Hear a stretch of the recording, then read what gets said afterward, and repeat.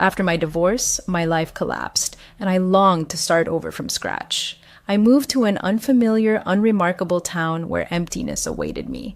No decent job, no cozy home, no family. I was alone, cut off from the world, merely existing.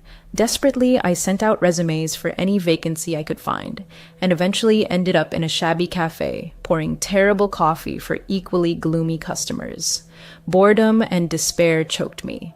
Despite having just moved, I knew I needed a radical change. And then, like manna from heaven, fortune smiled upon me. Among countless applications, descent at random, was one for a fire lookout position deep in the heart of a national forest.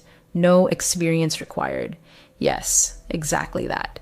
A fire lookout, one of those hermits living in a 70-foot observation tower, scanning for smoke and keeping an eye on hikers. I remembered this listing because of an odd note. Position currently filled, but we accept resumes in case it becomes unexpectedly vacant. ID thought. That's strange, but sent it anyway. And now, this job was mine. A gruff-sounding man named Marcus called me. He said I'd spend the rest of the summer, about 2 months, in the lookout tower. Marcus insisted I start immediately, gave me brief instructions, and offered me the job starting tomorrow if I agreed. Of course, I agreed. Onward, to a new beginning. I just parked my car where the road ended and now faced a long hike to the tower. It was just past 8 in the morning, and Marcus, the same man who called, warned the trek would take about 4 hours. I hoped to arrive by lunchtime. He assured me the tower would be fully stocked with food and that I could radio the nearest lookout for guidance. It was cool for a summer morning, but excitement surged through me. The national forests here were famed for their pristine beauty and peaceful atmosphere, exactly what I'd been missing. I reached the tower a little after 1 p.m. The path had been tough, but clear markers and a well-maintained trail made getting lost impossible. The tower was far taller than I imagined, probably 100 feet high, perched on 4 massive pilings. A spiral staircase wrapped around it, leading upward. Nearby stood an outhouse and a storage shed, likely where supplies were kept. I'd figure everything out once I got inside and dropped my pack. The stairs were damn steep and the climb exhausted me, but I knew I'd adjust. The cabin at the top was small with a balcony encircling it. Inside, a bed, a large radio, a table with a map, a few books, a toolbox, a small portable radio, a lamp, binoculars, and a flashlight. The walls were almost entirely windows, offering a panoramic view of the endless national forest. It was eerie, but logical, since I was supposed to spot fires. I set down my backpack and remembered Marcus' instruction to contact the neighboring tower by radio. I did just that. "Hello? Is anyone there?" I asked, fumbling with the large radio. "Hey, you're the newbie, right?" "I'm Evelyn," came a cheerful female voice through the static. "I've been watching your sector while you were en route, but my view doesn't reach far, so I'm glad you're here. Nice to meet you. Yes, I am the newbie." "Oliver," I replied into the mic. "Marcus said you'd explain everything." "Sure thing. Well, you've already figured out the radio, so that's a good start. The outhouse is at the base of the tower, and food supplies are stored there too. They were replenished weekly by Marcus or Hakim. As for the job itself, it's mostly observation. Make sure no one camps overnight where they're not allowed, and watch for fires," Evelyn continued. "Also, keep the trails clear, but all that's in the handbook on your table." "Read it." "Thanks, Evelyn. I'll do my best," I said enthusiastically. "I'll radio if I have questions." No reply came. Well, she seemed pleasant enough. I reached for the handbook and began flipping through it. It mostly repeated what Evelyn had just said, only in more technical jargon. But I de-studied it cover to cover to feel confident. As I turned the pages, a sheet of paper slipped out. It was lined notebook paper, covered in frantic blue ink. The handwriting was messy, almost feverish. It read, "Rules to avoid the smiling lady. 1. If you see a woman in the national forest with a manic smile on her face, do not approach her or draw attention to yourself. Return immediately to your lookout tower. 2. If your radio rings and it is not your nearest lookout tower, do not answer, no matter what you hear. Answer no matter what you hear. 3. If a woman, as weeping, pierces the silence between 1 and 4 a.m., forget it. Ignore it completely. 4. At night, your lamp must always be on. If its light begins to flicker as if in agony, run to the main switch before it goes out entirely. If darkness swallows it before you reach the switch, dive under the bed and don't emerge until dawn. 5. If, at night, you hear footsteps racing up the stairs toward your tower, don't hesitate. Turn on the main light and keep it on until morning. If she reaches the top before you flip the switch, it will be too late. 6. Upon waking, you may see them, smiling female faces peering through your window. In that moment, hide under furniture and hold your breath. She will enter. You'll feel her breath hovering just above you as if she is floating. Do not breathe. It will last only a moment. As soon as you sense she is gone, turn on the main light until morning. 7. Any scratching, whether in your tower or near the outhouse, means one thing. Turn off all radios and dive under the covers until the sound stops. 8. If, while checking a campfire at night, you suddenly hear a woman scream, run. Run back to the tower as fast as you can. 9. If, upon returning to your tower, you notice someone inside, run. Don't stop until you reach the next tower. Don't look back. She will chase you. What the hell was this? Some twisted, horrifying prank? My hand reached for the radio to ask Evelyn about these insane rules, but I stopped myself. I didn't want to be the rookie who fell for a joke and became the laughingstock for being scared. Fine. I'd explore, eat, and settle in instead. Good night, dude. Evelyn, as a voice crackled over the radio, as I was nearly asleep on my first night. I jolted in surprise and quickly replied, Good night, Evelyn. Thanks for your help today. My first day was over. After dinner, I explored the forest, practiced using a machete to clear trails, a great stress reliever, and reviewed both the national forest regulations and my duties. Evelyn checked in occasionally over the radio, but I never mentioned the strange rules ID found. But now I was wide awake, probably because of the fright from Evelyn, is unexpected. Good night. I got up and looked out at the vast forest. It was dark and eerie, but darkness was also a blessing, no fires. I knew other lookouts watched for flames at night because they were easier to spot, but I still needed to be ready in case I saw one.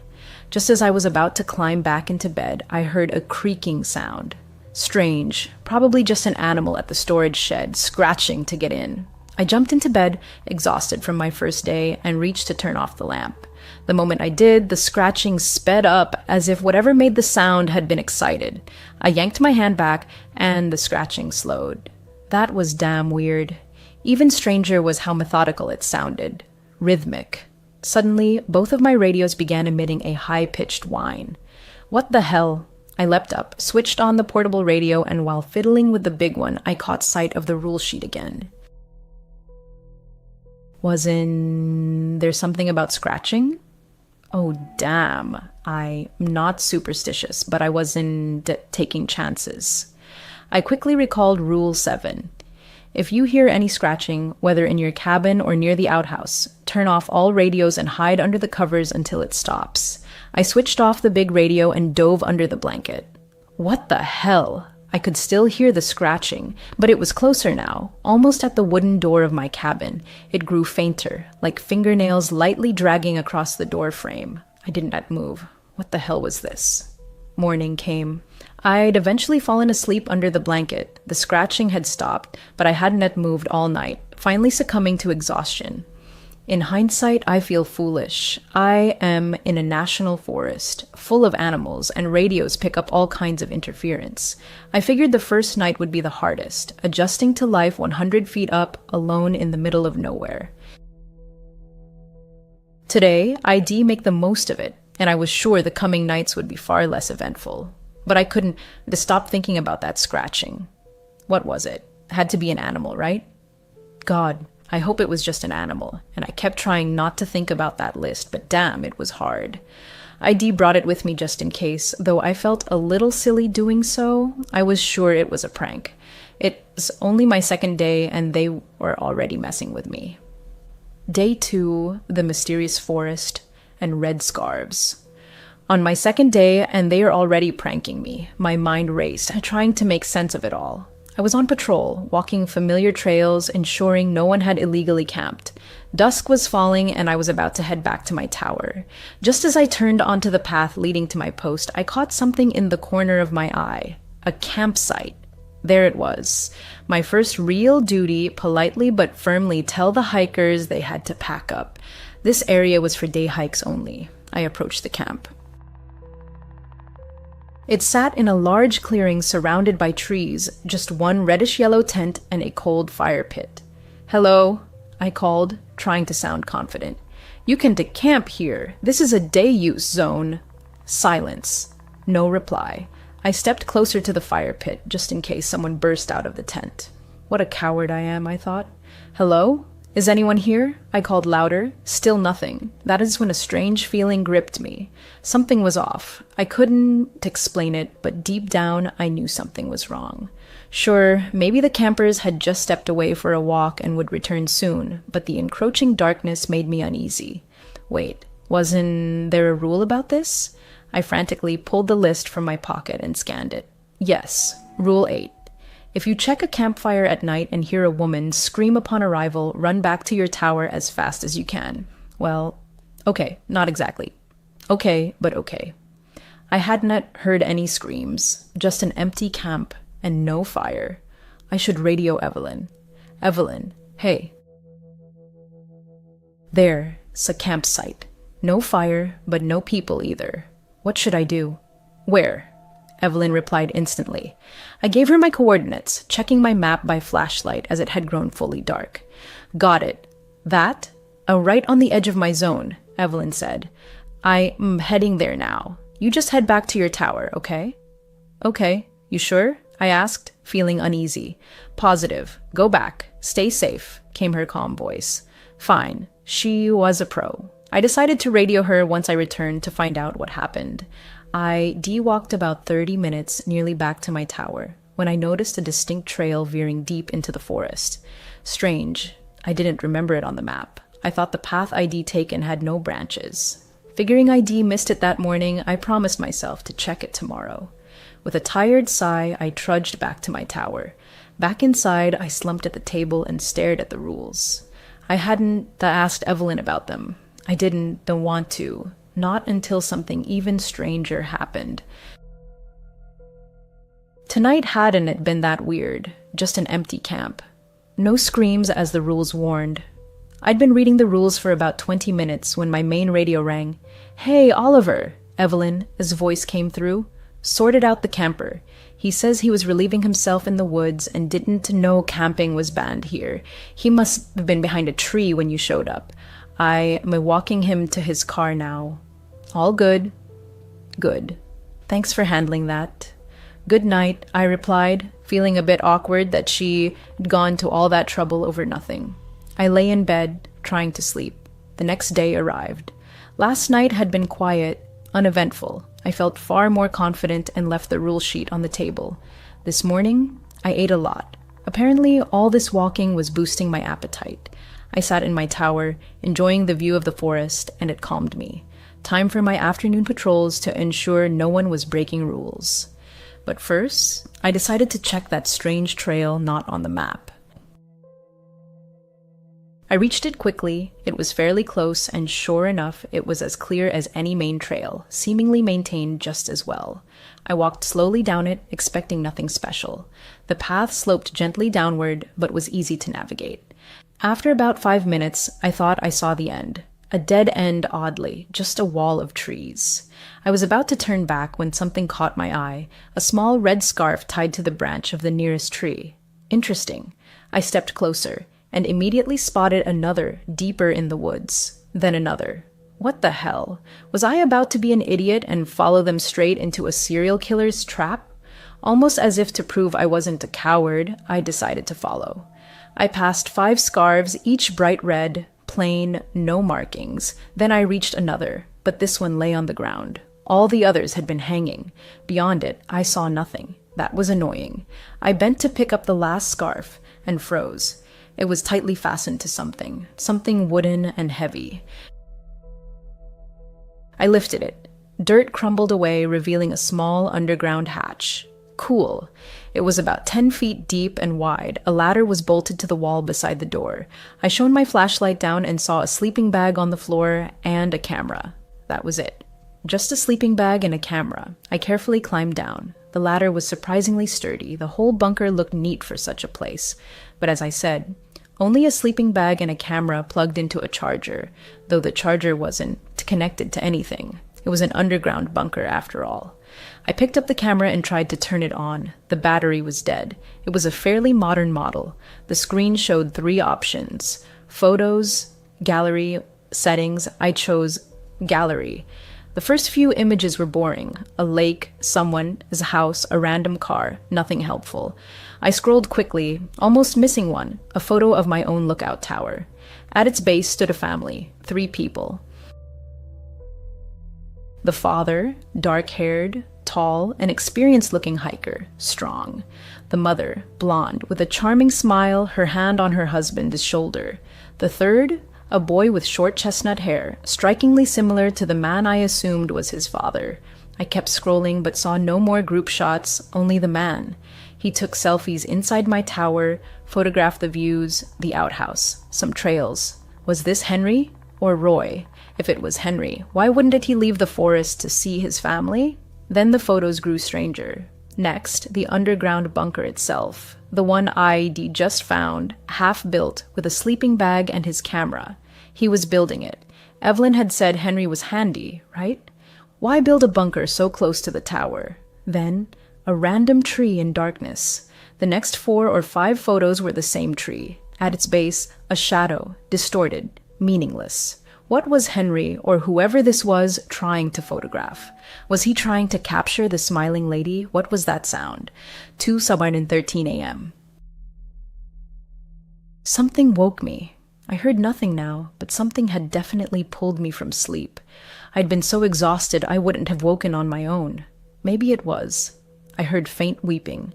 A woman, weeping. Not too close, but I sat up in bed, listening to long, mournful sobs. I knew Rule 3, if you hear a woman weeping between 1 and 4 a.m., ignore it. But I couldn't ignore it. It sounded so sad, so broken. Part of me wanted to help, another part wanted answers. None of me wanted to ignore it. As quietly as possible, I geared up, grabbed my flashlight and radio, and opened the cabin door. I carefully descended the stairs, lighting my way to avoid tripping. The weeping came from off the trail, so I crept toward a dark cluster of trees.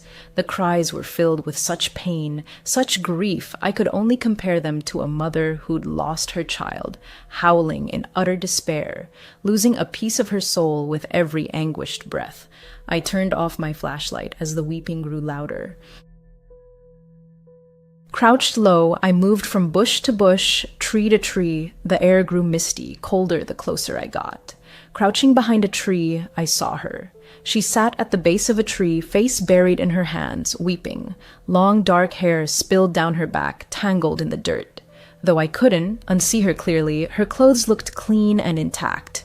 But her hands were twisted and broken. One elbow bent backward, bones protruded under the skin of both forearms, though not piercing through. Her nails were long and sharp.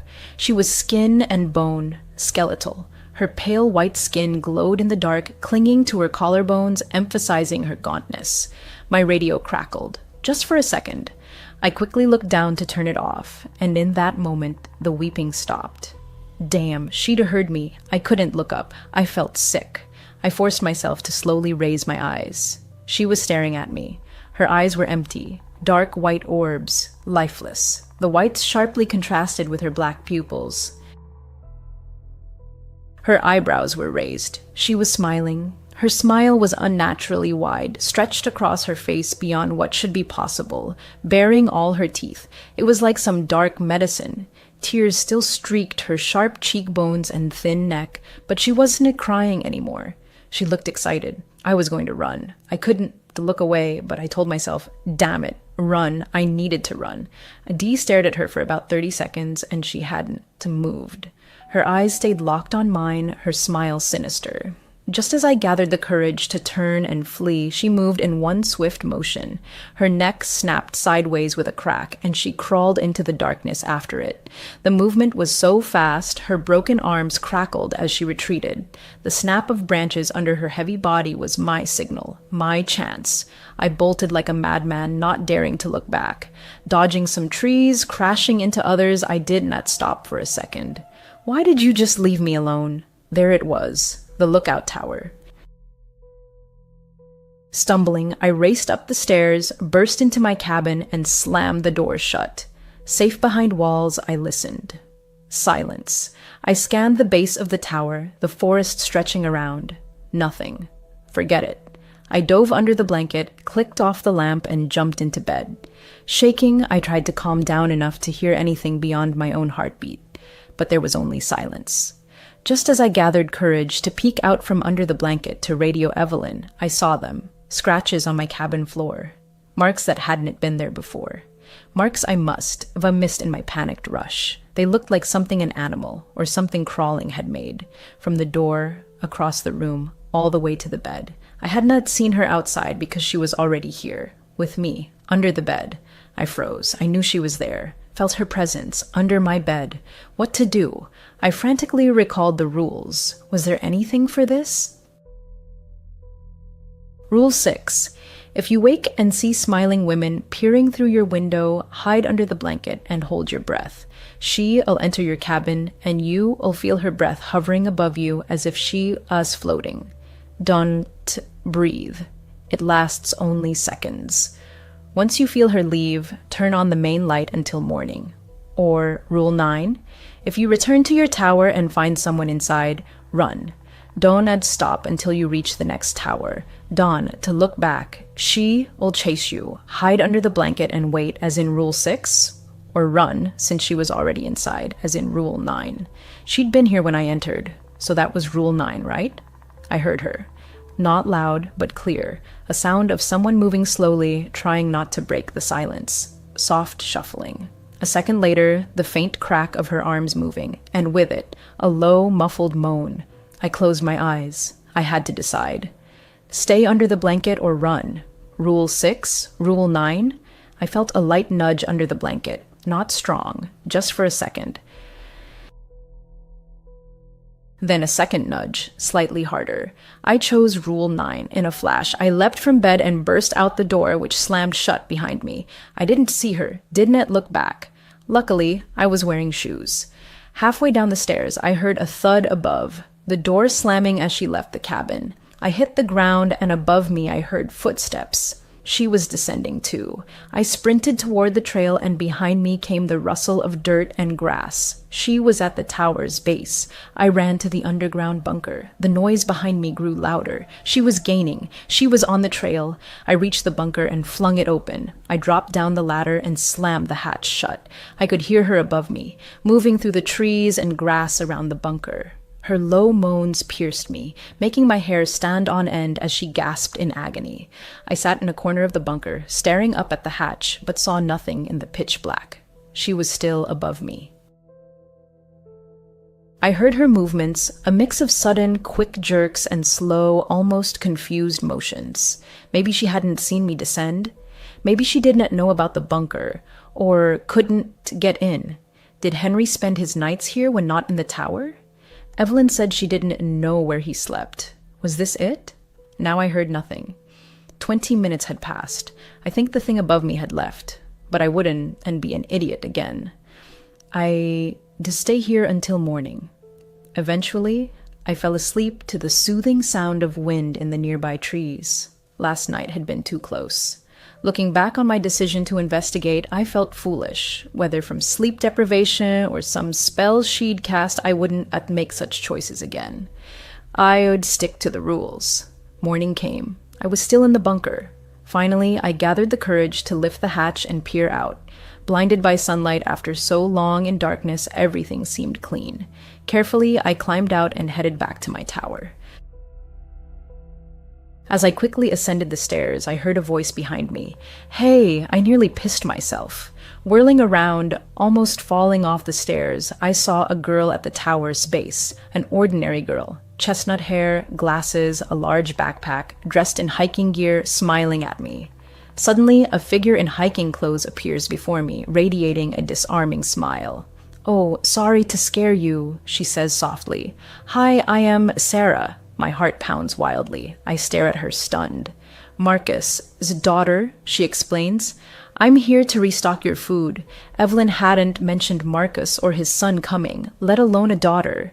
"Oh, hi," I stammer. "Sorry, you startled me. I'm Oliver." "Hi, Oliver," she repeats, that same warm smile. "You okay?"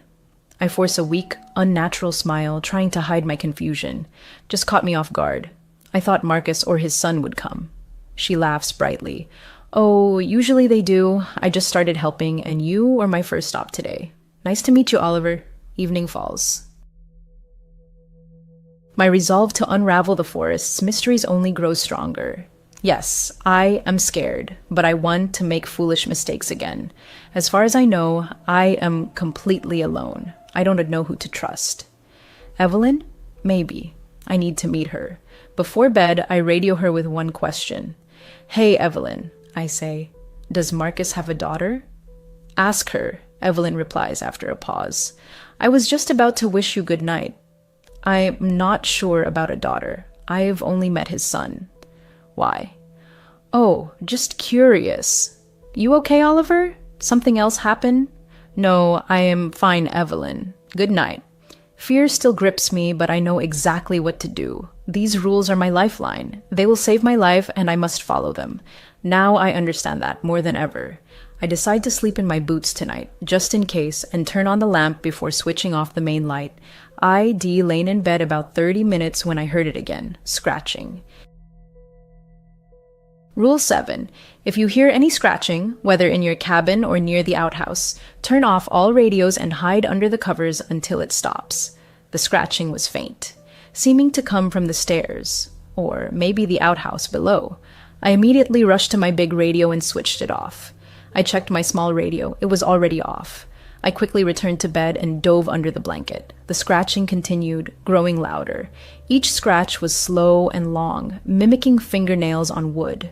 After each, about 10 seconds of silence, then another, closer than the last. Soon, it seemed right beside me, almost on my bed frame. I held my breath and closed my eyes. Not a rule. I was just terrified. The next scratch was longer than the others, either on my bed frame or the cabin door. I didn't know. I couldn't think clearly, but I wouldn't move. The scratching stopped. For about 15 minutes, I heard only the rustle of trees below as wind whistled past my cabin. ID decided to stay under the blanket all night when I heard another sound. Soft footsteps, quick but growing louder as she ran up the stairs. In panic, I forgot the rule. Instinctively, I leapt from bed and ran to the main light switch. I flipped it on, and the running stopped immediately. I froze by the switch, waiting for something to happen, but nothing did. Shaking, I walked to the rule sheet by my bed, checked it, and confirmed. ID done right. Rule 5. If you hear someone running up the stairs to your tower at night, turn on the main light until morning. If she reaches the top before you do, it is too late. Thank God.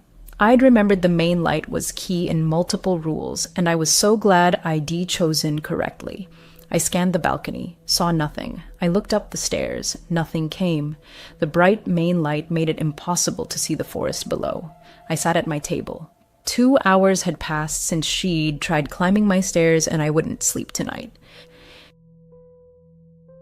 So I used my time wisely, studying maps of surrounding areas, memorizing trails around my tower. I also learned something new, the route to Evelyn's nearest tower. It wasn't too hard. Though I still thought I could trust Evelyn, I wanted to meet her in person, to see her with my own eyes and talk face to face, not through a radio. I decided I'd go to Evelyn's tower tomorrow. I woke early. I'd slept only a few hours, but it was enough. I was too driven to notice. I packed a light backpack, food, water, flashlight, radio, map, machete, and the camera so Evelyn could confirm if the man in the photos was Henry. Sunlight filtered through the treetops, but D, never truly appreciated dawn's beauty. Usually I was either asleep or terrified, but today the sunrise was magnificent. I decided not to tell Evelyn I was coming. Though I trusted her somewhat, I did not want her changing anything if she knew my location, just in case. Lacing my boots, I set off for her tower. The hike should take about 3 hours, fairly direct, not too steep. I immediately felt a sharp difference leaving my zone and entering Evelyn S. Each lookout's job was to monitor their own trails, but Evelyn were completely overgrown. Honestly, they weren't maintained at all. Trees, bushes, and dense vegetation made me grateful I'd brought my machete. I hacked my way through, ensuring the trails were clear enough to run on if needed. Losing motivation and feeling hungry, I finally reached her tower. Clearing the trails had taken about 5 hours, but I made it. The tower was identical to mine. Same layout, same 4-piling structure in a small forest clearing. Her outhouse was on the opposite side, but the storage shed was in the same spot. But I immediately noticed one huge difference. What the hell? About 50 feet from her tower lay the remains of a massive fire pit, ringed with stones. It looked heavily used, though our job was to prevent fires in the national forest. That was odd, wasn't it? I began climbing the tower quietly, partly to avoid seeming like a smiling lady running up her stairs, but mostly because I was nervous. At the top, I saw no one inside. In fact, it looked like no one had ever been there. Old nests were everywhere. Cobwebs hung from the rails. Dust coated everything. I tried the door. It was locked. Strange. My tower didn't even have a lock. I squinted through the dusty window. Inside was darker than it should be. I made out the main radio on the table beside stacks of what looked like newspapers and bottles. The bed was dirty, unmade, a backpack stuck out from under it. From what I could see, there were no books, no cards, nothing to pass the time. How did she stay sane? I decided to radio her. I hadn't come all this way to leave without meeting her. I grabbed my radio. "Evelyn, come in." "Hey," came a quick reply. "What is up, Oliver?" "Hey, just checking in," I said. Yeah, I decided to probe a bit before telling her I was here. "Where are you?" "Oh, in my tower." "Why?" she answered. What the hell? I was sure this was the right tower. I'm looking at it and it's empty. She's lying." "Oh, nothing," I lied, masking my shaky voice. "Just some tourists on the edge of my zone. I'll handle it." No reply. Did she believe me? Answer, "Evelyn, I need to know if you trust me or not." "Cool. Good job, Oliver. Thanks for that." Okay, thank God she believed me, I thought. I decided to descend and hide behind the nearest tree. Maybe she was just returning, so she said she was already there. Maybe it was a misunderstanding. ID watch and see. Over 30 minutes passed. No sign of her. In fact, no sign of anything. This area was completely silent. Dead. Where were the animal sounds? Distant hikers? It was too quiet. While waiting, I told myself that if she didn't, I'd return soon, I'd break into her tower. I did not know if it was legal, but technically it was my employer's property, right? I assumed it was illegal, but I needed to investigate, and I needed to do it before dark. I slammed the back of my machete against the door, just above the handle. The loud crack broke the eerie silence, followed by the door creaking open, freezing me for a second as I waited for something to happen. Nothing. I stepped inside. Dust filled my nose, and I held back a cough. I needed to be quiet, and fast. Cold permeated the cabin, an inexplicable chill, as if the air itself was denser, heavier than outside. My footsteps echoed as I approached stacks of newspapers and folders. The headline of the first paper sent chills down my spine. "Tourist sister missing." I frantically skimmed the article. These national forests. 2 sisters missing. 2? But Evelyn had only told me about one missing sister. Was this another, or was she hiding something? It didn't make sense. I flipped through more issues, same story, 2 sisters still missing, until I hit a headline.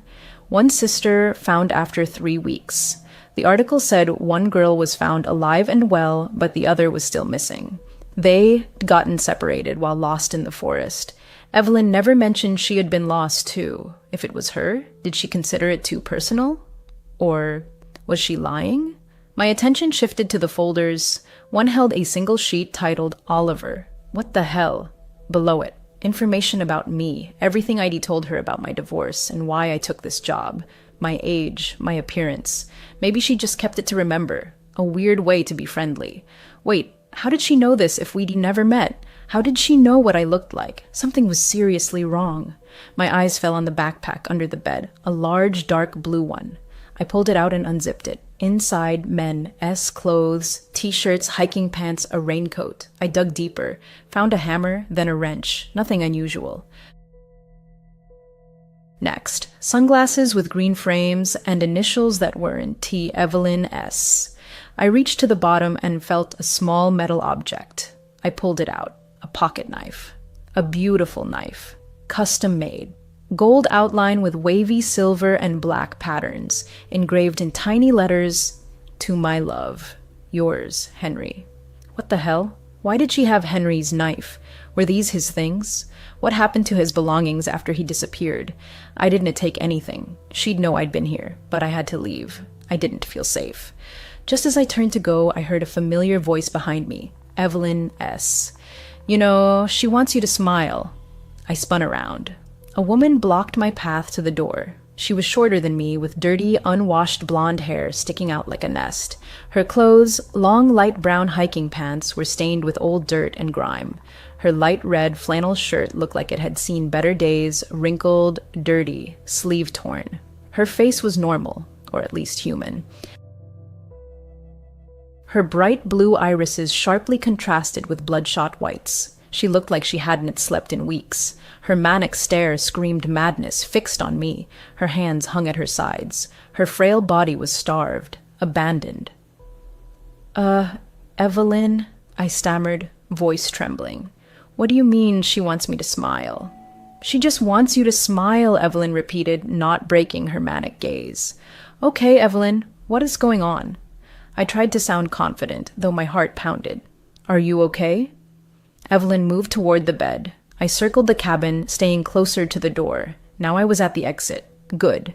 She sat on the bed, staring at the dusty floor. I saw a tear roll down her face. She was a broken woman. We got lost," Evelyn called. "Both of us. They saved me, but not her. I couldn't tell them what I did, but it was bad. And now she trailed off, her voice breaking. "What did you do, Evelyn?" I was ready to grab my machete, tension rising. We got lost, and we were lost so long." She kept telling me, "It'll be okay, Evelyn. They'll find us." But they didn't find us for so long, and I was so hungry. She was always so positive, always smiling. But food. We couldn't catch anything. Nothing worked. "We tried, Oliver. I promise. We tried," Evelyn said, her voice fading, growing weaker. Okay, Evelyn, I know you tried. What happened?" She looked up. I flinched, but she kept talking. She looked at me, smiling when I pushed her. I pushed her far away. It was a moment of weakness, of hunger. She fell so far. Her arm, they cracked. She didn't move. I was so hungry, she looked down again, despair in her eyes. She died as she lived, smiling. My stomach twisted. She killed her sister. I'd heard hunger drives people to madness. I'd heard it makes you do anything for food. But after I pushed her, I couldn't. She looked at me again. Tears streamed down her already mad eyes. And the next day, they found me. My heart clenched in horror. They found her. Just one day later, though I feared Evelyn, I couldn't help feeling sympathy. I couldn't live with that moment of madness defining my life. And for what? Literally nothing. And then she found me. Evelyn whispered, staring at the floor again. Another tear rolled down her cheek. "Who found you?" I asked, hoping it wasn't who I thought. My blood ran cold. "My sister." Still smiling, still hungry, Evelyn murmured, "She's avenging me and avenging you." Evelyn stood, her gaze locking onto mine again. "All of you." I took a small step back, exiting the cabin, eyes never leaving Evelyn. "What did I do?" I asked, voice trembling. "She blames you all. You did not find her. Your job, our job, was to find her. Instead, she found me, and I'll never lose her again." Evelyn slowly moved toward me. "Evelyn, I wasn't even working here. I'd never even been in these forests. I started panicking, stepping back. Evelyn, we can help you. We can get you out of this. She gets hungrier each time. She'll never be full again. There's no way out, she whispered, and in that moment, I understood why the surrounding forest was so deathly quiet. Henry had written 10 rules, but she still got to him. Rules I couldn't even grasp. Evelyn smiled for the first time. And Oliver? She's so hungry now. She lunged at me with a sudden, piercing shriek, arms outstretched. Her frail body was easy to overpower. I rolled aside and shoved her away. She stumbled, her foot slipping off the balcony edge. Losing balance, she thudded onto the wooden floor before crashing down the side of the tower. It happened so fast. I collapsed to the floor from the shock. I heard her hit something on the way down, probably the stairs, followed by a dull thud as she hit the ground. Not a single cry escaped her lips during the fall. Oh my God, I just killed her. Oh my God, I jumped up and raced down the stairs, desperately hoping she was still alive. At the base, I saw her, lying about 10 feet from the tower.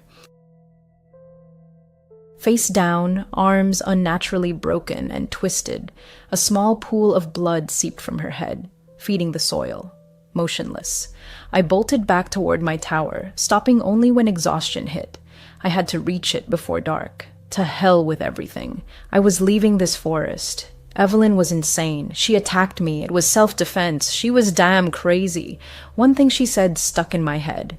Henry had written 10 rules on that sheet. I now knew it was Henry S., but there were only 9. What was the 10th rule? That at least explained how Henry survived so long. A whole year. Poor Roy before him, who I now suspect only had the sunglasses, and Evelyn said he lasted only a week. But Henry had 9 rules. 9 ways the smiling lady could get you and how to avoid her. I wasn't, staying to find out. I was leaving this forest. I was still running back. I felt someone watching me.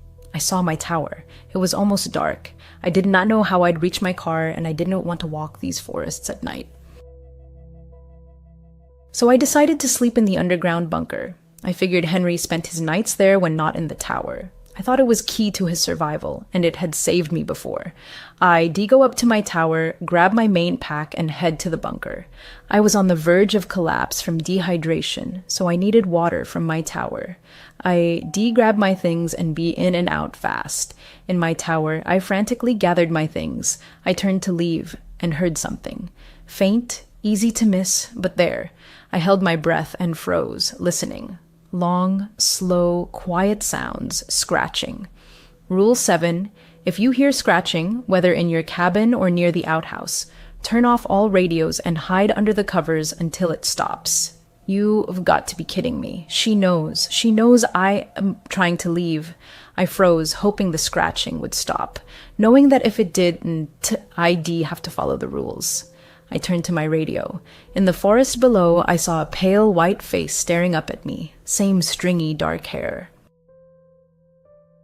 Same wide, sinister smile, her white skin glowing in the darkness. I saw nothing but her face emerging from the black night. She stared at me, her excited eyes locked on mine. Her piercing eyes, like magnets, held my gaze. She knew I planned to escape. Another night here, and I felt her gathering strength to catch me. I abruptly broke eye contact, switched off the radio, and dove under the blanket. Evelyn's words echoed in my ears. She's so hungry now. The scratching stopped the moment I hid under the blanket. I literally felt her hunger hanging in the air, thickening over my tower, focused on me. Peeking from under the bed, I confirmed the awful sounds had ceased. I did not want her to catch me off guard. I wanted to be ready for any trick. I stood, walked the balcony, scanning the area. Where she'd stood, she was gone. I knew she was incredibly fast. She'd outrun me before when I found her weeping in the forest. She could be anywhere. I turned to re-enter the cabin. Glancing at a window, I saw the reflection of my dim lamp behind me begin to flicker. Damn. Rule 4. At night, always sleep with the lamp on. If it flickers, quickly run to turn on the main light until morning. If it goes out before you can, hide under the bed until dawn. My eyes adjusted to the dark as I watched the lamp's reflection, and then she appeared right before me through the glass, standing on my balcony. It was her. broken arms outstretched, wild white hair, huge eyes, and that horrifyingly wide smile. Rule 6. If you wake and see a smiling woman peering through your window, hide under the blanket and hold your breath. She'll enter your cabin and you'll feel her breath hovering above you as if she's floating. Don't breathe. It lasts only seconds. Once you feel her leave, turn on the main light until morning. The lamp flickered again, then went out, plunging me into darkness. I had two conflicting rules. I couldn't look away, but I knew I had to turn on the main light. Her neck suddenly twisted sideways and she began walking. Very fast, each step loud as she moved across the balcony toward the door on the other side. Oh damn, I spun and sprinted to the main switch. She was halfway to the door when I flipped the light on, and now I had to decide. Hide under the bed or under the blanket. I chose the blanket. Rule 6 said, she'll enter your cabin, and she was about to. I dove to the bed and pulled the blanket over my eyes. The moment I did, the cabin door opened. I heard loud, fast footsteps rushing toward me, but I saw only darkness under the thick blanket. I held my breath. I felt her, just as the rule predicted, right above me. Her breath, cold, washed over me. My eyes were shut, but I knew she was there. I desperately tried not to breathe, heart pounding, stomach clenched, but I refused to inhale. And still, she waited, desperate for me to give in. What if I breathed? Would she kill me right there? Possess me? My chest ached unbearably. I couldn't hold on. There it was. I lost. My mouth opened. She vanished. Just gone. I held out 3 or 4 more seconds until my body physically couldn't before coughing and gasping. But she was gone. No cold breath. No presence. I was alone again. I threw off the blanket. The cabin door was wide open, swinging in the wind. My main light was still on, as was the lamp which had reignited. Had she used the lamp's flicker to trick me into choosing the wrong rule? If I'd hidden under the bed, would she have killed me? Hours passed in silence. Both lights still burned. I felt a bit safer, but suspected it was her tactic, to lull me into complacency. I stayed alert. And thank God I did. I saw a campfire right at my tower as base. The cabin lights made it hard to see, but I spotted it. In fact, I saw more than one.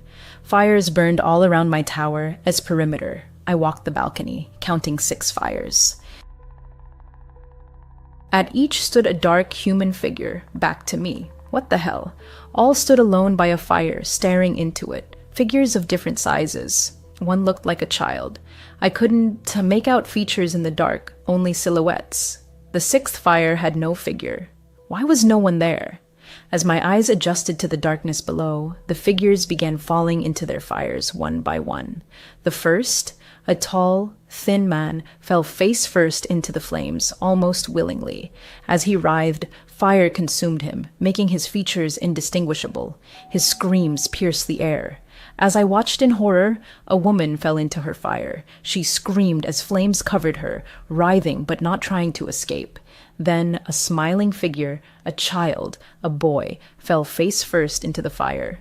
I gasped. I couldn't scream. My whole body was in shock. The child was silent, but twitching. Finally, the 4th, a large, broad-shouldered man, fell into his fire, grunting in pain, stifling screams, barely moving as he burned. Motionless as she burns. Finally, a woman, a silhouette. I spun toward her, trying to catch her before she fell. I rushed inside, grabbed my flashlight, and sprinted back. She fell into her fire, and I just caught a glimpse in the beam. Tangled blonde hair and a red flannel shirt, torn at the sleeve, before flames swallowed her. Only one burning fire remained, the 6th, the one with no figure. As screams echoed through the night, I heard faint weeping somewhere below among the trees. "Oliver!" A voice called as the first sun rays pierced the trees. "Oliver, are you there?" I cautiously stepped onto the balcony and saw Sarah, Marcus's daughter, standing below. She wore the same clothes as our last meeting. "Sarah!" I shouted. "Sarah, we need to get out of here." "There, Oliver!" she yelled back. "Oliver, I know everything about Evelyn, her sister, about Henry and his family, about Roy. I know it all. Oh, we need to leave, Sarah. "We can't," she cried. "We have to burn her. We have to burn Evelyn as sister. Why do we have to burn her?" I shouted, despair rising in my throat. "It as Rule 10, Oliver. She'll follow you wherever you go if you leave this place. She will be one step behind you forever unless you burn her. Rule 10, burn her body or she'll haunt you eternally. How the hell do we find her body?" I yelled, feeling utterly broken. "I know where it is, Oliver." Sarah smiled warmly, trying to calm me. "Let me explain on the way. It's nearby." I'd survived all the other rules. Now I had to survive one more. I gripped my machete tightly. It made sense. This lady follows you out of the forest. That is why Henry couldn't leave and why he needed Evelyn. That is why Evelyn said there was no way out, because there isn't unless we burn her. And Sarah. Evelyn said Marcus had no daughter, but that was just to confuse me, to turn me against a potential ally. Either way, I didn't fully trust Sarah, not yet. Not until I heard what she had to say. So I grabbed my machete. I descended the stairs, approaching Sarah. She looked at me. Her eyes flicked to the machete, but she seemed to understand my caution. "Why didn't you tell me all this before?" I asked, voice trembling. "If you knew everything, why not tell me when we first met?" "I did not know who to trust, Oliver," Sarah explained, her expression turning serious. "I knew Henry and we trusted no one, not fully, except each other. And Henry is gone now." I was stunned. "How did you know him?" Yes, she looked down, pain on her face. "It was confirmed last night. I befriended him while he worked here. I brought him extra food and ran errands just to see him. That is why I'm in this forest now. I was looking for him. But after last night, yes, he's dead." "How was it confirmed last night?" I asked, seeing her genuine grief. "The lady, the smiling lady, seems to focus on one victim at a time. While she hunts someone, she ignores everyone else.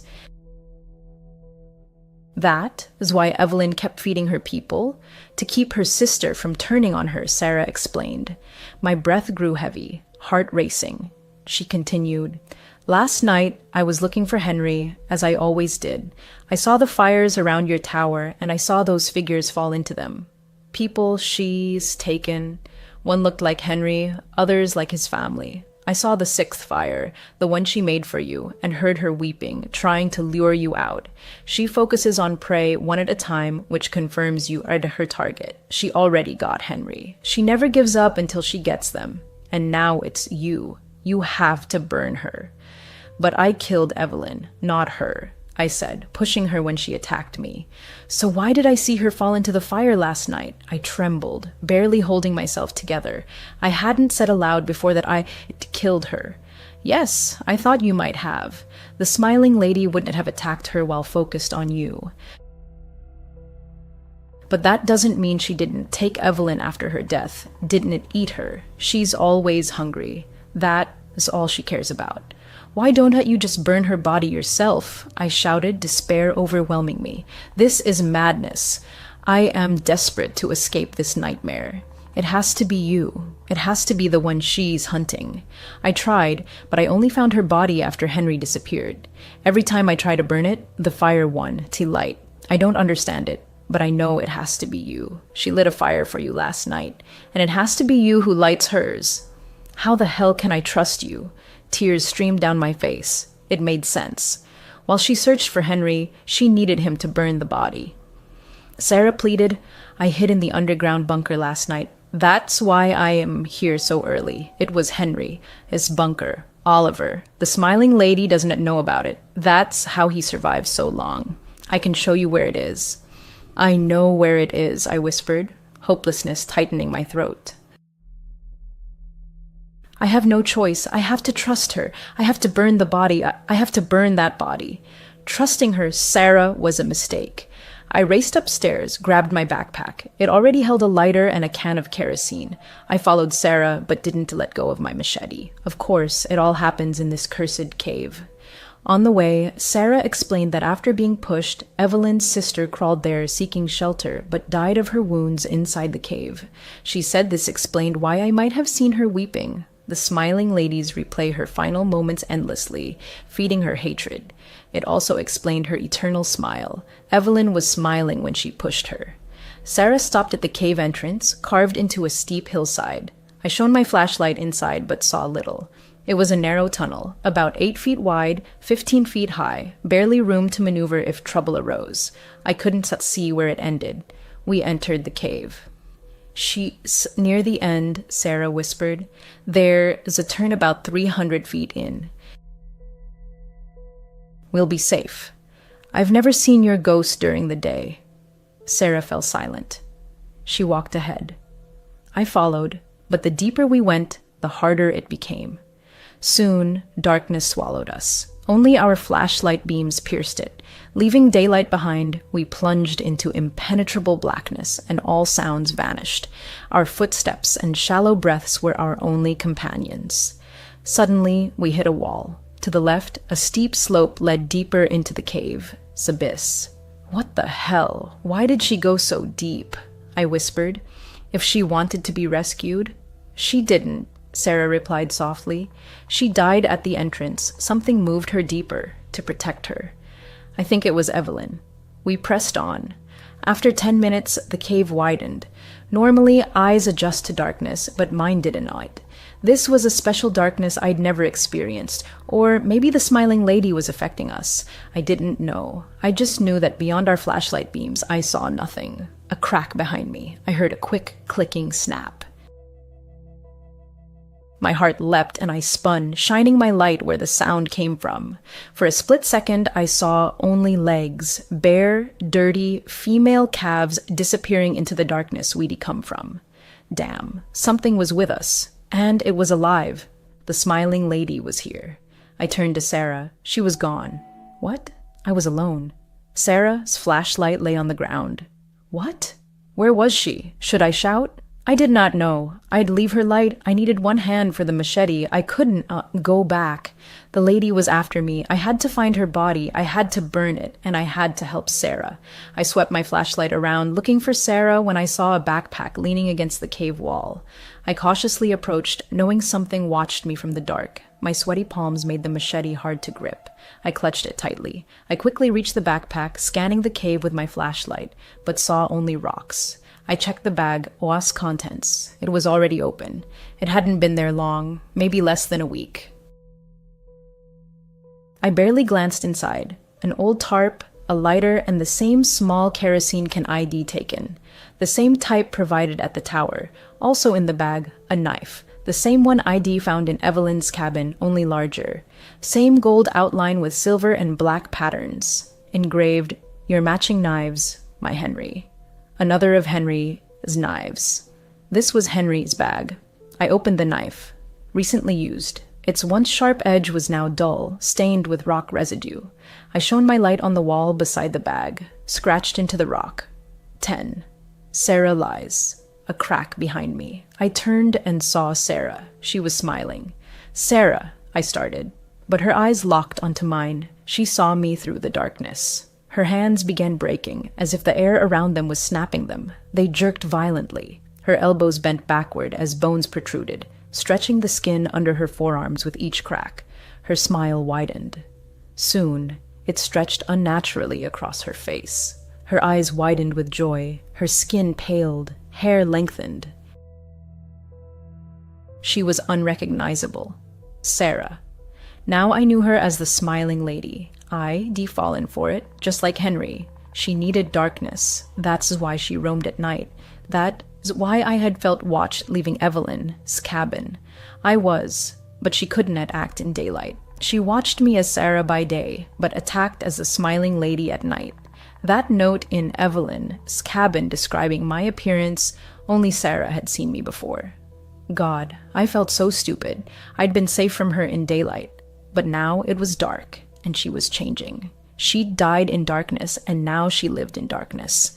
And she dwells in this pitch-black void. I jerked upright. The machete in my hand trembled traitorously.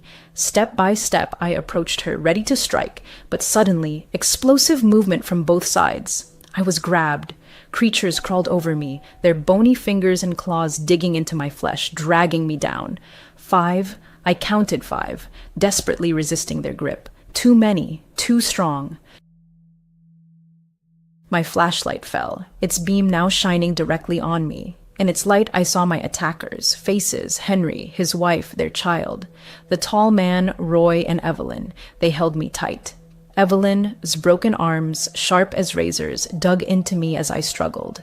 Her shattered bones cut me as they all pinned me to the ground. They smiled. Out of the corner of my eye, I saw Sarah burst from the darkness and felt her teeth sink into my chest. A new person now lives in my lookout tower. He has a family, and a dog that visits him. We leave the darkness only when she commands. She doesn't want to lose us. Now I smile, and when she tells me to burn, I burn too. I write this to warn you of the smiling lady in the national forest. Don't try to find me. This is my last conversation with you. Dawn, and look for me. I belong to her, and she'll never let me go. NUS last spring, a 17-year-old girl took a Friday night babysitting job at the Davids house, just 5 blocks from her own home in Chandler, Arizona. She was saving up for college, and the prospect of earning an extra $20 an hour seemed especially appealing. The neighborhood seemed like a safe haven, with neat single-story homes, manicured lawns, and streetlights every 30 yards. Her parents approved of the visit. She arrived at exactly 6:30 p.m. Mrs. David showed her the alarm panel, the Wi-Fi password, and emergency contacts. She changed 4-year-old Sybil and 6-year-old Tyler into their pajamas and left a portion of cool chicken nuggets in the refrigerator. Mr. David strictly reminded her of bedtime at 8:30 p.m. without any delays. The couple departed for a charity dinner downtown. As soon as the front door closed, the girl instinctively slid the bolt. The evening passed smoothly and peacefully.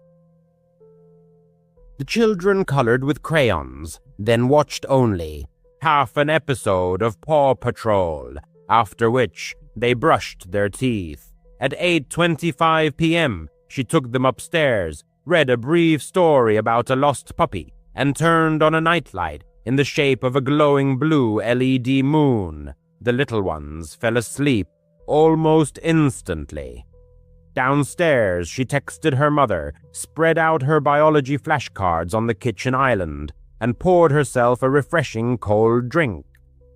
At exactly 9:15 p.m., there was a persistent knock at the door. She startled in surprise. The Davids had not mentioned any possible visitors.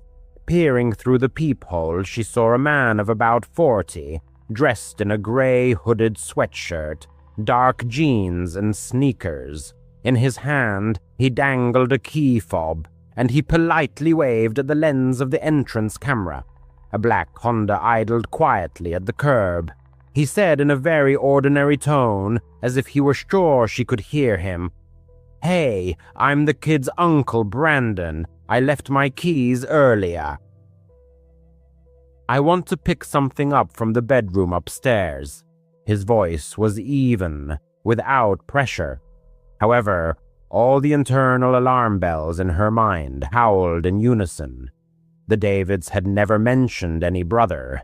Through the closed door, she replied in a firm but calm voice, "The parents didn't say anything about you coming." "That's my fault," he retorted. "I assured my sister that I had a spare key. Listen, Sybil asked for her purple blanket earlier, right? She always reaches for it when she's tired, and Tyler ate macaroni and cheese before changing into his dinosaur pajamas. I know their usual routine." His words were accurate in detail.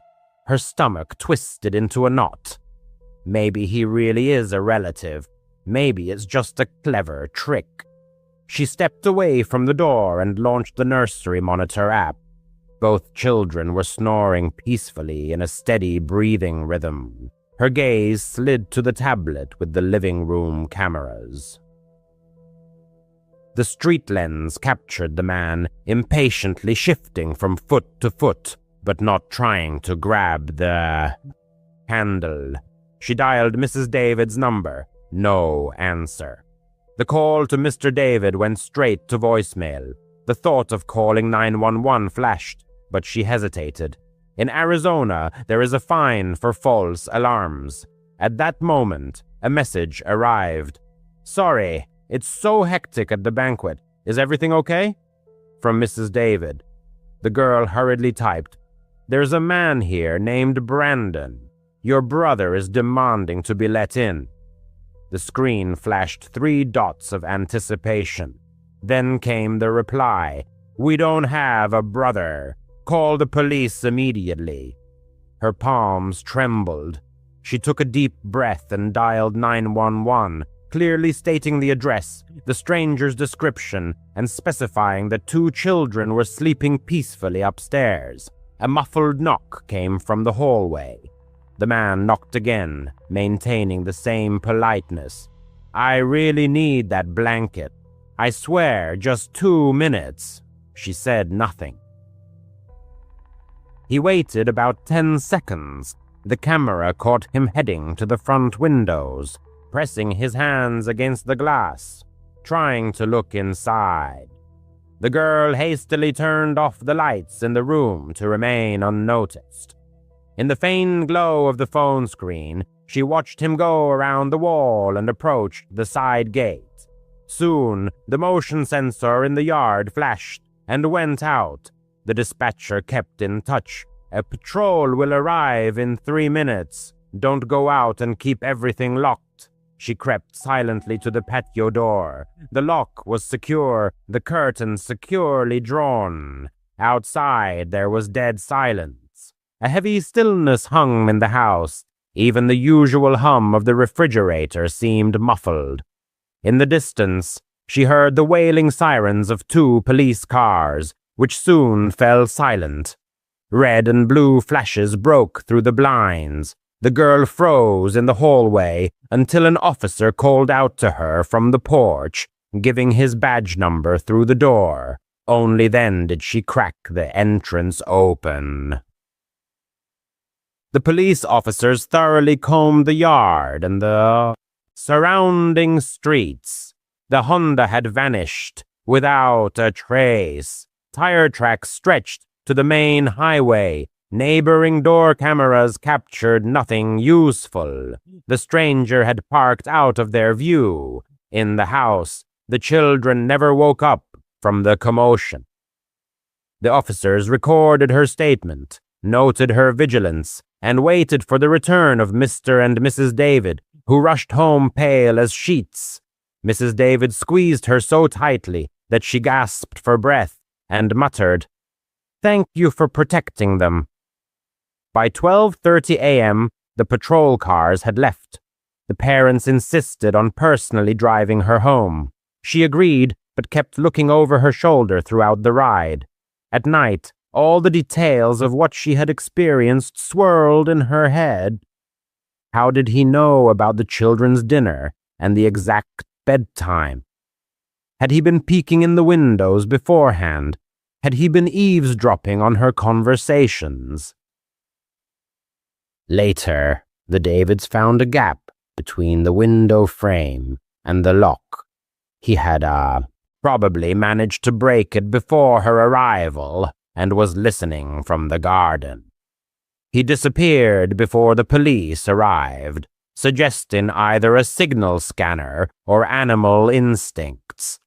Weeks passed before she dared to take on evening babysitting jobs again.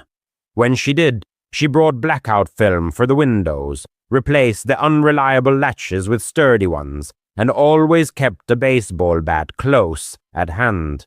She learned that a calm tone and personal details are not always a guarantee of truthfulness.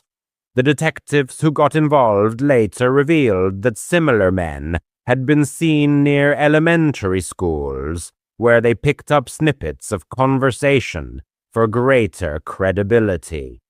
They believed that this type had targeted 3 houses that month, invariably hiding behind family ties. This brought no relief. On the contrary, it only highlighted the sophistication of his manipulative style. The case remains open, with no arrests. She still babysits, but only for trusted relatives, and never dismisses her gut feelings. Safety hangs by thin threads, locking the gate, not engaging in conversation with strangers, verifying backgrounds. That night, her decisions saved the situation. 2 little ones continued to doze under the soft blue light of the nightlight, undisturbed by the steps of an uninvited guest. There are nights when she wakes up to the echo of that quiet knock and even voice, begging for a child's blanket. He seems so patient, almost cordial, waiting for a moment of trust. Let no one succumb. No one will believe this story, but it still hangs in the air, giving no peace. Leah isn't one for ghost stories or wild fabrications, but the events of the past month still rob her of sleep. She's 32, working as a nurse at a small hospital in upstate New York. Her shifts often run late, and she drives home on deserted highways winding through forests and fields. On ordinary evenings, it brings peace. Just her faithful old Honda Civic, and the muted murmur of the radio. But that night, everything went wrong. The clock read around 11:30 p.m. when Leah, exhausted after a 12-hour shift, finally pulled out. The main highway, Route 12, was her usual route, a 2-lane strip with dense thickets of trees on either side, and occasional gas stations blinking in the darkness. Approaching a turn 5 miles from home, she noticed orange warning signs about construction and plastic cones blocking the way. A huge arrow pointed insistently to the left, onto a secondary road that Leah had never even heard of before. The sign was concise: detour, road work ahead. She sighed in annoyance, dreaming only of a hot shower and a soft bed. But there was no choice. She had to turn onto this narrow, unlit path. From the first few feet, the detour felt ominous, like a sinister labyrinth. The asphalt barely fit 2 cars side by side, and tree branches hung down on both sides, creating a feeling of being trapped. Not a single street light. Not a single light in the windows of houses, just solid blackness and the crunch of gravel under the wheels. Leah turned down the radio to concentrate better and gripped the steering wheel tighter, feeling her palms getting clammy. The road snaked and twisted, and she kept looking for signs of road work, a crew of workers in vests, rumbling equipment, or at least a pile of equipment. Nothing like that, just an endless succession of tree trunks and the steady hum of the engine echoing in the silence. After 10 minutes, a vague unease began to grow into anxiety in Leah's soul. Not a single oncoming car. The path seemed endless, like in a nightmare. The GPS signal kept disappearing and reappearing intermittently, refusing to give clear directions. Something's not right here, she whispered to herself, fighting the rising fear. At that moment, she glanced in the rearview mirror and saw it, a truck, 100 yards back, crawling forward at a snail's pace. Its headlights were off, blending into the night background. Her stomach twisted into a knot. Who in their right mind drives around in the dark without lights? Leah tried to convince herself that it was nothing, just a local resident on the same detour, hurrying about their business. However, the truck maintained its distance, neither approaching nor pulling away, like a shadow clinging to her tail. She pressed the gas pedal, trying to break away and escape this pursuit. It reacted instantly, also picking up speed. Leah's heart beat wildly, throbbing in her temples. To pull herself together, she mentally ran through explanations. Maybe their headlights had failed, or they were just as lost in this wilderness as she was. But then her gaze fell on the side of the road, There were no more construction signs. Not a single cone, no barricades, not even a trace of detour signs.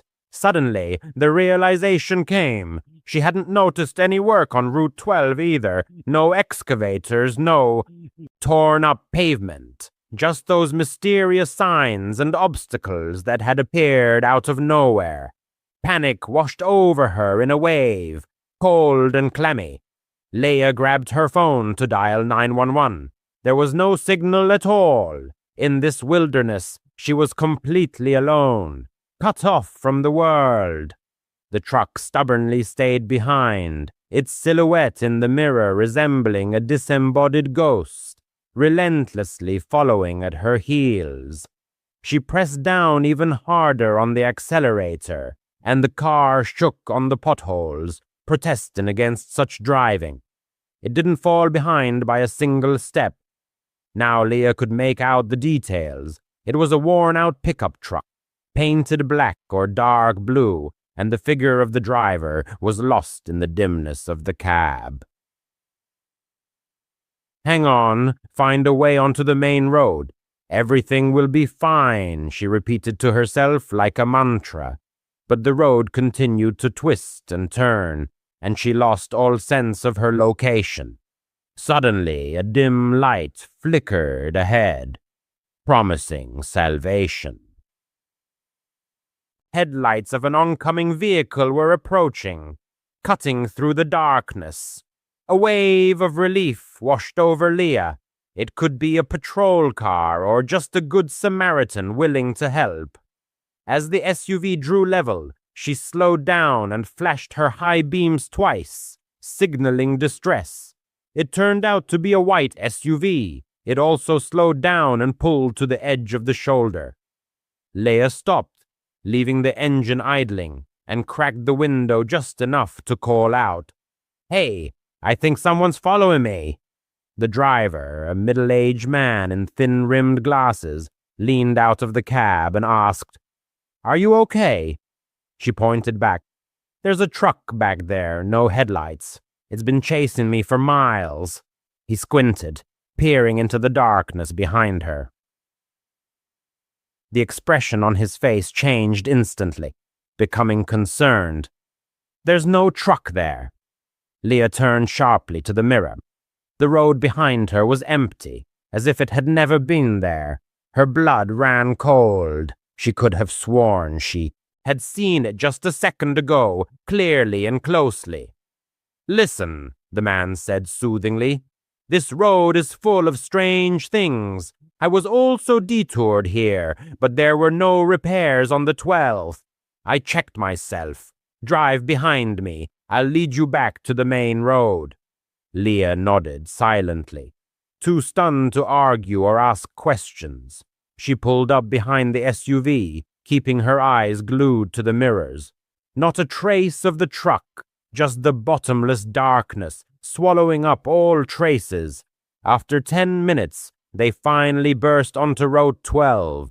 The orange signs and cones had vanished, as if they had never been placed at all, leaving only a vague memory. Leia thanked the man heartily. He promised to contact the police and report what had happened, and sped home, carefully locking all the locks. In her apartment, she couldn't close her eyes, running through the events in her mind, those sudden signs, the mysterious truck, its inexplicable disappearance. In the morning, she dialed the sheriff's office. They confirmed that no repairs had been planned on Route 12 that night. Not a single complaint of false detours. Leia dove into the internet and came across forums where others shared similar cases. Fake detours, mysterious cars leading nowhere. Some blamed it on someone's prank. Others whispered about something sinister, robbers or something worse lurking in the shadows. What exactly she saw, Leia doesn't know for sure. Maybe it was just a prank, or her tired mind played a trick on her. But the feeling of the clammy, unnatural presence of that road doesn't leave her, as if the highway harbored its own will, waiting for lonely travelers. Now Leah chooses a different route, even if it's longer, avoiding suspicious sections. And every time she sees a construction sign, her heart clenches with foreboding. She doubts she will ever feel safe driving alone again under the cover of night. When Leah was 15, she first met her future husband, who had just turned 16 in art class. Their small town didn't spoil teenagers just starting romantic relationships with a variety of entertainment, except for rare outings to the nearest Target for small purchases. The settlement, despite its modesty, had a special charm due to its rich past. Tourists came specifically to wander along the ancient mining trails or enjoy the views of the river that cut through the canyon nearby. This river, with its winding paths and panoramic vistas, served as the soul of the entire district, attracting both locals and visitors eager to immerse themselves in the embrace of a wild nature, away from the hustle and bustle of the city. Leah spent her childhood exploring the trails near the river. She walked and biked them countless times, memorizing every turn and hidden corner. This place was home, like an extension of her own garden behind the house, full of cozy secrets. Usually, it gave a feeling of complete security and peace, where the rustle of falling leaves merged with the soft splash of water, creating an atmosphere of serenity and harmony. She especially liked one of the paths, a half-mile trail leading to a modest bridge across the river. The bridge itself was not striking in scale, but it offered a mesmerizing view of the rushing water below, framed by the steep slopes of the canyon, where sunlight played on the surface, creating the illusion of eternal motion. It was there that Leah always felt a surge of lightness, as if time slowed down, allowing the world to unfold in all its beauty. Time seemed to stretch out, and the surrounding world slowed down. But nearby stood another bridge, far grander in scale and fame, one of the tallest on the planet, a true engineering masterpiece that attracted daredevils and curious tourists to its base. Walks in its vicinity opened up breathtaking panoramas of the canyon and the rushing river below. However, behind all this beauty hid a dark backstory. Over the decades, the bridge had become a sinister symbol, a point on the map where the lives of suicides ended all too often.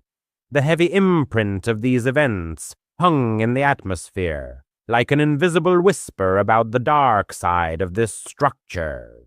The woman and her husband, looking for a light adventure, chose an evening stroll along the path to the small bridge around 6 p.m. The river lurked in a deep canyon, where the steep slopes absorbed the sun's rays long before dusk. The road was familiar, but from the first steps, she felt a vague excitement that she couldn't shake off. Twilight in the canyon was thickening faster than expected, the air filled with heaviness. The distance to the bridge was short, just half a mile, with a right turn leading directly to the crossing.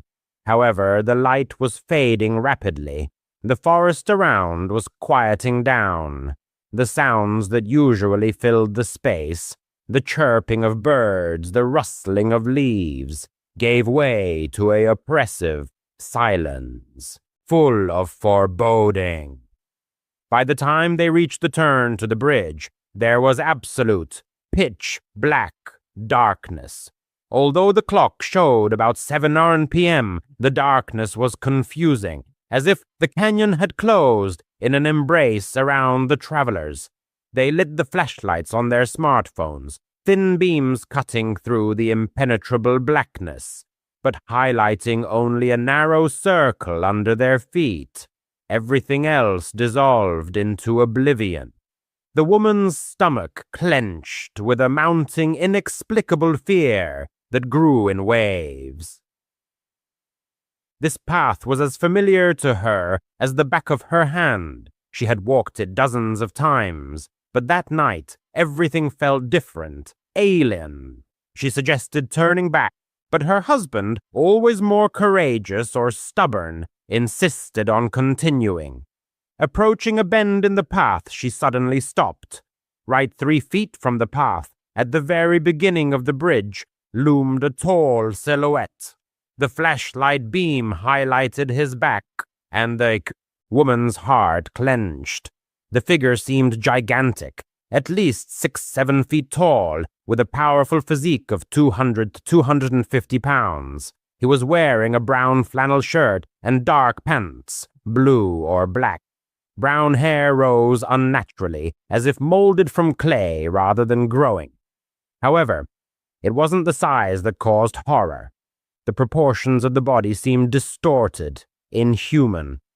The arms were elongated, hanging lower than usual as if belonging to an ape. The head was perfectly round, almost spherical, like a basketball mounted on the shoulders. The legs remained hidden in the darkness, which amplified the feeling of unreality. The silhouette stood motionless, staring down the slope into the complete darkness. The woman whispered to her husband, "What is that?" Her voice trembled. He also froze, not taking his eyes off the figure, holding his breath. The three of them froze in this tense, silent scene. 1 minute usually flies by unnoticed, but when your pulse is pounding in your temples and your instincts are screaming to run, it stretches on endlessly. The figure didn't stir, didn't react to their presence. The woman couldn't figure out if it was a human or something else. Thoughts swirled. How did he get here? There were no other cars on the trail. Why is he standing in pitch darkness, straying to the side, staring into the void? Why doesn't he turn around? Is he hiding his face, or what he's doing? The husband, gathering his courage, though his voice betrayed his excitement, called out firmly, "Hey, buddy, what are you doing here?" At that moment, the silhouette began to turn slowly, and the woman's stomach turned cold, nausea rising to her throat. The instinct she ignored earlier exploded with a shout, "Run, immediately!" She didn't wait to see his face. Grabbing her husband's hand, she darted back toward the car. The flashlight beam flitted in time with her steps. Her breath came in gasps. She never looked back. She didn't want to know if this creature was chasing them. Behind her, her husband shouted her name. His steps echoed. He was lagging noticeably behind. They burst out to the car, panting and shaking. The woman fumbled frantically with the keys. The parking lot was empty, not a single other car. The nearest town was 5 to 6 miles away, depending on the route, and the entire stretch of road was out of cell service. Her heart didn't calm down until the lights of the streetlights flickered into view. They barely spoke a word. Shock had tied their tongues. A few days later, curiosity outweighed fear. The woman couldn't get that silhouette out of her head. Was it a person, a joke, an illusion of light? She persuaded her husband to return during the day, bringing friends for backup. They needed to dispel their doubts. Maybe it was just a jacket on a pole, a bizarre boulder, or a prop from a local hoax. But there was nothing there. No pole, no clothing, not a single hint of an explanation. But what? She saw now sent a chill down her spine. The place where the silhouette had stood ended in a steep ledge, 4 feet down. If he was really standing there, then his height was not 6 to 7 feet, but closer to 8 to 10. The realization hit like a blow. What they had seen was not just tall, it was unimaginably huge. This river, this town, is steeped in a rich past. Some stories are full of charm, others of tragedy. Legends of mining times, lives cut short on the high bridge, the serene beauty of the canyon, all intertwined into a fabric, alive and almost sentient. What exactly they encountered that night remains a mystery. The woman shared the story with friends, relatives, anyone who would listen, but no one knew the answer. A person, a ghost, or something beyond. The memory of the motionless figure in the darkness doesn't let go. It's a fragment of the river's legacy that she will never solve. A mystery hovering like shadows in the canyon. For a long time she kept it secret. A year ago, silence seemed wiser. But now it's clear. It's useless to hide it. Someone may need a warning. He worked as a security guard at a small airport in Germany. Most flights took off in the pre-dawn hours, so his shifts were always at night.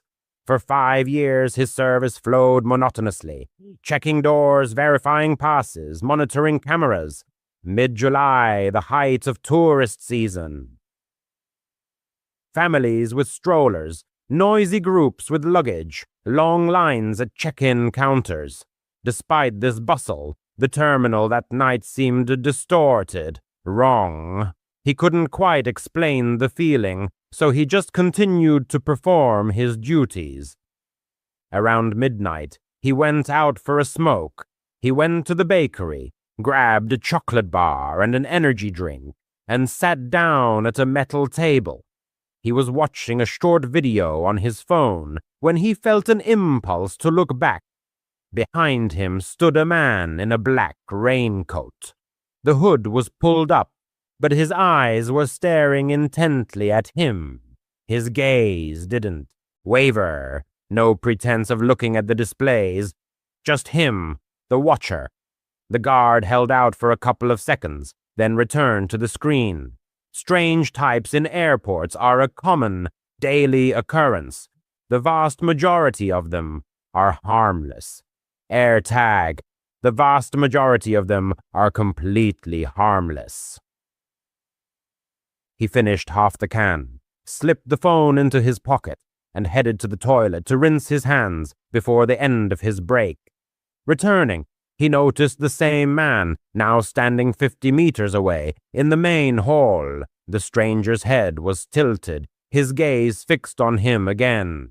As soon as the man realized he had been noticed, he turned and silently rushed into a side corridor, without a sound, without the slightest hesitation.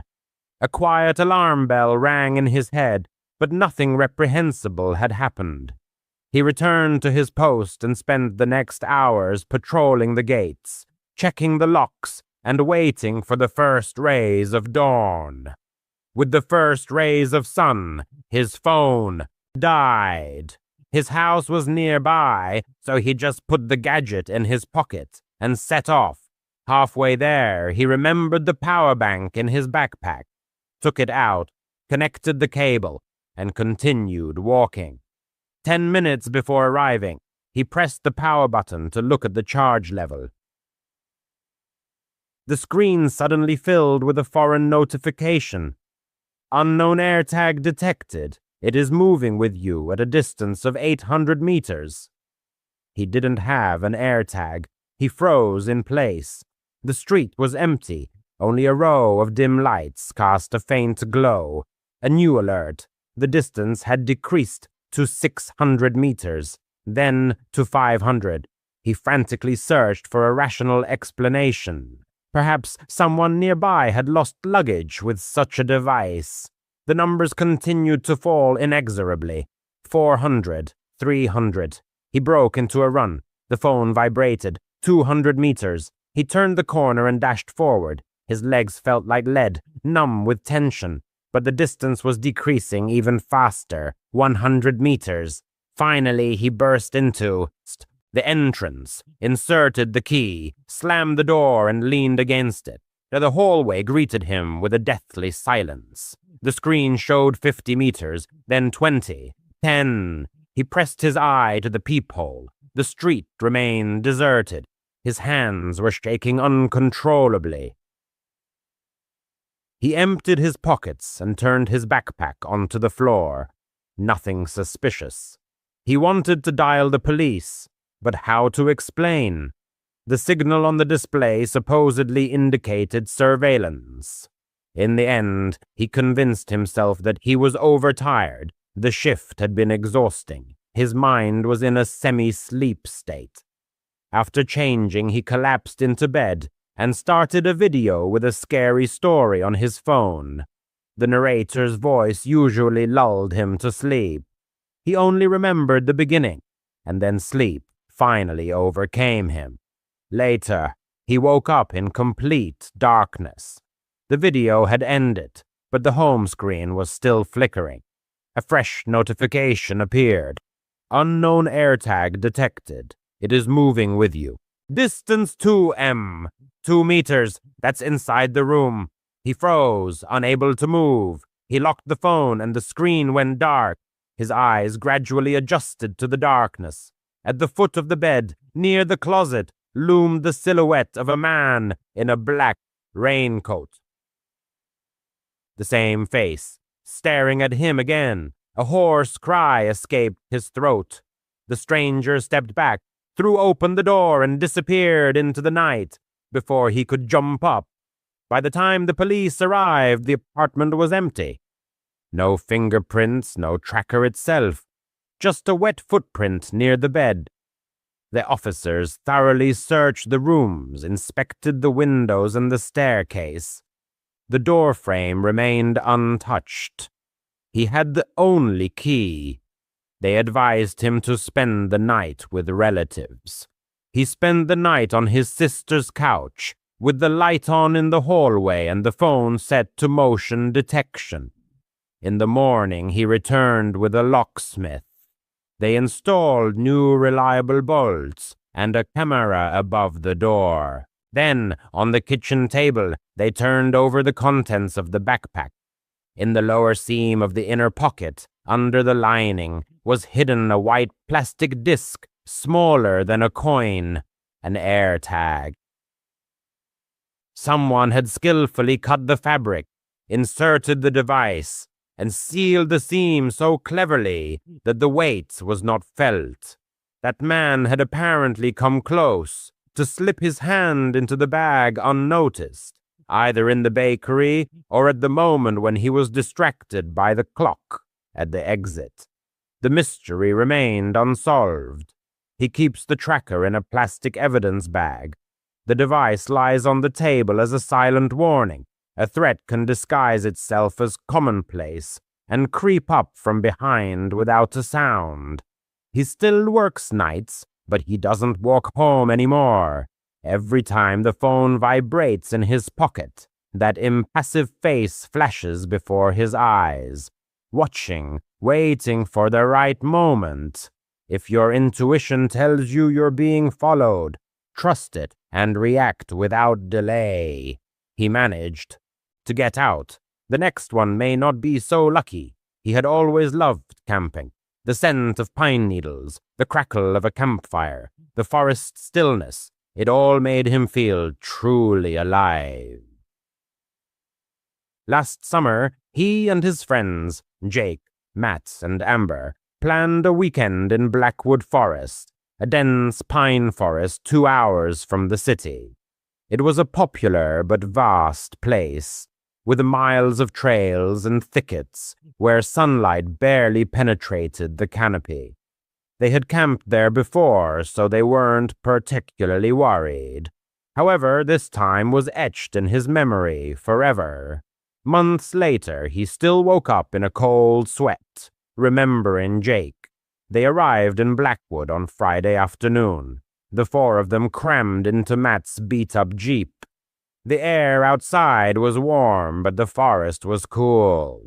They set up camp by a stream in a secluded spot away from the main trail in a clearing with a ready-made fire pit from previous visitors.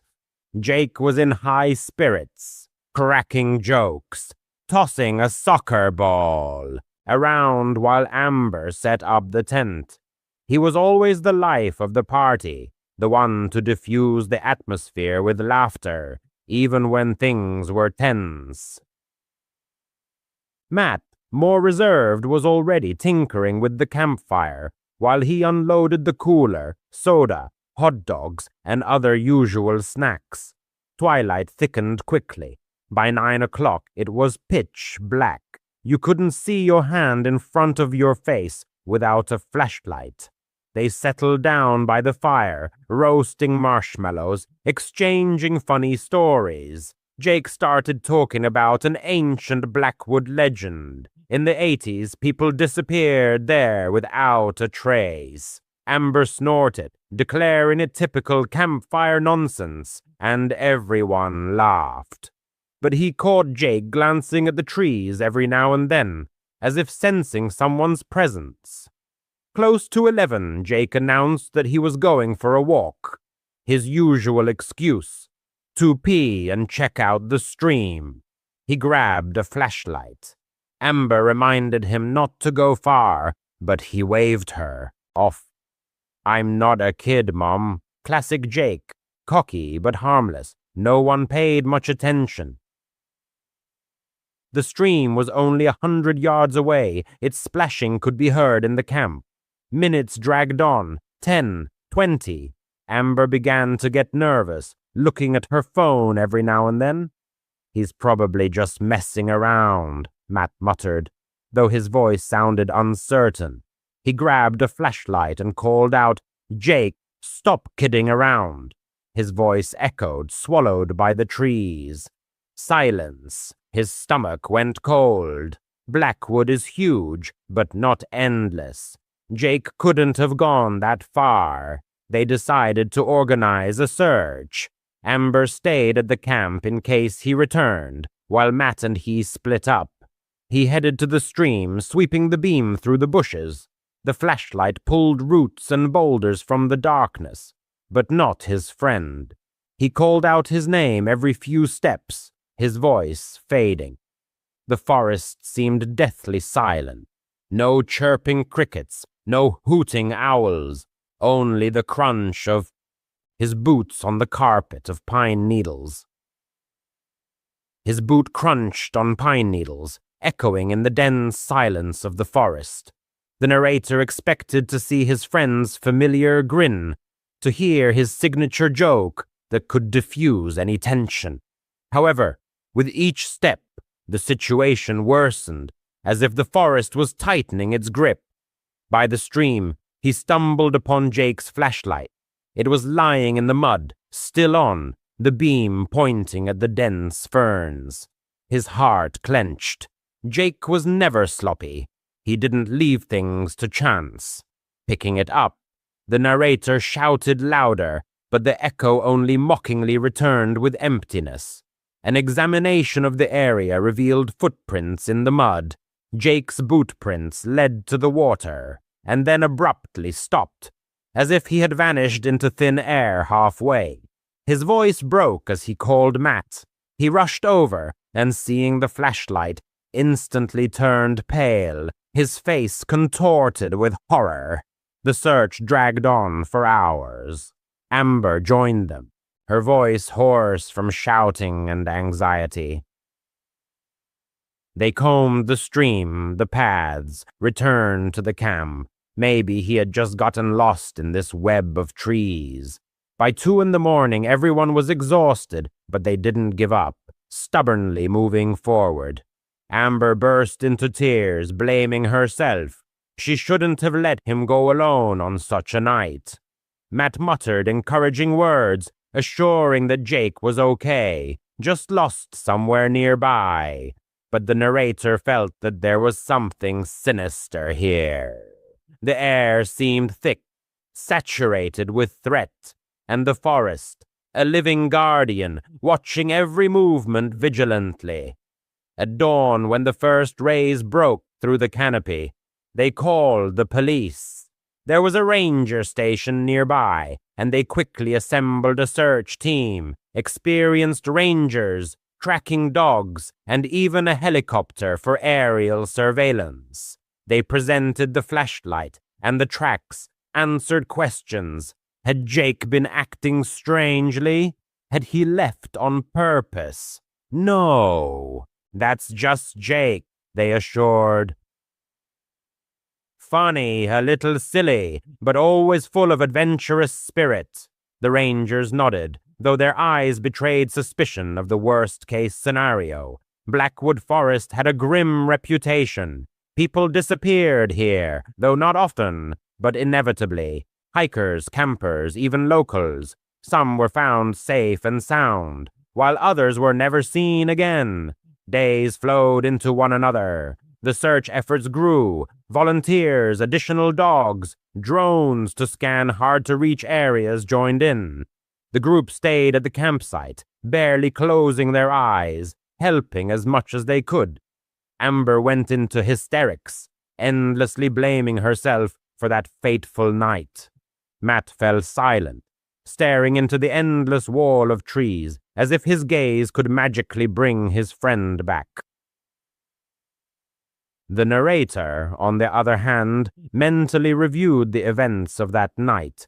Jake's strange look at the forest before leaving, the sudden silence after his step, the break in the tracks at the stream. All this didn't fit into a logical picture, like a puzzle with missing pieces. The rangers found nothing suspicious. Not a scrap of clothing, not a drop of blood, no signs of a struggle. They thoroughly checked the caves, ravines, and abandoned forest roads, but all in vain. The dogs, like the human tracks, lost the thread at the stream, as if the scent had evaporated into nowhere. One of the rangers, an older and seasoned man, took the narrator aside and said with a heavy sigh, "Sometimes people just disappear without explanation. Blackwood is treacherous. It has too many nooks and crannies." These words hit like a slap. He wanted to object, even hit, but the reality was cruel. Jake wasn't just lost. He had disappeared, as if swallowed by the very essence of the forest. Weeks stretched into months. Search operations were scaled down. The police stated that the case remained open, but in reality, they gave up, putting it on the back burner. Amber couldn't take it and left for the city, where she was trying to start over. He and Matt stopped communicating, meeting him only resurrected pain and memories. The narrator sometimes returned to Blackwood alone, went to that stream, stood where the tracks ended, peering into the water and the grass. He didn't know exactly what he was looking for, a sign, a clue, or at least comfort. Reading online articles about people who disappeared in forests like Jake. Without a trace, he came across theories. Some blamed bears or cougars, but then there would be signs of a struggle. Others talked about sinkholes or hidden caves, although the rangers had checked all this. On the internet, there were posts about the paranormal, strange lights in the canopy, whispering voices luring into the depths. The narrator didn't believe in such things, but at night, alone, his thoughts swirled. What if Jake saw something forbidden? Was he followed by a forest spirit? Dreams about Jake haunted him. In one, he was standing by the stream, smiling as if everything was okay, peaceful and serene. But as soon as he got closer, his face distorted, became empty, alien, not Jake, but something else, waking up in a panic, covered in sweat. The narrator realized the truth would remain a mystery. Will he ever know? Unlikely. But one thing was clear, he would never go camping in Blackwood again. The forest had already taken a friend, and the narrator wouldn't let it take him too. It all started with a guy named Isaiah, whom the narrator met as a landscaper a year ago. For context, it's worth noting that the narrator himself was also involved in landscaping, hence this story. He worked at a company where a lot of problems had accumulated. He won't name it. They risk being sued for disclosure. The meeting with Isaiah took place at the dump, where the narrator had come to drop off a trailer. As the driver and foreman, he often took care of such matters. Isaiah approached him. They talked about work, nothing unusual at first glance. He said that he had been in the landscaping business for only a year and dreamed of starting his own business. He handed out business cards to the narrator and his crew, but he didn't pay attention. He already had enough orders. A year passed. The narrator was fired, and he remembered the business card. He called, asked for a job. Isaiah hadn't. NUS.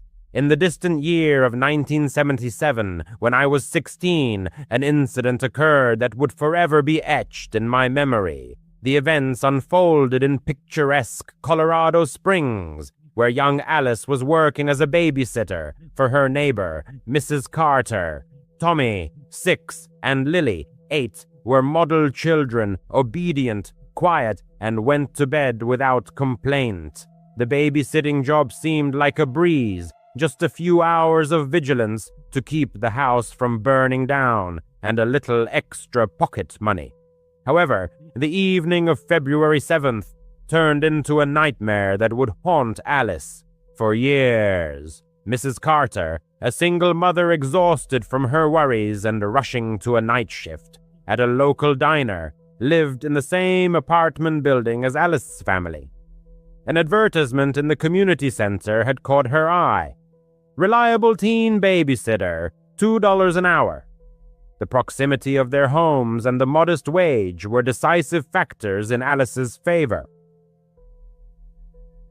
On that ill-fated evening, after putting the children to bed and receiving a meager $5, Mrs. Carter instructed, "I'll be back by midnight. Lock the door, Alice." The girl nodded, flipping through channels on the old television. The small apartment was a mess. Toys scattered about, belongings strewn around, children's clothes everywhere. Tommy and Lily, dressed in pajamas, were cozily settled on the couch. After reading their favorite Dr. Seuss book, the children were asleep by 8:30. Alice tucked them in, checked the windows, and locked the front door, following her usual routine.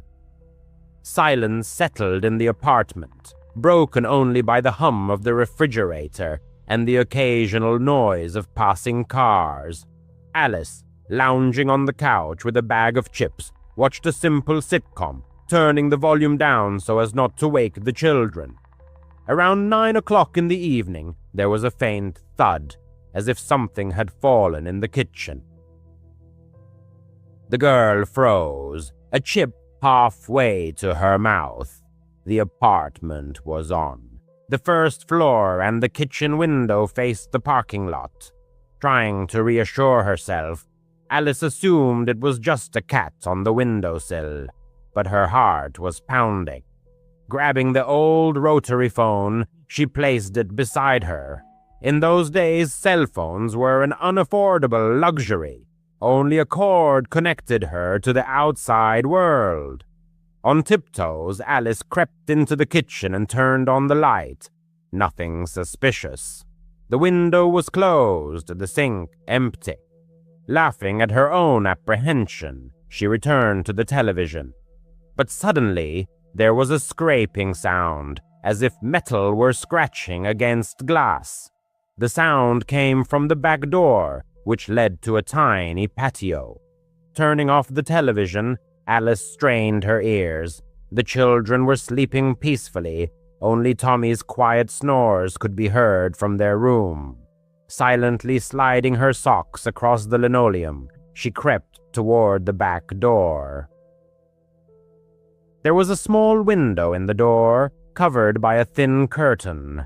Pulling it back an inch, Alice peered out. The patio was plunged into darkness, the light from the street lamp barely penetrating the night. But the girl swore she saw a shadow moving behind the glass. Animal fear gripped her. Checking the lock, which was fastened, Alice stepped back. Just as she was about to call her mother, she heard footsteps. Not outside, but inside the apartment. Heavy, measured steps were coming from the hallway leading to the children's room. Grabbing a kitchen knife, Alice felt her hands trembling. "Who's there?" she whispered barely audibly. In response, silence, only another step. Slowly, knife in hand, she moved toward the hallway, holding her breath. The door to the children's room was ajar, as before, but the atmosphere felt oppressive, as if someone were watching her. Pushing the door open, Alice saw Tommy and Lily sleeping peacefully in their beds. Exhaling in relief, she felt her knees weaken.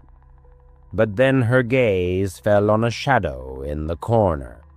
Tall and still. Frozen in place, Alice felt the knife slip in her sweaty hand. "Get out!" she said louder. The shadow didn't move. Turning on the light, she expected to see only emptiness, a figment of her imagination. But in the corner stood a man, about 20 years old, near the children's dresser. Tall, with disheveled hair and dark eyes staring at her. In his hand was a knife, larger than Alice's, the blade gleaming in the lamplight. Screaming, Alice backed away. The man didn't say a word, just stepped toward her. She rushed to the front door, frantically trying to unlock it. Her hands slipped with sweat. Hearing him approaching, Alice threw open the door and ran into the parking lot, desperately screaming for help. A light came on in one of the windows and someone shouted, "Call the police!" Alice ran, not feeling the cold asphalt under her bare feet, until she reached her own apartment. Her father, alarmed by the noise, had already run outside. Grabbing her, he dragged her inside and called the emergency services. The police arrived immediately. The man had fled, the back door lock broken. The children, fortunately, were unharmed. Blood was found on Alice's overalls, not hers. It had smeared when the girl pressed herself against the wall in a panic. Experts collected blood samples and fingerprints from the back door. The perpetrator was William Kernan, a college student who knew Mrs. Carter. He had been seen in the apartment and the surrounding area. He was not caught that night. He disappeared without a trace. Only years later, in 2024, did Alice learn that the case had been solved.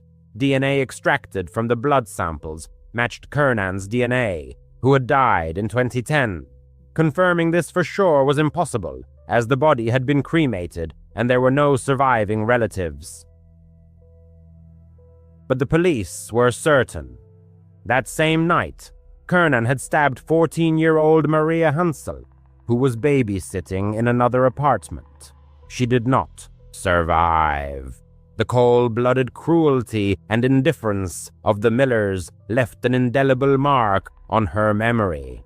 She could not erase the horror of that night from her mind, and nightmares haunted her, presenting before her eyes cold and empty children's eyes. After what she had experienced, she decided never to babysit again and left that apartment complex forever, shuddering at how close she had come to becoming a tragic statistic herself. At the age of 12, she began babysitting for the Millers, and by 15 it had become a regular routine.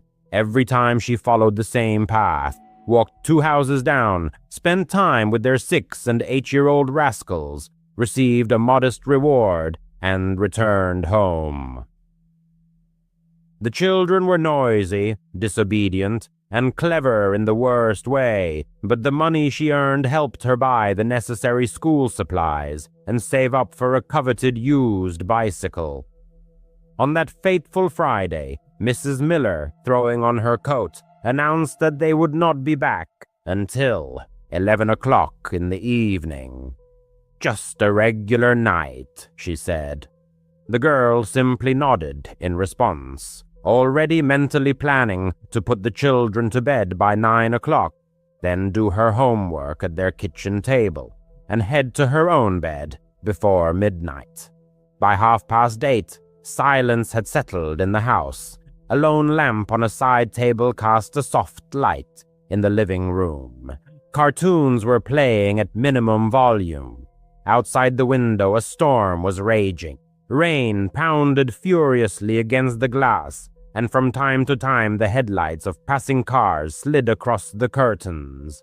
The children, exhausted from an hour of restless running around, curled up on the couch, covered in blankets up to their chins. The girl held the remote control, ready to mute the sound during annoying commercials that could wake the dozing rascals. The clock hands passed 9. She decided to give them another 10 minutes of rest. Before taking them to their bedrooms, getting up, she stretched and headed to the thermostat to raise the temperature a little. It was at that moment that there was a deafening knock on the door. Heavy, insistent, unlike the crack of a broken branch or a gust of wind. The lampshade trembled. Then came a second blow, more muffled, as if someone were pressing their ear against the door, trying to hear what was happening inside. Her heart pounded in her chest. She glanced at the children, whose eyes were wide with fright. Putting a finger to her lips, she whispered, "Hide behind the couch, and don't peek out." The children surprisingly obeyed without question and scurried under the knitted blanket. The girl turned off the television and the lamp, plunging the room into complete darkness, broken only by the dim light of the digital clock on the cable box. In the ensuing silence, the sound of the rain seemed deafening, but she could clearly hear someone moving at the door, the rubber sole of a shoe sliding on the mat. Frantically, fumbling for her phone in her pocket, she found no signal. Due to the raging weather, their Wi-Fi often went down, and it was impossible to contact anyone by phone. Retreating to the kitchen, she opened a drawer near the sink and grabbed the largest steak knife, the one she had recently washed after making frozen pizza for the children. Holding her breath, she made her way along the wall to the hallway leading to the front door. Every inch of the floor in this old house creaked, so she tried to step on her heels to soften the noise. Halfway there, she heard another sound, the click of the mail slot opening and then slamming shut. The stranger outside was methodically checking all possible openings, probably looking for a lock that could be broken. The thought flashed through her mind to run through the back door with the children, but the backyard was not fenced, and beyond it stretched a dark and impassable forest. If the intruder bypassed them, they would be trapped in the open air. It seemed safer to meet him here, where she at least knew the layout of the house. Clutching the phone in her left hand and the knife in her right, she rounded the corner and raised the blade to shoulder level. Her pulse was pounding in her temples so loudly that she almost missed the moment when the front door burst open. Two tall figures stormed into the house, their arms wide and shouting, "Boo!" For a moment, her mind refused to match the faces she saw with names. Suddenly, a flash of lightning outside illuminated them, and she recognized Mr. and Mrs. Miller, whose raincoats glistened with rain. They burst into unrestrained laughter, bending over and patting each other on the back. A scream caught in her throat, her breath taken away. The tip of the knife trembled a few inches from Mr. Miller's chest. Straightening up, he noticed the blade, and the smile immediately disappeared from his face. "Hey, take it easy," he said, raising both hands in a protective gesture, as if facing an armed police officer. Mrs. Miller wiped tears from her cheeks, continuing to giggle. "We just wanted to see how brave you were," she said. "Looks like you passed the test." The girl lowered the knife, but anger, displacing fear, filled her soul. Her legs trembled treacherously. "You could have been stabbed," was all she could manage to say. Mr. Miller waved away her words. "Come on, it's just a joke. We came home early and decided to play a little trick on you.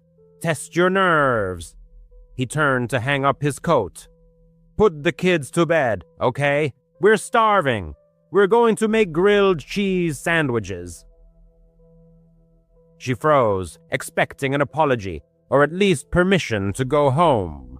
But instead, they headed to the kitchen, opened the refrigerator, and began to rattle the dishes. Returning to the living room, she was still shaking from what she had experienced. The children, embarrassed and frightened, peeked out from behind the couch. She told them that their parents were back and carried the 6-year-old upstairs, while the 8-year-old trudged behind. Putting them to bed was awkward. They sensed her subdued mood. She spoke in an even and curt voice. "Good night. Your parents are downstairs." Turning off the light in the hallway, she still held the knife in her hand. Returning it to the drawer, she carefully washed her fingerprints from the steel and wiped the blade dry. From the hallway, she could see the adults through the kitchen doorway. They stood at the stove, hugging and swaying, laughing at some joke only they understood, spreading butter on bread. The smell of frying cheese spread throughout the house, but it only made her stomach churn. She sat down at the dining table, placing her phone face down. No one offered her food. No one thanked her for not plunging the knife into Mr. Miller's ribs. The babysitter and the haunted house, a tale of fear and growing up. Working with the Miller family left an indelible mark on her young soul. On that ill-fated evening at 10:30 p.m., her patience reached its limit. Mrs. Miller finally graced her with her attention. "You can go," came the cheerful permission. Payment as usual. Accompanied by the drizzling rain and the squishing of her shoes, the girl headed home, the coveted bills clutched in her hand. At night, in the silence of her room, her gaze was fixed on the ceiling. The image replayed over and over in her mind, the door bursting open, the blinding flash of lightning, the ominously gleaming knife blade. Mr. Miller's raincoat seemed dark and slippery, like a character from a crime drama. The realization of how close she had come to a fateful line that would have changed not only her life, but also the fate of others, filled her with dread. At that moment, another realization dawned. Her fear meant nothing to them. An empty sound. The whole spectacle had been staged for their amusement, for their dubious entertainment. After that incident, she no longer agreed to babysit their children. She responded evasively to Mrs. Miller's persistent messages, which came in over the next 2 weeks, citing a busy study schedule. Soon the inquiries ceased. In the evenings, passing by their house on the way to the bus stop, she saw the usual scene, yellow light streaming from the windows, toys scattered on the lawn. But forever etched in her memory was the chilling horror they had created for a moment's amusement. This incident taught her two important things. Panic feels indistinguishable from real danger, and some adults never grow up, remaining children at heart. Since then, she carefully checks every door she enters, even the door to her own home. Her phone is always charged and within reach, and when someone suggests a harmless joke at someone else's expense, the very knife that trembled in her hand appears in her imagination, and she resolutely shakes her head, saying a firm no. Before this incident, she didn't really believe in ghosts, but after working at the Thompson house, her beliefs wavered. The seemingly ordinary house was located at the end of Willow Street, across from St. Mary's Church. The girl's mother, who worked at a preschool, knew the Thompson sons, Ethan and Liam, from her classes. One evening, Mrs. Thompson called her, asking her to babysit because their regular nanny had suddenly cancelled. The 17-year-old needed the money and agreed, thinking it would be an easy job. How wrong she was. The beginning of the evening was unremarkable. Ethan and Liam, 6 and 8 years old, turned out to be cute but energetic boys who ran around their old 2-story house. The house was built in the 70s and had all the hallmarks of that era: creaky wooden floors and a faint, musty smell, as if it had absorbed all the years it had seen. Mrs. Thompson left her clear instructions: feed the boys, bathe them, and put them to bed by 9:00 p.m. The task seemed simple. Around 6:30 p.m., she was in the kitchen with the boys preparing dinner. The children wanted tacos, so they were taking ingredients out of the refrigerator. Liam carelessly slammed a plastic container of salsa on the table. The girl turned away to get the cheese, and suddenly the container exploded. Salsa flew everywhere, splattering the walls, cabinets, and refrigerator. The kitchen looked like a crime scene. The boys screamed, their voices mixed with laughter and fright. The girl stood, clutching a piece of cheese, in complete shock.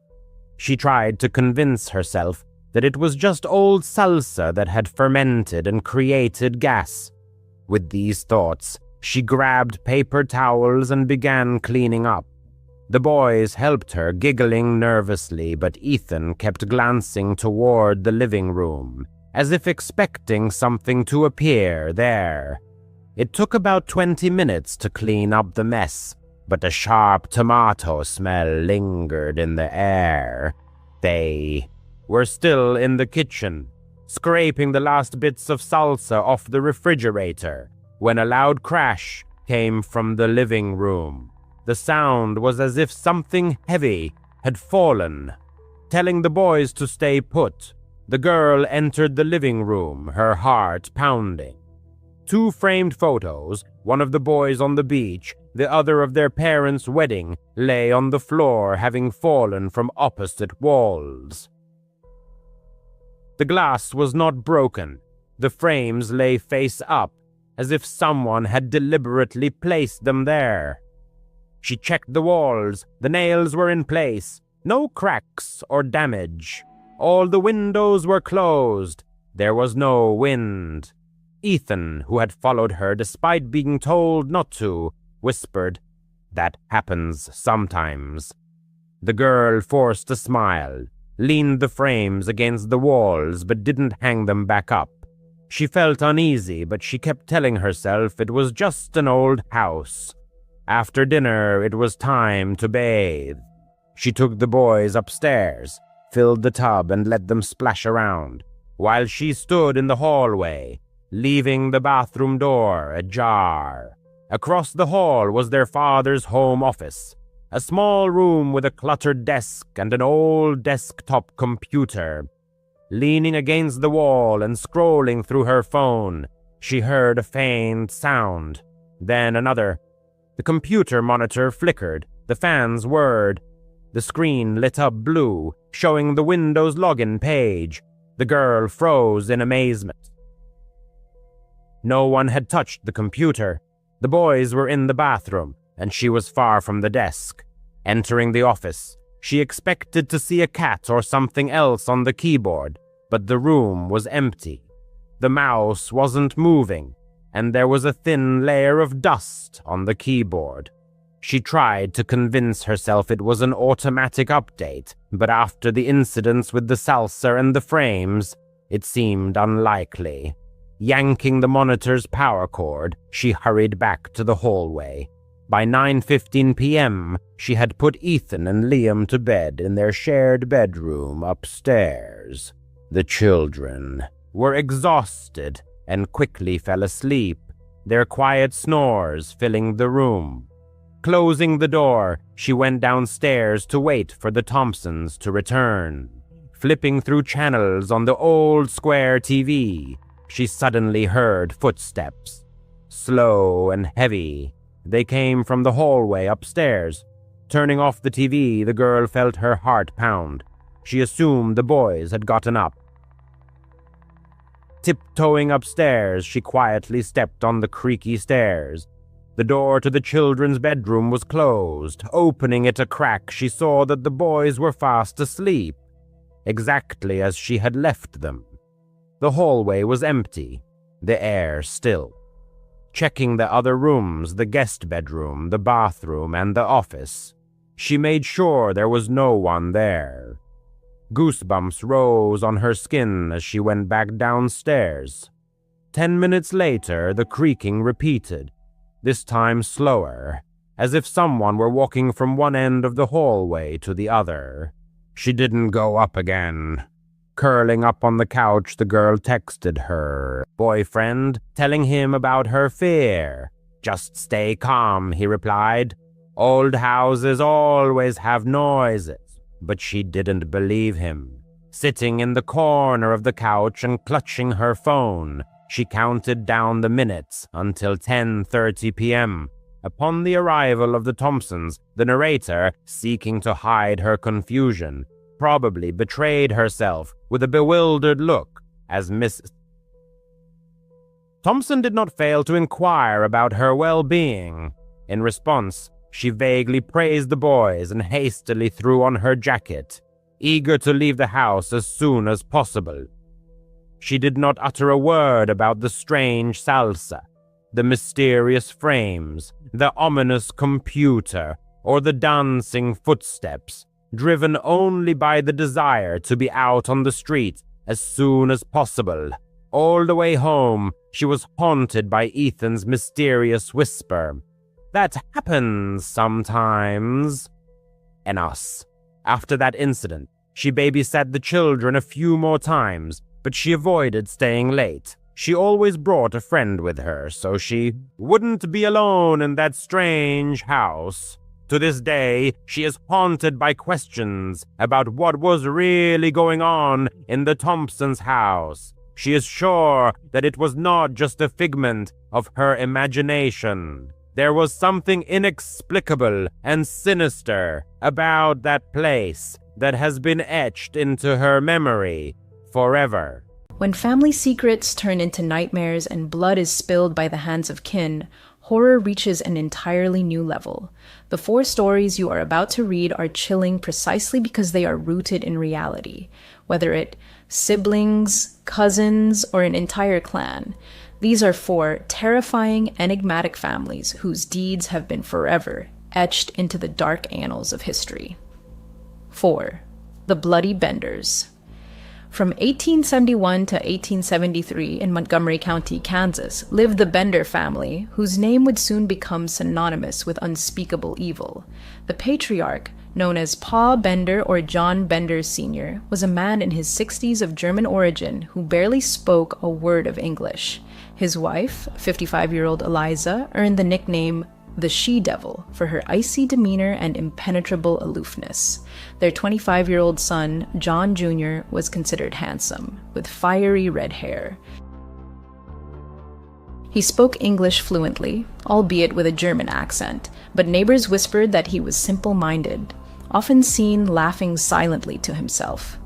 Mary Bender, the true muse of the family, embodied charm, beautiful, courteous, and speaking flawless English without a trace of an accent.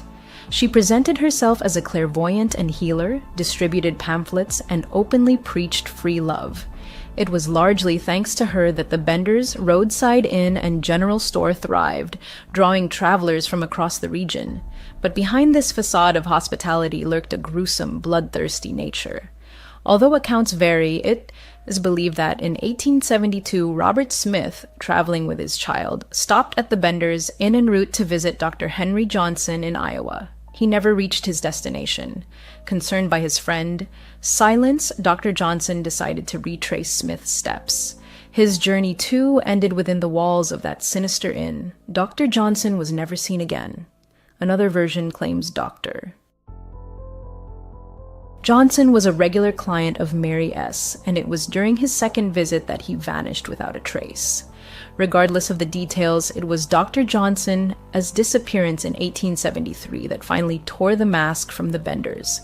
Before his fateful trip, Dr. Johnson had informed his brother, Colonel Johnson of Fort Scott, of his plans. When the doctor failed to return, the colonel launched a search in Montgomery County. He personally visited the Benders, who assured him they hadn't seen the doctor, suggesting he'd either been delayed or fallen victim to native attacks. A plausible explanation at the time. Suspicion gnawed at Colonel Johnson, but he needed proof. He got it on April 3rd when a woman, who had miraculously escaped the Benders' home after Eliza attacked her with knives, recounted her ordeal. When questioned about the incident, Eliza flew into a rage, accusing the woman of being a witch who had cursed her coffee. This outburst exposed the lie. Despite claiming ignorance of English, Eliza clearly spoke it quite well. Rumors soon spread of numerous disappearances in Montgomery County. Suspicious skulls bearing signs of violent death were discovered.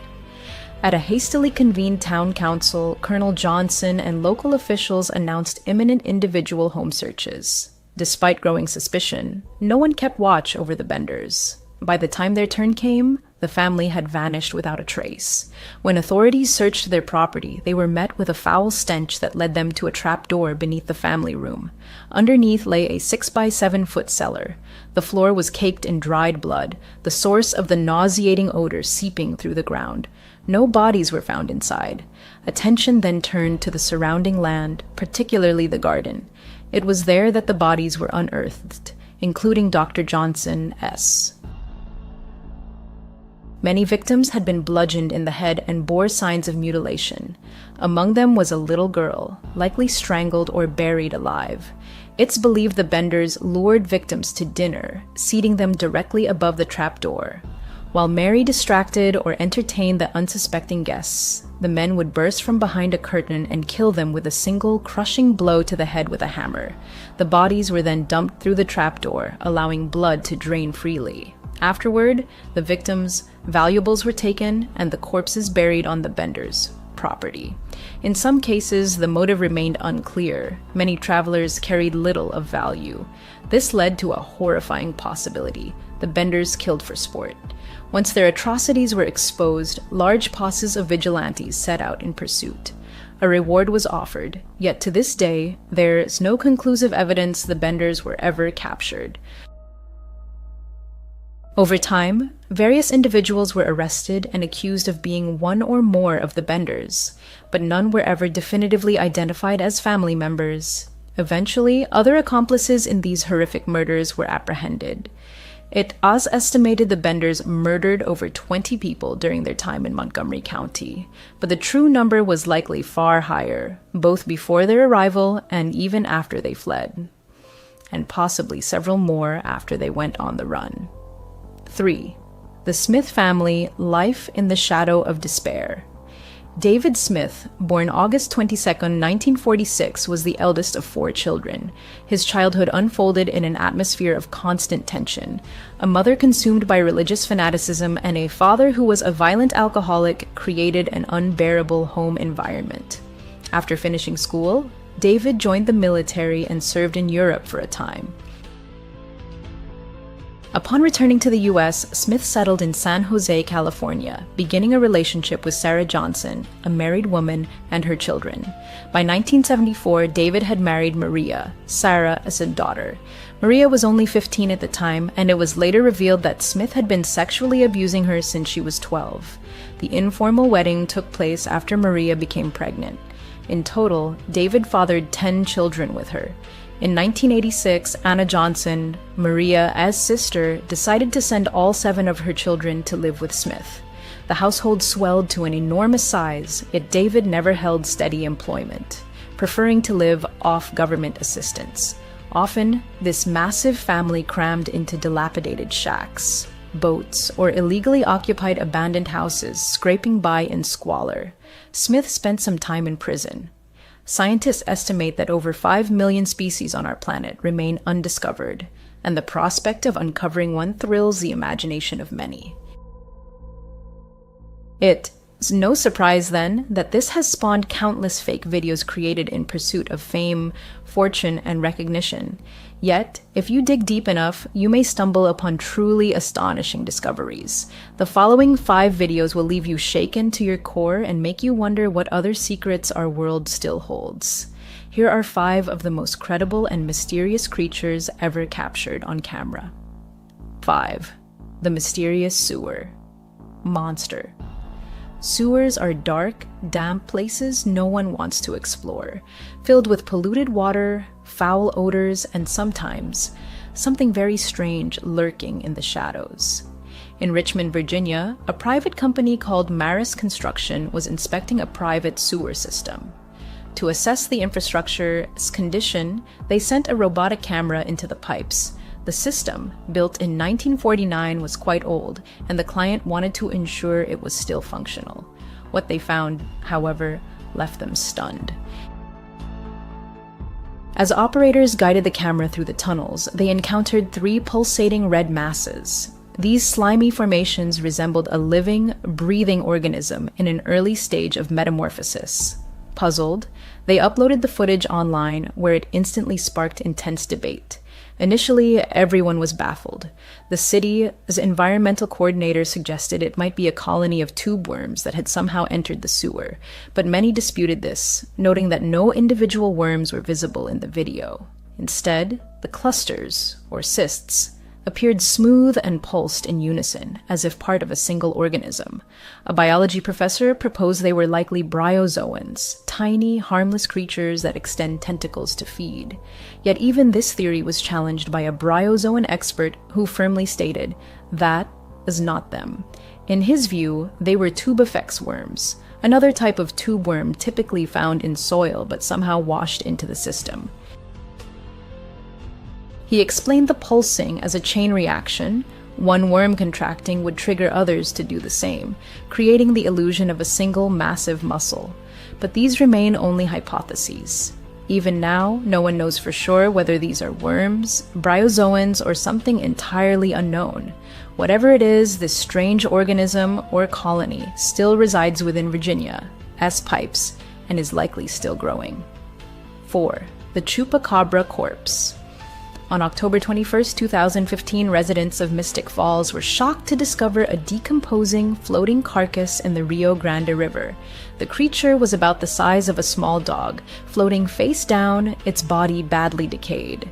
It had pale, hairless skin, a long tail, and human-like hands with fingers. Local firefighters were first on the scene. The fire chief noted their initial impression was that it might be a monkey due to the human-like digits, but the advanced state of decomposition made identification nearly impossible. When photos and videos spread online, many claimed it was the elusive chupacabra. Believers accused this creature of mysterious livestock deaths, with legends tracing back to the early 1900s. Known as the goat sucker, the chupacabra has long been part of folklore across many countries. It's said to drain the blood of goats and other farm animals at night. Many in Latin America firmly believe it's a real threat. Belief even reached Canada in 2014 after a series of unexplained mass livestock deaths. Ottawa's Ministry of Agriculture was forced to publicly deny the chupacabra's existence. Those who examined the body argue it was a monkey that likely fell into the river and drowned. Others insist it could be an alien or an unknown cryptid, if not the chupacabra itself. What do you think it was? 3. The Greenland worm. Monster first mentioned in Greenlandic records from 1935, the Lagarfjord worm, also known as the Greenland worm monster, has since become a popular subject among locals and folklorists. According to tales collected by John Arnold, a woman once gave her daughter a gold ring and instructed her to catch a snake or a lingworm, then place the ring beneath it and store both in a linen chest. The girl obeyed. Over time, however, the snake grew to enormous size and the chest began to split apart. Terrified, the girl seized the chest, ring and all, and threw it into a lake. Eventually, people learned a serpent lived in the lake as it had killed humans and animals that crossed its waters. Multiple witnesses have reported sightings of this mysterious worm monster over the years, describing it as over 39 feet long, longer than a bus. Aside from lake sightings, it's been seen coiled on shorelines or slithering up trees. In 1998, a teacher and his students reported an encounter. The Loch Ness Monster, New Evidence and Old Mysteries. In 1983, cable company workers performing maintenance in the eastern part of the lake witnessed something incredible, a massive, moving shape beneath the water. When they retrieved the cable lying directly above the anomaly, it was torn and shredded in multiple places, as if mauled by something powerful and predatory. The most recent evidence emerged in 2012 when footage captured a serpentine object speeding through the swift currents of Lagarfjord's Snow River. Many consider this irrefutable proof of the beast's existence. Skeptics, however, remain unmoved, suggesting it is likely a fishing net, the river, strong current merely creating the illusion of a living creature. A local municipal council formed to assess the video's authenticity declared it genuine after thorough analysis. Whether it shows the Greenland worm monster or just fishing gear, the footage is undeniably eerie. The mere possibility that it's real is enough to send chills down your spine. The mysterious underwater blob, Alaska Gulf Enigma. In April 2012, a camera operator inspecting an oil rig in Alaska's Gulf encountered something utterly inexplicable. As the camera glided along the pipes, a huge, undulating orange-brown blob suddenly appeared. Baffled, the operator maneuvered the camera to follow the object. It briefly vanished, then reappeared in view. When the video was first released, it caused a sensation, sparking waves of speculation.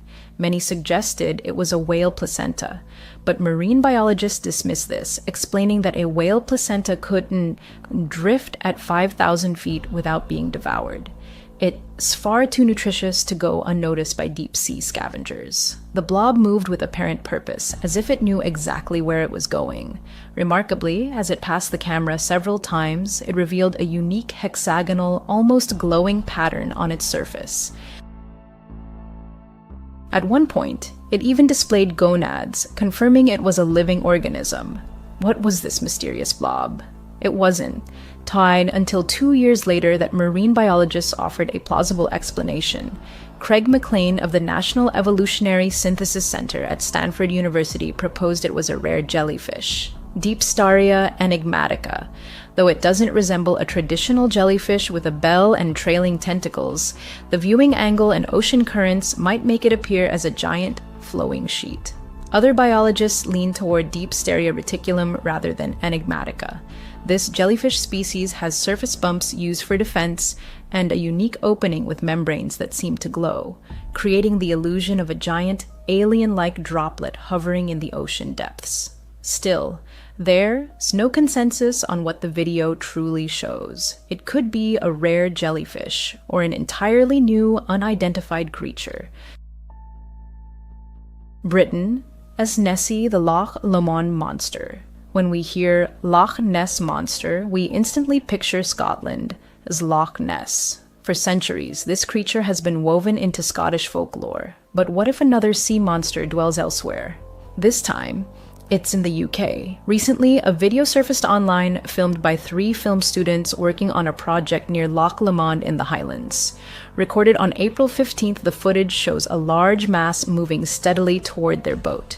Though shaky, it was shot in HD. The exact shape of the alleged monster is hard to discern, but the video is undeniably spine-chilling.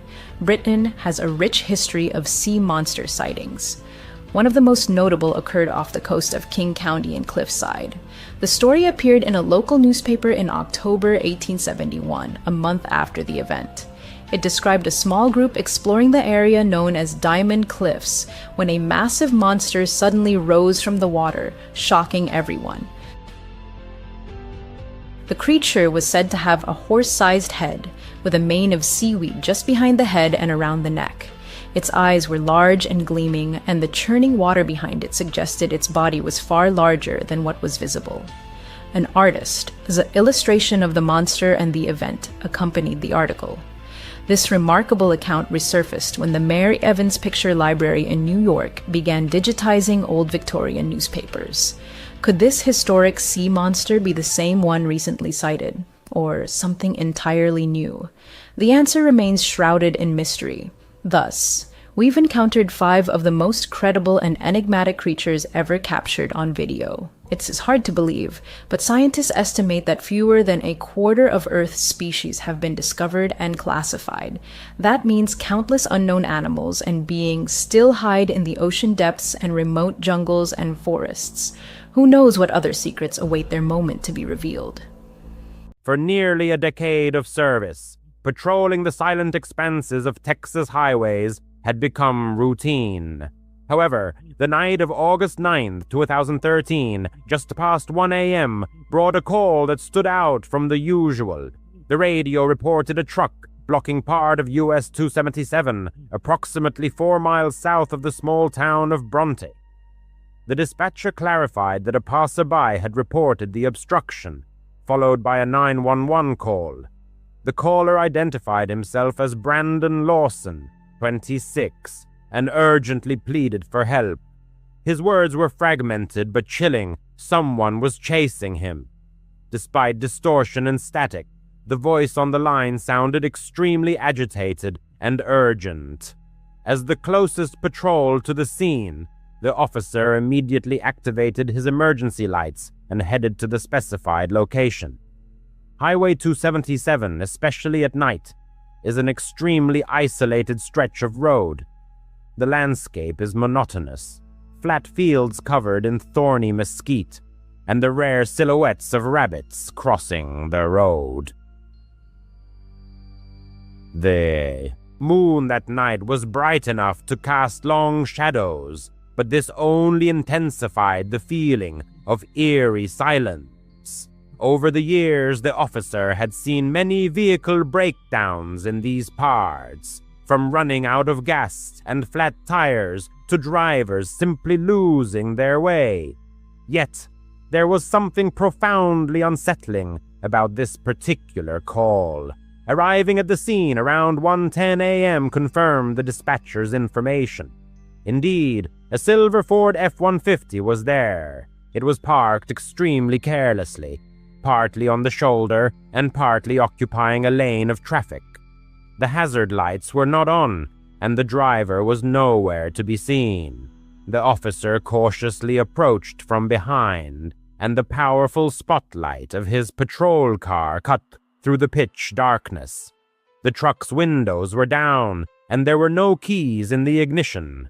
There were also no signs of an accident or struggle, just an empty, abandoned vehicle. The officer radioed in the license plates and confirmed that the vehicle was registered to Brandon Mason Lawson, residing in San Angelo. Stepping out of the car, the officer felt the gravel crunch under his boots. The air was heavy, still retaining the heat of the day, and the chirping of crickets was so deafening it seemed to drown out his own thoughts. The officer carefully scanned the area with his flashlight. The beam picked out patches of tall grass and thorny bushes stretching along the road, but nothing more. No tracks, no broken branches, nothing that could provide any clue as to where this person had disappeared. A loud shout, "Brandon Lawson, Sheriff's Department," echoed through the area, then faded into absolute silence. There was no response. The officer thoroughly inspected the truck. The fuel level was at 0, which matched Brandon's words in the 911 call. A pack of cigarettes lay on the passenger seat, several empty, Doctor. Pepper cans were on the floor, and a phone charger dangled from the dashboard. Ordinary items, not immediately suspicious. The officer speculated that Brandon might have walked towards Bronte or hitched a ride. However, the words from the 911 call continued to trouble him. "I'm in the middle of a field. A guy is chasing me through the woods. Please hurry." The operator who took the call confirmed that the caller's voice sounded panicked, but the connection dropped before she could get more information. There were no woods in this area, only sparse trees and brush. What on earth was he running from? Around this time, another vehicle pulled up to the scene, a pickup truck with a gas can in its bed. It was Kyle Lawson, Brandon's brother, accompanied by his girlfriend. Kyle looked extremely worried. He explained that Brandon had called him around 2:30 a.m., saying he had run out of gas. Kyle decided to bring fuel and help his brother. The officer asked if Brandon had said anything else, perhaps about trouble or someone chasing him. Kyle shook his head, responding that Brandon just sounded irritated about the truck breaking down. The officer asked them to stay put while he searched the surroundings. He walked approximately 100 yards in both directions, illuminating the ditches and adjacent fields with his flashlight. Nothing, no bloodstains, no torn clothing, no signs of a struggle. If someone was chasing him, as he claimed, where did they disappear? There were no other vehicles in the area, and the nearest residence was several miles away. The officer called for backup, and soon another couple of sheriff's deputies joined them to assist in the search. They combed the fields until about 3:00 a.m., but Brandon had seemingly vanished. By dawn, the Texas Rangers were called in. Later that day, they deployed a helicopter that searched the area for many miles around. The results remained the same. Nothing. Soon after, Brandon's girlfriend, Ledesha, arrived in a state of extreme panic. She explained that they had argued that night, and Brandon had left to cool off, planning to go to his father's in Crowley, a 3-hour drive away. She also mentioned that Brandon had been clean from drugs for a long time, but there was an old arrest warrant for him, years old, related to a minor drug possession charge. This made the officer wonder if he had fled to avoid law enforcement. But then why call 911 if he intended to disappear? The 911 call recording was truly chilling. The officer listened to it at the station. Brandon's voice was fast, breathless, as if he was running. "There's one car here. I ran into him. A guy is chasing me." The operator tried to calm him, asking if he needed an ambulance, but he kept repeating that he needed the police. Then there was static, and the call disconnected. Law enforcement obtained his phone records. The last signal was detected near the truck, after which there was complete silence. His phone was either dead or turned off. Days seamlessly turned into weeks. Searches resumed with K9 units, volunteers, and even drones. The Rangers took over the case, classifying it as a cold case, an unsolved disappearance. Many theories circulated. Did he get lost in the brush and die of hypothermia? Did he stumble into something like a bad drug deal and get murdered? Or did he simply run away, abandoning his 4 children? None of these hypotheses formed a coherent picture. A father of 4 doesn't just vanish, not without a trace. Years passed, and then in 2022, a search expedition discovered clothing that appeared to belong to Brandon. A yellow shirt, camouflage shorts, white Nike sneakers. These items were found along with bones and a skull fragment. The DNA testing process was long and painstaking, but by 2024, it was definitively confirmed that the remains belonged to him. However, the cause of his death remained undetermined. The absence of bullet or stab wounds only deepened the mystery.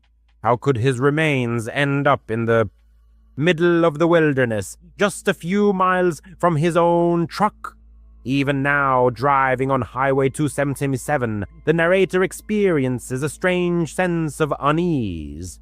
What did Brandon see that fateful night? Who was chasing him? Or was he overcome by such intense fear, such madness, that he himself plunged into the impenetrable darkness and never returned? In his years of work, the narrator has seen many things, but Brandon Lawson's story remains with him, like a persistent echo. It feels as if the highway swallowed him whole, leaving behind only a multitude of unanswered questions.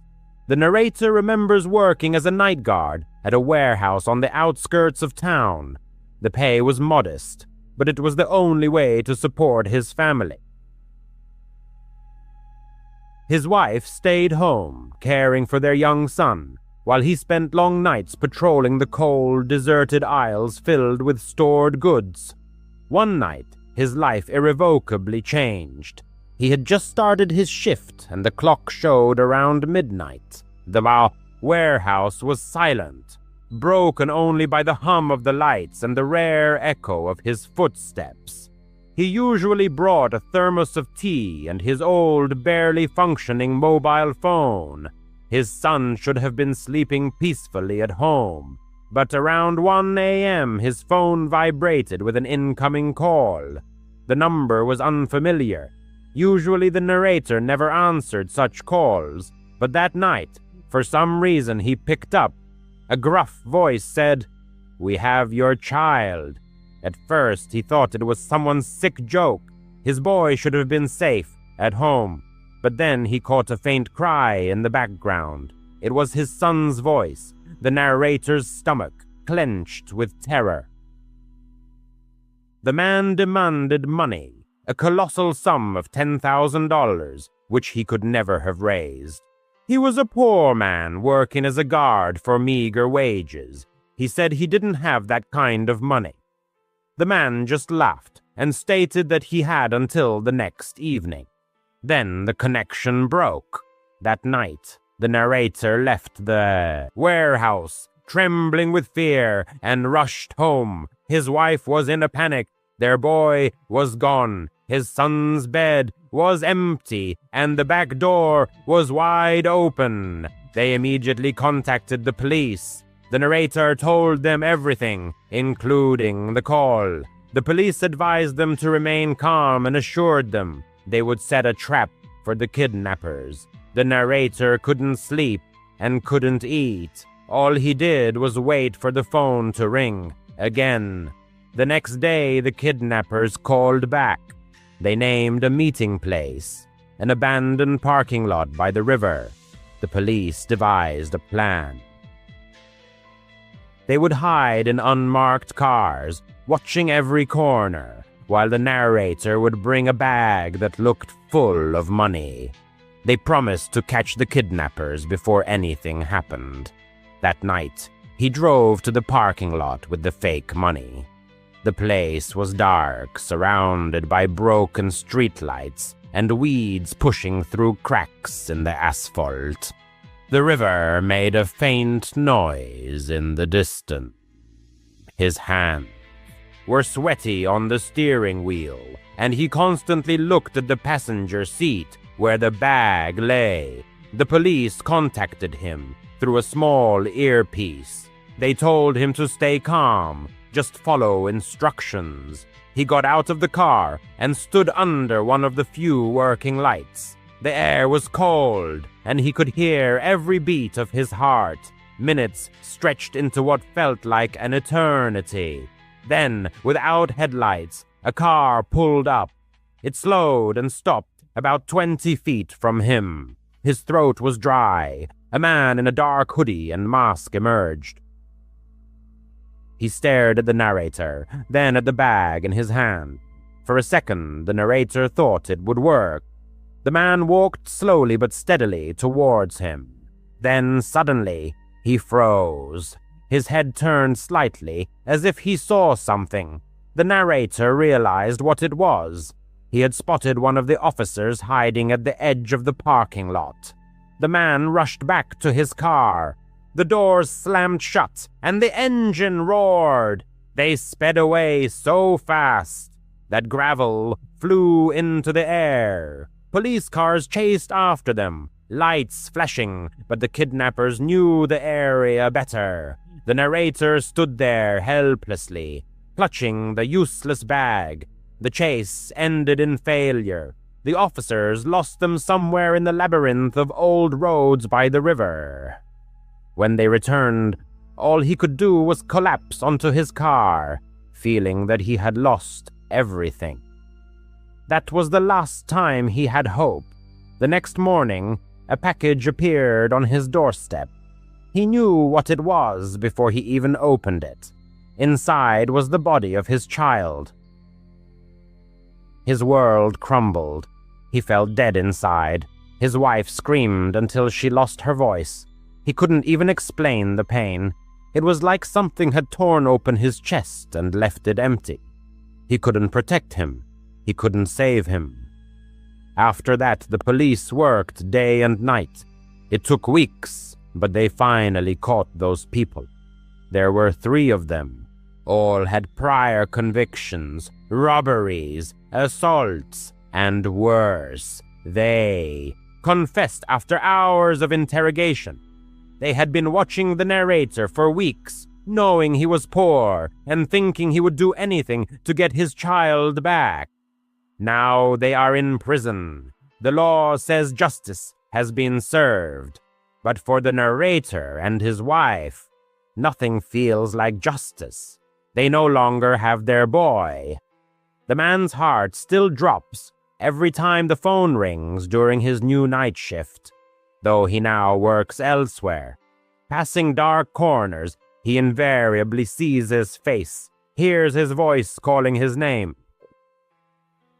That fateful night at the warehouse, which seemed like an ordinary shift, ended up costing him everything he held dear.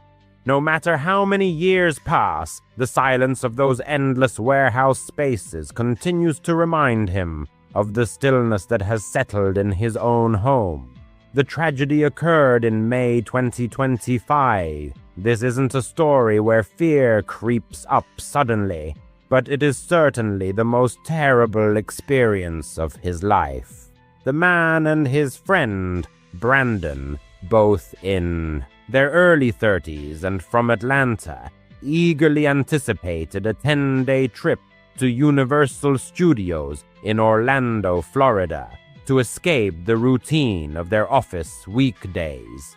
They had been looking forward to this journey for months, discussing future rides on the Velocicoaster, exploring the magical world of Harry Potter, and many other attractions. They booked a room at the Hard Rock Hotel, located right by the parks, with 2 queen beds and a magnificent view of the lagoon.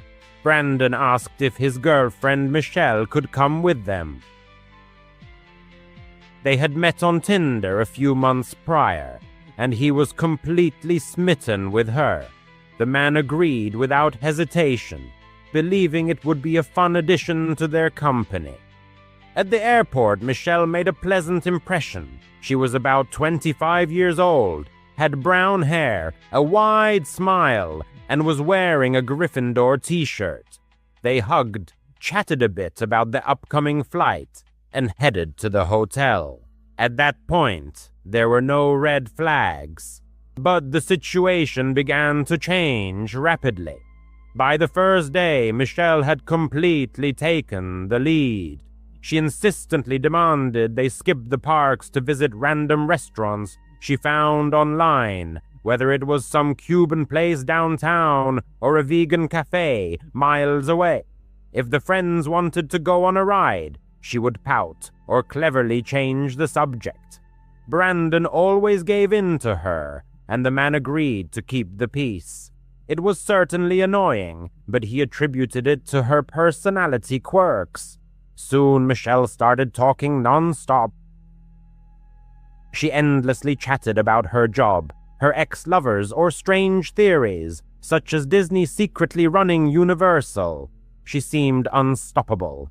Brandon suggested it might be ADHD, or perhaps she had forgotten to take her medication. At night, the man couldn't sleep either.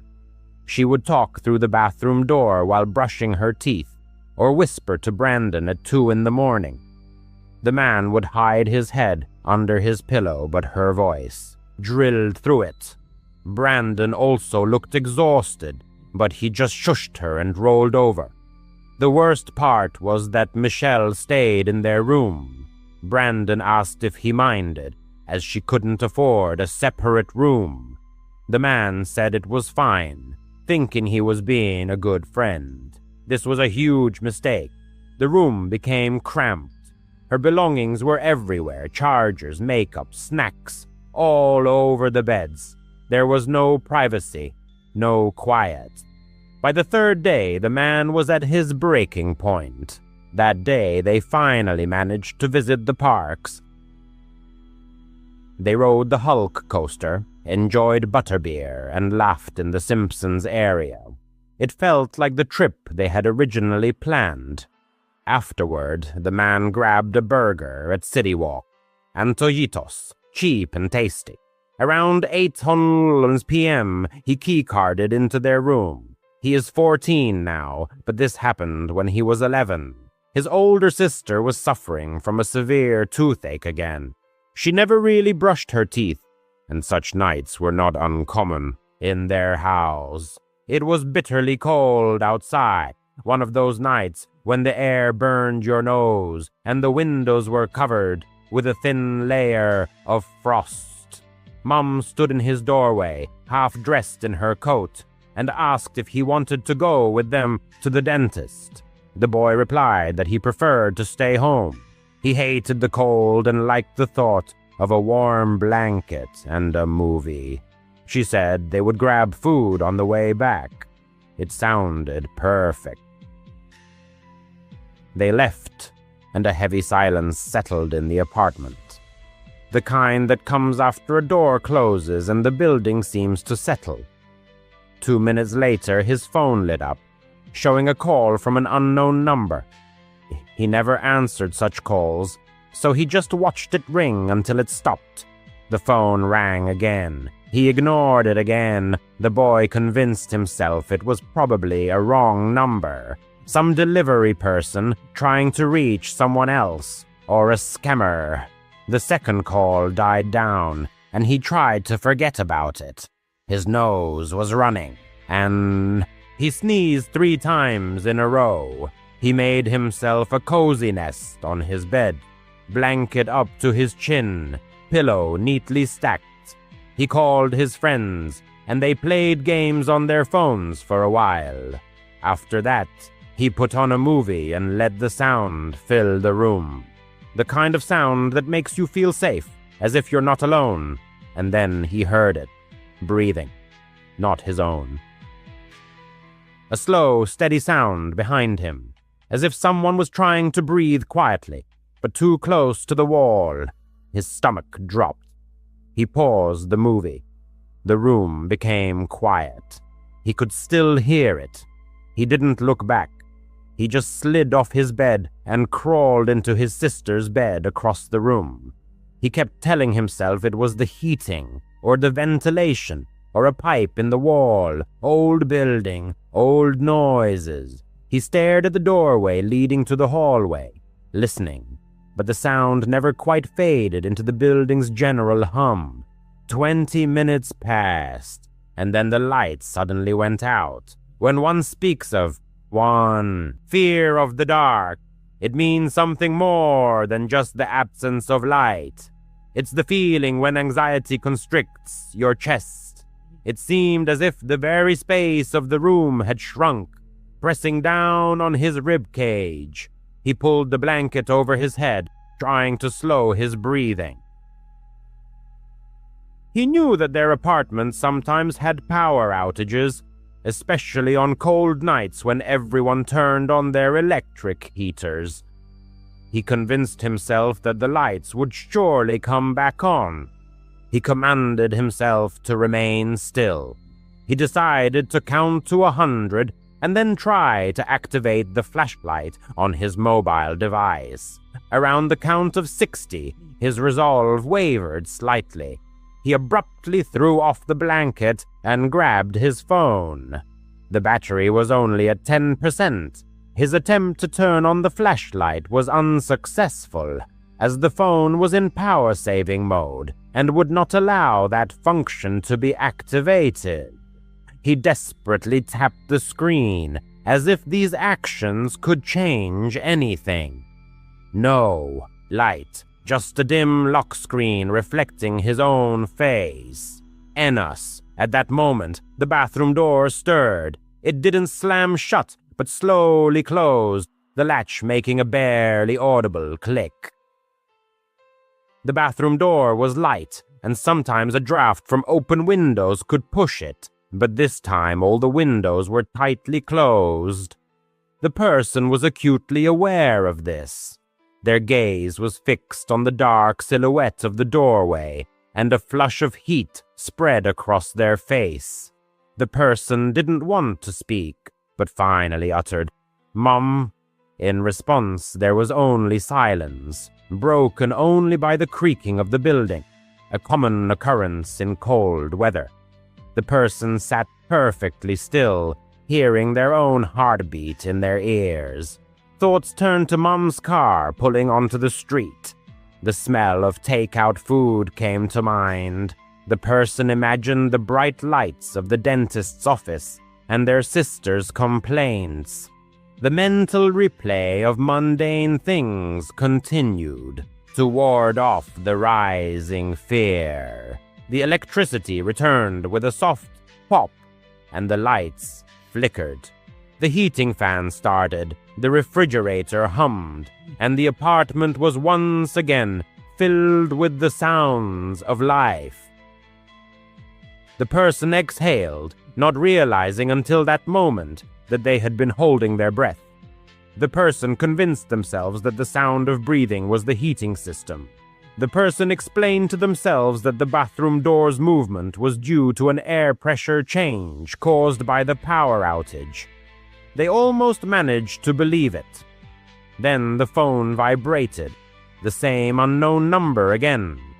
It filled the entire screen so casually and indifferently, as if it didn't know that for the past half hour, its existence had consumed all thoughts. The person stared at it, not answering. They watched it ring until it stopped. Then, a call was made to Mom. The person tried not to sound scared, but their voice still trembled. They said that something had been heard, that the lights had gone out, that someone kept calling. Mom replied that they were paying the bill and heading home immediately. 10 minutes, she said. Every second of those 10 minutes stretched like an entire minute. The person got up and, on shaky legs, crossed the room to the bathroom. The door was closed. Placing a hand on the handle, they stood there, almost touching the wood with their forehead, listening. Nothing. Quickly opening it, they found the bathroom empty, towels neatly in place, shower curtains still. Nothing moved. The person returned to the bedroom and tried to laugh at themselves. They turned the movie back on, making the sound too loud. When Mom and sister returned home, the person almost ran to the door. Cold air rushed in with them. and the apartment smelled of the street, the dentist's office, and food. Mom touched their face and asked if everything was okay. The person replied that everything was fine.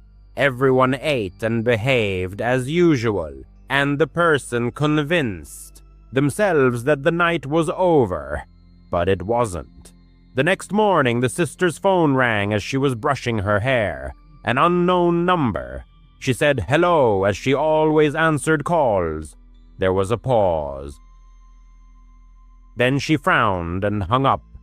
Strange, she murmured, adding that no one was there. The person advised her not to answer if it called again, and told her that the number had called them last night too. The sister grimaced and suggested, maybe it's the dentist.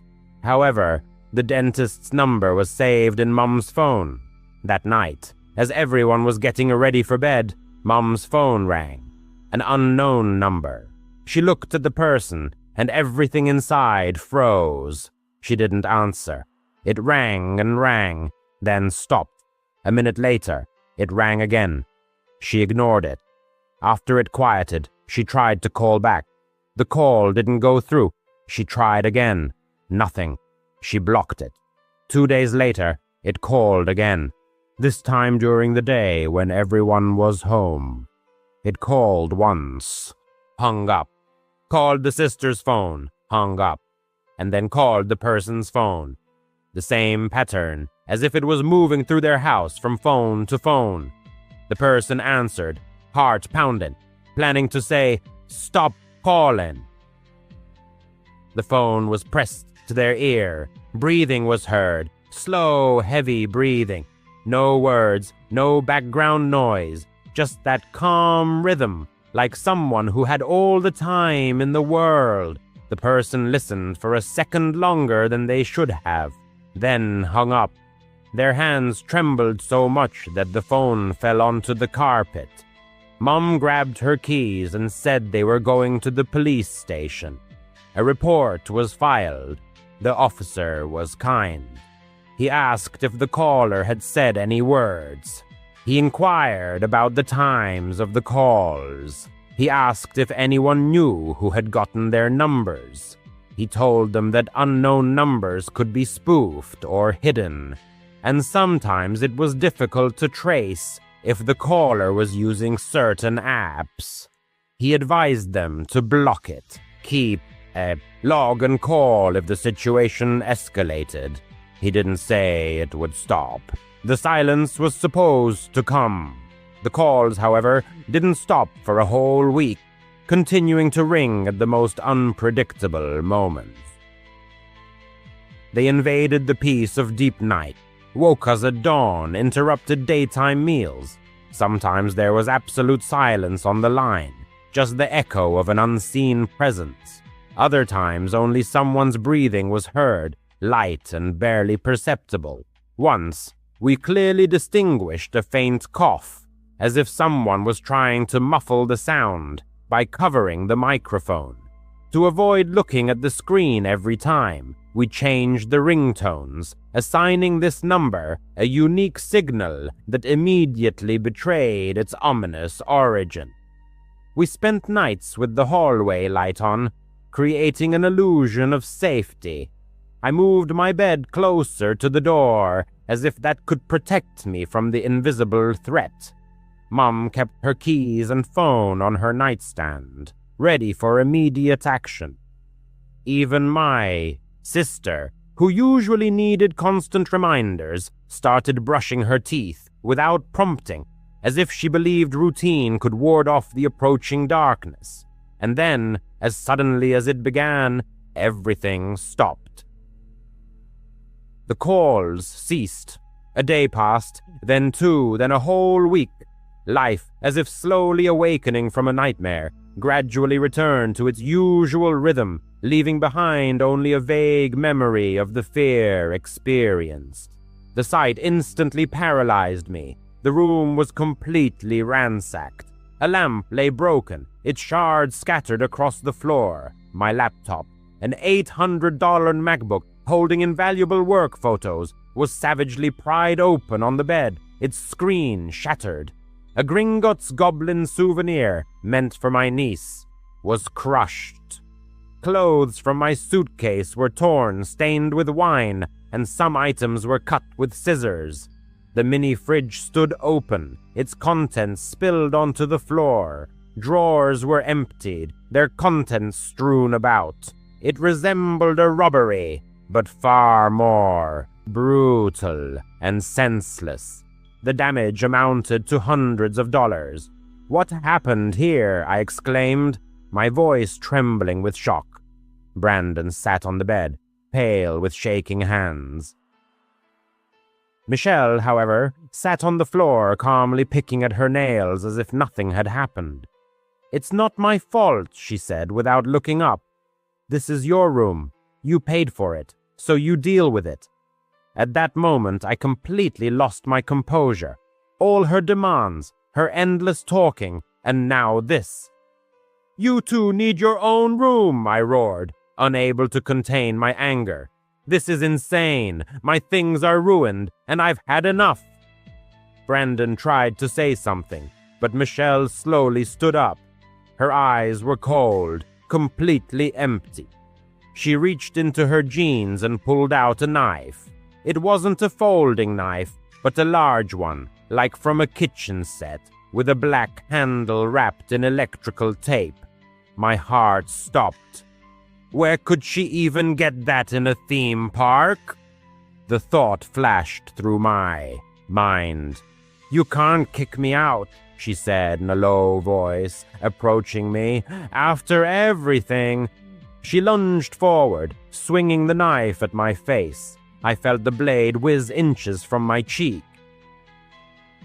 Pure instinct kicked in instantly. I dodged, tripped over the doorframe, and slammed the door right in front of her. The door hit her in the chest, knocking her down. The knife clattered to the floor. She cursed, reaching for it, but I had already darted out of the room and was running without looking back. I flew down the stairs to the lobby. The front desk clerk, Raj, stood behind the counter.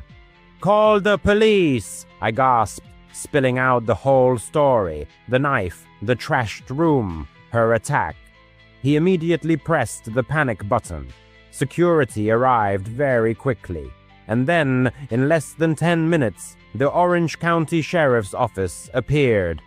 They arrested Michelle, handcuffing her while she screamed that I had ruined her life.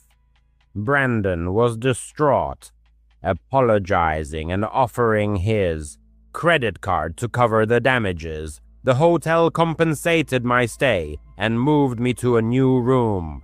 That night, I locked the door tightly, flinching at every sound. Michelle was charged with assault with a deadly weapon.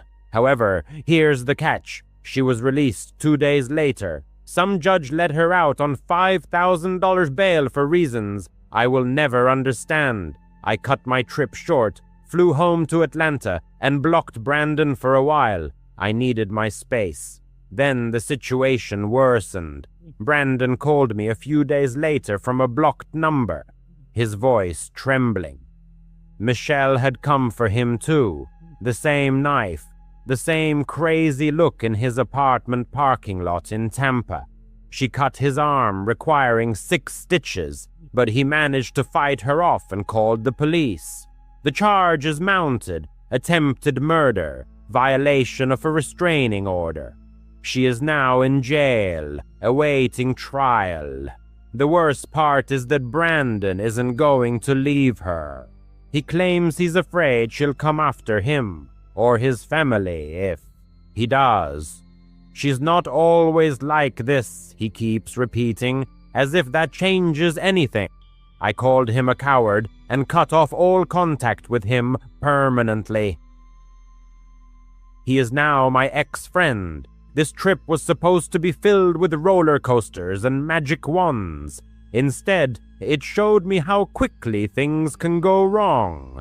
1 minute you're laughing about butter beer, the next you're dodging a knife in a hotel room. If you meet someone online, do a deep dive into who they are, because some people hide monsters within them. And I learned that the hard way. I still double-check my locks at night. I never imagined grief could drive a person so deep into the woods. However, after my mother's passing, it was vital for me to get away. My name is Forrest. I am 32, and I work as a mechanic in a small town in upstate New York. My mom was only 58. She always had a smile despite her heart problems. She swallowed beta blockers like candy to keep her blood pressure in check. But one night, she took too many. At least that's what the coroner said, an accidental overdose. However, immediately after the funeral, rumors began to circulate. My stepfather, Rick, had been arguing with her more frequently lately. The bruises on her arms, which she meticulously hid under long sleeves, bothered me. Some diner patrons swore he'd slipped extra pills into her tea, envious of her small inheritance. Others said it was just her forgetfulness, a disease affecting her mind. The police classified it as an accident. No charges were filed. Rick got the house, and I got a crushing sense of guilt for not noticing it all sooner. I couldn't sleep in my apartment anymore, staring at the ceiling, replaying the arguments I'd heard. So I packed my old Ford pickup with a tent, a sleeping bag, a cooler with sandwiches and non-alcoholic drinks, and headed for the Catskill Mountains.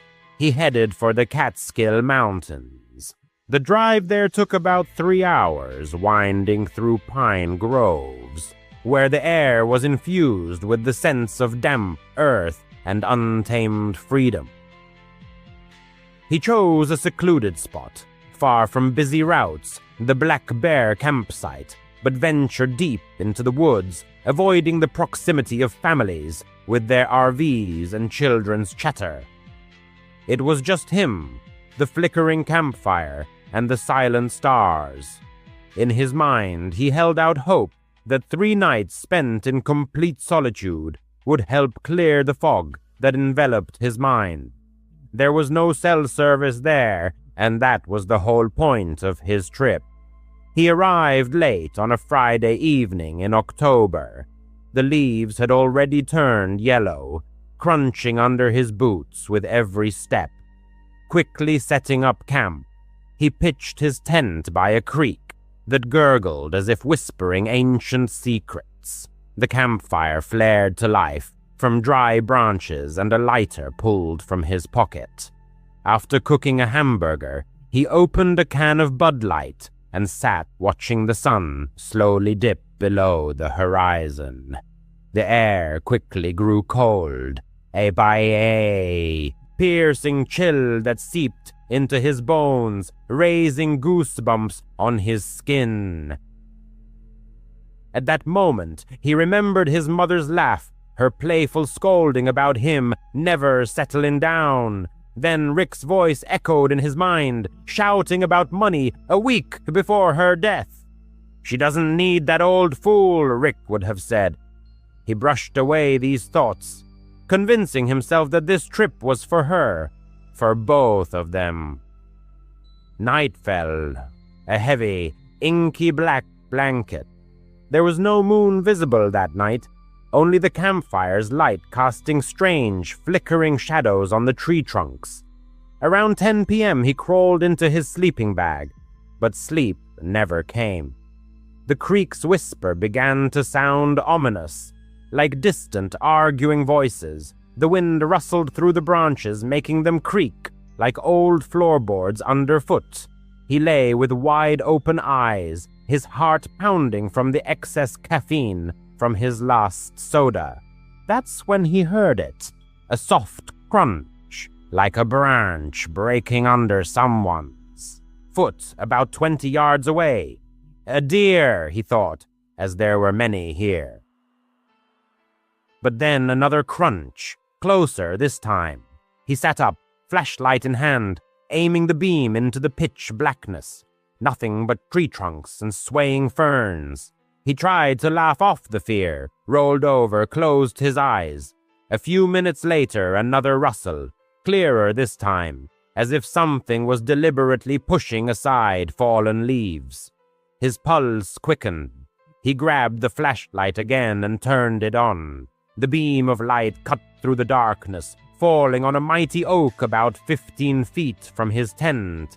And there, peeking from behind the trunk, were eyes. 2 crimson points, glowing like embers in a dying fire. These were not animal eyes, too high, too still. They stared directly at him, unblinking through the mesh window of the tent. He froze, his breath caught in his throat.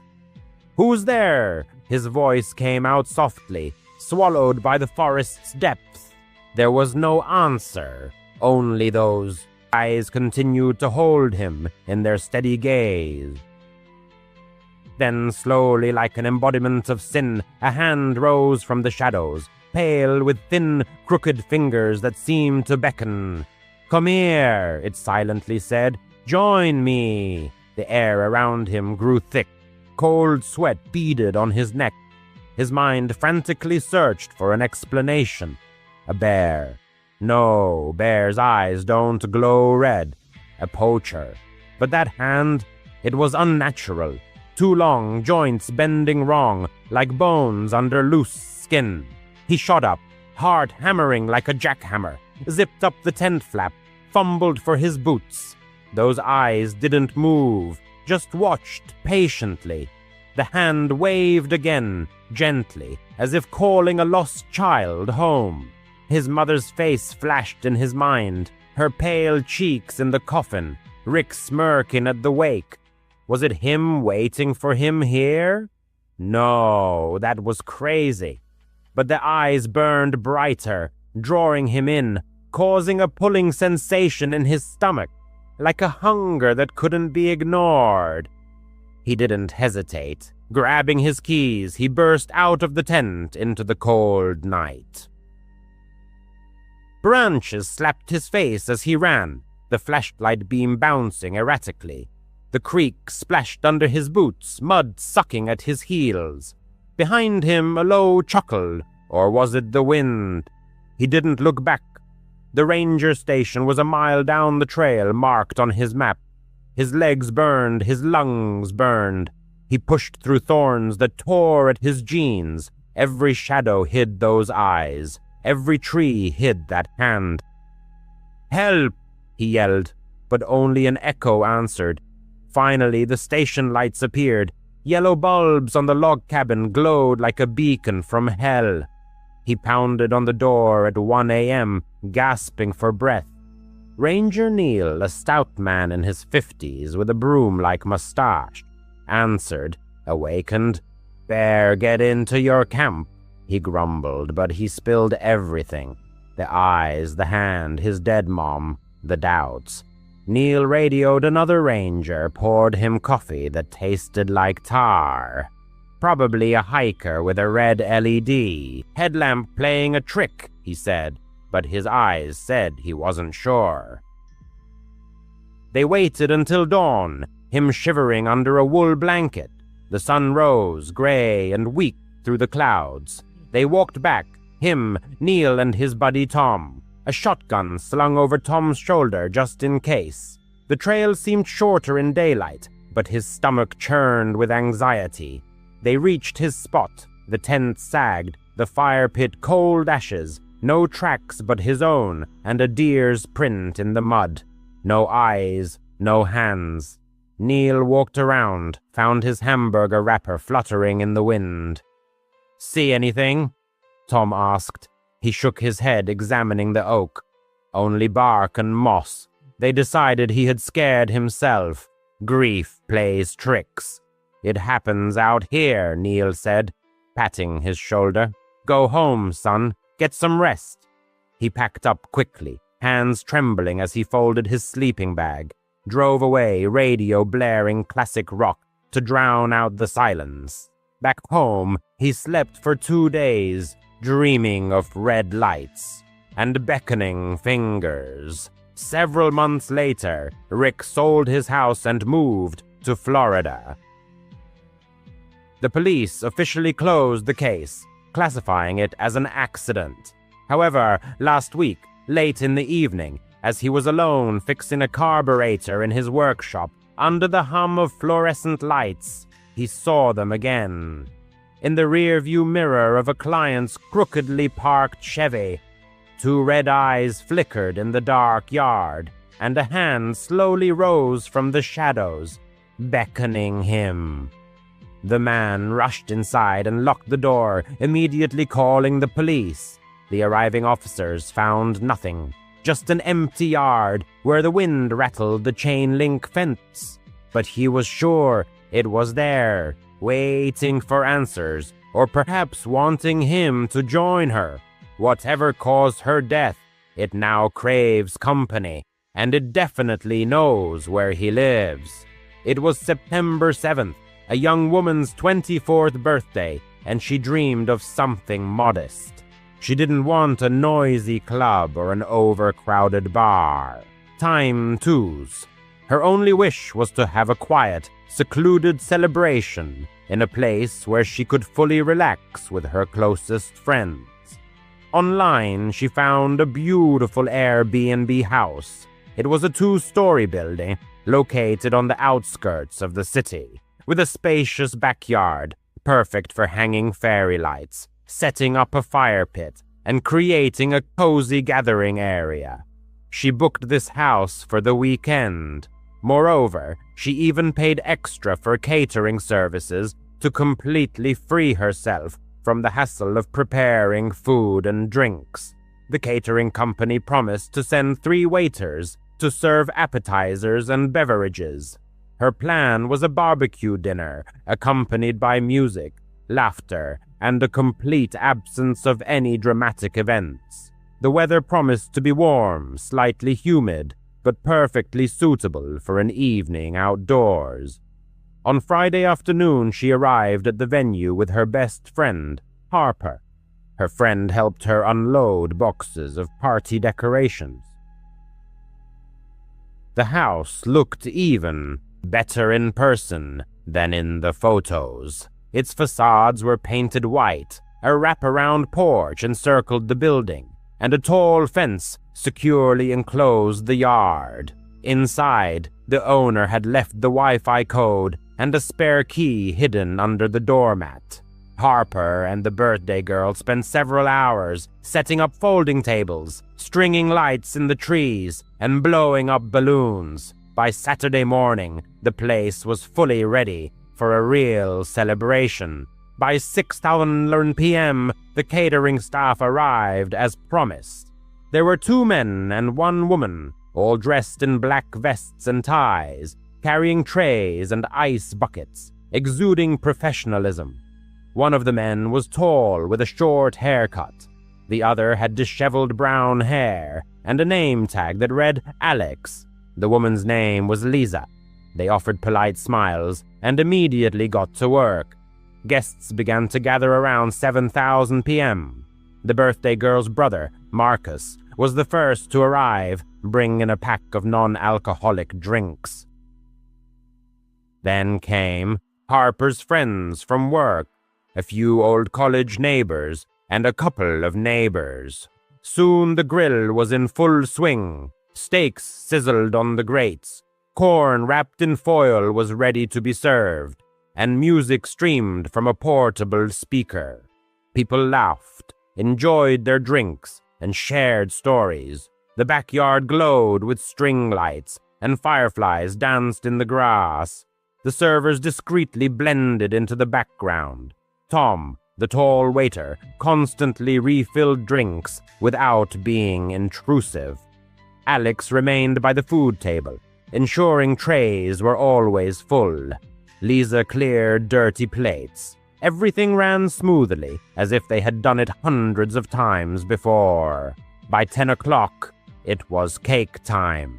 The birthday girl had ordered a large vanilla cake from a local bakery, covered in white frosting and adorned with the inscription, 24 and thriving. Everyone gathered around the picnic table. Marcus lit the sparklers. All the guests sang in unison, and the birthday girl blew out the candles in one breath, wishing for a promotion at work. People clapped and eagerly dug into their slices. It was at this moment that she noticed Alex. He wasn't holding a tray. Instead, she saw him by the chair where the gifts were stacked. He unzipped her new leather purse and extracted a small item. Then he reached for a box that held a silver necklace. "Hey man, what are you doing?" her cousin Jake loudly exclaimed, catching him red-handed.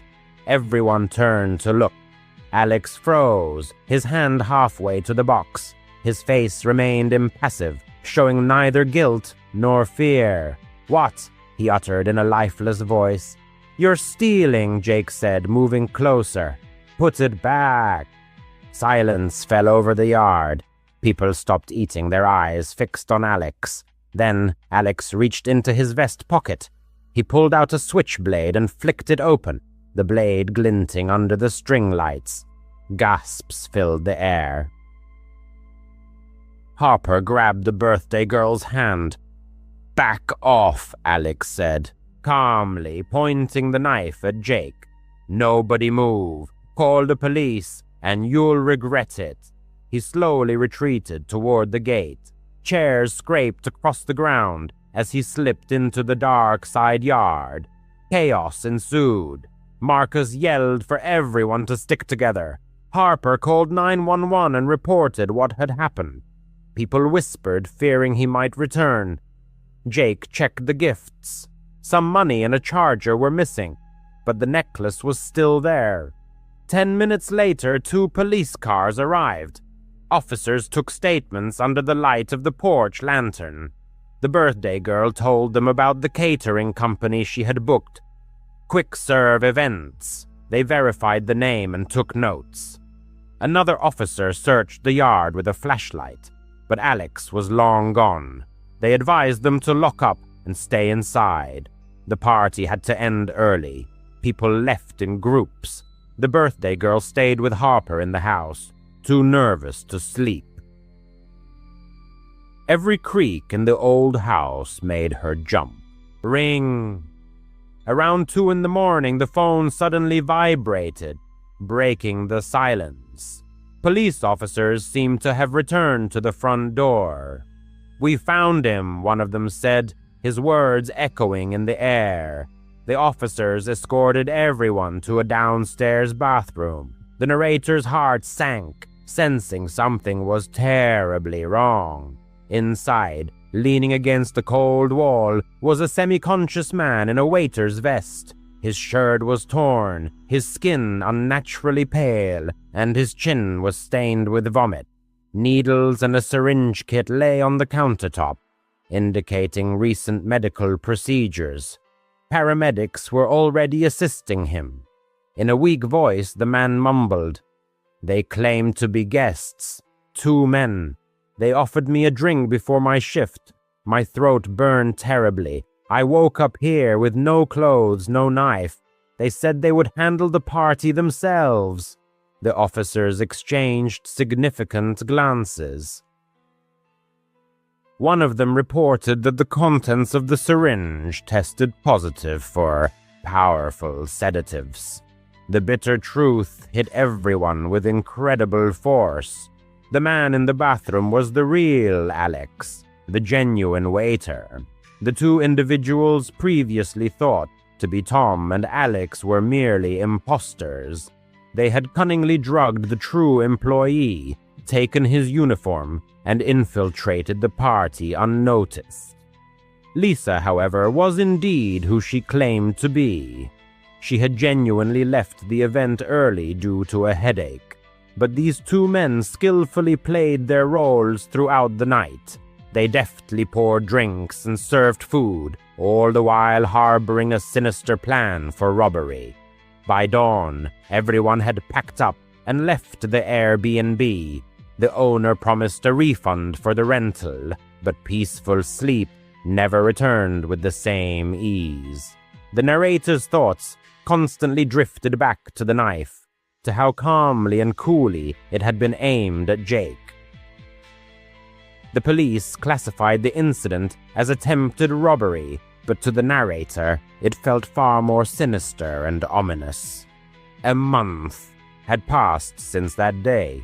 She was still 24, but birthdays now felt tainted, overshadowed.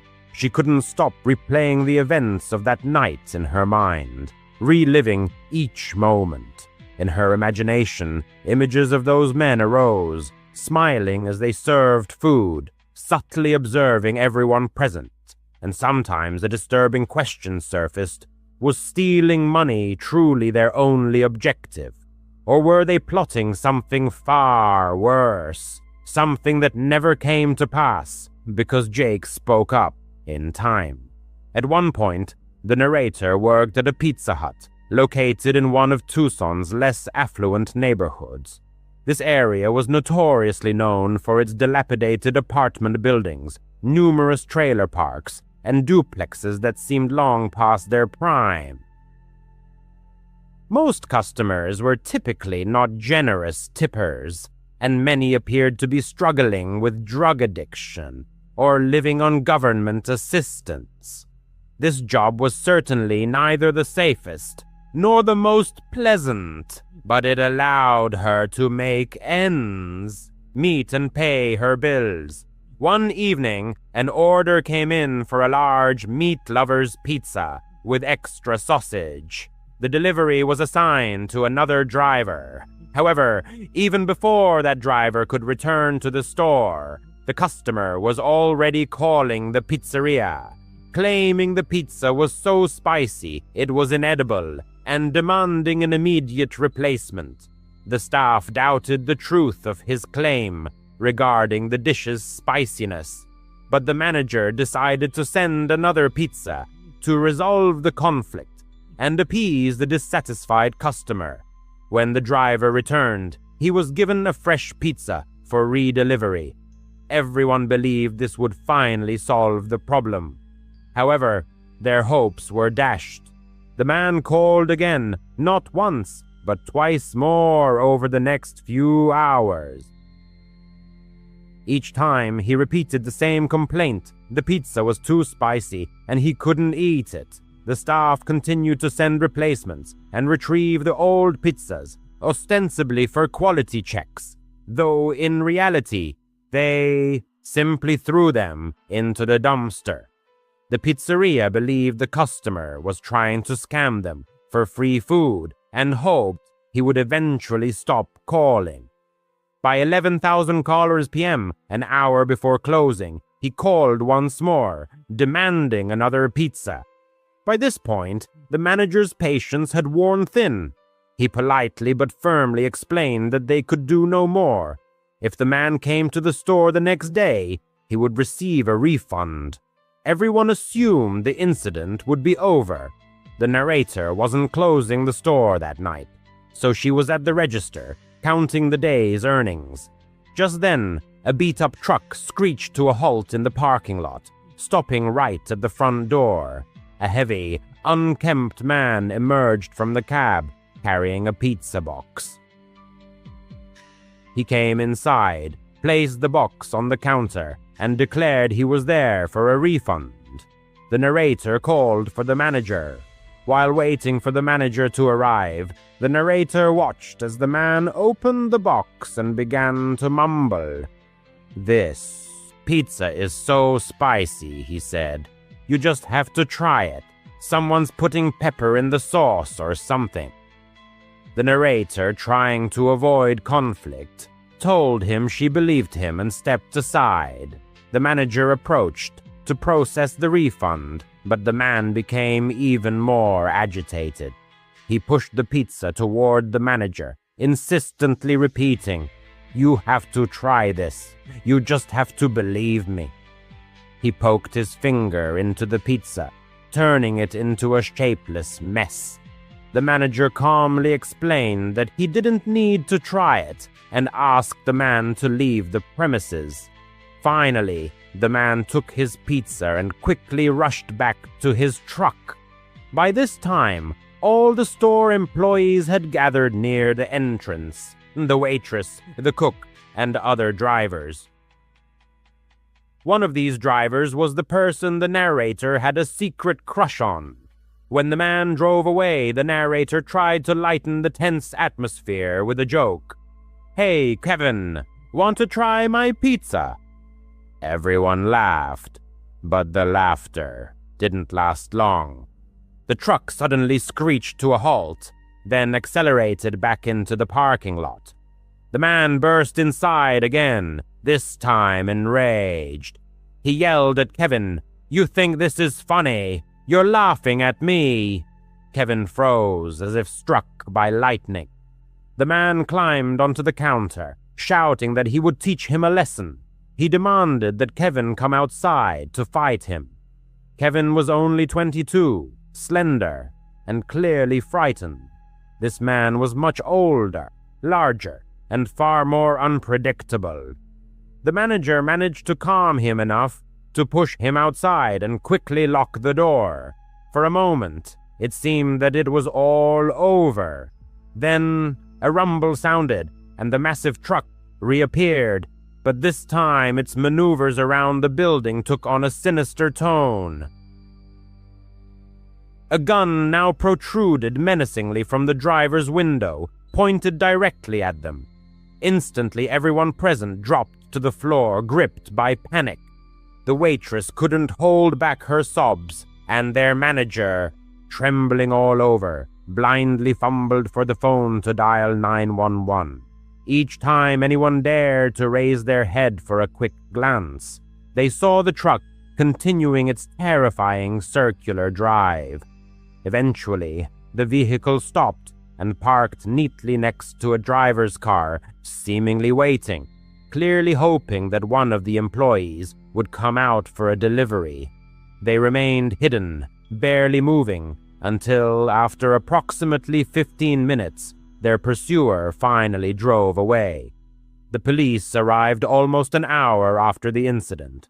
By that time, one of the employees had already hastily left the scene, consumed by fear that the aggressor might return if he stayed. The next day, the man continued to call the establishment. He furiously yelled into the phone, claiming that they had attacked him and even thrown pepper in his eyes. Fortunately, because they had his phone number and address recorded, law enforcement was able to promptly track down the assailant.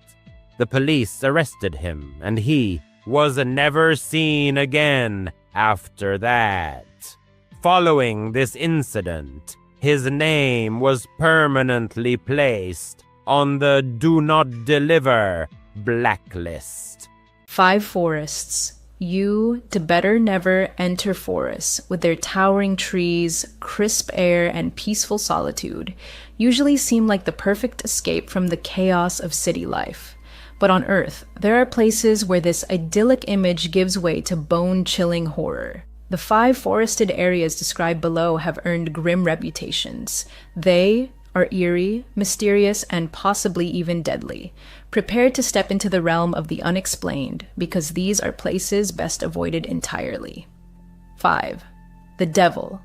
Footpath. Long before America gained its independence, over 120 years ago, ominous whispers already circulated among the whispering pines of Willow Creek, Oregon. Locals spoke in hushed tones about a perfectly circular patch of barren earth, roughly 15 feet in diameter where nothing ever grew. They called it the Devil's Footpath. Year after year, surrounded by lush forest, this circle remained utterly lifeless. Not a single sapling, blade of grass, or even a tiny flower dared take root. Legend has it that even deliberately planted vegetation withers and dies almost instantly. Animals seem to sense something sinister. Dogs approaching the circle tuck their tails, whine pitifully, and howl as if crushed by an invisible force. Even stranger, locals claim that any object left inside the circle, regardless of size, is mysteriously thrown outside its boundaries by dawn. Daring individuals who spent the night within this cursed spot returned with stories too terrifying to speak aloud of what they saw and heard. Boy Scouts who accidentally pitched their tents inside the circle woke the next morning to find their shelters relocated far from where they had set them up. At least 2 men attempted to stay awake all night within the circle, but both reported being lulled to sleep by a gentle voice and an enchanting melody. By morning, they too had been moved beyond the circle edge. So what makes this place so unnerving? According to legend, the devil himself walks here at night. Deep within the silent, shadowed woods, he paces the circle, scorching the earth with his hooves, fixated on the chaos and malevolence he longs to unleash upon the world. The mystery of the devil's footpath has haunted imaginations for over a century. Passed down through generations, the tale endures. Scientists have been consulted and questioned about why this specific patch remains barren, but even they have no answers. Today, the site draws paranormal investigators. As for Willow Creek residents, most know the legend well and steer clear of the circle. Teenagers, of course, love to hang out there. Whether they had their own encounters or seen or felt the devil guarding his sacred ground remains unclear. 4. A man discovers a shrine to the missing. In October 2016, Marcus Chambers was enjoying a leisurely walk through Briarwood Park in Riverdale, California, when he stumbled upon a truly chilling sight. Along the trail, he noticed something odd attached to the trees. Upon closer inspection, he discovered printed sheets of paper carefully sealed in plastic sleeves, hanging from individual trees across a section of the forest. Chambers examined each one and was horrified to realize they were missing persons posters. That alone was unsettling, but what terrified him more was the realization that every poster featured real people. Deeply disturbed, he pulled out his smartphone with trembling hands and began recording. He later posted the video on Facebook, where it quickly went viral, amassing over 1 million views. Chambers showed around 25 missing persons posters affixed to trees and wondered aloud who could have created such a display deep in the woods. It seemed the area had been deliberately turned into a shrine for the disappeared. He ended the video by running away, claiming he heard voices nearby. You might assume it was a hoax, perhaps even staged by Chambers himself. But as soon as he left the forest, he immediately contacted the police and showed them the footage. Authorities investigated the area and closed the case 2 days later, stating they identified the person responsible. According to them, the landowner had hung the posters as Halloween party decorations. Despite this explanation, Chambers remains unconvinced. He argues that using real missing persons as Halloween decor is not only tasteless, but deeply disrespectful to grieving families still hoping their loved ones will be found. It's disturbing and shows complete disregard for their feelings, he said. The posters and materials looked weathered, as if they had been there for a long time. Maybe they just claimed it was Halloween decor because it was discovered right before the holiday. Some viewers offered alternative theories. One suggested it was leftover film set dressing from a new movie, The Blackwood Witch. Others speculated it was a cruel prank. Although police closed the case, many questions linger unanswered. 3. Shadow Woods, the forest, where shadows come alive. Welcome to Shadow Woods, Maine, a forest that whispers of ghosts and secrets, widely regarded as one of the most haunted places in North America. Why? There are many reasons, and each is more chilling than the last. Here dwells the terrifying Shadow Woods demon. Countless restless spirits roam, and, most haunting of all, entire ghost towns lie buried beneath the wild undergrowth. For centuries, Shadow Woods has been the birthplace of countless urban legends. The stories evolve, but their dark protagonists remain unchanged. The saga of the Shadow Woods demon began in the 1700s when the first settlers arrived. Legend tells of Elizabeth Crawford, writhing in childbirth, who in desperation cried, "Let this child be the devil." As if in answer to her curse, a creature with a pointed tail and wings was born. Moments after its birth, it attacked its family and vanished into the night. Soon, eyewitnesses began reporting its appearances. In 1901, residents of Portland, Maine were stunned when they saw and heard the creature. A trembling postman described it as grotesque, emitting unnatural sounds before dissolving into darkness. In 1925, a farmer shot a mysterious animal killing his chickens. He showed the carcass to over 100 people, yet no one could identify the beast. Even today, the Shadow Woods demon continues to unsettle the region. Locals, paranormal investigators, and campers regularly report encounters with winged creatures or unidentifiable animals that inspire primal terror. But Shadow Woods is more than just the demon. It is also home to some of the state's most haunting ghost towns, so many that the forest is often called the Forest of Ghosts. Ruins of 18th and 19th century settlements are still visible beneath the overgrowth. Glass factories, paper mills, cranberry farms, brickworks, all now silent echoes of the past. One of the best preserved ghost towns is the village of Batstow, nicknamed the Pearl of the Pines for its remarkable condition. Once a bustling hub, it housed iron and glass workshops and even produced cannonballs for Thomas Smith's army. It has no surprise that ghosts are frequently seen and felt by those brave enough to explore these woods. One of the most famous is the spirit of a little boy, believed to be the victim of a fatal car accident. He's often spotted on Burnt Hill Road at midnight. Locals say that if you drive down the road with your headlights off, you'll see the boy chasing his ball, his small figure flickering in the beam of your lights. Another spirit is Sarah Anderson, a former enslaved woman lynched for studying and practicing medicine. There are also reports of a blonde woman, a black dog, a headless specter, and a white deer, each appearing to lost travelers, as if inviting them into their shadowy realm. Whether you were drawn to ghost towns, seeking paranormal thrills, or hoping to confront the Shadow Woods demon itself, this forest seems tailor-made for you. But beware, it doesn't let its guests leave easily. 2. Blackwood, the whispering woods of the Mississippi. Along the mighty Mississippi River lies Blackwood, a deep, dark forest whose dense canopy blocks out nearly all sunlight. Known in the US as the Black Forest, it has become synonymous with the ominous thickets that inspired the Brothers Grimm's darkest fairy tales. The forest is so densely overgrown that in most areas, sunlight never touches the ground. This creates an oppressive, eerie silence. No wonder Blackwood is rumored to be a haven for the supernatural. For instance, the Lake Luna nymphs, water spirits dwelling in the murky depths of Mystic Lake which borders the forest, are said to live under the rule of the King of Mystic Lake. Legend warns, never throw stones into the water near the forest, or you will anger the king and invite his terrible wrath. Meanwhile, in the nearly vanished town of Harpersville, tales persist of a headless horseman who rides from the woods each year, his hooves clattering along old roads. There is also Greystone Castle, where beautiful, enchanting ladies are said to reside, visible only at night, their silhouettes flickering in the windows. Stories even tell of a ghostly king who abducts young women foolish enough to wander into the forest. As if that weren't enough, Blackwood is also linked to werewolves, witches, and even UFO sightings. Because of these spine-tingling tales, paranormal experts and thrill-seeking tourists constantly explore the area.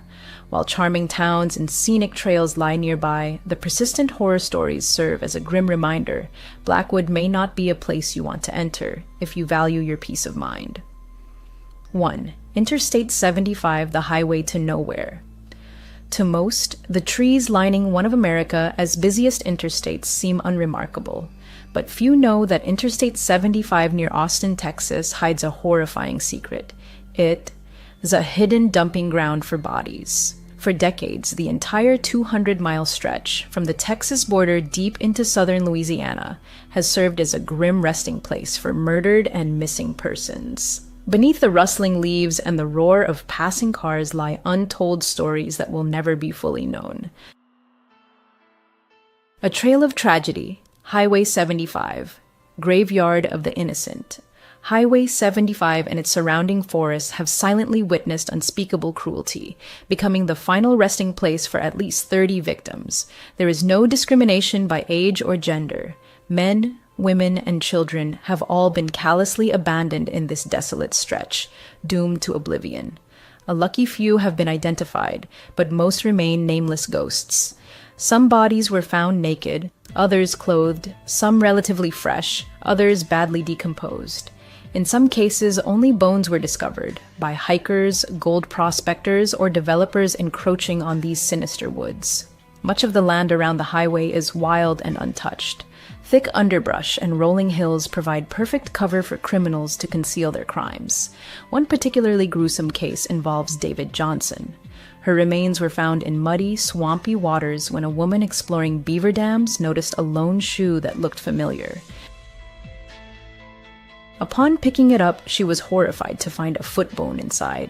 Further searching uncovered clothing, limbs, a breast implant, and more bones. It was later confirmed to be David Johnson. Johnson vanished in October 2015. She was a mother, a Navy veteran, a former bodybuilder, and a cosmetologist. Shortly before her disappearance, she had filed a restraining order against her ex-boyfriend, Emily White, and told her sister that if anything happened to her, he would be to blame. Soon after, Johnson disappeared. Although White was arrested on unrelated charges, and for violating the restraining order, he was never charged with her murder, and the case remains unsolved. A similar tragedy befell 18-year-old Emily White. She had a habit. Whenever her boyfriend called, she'd drive to a payphone near a local convenience store on Oak Ridge Road in Springdale to call him back. She always did this. But on that fateful day, after heading to the payphone, Emily was never seen again. Her worried parents found her car in the store as parking lot and soon filed a missing persons report. A week later, on September 29, 1999, her partially decomposed naked body was discovered in the woods near the highway. Why does Interstate 75 attract criminals? Investigators believe the reason is simple: convenience. The highway lies just 20 miles from downtown. Within that radius, it's easy to turn onto a back road where a vehicle can vanish instantly into the dense forest. As parts of the highway are gradually developed, police suspect many more bodies remain hidden in these woods, waiting only for time to reveal them.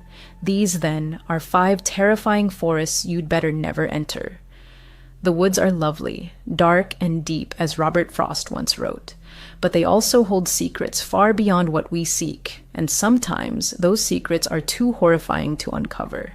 News. As a 16-year-old, the narrator found himself in a rather unusual situation, the details of which were forever etched in his memory, though the exact summer month of the incident remained shrouded in oblivion. His parents, having gone away for the weekend, granted him complete freedom for 2 whole days. He spent this time indulging in typical teenage pastimes, immersing himself in YouTube, playing video games, and periodically raiding the kitchen for snacks. Most of these hours were spent upstairs in his room, in solitude and with headphones on. The teenager undoubtedly enjoyed this unrestricted time in his own space, where no one could bother him. However, at some point, completely engrossed in a game, he suddenly began to hear voices.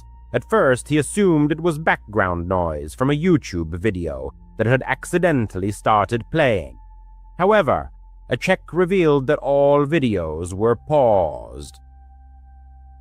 Taking off his headphones, he instantly realized the voices were coming from outside. His bedroom window was slightly ajar, so the sounds of conversation reached him only faintly. The rain pattering outside made it even harder to discern, but it was clear the speakers were very close, literally right against the exterior walls of the house. It was impossible to make out the words or to tell if they were talking to anyone else. Only one voice was audible. By the time he got up from his chair and approached the window to listen more closely, the voices had ceased. He then decided to go downstairs and check the surroundings from other windows to see if the strangers were still nearby.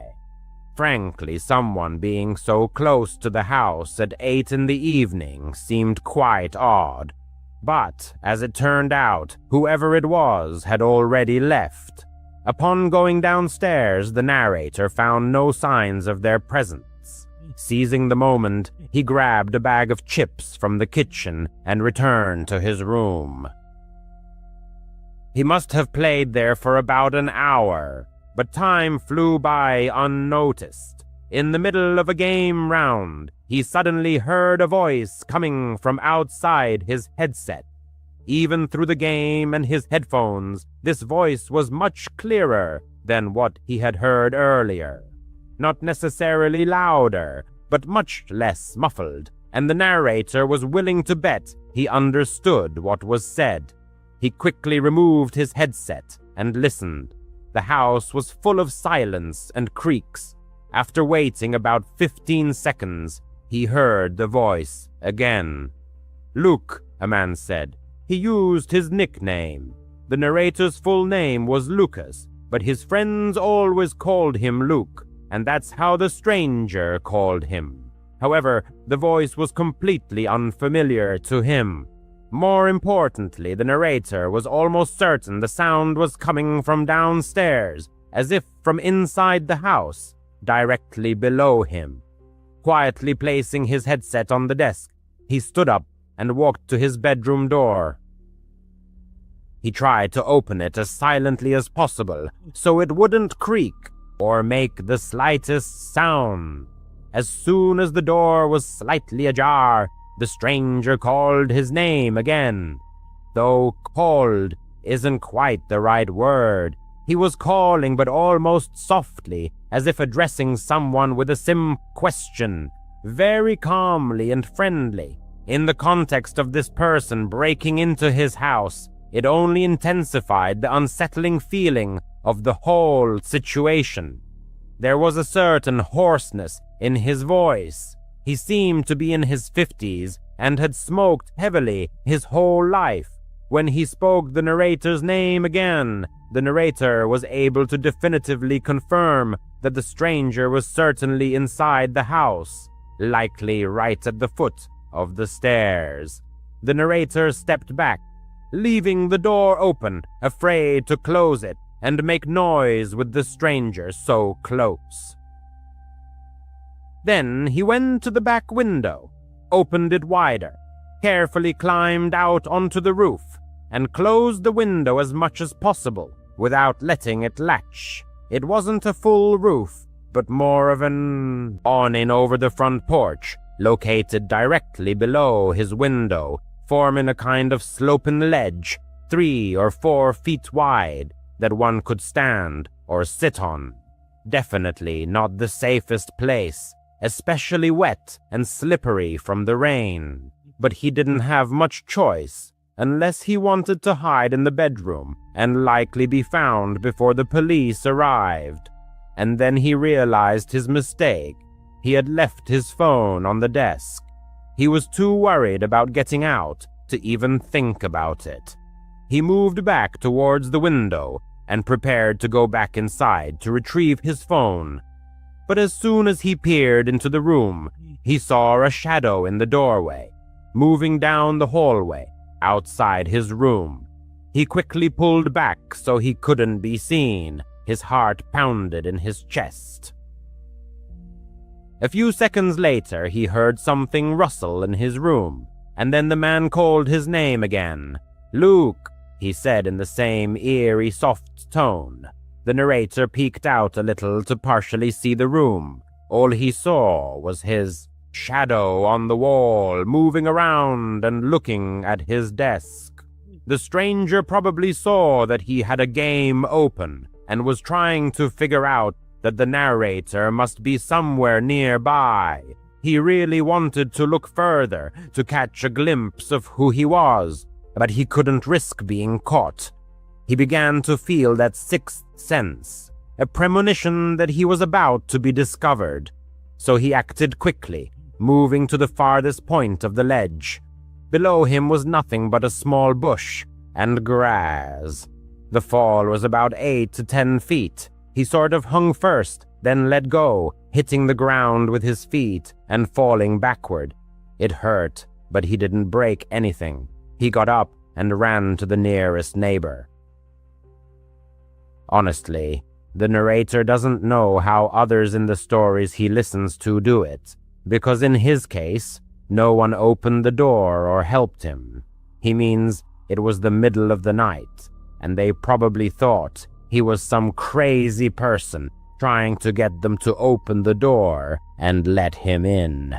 However, it still worked, because one of the houses called the police on him for knocking on their door, after which he was able to explain his situation to the officer. Eventually, he managed to explain his difficult situation to the officer. He couldn't precisely determine how long he had been at that spot. By his estimate, about 20 minutes passed until the police officer arrived. The intruder who had entered his house disappeared without a trace, but the law enforcement officer found the window in his room wide open. The stranger had probably used the ledge to leave the dwelling once the homeowner had already departed. A painful pang gripped the man's heart as he chillingly realized how close the danger had been. Over the next few days, the man's legs swelled significantly after the jump, but fortunately, no irreversible or lasting health damage was sustained. It's astonishing to realize that this split-second decision could very well have been life-saving, preserving his life or preventing the realization of any sinister intentions the uninvited guest might have harbored. He will probably always be bothered by the thought that he was on the verge of seeing this person's face, but never could. In part, he regretted not taking the risk and looking. But now, out of mortal danger, it's easy to rationalize such things. As far as he and his family knew, the stranger never reappeared or made any contact. The man was now significantly older, and therefore he didn't believe anything similar would ever happen again, and he sincerely hoped it wouldn't. He held a position as a security guard in a modest office building located within the city limits. Despite the events he had experienced, the man ultimately decided to stay at this job as he hadn't been able to find another vacancy with better pay. He was confident he would leave this place at the first opportunity. One of the reasons he accepted this job, and had no prejudice against it, was that the office building was part of a large business district, or office park, located in a very prestigious area of the city.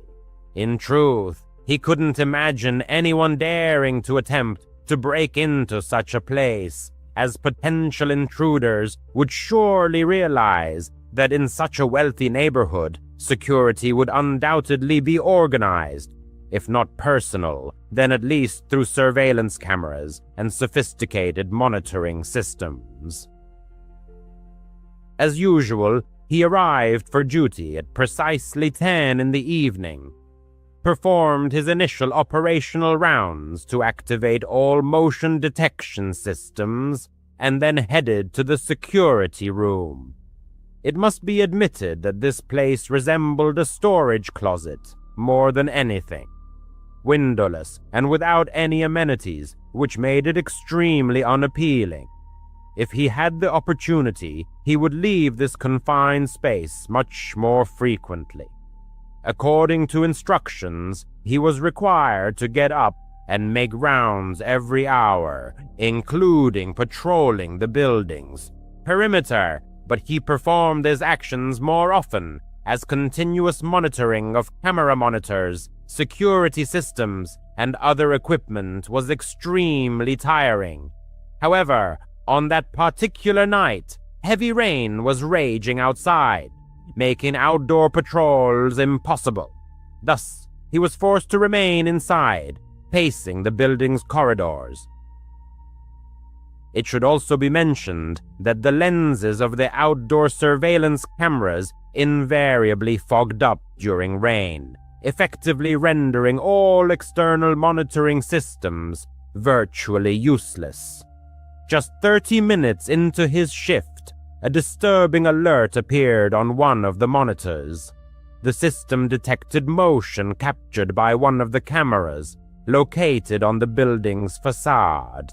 The man immediately checked the corresponding channel, but could barely make anything out, though apparently someone was standing at the front door. He only caught a slight flicker in the image.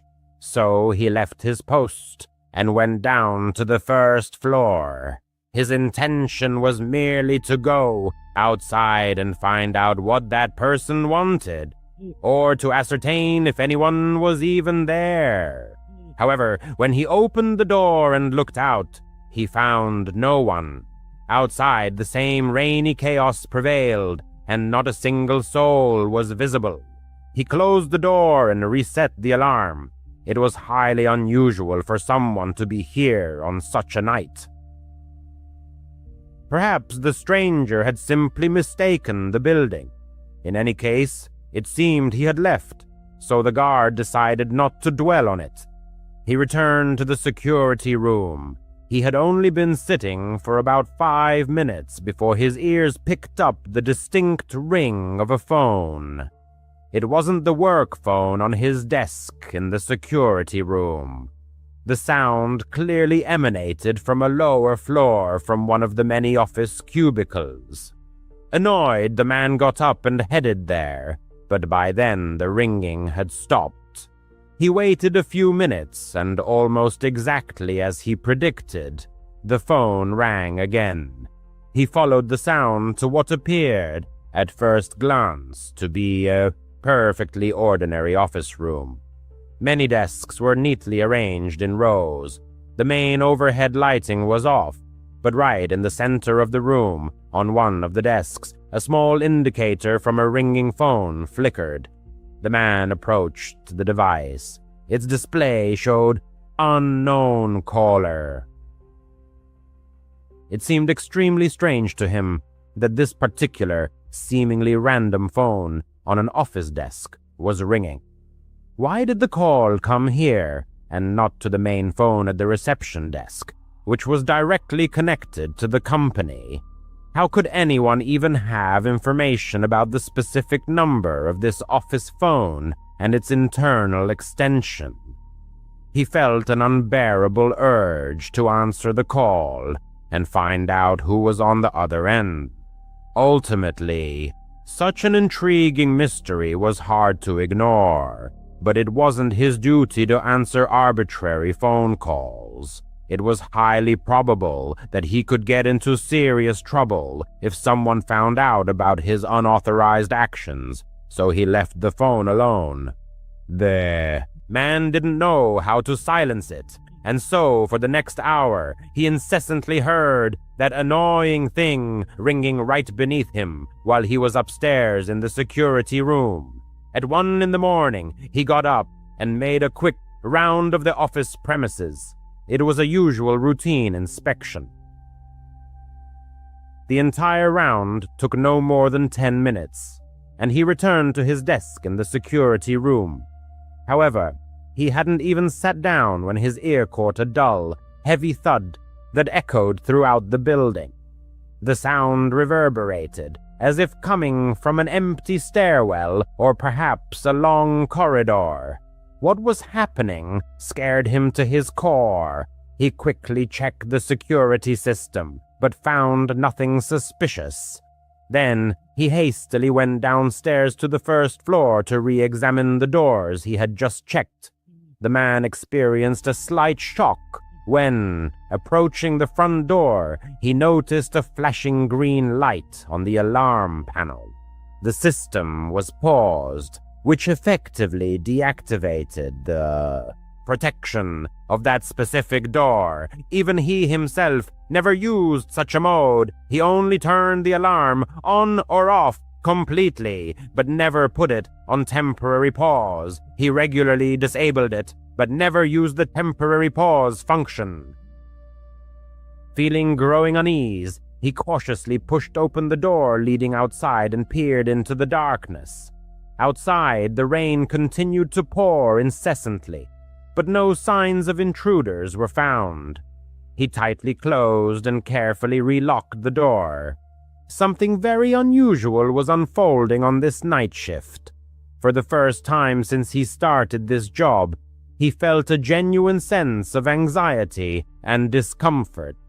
He simply couldn't understand what was happening.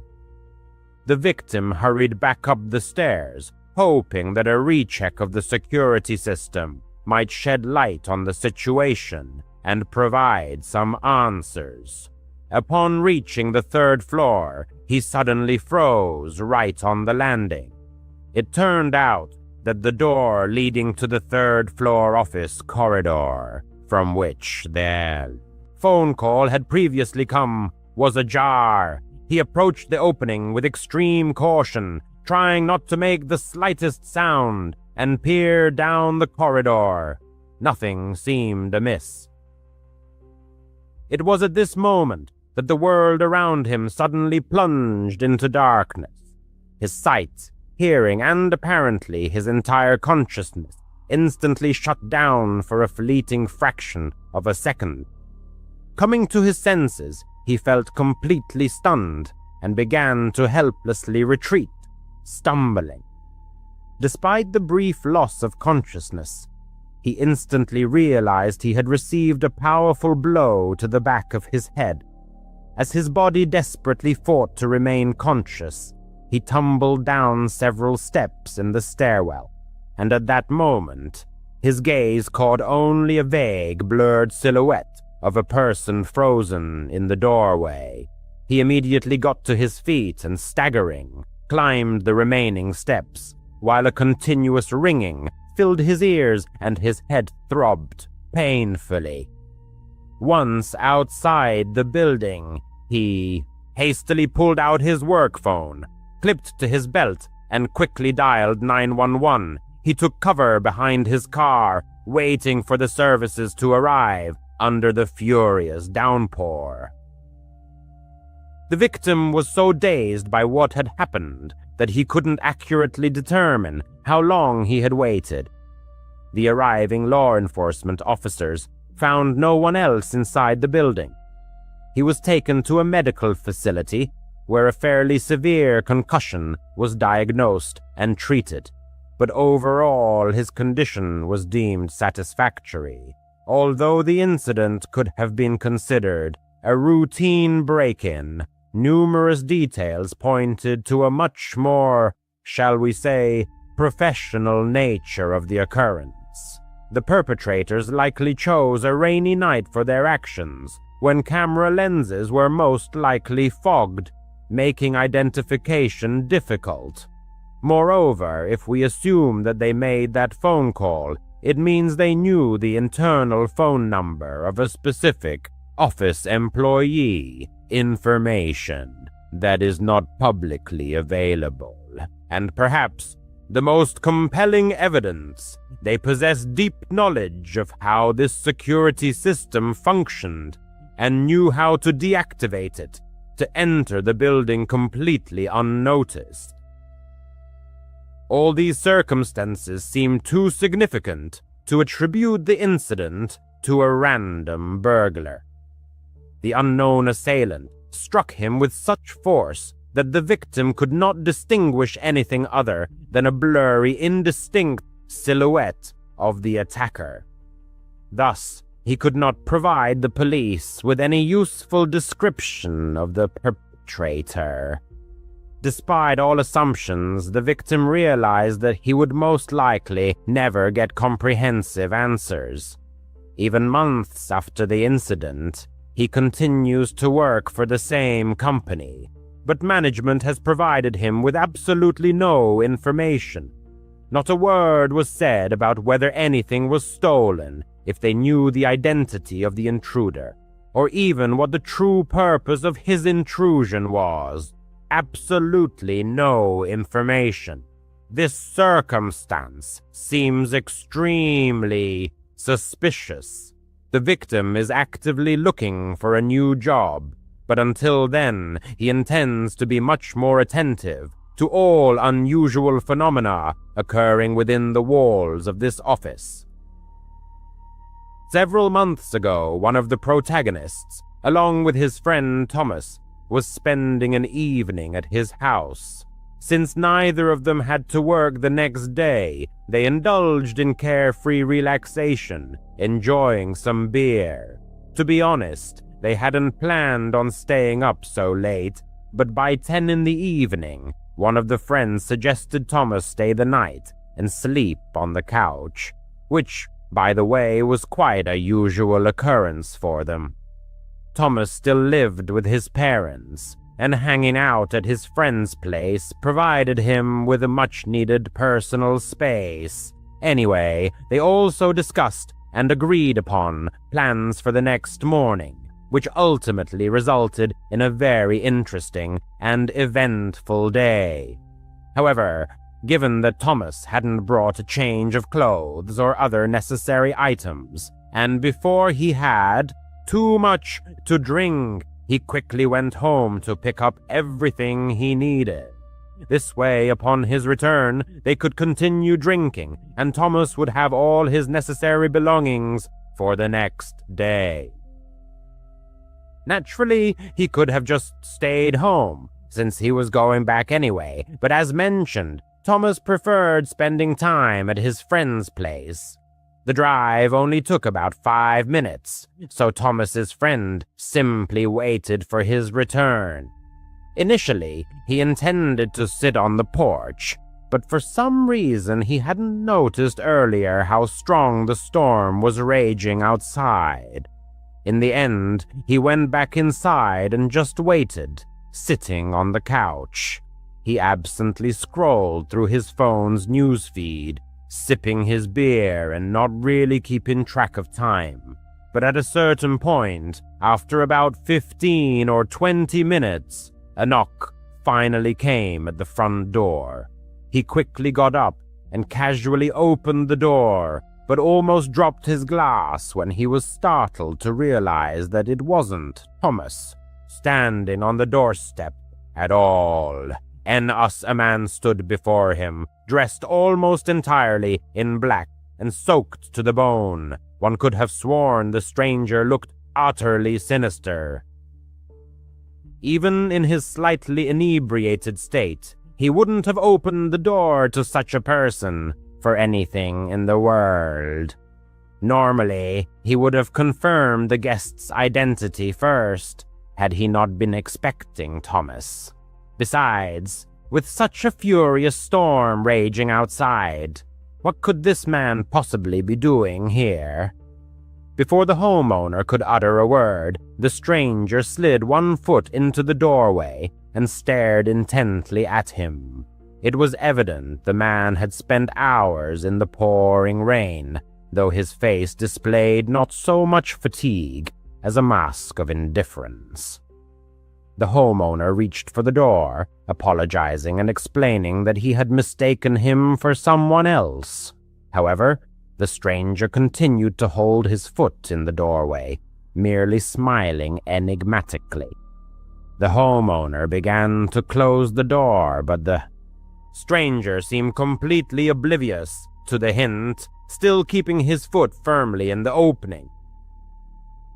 The situation became incredibly strange and awkward as they simply stood facing each other for a good 4 or 5 seconds. The stranger remained silent, and the homeowner was too intoxicated to think of anything sensible to say in response.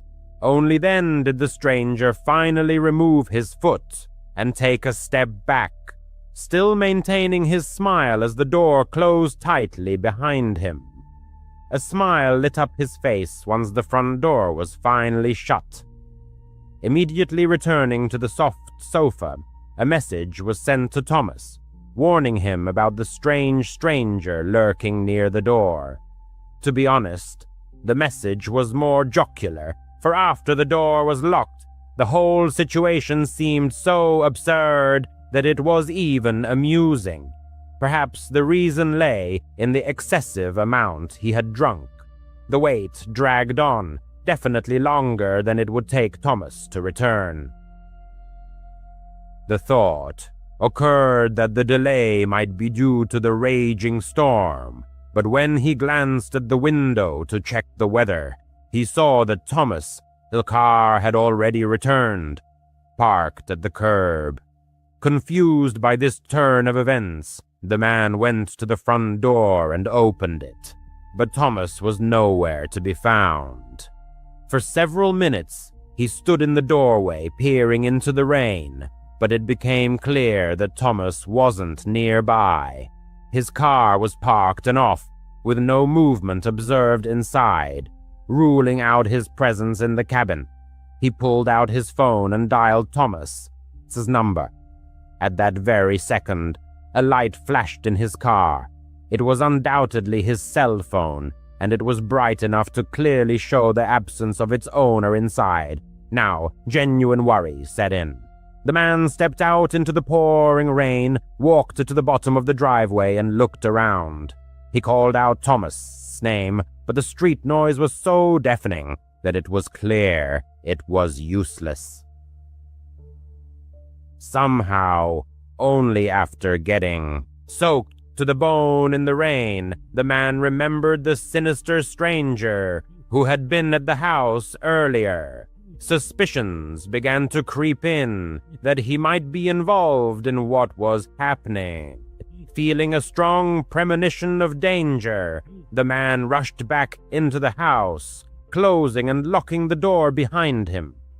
As he took off his shoes, he quickly sensed that something else was amiss. He looked up, and the main hallway was shrouded in darkness, so dark as if no lights were on. He could have sworn all the lights had been left on, or at least several of them. Slowly he moved down the hallway. The storm outside, combined with the unusual silence inside the house, created an atmosphere far more tense than he would have liked. Reaching the end, he looked around. All the rooms were dark, but right against the wall stood a barely discernible silhouette of someone pressed against it, as if trying to remain unnoticed. His gaze must have lingered too long, because a couple of seconds later the man moved confidently and stepped forward. He raised one hand, holding something in it, and at that moment the man didn't look long enough to understand what it was before he bolted. Every muscle in his body tensed to run out the front door as quickly as possible and get as far away as he could. He hid on the porch of a random house and called the police. From there, through the veil of rain, he could see the front of his house. A few minutes later, when the police arrived, he saw two officers calmly approach the front door, then suddenly raise their weapons and rush inside.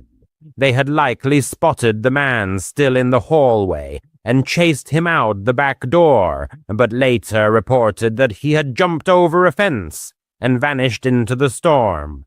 The man ran over and told them everything, and they immediately began searching for Thomas, and fortunately found him just 5 minutes later. He was locked in the car parked on the road, bound hand and foot. It turned out that the man hiding near the house had held a gun to Thomas as soon as he pulled up to the house. Then, forcing him into the car on the road, he returned to the house and entered through the back door while the homeowner was looking for Thomas, presumably trying to do the same to him.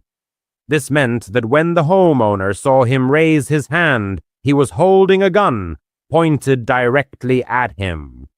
If it hadn't been too dark, and if he had seen what it was, he probably wouldn't have even risked running away, which would have left both him and Thomas at the mercy of this madman.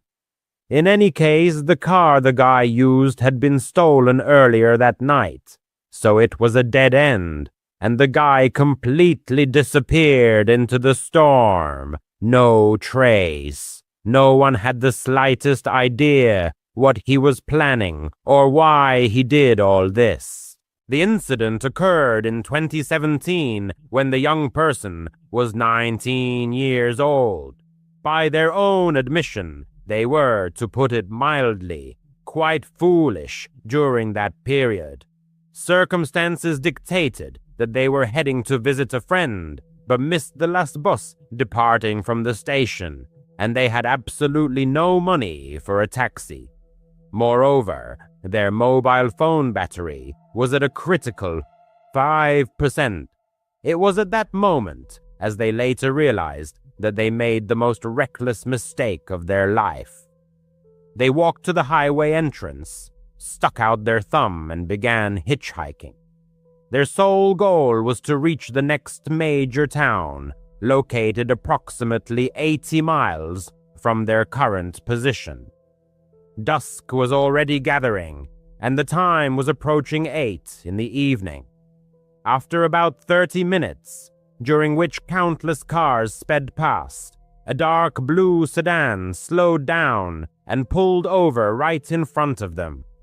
The driver, a man in his 40s, leaned over and lowered the passenger window. He seemed like a perfectly ordinary person. "Where are you headed?" he inquired. The young person told him the name of the town. "Hop in," the driver offered, gesturing an invitation. The young person felt a wave of relief. They grabbed their backpack from the ground, got into the back seat, a habit of theirs as they never liked sitting in the front next to strangers, and said, "Thanks a lot, man. You're a lifesaver."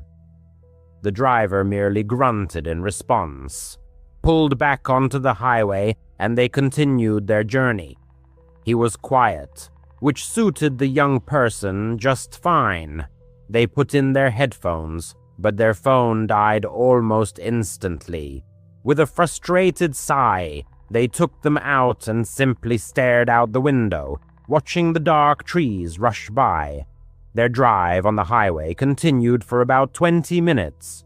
The young person was starting to doze off when they felt the car slow down and turn. They sat up abruptly. They were taking an exit too early. "Hey," they said, my exit is still about 50 miles away." The driver didn't respond, continuing to drive. At the bottom of the exit, instead of turning left towards the lit gas stations, he turned right onto a 2-lane road that disappeared into a black wall of trees. "Where are we going?" the young person asked, their voice already trembling. "This isn't the right road." Their heart pounded wildly in their chest. This was wrong. This was very, very wrong. The driver looked at them in the rearview mirror. His eyes were indifferent. He let out a low, guttural chuckle. "I'm going to take you into that forest," he said in a calm voice, "and have some fun with you." The young person's blood ran cold. They didn't think, they just reacted instinctively. They grabbed the door handle and pulled. Nothing. In desperation, they pulled again. The plastic handle simply spun freely in their hand, as if disconnected from anything, clicking and turning. Useless. The driver laughed again, louder, this time.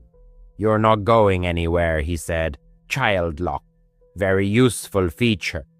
The young person simply slumped. They began to sob, pleading with him. "Please," they cried. "Please don't. You can take my money, anything you want. I won't tell anyone. I swear I'll say I got lost. Please, just let me go." The driver completely ignored them, as if the young person wasn't even speaking. He just continued to drive slower, turning his head from side to side, surveying the dark forest. he muttered almost to himself, looking for a good spot. It was then that the young person realized they were going to die. They would die here in the dark, and no one would ever know what happened to them. They felt unbearably sick. They were sure they were going to vomit right there in the driver's car, and then they felt it, a sudden, hot, and strong gush in their jeans. It was so instantaneous and so copious that for a second they thought they had wet themselves. They were so scared they had lost bladder control. It was a new layer of humiliation on top of pure terror. They were still crying, but they seemed to freeze. They looked down. In the dim light of the dashboard, they saw a dark, spreading stain on their faded jeans. It wasn't urine. It was blood. A lot of blood. Their period wasn't due for another 2 weeks, but it had started immediately. They had no plan. It was just a final animal instinct. The driver was slowing the car almost to a complete stop, pulling onto the gravel shoulder. "Wait!" the young person cried, their voice hoarse. "Look!" The driver looked back in the mirror, annoyed. "Look at what?" "Just look!" They pointed to their knees, to the blood. "I'm bleeding. Look at me. I'm getting blood all over your car." The driver's face instantly changed. The cold, predatory look in his eyes simply vanished. It was replaced by pure, sudden disgust. He grimaced as if he smelled something rotten. He stared at the young person's knees for a second, then back at their face. He said nothing. He just slammed the gear shift into park and reached for his master controls. The young person heard a click as their door lock disengaged. "Get out!" he spat at them. "Get the hell out of my car now!" The young person fumbled for the handle. This time it worked. They grabbed their backpack, tumbled out of the car onto the gravel road, and scrambled to their feet. The driver leaned across the passenger seat. "If you tell anyone a single word about this," he growled, "I'll find you. I'll come back and I'll finish it. Do you understand me?" The young person didn't respond. They just ran. They ran straight into the forest, into the complete darkness. They didn't care about the branches scratching their face or the thorns tearing their jeans. They could hear their own panicked breathing. They were sure they would hear a gunshot, that the driver would simply shoot them in the back. They dove behind a huge, wide tree and crouched, holding their breath. They peeked out from behind the trunk, shaking so violently they could barely see straight. The driver's car just sat there for an eternity. Then the tail lights came on. He made a quick, angry three-point turn on the narrow road and sped back towards the highway. The young person stayed behind that tree until the taillights disappeared. And then they stayed for another 10 minutes, just shaking and crying, their jeans cold and sticky. Finally, they returned to the road. They were in the middle of nowhere. They had no idea where they were. They just picked a direction and walked. And overcoming the momentary numbness, she rushed forward. Approximately 20 minutes later, headlights appeared in the distance. The woman almost recoiled back into the thicket, seized by fear that it might be the same man. However, the approaching vehicle turned out to be a massive, boxy truck, a bread delivery van hurrying along its morning routes. She dashed directly into the middle of the road, waving her arms desperately. The driver, an older man with a kind expression, slammed on the brakes. He immediately assessed her condition, covered in dirt, leaves, and blood. Without a word, he opened the passenger door. "Get in, sweetie," he said. "You're safe." The man drove her directly to the nearest police station, where she gave her statement. The police officers were kind and attentive, but the woman clearly understood that they realized the futility of the search. A dark sedan with no license plates on a night road. The driver was like a ghost, vanishing without a trace. 6 years passed. The woman completed her education and never attempted to hitchhike again. One evening, sitting at home, she was flipping through TV channels. Suddenly, a special on HBO caught her attention. It was a true crime documentary about the psychology of serial killers. On screen, a man in a prison jumpsuit was being interviewed by a psychiatrist. The remote control slipped from her hand. It was him. The blood in her veins turned to ice again. Her breath caught. It was his face, his voice, those same empty, lifeless eyes. He had been sentenced to death. Calmly, almost indifferently, he spoke of his exploits, of the women he had raped and those he had killed. He spoke of them as inanimate objects. The woman consciously and persistently erased his name from her memory. She refused to keep it in her mind, but his face, his image, she would never, under any circumstances, forget. She later learned that what happened to her is a real, documented phenomenon. In moments of extreme, life-threatening stress, the female body is capable of this. It can induce immediate, heavy, unscheduled menstruation. It's a primary biological defense mechanism. That's what saved her.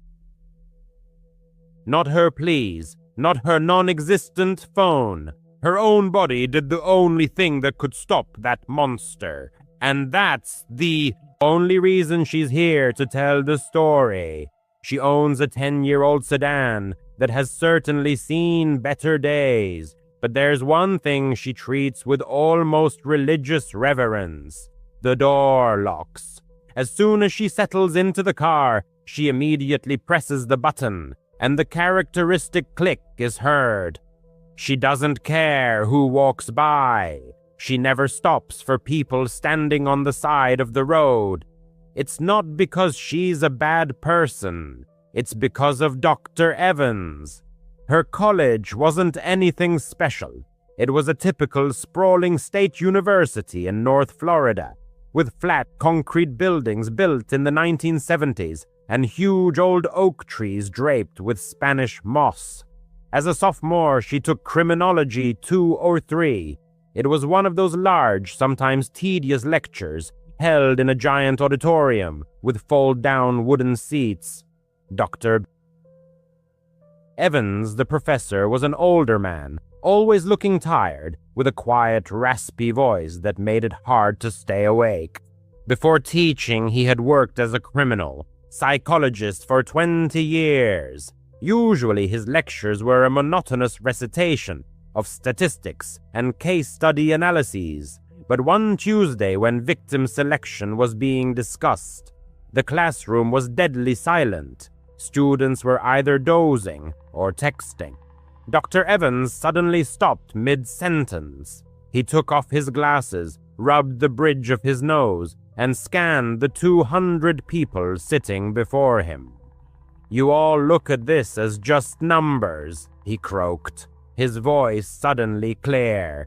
"You think you'll recognize a monster. You think there's some kind of sign on them. No, sometimes they just look pathetic." The room suddenly became very, very quiet. "This didn't happen to me," he continued, "but to a close friend of mine many years ago near Ocala. He was a traveling salesman, always driving all over the state. A kind-hearted guy, maybe too kind.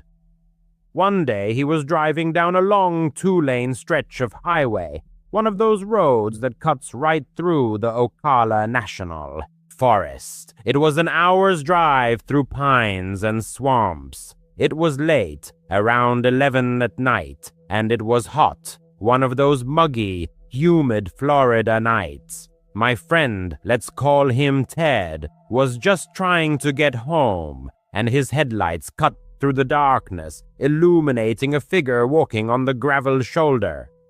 Ted saw him, and his first instinct was to just drive past. But as he got closer, he slowed down. The man looked terrible, just disheveled and ragged. His clothes were torn, he was covered in dirt, and he just looked exhausted, like he couldn't take another step. So Ted stopped. He told himself, the guy's car must have broken down. The man shuffled over and opened the door. A wave of smell hit Ted. It was sour sweat, pine needles, and something coppery, like old coins. The man collapsed into the passenger seat. He was young, in his mid-20s, with matted hair and those wide, haunted eyes. "Thanks," the man hissed. "Car trouble?" Ted asked, pulling back onto the empty road. "Something like that," the man mumbled. "Just need to get to a gas station, anywhere." They drove in silence for a few minutes. The only sound was the tires on the asphalt. Ted started to feel that cold, prickling sensation on the back of his neck. On the back of his neck. The man, staring fixedly ahead, breathed heavily through his nose, his breathing audible in the silent cabin. "Where are you headed?" he asked. "I'm going all the way to St. Augustine," Ted replied. The man slowly turned his head. His eyes, dark and empty, seemed bottomless. "St. Augustine? That's quite a ways. I guess I should just ride with you. I should just go wherever you're going." Ted let out a nervous, high-pitched chuckle. I don't know, buddy. My wife's waiting." "I was planning on dropping you off at the nearest town at the 24-hour truck stop." The man seemed not to hear him, continuing to stare intently at Ted. "They wouldn't stop talking," he uttered. Ted cast a quick glance at him. "What?" "My parents, they never stopped. Said I was lazy, said I was no good, said I was a mistake, just over and over, day after day. It was so loud in my head, always so loud." Ted's hands gripped the steering wheel so tightly they ached. He was in the middle of nowhere, not a single car for miles around. "I was fixing the fence today," the man continued, his voice dreamy, as if recounting a movie plot. "Dad came out, started yelling again. I just had the tool in my hand. He was so loud I had to make him stop." Ted was sweating profusely. He felt the cold air conditioning blasting, but the sweat still broke through. He wanted to hit the gas, floor it. Mom came out. She saw and just started screaming louder than him. So loud I had to make her stop too. She wouldn't stop screaming. Dr. Evans paused. He surveyed the room, making eye contact with everyone. My friend Ted was terrified. He didn't know what to do. He was trapped in a metal box, speeding at 60 miles an hour alone with this man. "It was messy," the man said, a note of surprise in his voice. "It gets all over you." Then the man slowly reached for the waistband of his dirty jeans. Ted flinched, his foot hovering over the brake. The man pulled out a knife. It wasn't a regular pocket knife. It was a thick, heavy utility knife, meant for cutting leather or wire. The handle was wrapped in black electrical tape, and the blade looked dark. It was covered in something thick and dark, with bits of grass and other things clinging to it. It was a bloody knife. "Look," the man said, holding it up in the dim dashboard light. At that moment, Ted caught a flicker of neon ahead. A single, isolated gas station. One of those tiny ones at a crossroads. It felt like a miracle to him. Ted's voice trembled, but he tried his best to sound normal. "Hey, look. There's a place right there. You said you needed a gas station, right?" He pulled off the highway, tires squealing on the gravel parking lot. The car stopped directly in front of the brightly lit door. The man just sat there for a second, looking at the knife. Then he looked at Ted. He didn't look angry. He just looked tired. Yeah, that's good. He opened the car door, got out, and just walked away. He didn't run. He just walked around the building with the bloody knife in his hand and disappeared into the pitch darkness. Ted sat there for a full minute, unable to move. Then he slammed the car into drive and sped out of the parking lot. He didn't stop until he was home, securely locking the door behind him. Dr. Evans put his glasses back on. He called the police, of course, but by the time they arrived, the man was long gone. Ted sold that car. He claimed he couldn't get rid of the smell, and he told me he never, for any reason, stopped for a stranger on the side of the road again. The school bell rang, and the narrator jumped. She still remembers that story every time. She drives at night. Previously, the narrator had actively hitchhiked. It was simply an economical way to travel, and most of the time she met interesting, normal people.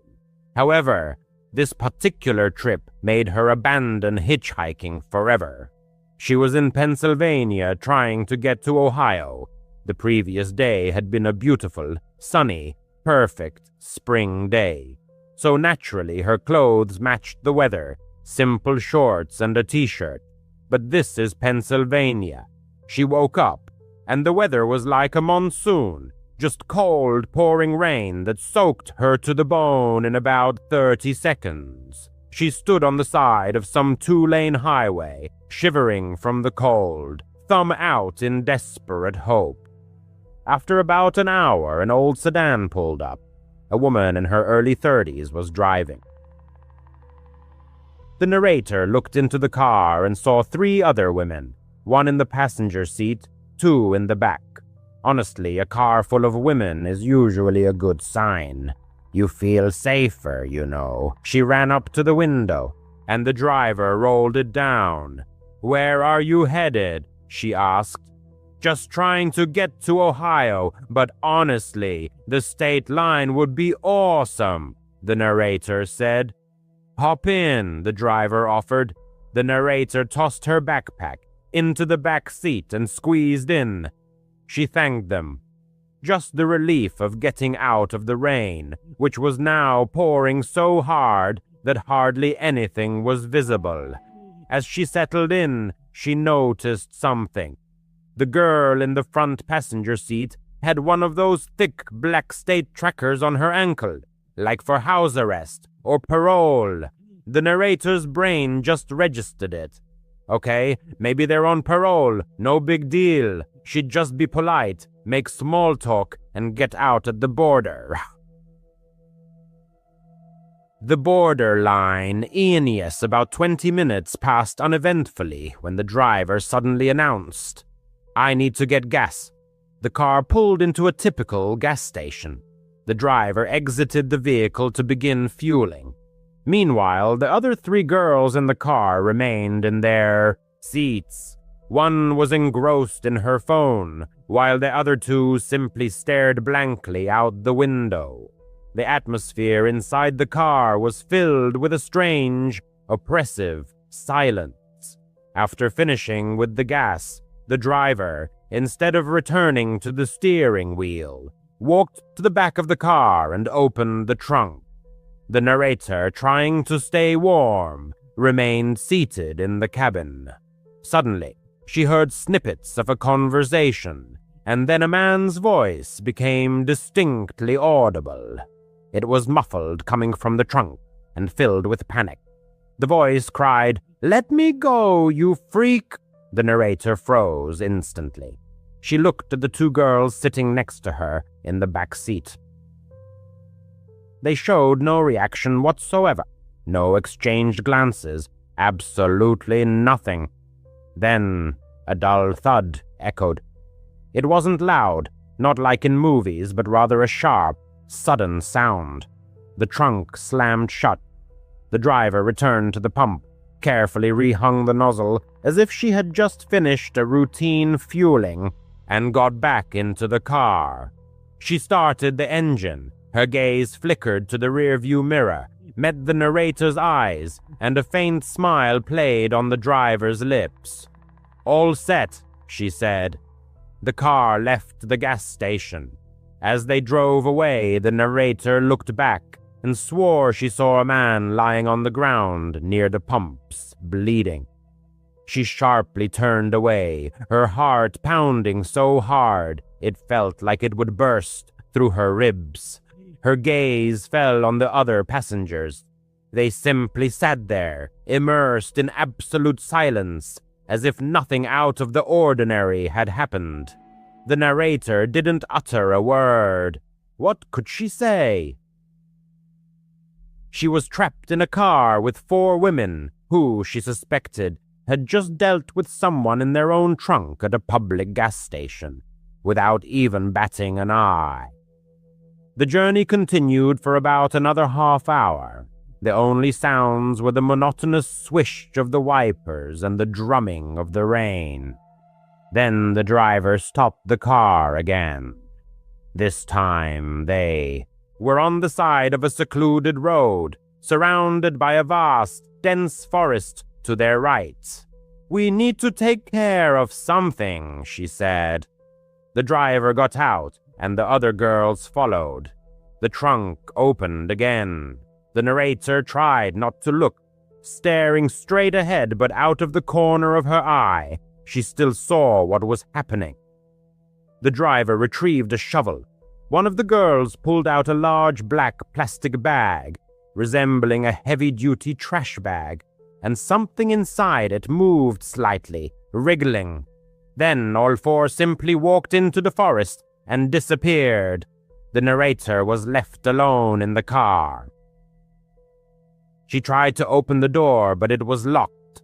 For 2 hours, a full 2 hours, she sat there staring intently at the spot where they had gone.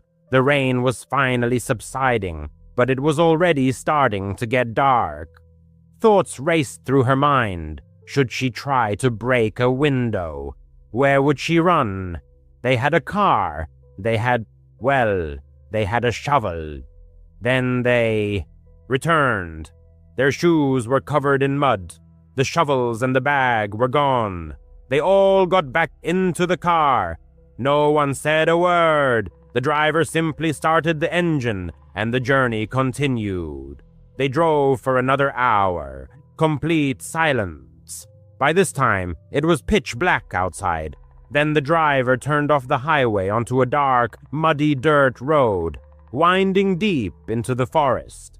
She parked the car and turned off the engine. It was so quiet that the narrator could only hear her own breathing. The driver turned in her seat. She looked the narrator straight in the eyes. Her gaze was empty, indifferent. And then she said, "You're next." The narrator didn't think. She didn't say anything. She just reacted. With a sharp motion, she slammed her hand against the door handle. This time, the door was unlocked, and she flung herself out of the car. Falling into the mud, she scrambled up and bolted into the forest. She ran. She ran harder than she ever had in her life. Behind her, she heard car doors opening, but she didn't look back. She just ran, branches scratching her face, tripping over roots in the darkness. She must have run for miles. Finally, she broke free from the trees onto another road. Looking up, she saw a sign. "Welcome to Ohio," the state line. She flagged down the first headlight she saw. It was a taxi driver just finishing his shift. She must have looked like a maniac, covered in mud, soaking wet, still in shorts and a t-shirt. She told him she had been robbed and was lost in the woods. She paid him every dollar she had to take her to the nearest town. From that moment until the end of her trip, She always ordered a taxi and never, ever hitchhiked again. Children's creativity, especially drawing, serves as a means for young talents to express deep feelings and emotions that they are not yet able to comprehend and articulate. At the same time, children often depict their surrounding world, familiar objects, and situations.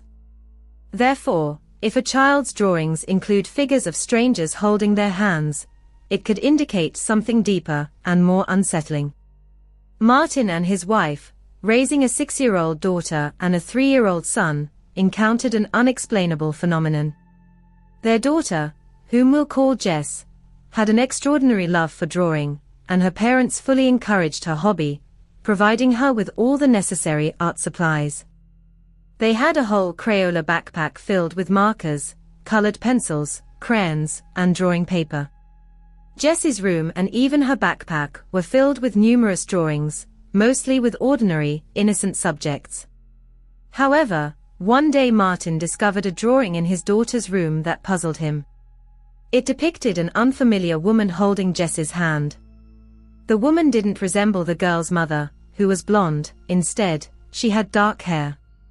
Martin asked Jess who the woman was, and the girl replied that it was someone who sometimes visited her. Such words could be attributed to the fantasies of a 6-year-old with an imaginary friend. But when Martin asked for the friend's name, Jess said Lucia. This name immediately alarmed Martin, and he hurried to show the drawing to his wife, asking if the woman resembled her sister. Initially, Martin's wife suggested it could be anyone, but when Martin told her that their daughter had called the stranger Lucia, her face contorted in horror. Lucia was the name of Martin's wife's deceased sister, who had died long before the children were born. The couple went to their daughter's room and again asked Jess who Lucia was. The girl repeated that she sometimes visited her. Trying to find out more details, the parents asked when Lucia usually came and what they talked about. Jess replied, "She comes sometimes at night when I'm drawing." Martin's wife asked Jess that the next time she saw Lucia, she should draw her again, but with more details. Jess agreed. From that moment on, Martin and his wife started leaving Jess's bedroom door ajar so they could hear if the girl was talking to someone. A few nights later, while in the kitchen, the couple suddenly heard Jess talking to someone in her room. They quietly approached the door to listen in on the conversation. There were long pauses in Jess's speech, but it was clear she was talking to someone or something invisible, answering questions the parents couldn't hear. At one point, Jess said, "They asked about you when they saw my drawing of you. They want me to draw you again." Then Jess fell silent, and Martin and his wife entered the room, asking if she had been talking to Lucia again. The girl nodded, and the parents asked where Lucia was in the room. Jess looked around the room, then stopped at a corner and said, "She's standing right there."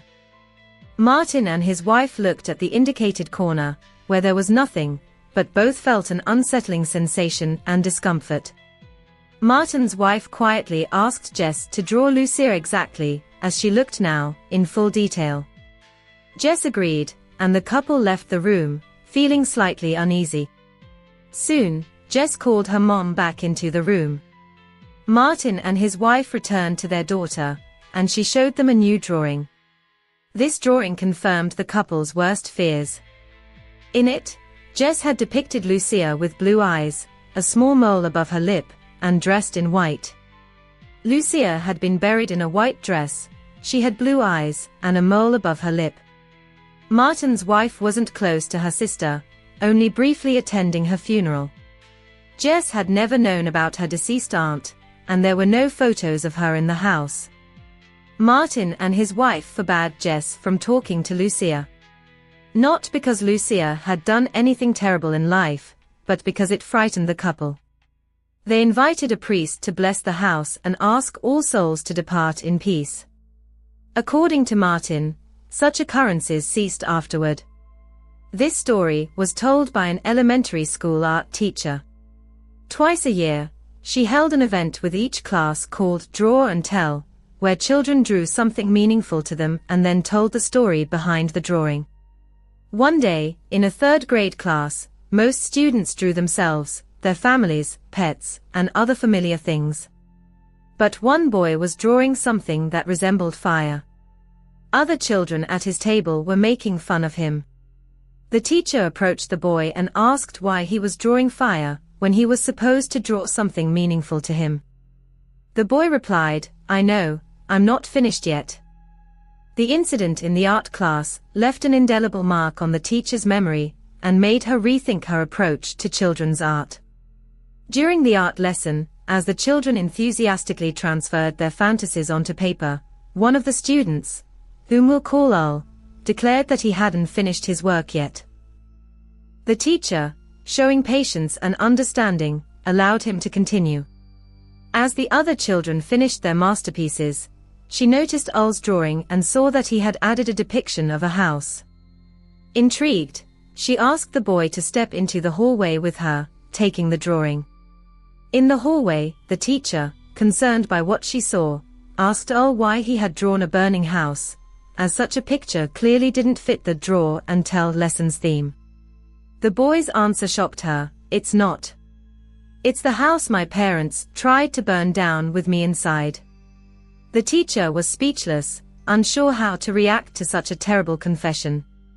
Confused, she kept the drawing, asked the boy to return to his seat, and announced that the draw and tell lesson was cancelled. Returning to the classroom, she sat at her desk for a moment, holding back tears, and then told the students that everyone would take their drawings home. This tragic story, shared by an anonymous parent, makes one wonder what secrets might be hidden behind children's drawings. Another story, involving Molly's family, a 5-year-old quiet and well-behaved girl, according to her father, also causes alarm and concern. One night, Molly came into her parents' room and said she was afraid there was someone in her closet.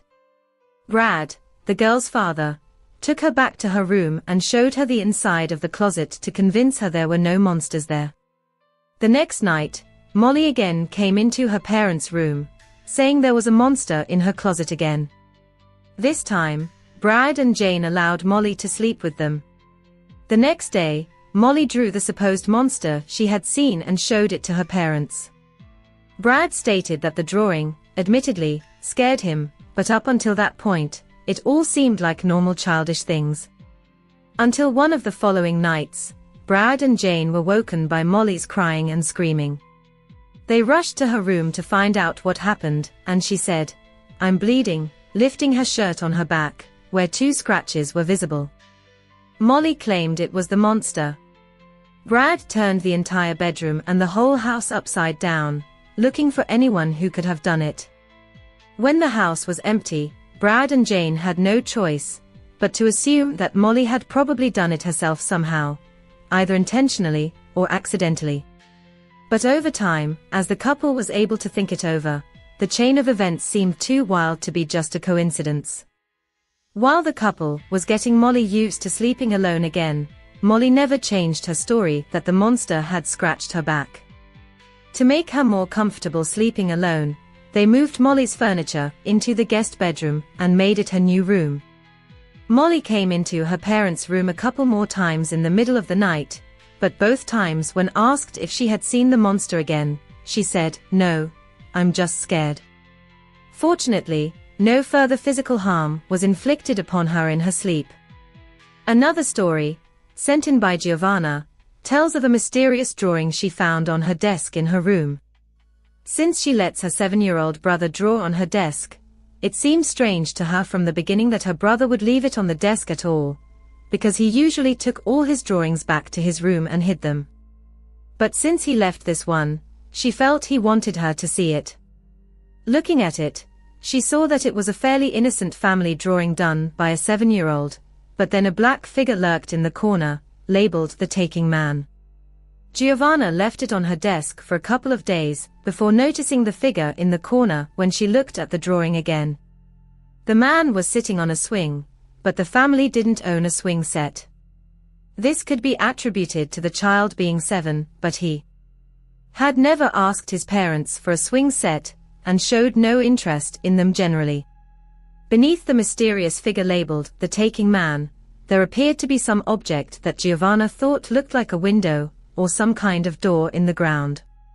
So, she went outside to check the lawn for any door, window, anything, but there was nothing.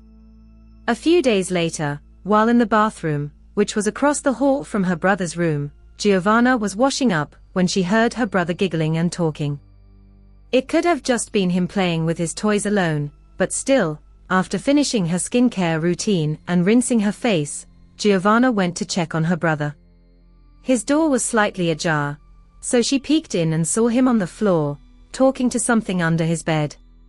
She quickly opened the door, and her brother stood up, sat on his bed, and turned his head towards the television.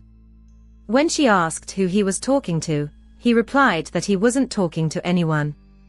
Assuming he was just playing, Giovanna went to bed.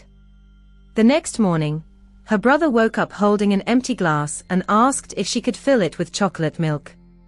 Giovanna went downstairs to fill his glass and came back upstairs with a couple of snacks for herself. She entered her brother's room and, strangely, saw him sound asleep. She woke him up and handed him the glass, but he insisted he hadn't asked for it. However, she knew he had, so she didn't argue with him and left the glass next to his bed. A glass of water had been left on the nightstand.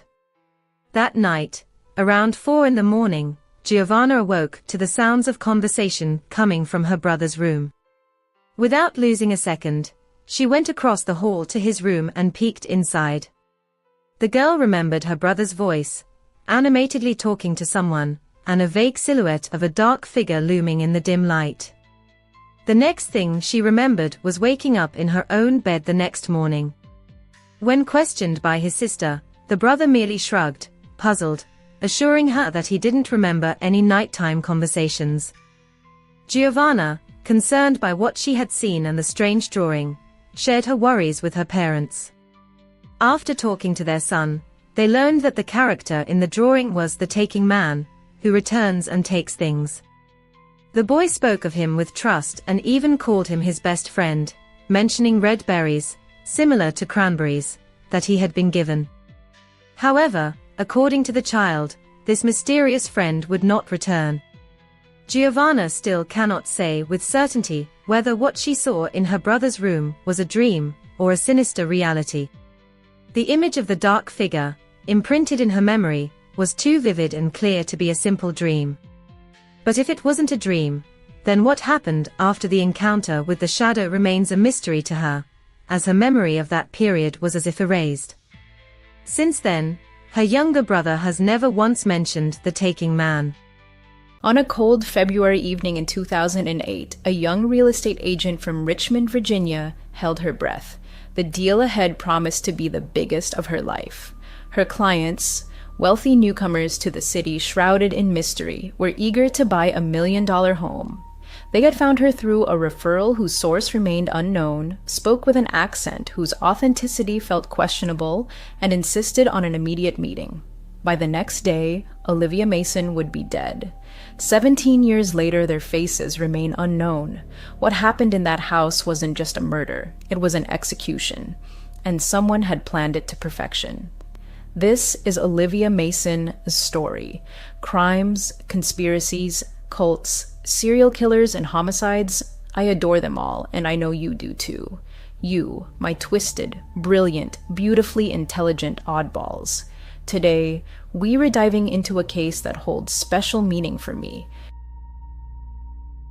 Honestly, I was alive and aware of it when it happened. It was so close to my own home, and its unsolved nature still haunts me. So, without further ado, let's buckle up, blast down the highway at Mach 5, slam on the brakes, and crash straight through the windshield into this cold case. Olivia Mason was born on November 2nd, 1983 in Richmond, Virginia. She was the first daughter of David Mason, a local real estate agent, and Catherine Wright, a homemaker. In 1986, Olivia became an older sister when her younger sibling Hannah was born. Though her parents divorced in the mid-1990s, the separation didn't fracture Olivia's family bonds. She remained close to both her mother and father throughout her life. As a child, Olivia split her time between Richmond and peaceful summer months at Lake Anna, where the family owned a trailer in an RV park. Those summers overflowed with laughter and play. Her younger sister, Hannah, fondly recalls learning to swim just to keep up with her energetic big sister. From the very beginning, Olivia's personality radiated joy. She was often described as a happy, sociable little girl, full of joy as her mother remembers. And even as a child, she had a flair for style. One story tells of how little Olivia once begged for grape-flavored gum simply because it matched her purple outfit. Utterly charming. Her mother gently refused, saying I'd buy what Olivia needed, not just what she wanted. But resourceful Olivia took this as motivation. By her early teens, she landed her first job at Sirens, a trendy clothing store in a Richmond mall. Olivia was determined to earn what she desired. This was just a hint of the ambition that would later define her. Olivia grew up in the greater Richmond area and attended local schools, including Richmond Heights Middle School and later Claiborne Middle School. In school, she became known for her infectious smile and warmth that drew others in. She was simply extraordinary. Both friends and teachers remember her genuine ability to make people feel valued. She could be friends with anyone, her father David later said.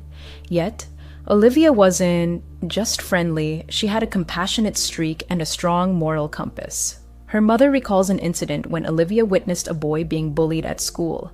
Olivia immediately stepped in to defend him, halting the taunts. "I was so proud because that's exactly how it should be," Catherine said of her daughter. It's bravery. Olivia's caring, people-oriented nature had a protective edge, and she held firm anti-drug values, carefully choosing her social circle. In fact, in one of her later relationships, a key point she proudly shared with her family was that her partner didn't use drugs. This mattered deeply to Olivia, who avoided substance use herself and generally disapproved of that lifestyle.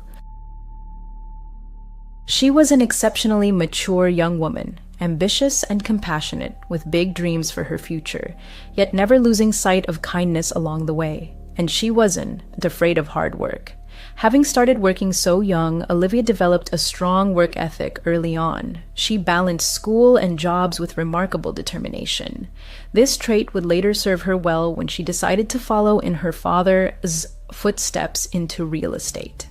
By her early 20s, Olivia's ambitions crystallized into a clear career goal. She wanted to become a successful real estate agent in Richmond. She enrolled in the real estate program at the Robertson School of Business at Virginia Commonwealth University and studied diligently to pass her licensing exam. In June 2006, at just 22 years old, Olivia achieved that goal. At the time, she was one of only about 20 real estate agents in the entire greater Richmond area under the age of 25. Olivia's career skyrocketed, an impressive feat for someone not yet 25 in an industry typically dominated by seasoned professionals. She didn't waste a moment. Her first role was at a modest agency called Vanguard, where she successfully marketed new townhomes in Richmond as West End for a year and a half. But Olivia craved more, and soon a brilliant opportunity arose at Premier Realty Group, one of Richmond's top agencies. Remarkably, this was the same office where Mark Anderson's family worked. We'll discuss Mark's significance to this story shortly. When Olivia joined Premier Realty Group, she came under the wing of a powerful real estate dynasty, and she seized every chance.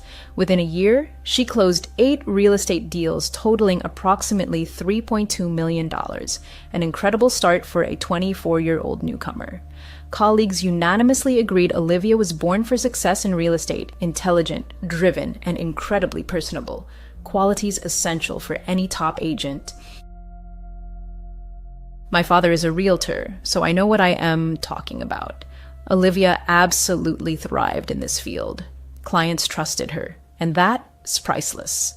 A former colleague later recalled that Olivia was fiercely determined to build a successful career as a licensed agent and worked tirelessly toward that goal. In such a short time, she had already built a highly promising reputation in Richmond's real estate market. Around the time her career was accelerating, Olivia's personal life took a sharp turn. In late 2005, at a real estate networking event and training seminar, 22-year-old Olivia met 25-year-old Mark Anderson. She already knew of Mark. He came from a prominent, affluent local family, deeply rooted in real estate. Mark, as mother, Patricia Anderson, was also a successful realtor.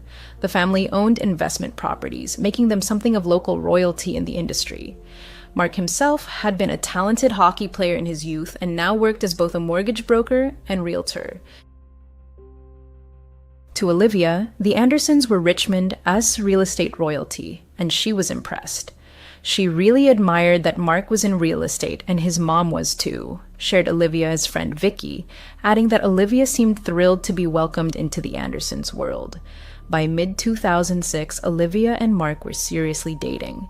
Their relationship moved quickly, and soon they moved in together. The Andersons provided the couple with a one-bedroom apartment in Richmond's Inner Harbor District, which the family owned. I've been there many times. It is absolutely gorgeous, stunning, and quite upscale. They also spent summers at a luxurious lakeside home on Lake Shenandoah that Patricia Anderson had purchased. There, Olivia and Mark enjoyed all the amenities, even having their own basement suite. From the outside, it seemed Olivia had it all: a loving boyfriend from a wealthy family and a promising career. Now, I know we all love diving into true crime stories. But what I love even more, and I am sure you do too, especially if you have furry companions, is my dogs. I adore my 5, Kevin, Debbie, Pitty, Frankie, and Rupert, and I want them with me as long as possible. So their health is my top priority. I needed to know they are not eating processed food. And that's where Ollie changed everything for me, because if your dog could talk, they'd beg for Ollie. Trust me, you'll get full tail wags, happy jumps, and wide, goofy smiles. That's the Ollie effect, you see? Ollie offers clean, fresh dog food in 5 delicious flavors. Honestly, I've debated whether to try it myself, but even for the pickiest eaters, and I have a few in my little canine kingdom, it's perfect. Plus, the food is made in U.S. kitchens using human-grade, high-quality ingredients. Ollie contains no fillers or preservatives, just real food, which is incredibly important to me. I'd feed my dogs anything I wouldn't eat myself. That is my rule. And here is the thing. Healthy food means a happy dog. More energy, shinier coat, better poops. Who doesn't want better poops, right? And more mealtime joy. With 5 protein-rich recipes like fresh beef with sweet potatoes or fresh turkey with blueberries, even the fussiest eaters can resist. Getting started is easy. You just take a 30-second quiz about your dog and they'll create a personalized meal plan, so you don't even have to think about it. Your welcome kit includes 2 weeks of food, a free storage container, and a guide to transitioning your dog to the new diet, which is also extremely important. What really sets Ollie apart is that it's the only fresh dog food that comes with unlimited ongoing health check-ins. From diet and digestion to dental health, you get direct access to experts to keep your dog in top shape, which, again, matters deeply to me. I care profoundly about my dogs and want them as healthy as possible. It's like having a personal dog health detective, and 90% of pet owners report significant improvements in just 30 days. Our 4-legged friends deserve the best, and that means fresh, truly healthy food. By late 2007, Olivia began confiding in loved ones that her relationship with Mark wasn't as perfect as it appeared. During a trip to visit her father in Charlotte on December 5, 2007, she admitted she was unhappy. Olivia said Mark didn't share her ambitions and drive, creating tension between them. She even hinted at a possible breakup for the first time. She shared similar thoughts with friends, saying Mark wasn't fulfilling her needs and she was seriously considering ending things. She just said, "Dad, I made a mistake. I feel awful about it," but then added, "I can keep doing this," her father recalled. When later questioned, Mark acknowledged relationship issues in late 2007, but insisted a breakup was never discussed and that he believed their bond was strong. Interestingly, not everyone saw these cracks. Olivia, Sister Hannah viewed them as a happy couple and noted that Mark treated her well based on her observations. But treating someone isn't the same as sharing their dreams or drive. Lack of ambition doesn't. It makes someone a bad person. But when personalities clash, it matters. You can look perfect from the outside and still be deeply mismatched. So I think that is just a strange observation. In early January 2008, Olivia and Mark traveled to Whistler with his family. Olivia hoped the trip would help them reconnect, and it seemed to work. She returned from Whistler full of optimism, convinced they'd overcome their difficulties. "We had such a great time. It was perfect. We just needed more time together," she told her mother, radiating hope for their future. So by February 2008, Olivia was doing everything she could to salvage their relationship. She and Mark were still living together, holding on. But tragically, Olivia never got the chance to decide what she truly wanted, because her life ended in a shocking and brutal way. In late January 2008, Olivia received a call that changed everything. An unfamiliar female voice spoke on her mobile phone with a strong foreign accent Olivia couldn't quite place. Possibly Spanish or Mexican, though she wasn't sure. Something about the accent felt possibly fake. The woman introduced herself, though Olivia did not remember the name, and notably, didn't write it down, jumping straight to business. She said her husband was being transferred to Richmond for work, and they urgently needed to buy a home. Not just any home, but a newly built, move-in-ready $1 million property with a separate maid as suite. The request was extremely specific, impossibly rushed, and deeply strange. The woman insisted they wanted to close within days, an absurd timeline in real estate. "My father is a realtor, and he confirms that is madness, even by 2008 standards." This unexpected request both excited and alarmed Olivia. For a relatively new agent without her own 7-figure listings, a potential $1 million deal was a massive opportunity, one that could catapult her career and bring a substantial commission. But something about the call unsettled her. First, the supposed referral made no sense. When Olivia asked how the caller got her personal mobile number, the woman vaguely replied that a friend of her husband had recommended Olivia. After the call, Olivia meticulously checked all her recent clients and contacts, but no one had any idea who this mysterious woman could be. The referral story was a lie, a huge red flag, and there were others. The accent, for one, seemed deliberately disguised. Plus, the unusual urgency and specificity of the request raised alarms. Olivia confided in both her father and boyfriend about the odd call. She told her father she had a bad feeling about these new clients. When discussing the situation with friends, Olivia referred to the unknown couple as Mexicans, referencing the accent. To track the inquiry, Olivia saved the caller's number in her contacts as $1 million, highlighting the client's defining feature, their $1 million budget. But the label also hinted at Olivia's skepticism. This potential deal seemed too good to be true, as she noted to Mark, and her instincts would prove accurate, but she didn't know that yet. She had no idea danger was closing in. The clients impatiently pushed for a meeting, and a date was set, Saturday evening, February 2nd, 2008, at 5:30 p.m. for a property viewing. Olivia, torn between anticipation and anxiety, agreed to show them several homes. But deep down, a vague sense of unease lingered, that something wasn't right. Later court documents would confirm her worst fears. The people behind that call had laid a cunning trap. Friday, February Sun, the day before the fateful showing. Olivia, full of anticipation, busied herself preparing for the meeting with these important clients. All day, she carefully selected suitable homes in the prestigious Birch Grove neighborhood in Fairfax, matching their strict criteria: new construction, vacant, around $1 million.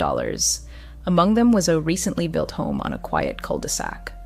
One at 1702 Oak Grove Drive was listed for $964,000, brand new and unoccupied, the perfect fit. This house had been built by Joe Dusa, a friend and business partner of none other than Patricia Anderson, Mark's mother. Olivia herself wasn't on listing this property, another agent in her office was. But as a realtor, Olivia had the right to show any MLS listing and earn a commission. The cul-de-sac held only 4 homes, arranged around a short, dead-end street off the main road, creating an extremely private viewing environment, as we'd soon learn, by design.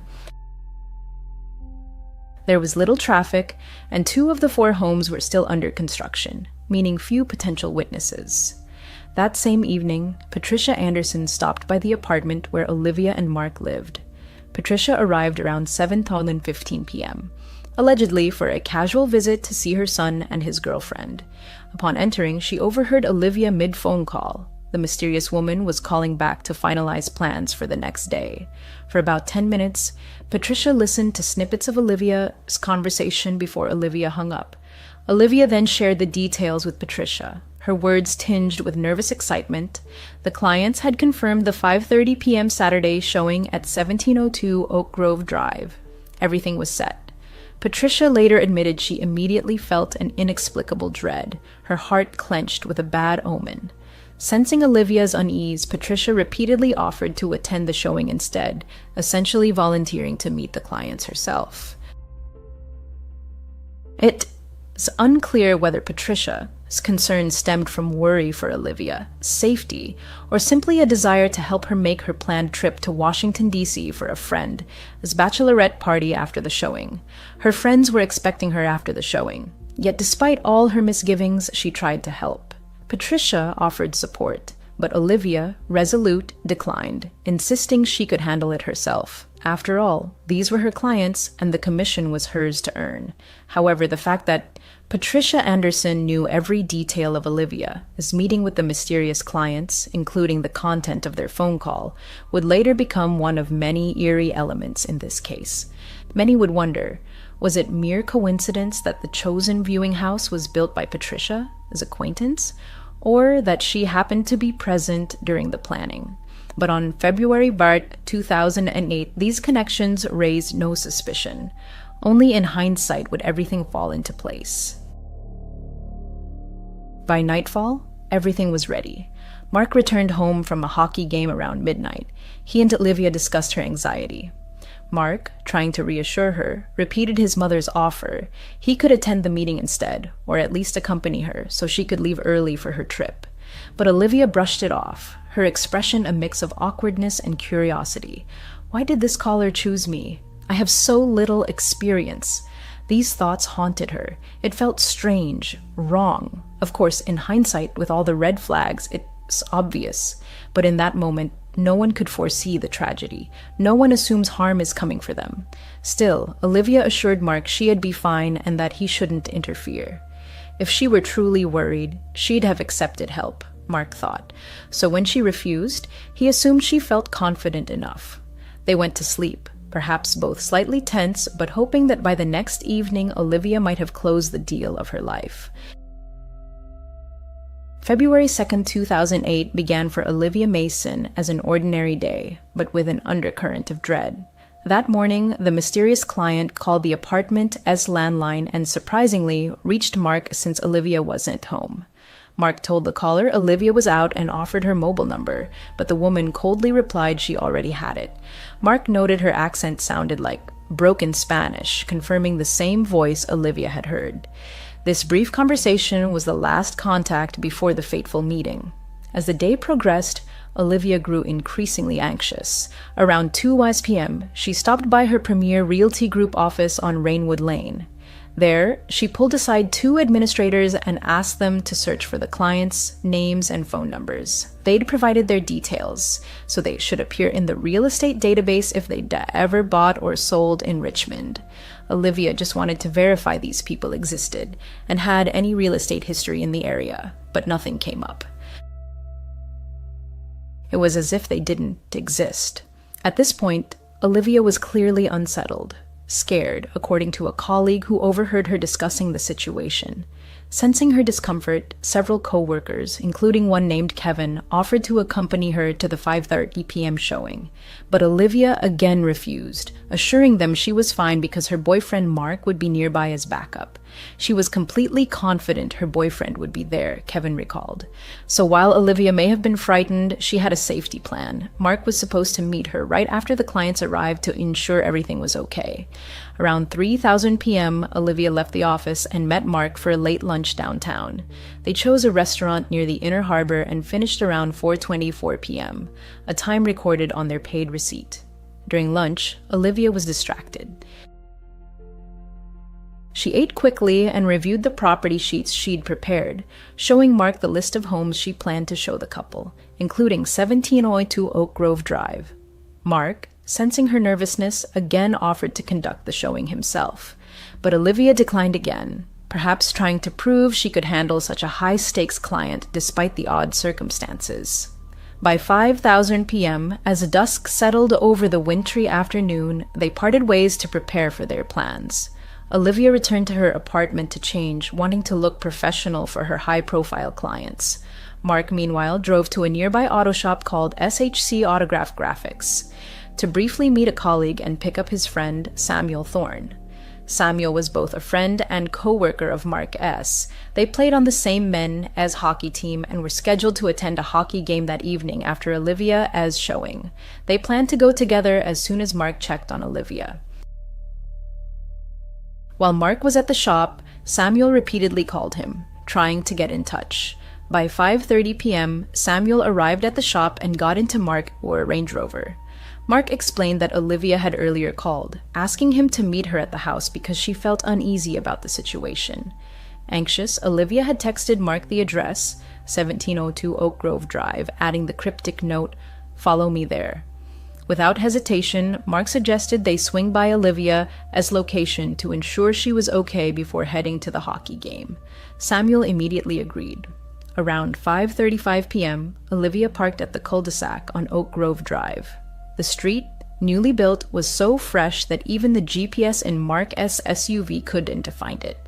As Olivia stepped out of her car, her phone rang. It was Mark. Lost in the Birch Grove maze, he was calling for directions. Olivia began explaining, but suddenly her voice cut off. "Oh, I have to go. They are here," she abruptly told Mark, signaling the client's arrival. Olivia hung up, leaving Mark confused, and turned to greet the couple approaching the driveway. Several witnesses later gave strikingly similar descriptions of this pair, whom Olivia met around 5:30 p.m. They appeared to have walked up the cul-de-sac rather than arriving by car, a highly unusual detail. Witnesses saw Olivia, always impeccably professional, step forward with a warm smile and shake hands with the couple on the front steps. Olivia clearly did not recognize them personally. Her greeting was polite but clearly formal. Neighbors later commented, "It looked like a first meeting between an agent and clients. Nothing suggested they were friends." Then, Olivia led the man and woman through the front door and closed it behind them. Unknowingly, she had just locked herself in an empty house with a pair of killers. Inside 1702 Oak Grove Drive, the air was likely cool. The house sat vacant, and early February dusk had already deepened. Phone records show that at 5:29 p.m., just before the couple arrived, Olivia opened her safe to retrieve the house key. The safe's opening time was later noted by investigators. So, around 5:30 p.m., she began a standard property showing. We can only imagine how her initial nervousness gave way to professional routine. She likely pointed out features of the foyer and first floor, trying to build rapport. For the first few minutes, nothing seemed amiss. Outside, Mark and Samuel were just minutes away. Having just ended the call with Olivia, Mark still lacked precise directions. He called his younger brother for navigation help, who began driving to the area. Meanwhile, Olivia managed to send Mark a quick text with step-by-step directions to Oak Grove Drive. Her final message ever. Around 5:38 p.m., Mark replied, "I will be there in a couple of minutes." But Olivia never read it. Shortly after, the so-called showing moved upstairs. The master bedroom was on the second floor at the top of the stairs. Perhaps Olivia led the couple up, chatting about the layout, walking ahead into the master bedroom to show the bathroom. But at that moment, around 5:41 p.m., the trap snapped shut. As Olivia turned her back, one of the pair lunged at her from behind, and in that instant, Olivia was met with a knife, or knives, in a frenzy of rage. She would have had almost no time to react or defend herself. The attack was brutal and personal. Early news reports sensationally claimed Olivia was stabbed over 40 times, but police later dismissed that exact number as an exaggeration. Still, she suffered multiple wounds concentrated in her chest and abdomen, along with numerous cuts and scratches, indicating an extremely frenzied assault. It happened incredibly fast, as she had no defensive wounds on her hands, a highly unusual detail in such cases, unless the attack was utterly sudden. This suggests the first blows likely incapacitated her almost immediately. Amid this horror, a chilling and pivotal event occurred. Olivia's phone, still in her jacket pocket, accidentally dialed a number. At 5:41 p.m., as she was attacked, her BlackBerry made an outgoing pocket dial to a friend she rarely contacted. The friend received an unintelligible voicemail capturing muffled sounds from inside the house, movement, and possibly one of Olivia's final breaths or a distant thud. The message was garbled but clearly not a normal call. Detective Sergeant Chris Horsley of the Fairfax Police later confirmed this pocket dial likely occurred at the moment of the attack. The sheer horror of this is unimaginable. I can't fathom what it must have been like for the families. But essentially, it was an unintentional cry for help that went unheard in time. By approximately 5:45 p.m., Olivia was nearly or already dead, lying in the master bedroom of that house. In the silent horror of that master bedroom, an unspeakable tragedy unfolded. The unknown man and woman, like shadows, executed their vile plan. But at the very moment their crime was complete, headlights suddenly illuminated Oak Grove Drive. Mark and Samuel, though delayed, had finally arrived. Pulling up to 1702, Mark glimpsed something odd through the decorative glass of the front door, a dark figure hastily moving in the foyer. Then, as the Range Rover's bright headlights hit the front window, the figure quickly disappeared deeper into the house. It seemed someone had been peering out, then retreated in a hurry. Mark, not wanting to appear overly intrusive or interrupt the showing, assumed it was part of the routine, perhaps Olivia and the clients inspecting the home.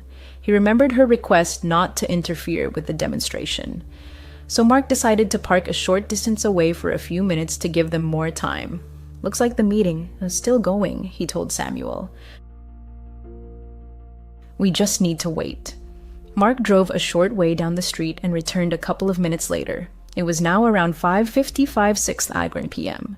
He parked again in front of the house, but this time, no one was visible through the windows. Mark texted Olivia. "You okay?" No reply came. He tried calling her mobile. Silence again. Mark's worry grew, but he still hoped they were simply engrossed in conversation, that the showing was going well, and the clients had many questions. But as we now know, that wasn't at the case. 10 more minutes passed in oppressive silence. The house looked dark and ominously still from the outside. Around 6:05 p.m., 20 minutes after first arriving, Mark's anxiety peaked. Olivia hadn't responded or emerged. He decided to act. Approaching the house with Samuel, he stepped out and walked straight to the front door of 1702 Oak Grove Drive. To his horror, the door was locked. He pounded and rang the bell. No answer. Peering through the frosted glass, Mark saw something that made his heart sink. Olivia's shoes lay in the foyer. She'd clearly taken them off upon entering, meaning she was likely still inside. But why wasn't she coming to the door? Was she hurt? Something was wrong. Panic surged through Mark. He pulled out his phone and dialed 911.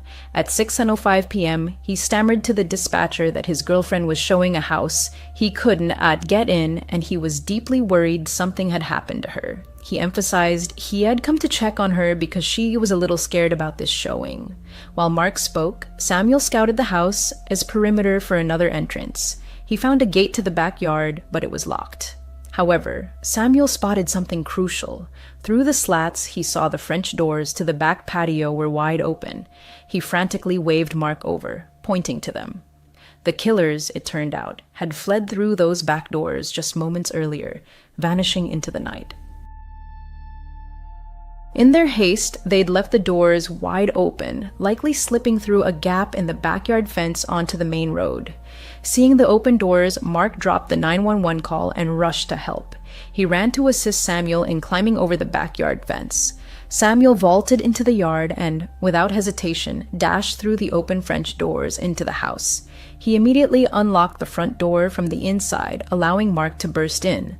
The men split up in the foyer. Samuel searched the first floor while Mark raced upstairs. As he climbed, he desperately shouted, "Olivia! Olivia!" into the ringing silence. At the top of the stairs, horror struck. He saw Olivia's body lying on the master bedroom floor, and he saw the blood. Olivia lay on her back, propped against the wall. Mark collapsed to his knees beside her, frantically trying to revive her. Samuel, overcome with terror, immediately redialed 911 at 6:11 p.m., stammering that they needed an ambulance right away. Mark, in shock, began performing mouth-to-mouth resuscitation, though it was already too late. He tilted her head back and started rescue breathing, and in a chilling, deeply disturbing detail. Within minutes, the first sirens pierced the quiet neighborhood. Paramedics and police cars flooded the cul-de-sac. But despite all resuscitation efforts, Olivia Mason was pronounced dead at the scene. Mark was hysterical, in utter disbelief, repeating, "If ID arrived 10 minutes earlier, if ID gone with her, would she still be alive?" I can't even imagine the thoughts racing through his mind after witnessing that.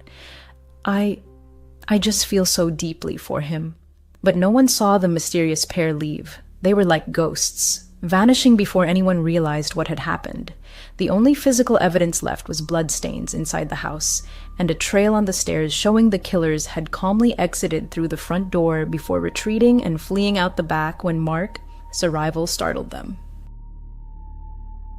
Mark's arrival was their signal to run. When Mark and Samuel pulled up, the killers appeared to be exiting the front door, forced to switch to their backup escape route through the backyard fence. If Mark had arrived just a minute or two earlier, he might have confronted them face to face. That wouldn't have saved Olivia, but we might know who they are. Yet, what if speculation is futile? The past cannot be changed. In mere minutes, the life of a bright, beloved young woman was brutally cut short, and the echoes of this meticulously planned murder were just beginning to ripple outward.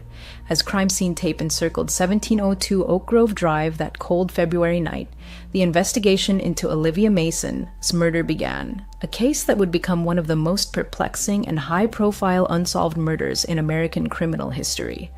Fairfax police quickly secured Oak Grove Drive as a crime scene. But from the start, investigators faced a major problem. The scene had been compromised by desperate rescue attempts. In their frantic efforts to find and help Olivia, Mark and Samuel had inevitably trampled through the entire house, unintentionally contaminating evidence. And they can't be blamed. They were trying to find her, then save her. I just feel so awful for them. But within hours, the Fairfax County Police Department's Major Crimes Division took over the case. They immediately realized this was anything but a typical homicide. Forensic experts combed the empty house late into the night and in the following days, but found no usable DNA or fingerprints from the perpetrators. They concluded the attackers likely wore gloves and possibly protective clothing or shoe covers, which they took with them. This was clearly an extremely well-planned murder. The murder weapon, a sharp, pointed knife, was also never found at the scene. The only physical evidence was bloody shoe prints on the floor, but even these were limited, and the specific brand or size was never disclosed, suggesting they may not have been distinctive enough to trace. The absence of defensive wounds on Olivia and the sheer ferocity of the attack led investigators to conclude this was a targeted execution, not a robbery gone wrong. And how could it be a robbery? It was an empty house. Thus, the only logical conclusion was that this was a premeditated first-degree murder. Outside the house, witness information was minimal. Neighbors saw only a well-dressed couple arriving, not leaving. No one recalled screams or loud noises, suggesting Olivia may have been attacked so suddenly. She couldn't cry for help. And this assumes anyone was close enough to hear. But investigators were intrigued by the victim's final communications. The voicemail dialed during the attack was recovered, but yielded little beyond muffled background noise. Mark's final text to Olivia, "You okay?" remained unread on her phone. Police also quickly traced the mobile phone that lured Olivia. As suspected, it was a disposable phone registered to a fake name, Paulo Rodriguez, and a fake business address in Washington, D.C. Records showed it had been purchased 3 months earlier in D.C. and activated just 1 day before the murder. It had called only Olivia and was permanently disabled shortly after her death. Authorities believe the phone was used solely to plan and carry out this crime, then discarded. This is the hallmark of an organized, premeditated murder. The phone even pinged a cell tower near the murder house the night before, suggesting the suspects had rehearsed or surveilled the area in advance. A chilling, horrifying detail. The forensic and physical evidence painted a grim picture. This murder was meticulously orchestrated by individuals who knew exactly what they were doing, likely with prior experience. Because the level of planning pointed to seasoned hands, using an untraceable phone, selecting an empty, newly built home, and minimizing forensic traces. Yet paradoxically, the excessive brutality was deeply emotional and amateurish in its frenzy. So you have this highly calculated, planned murder, yet the killing itself seemed like a wild, emotional outburst, as if it had not been planned at all. It just erupted out of nowhere, clashing with the profile of a dispassionate professional hit. This was a murder shrouded in mystery, where the killer's professionalism oddly intertwined with merciless personal cruelty. Police were left baffled by the contradiction, flawless preparation paired with savage, frenzied violence.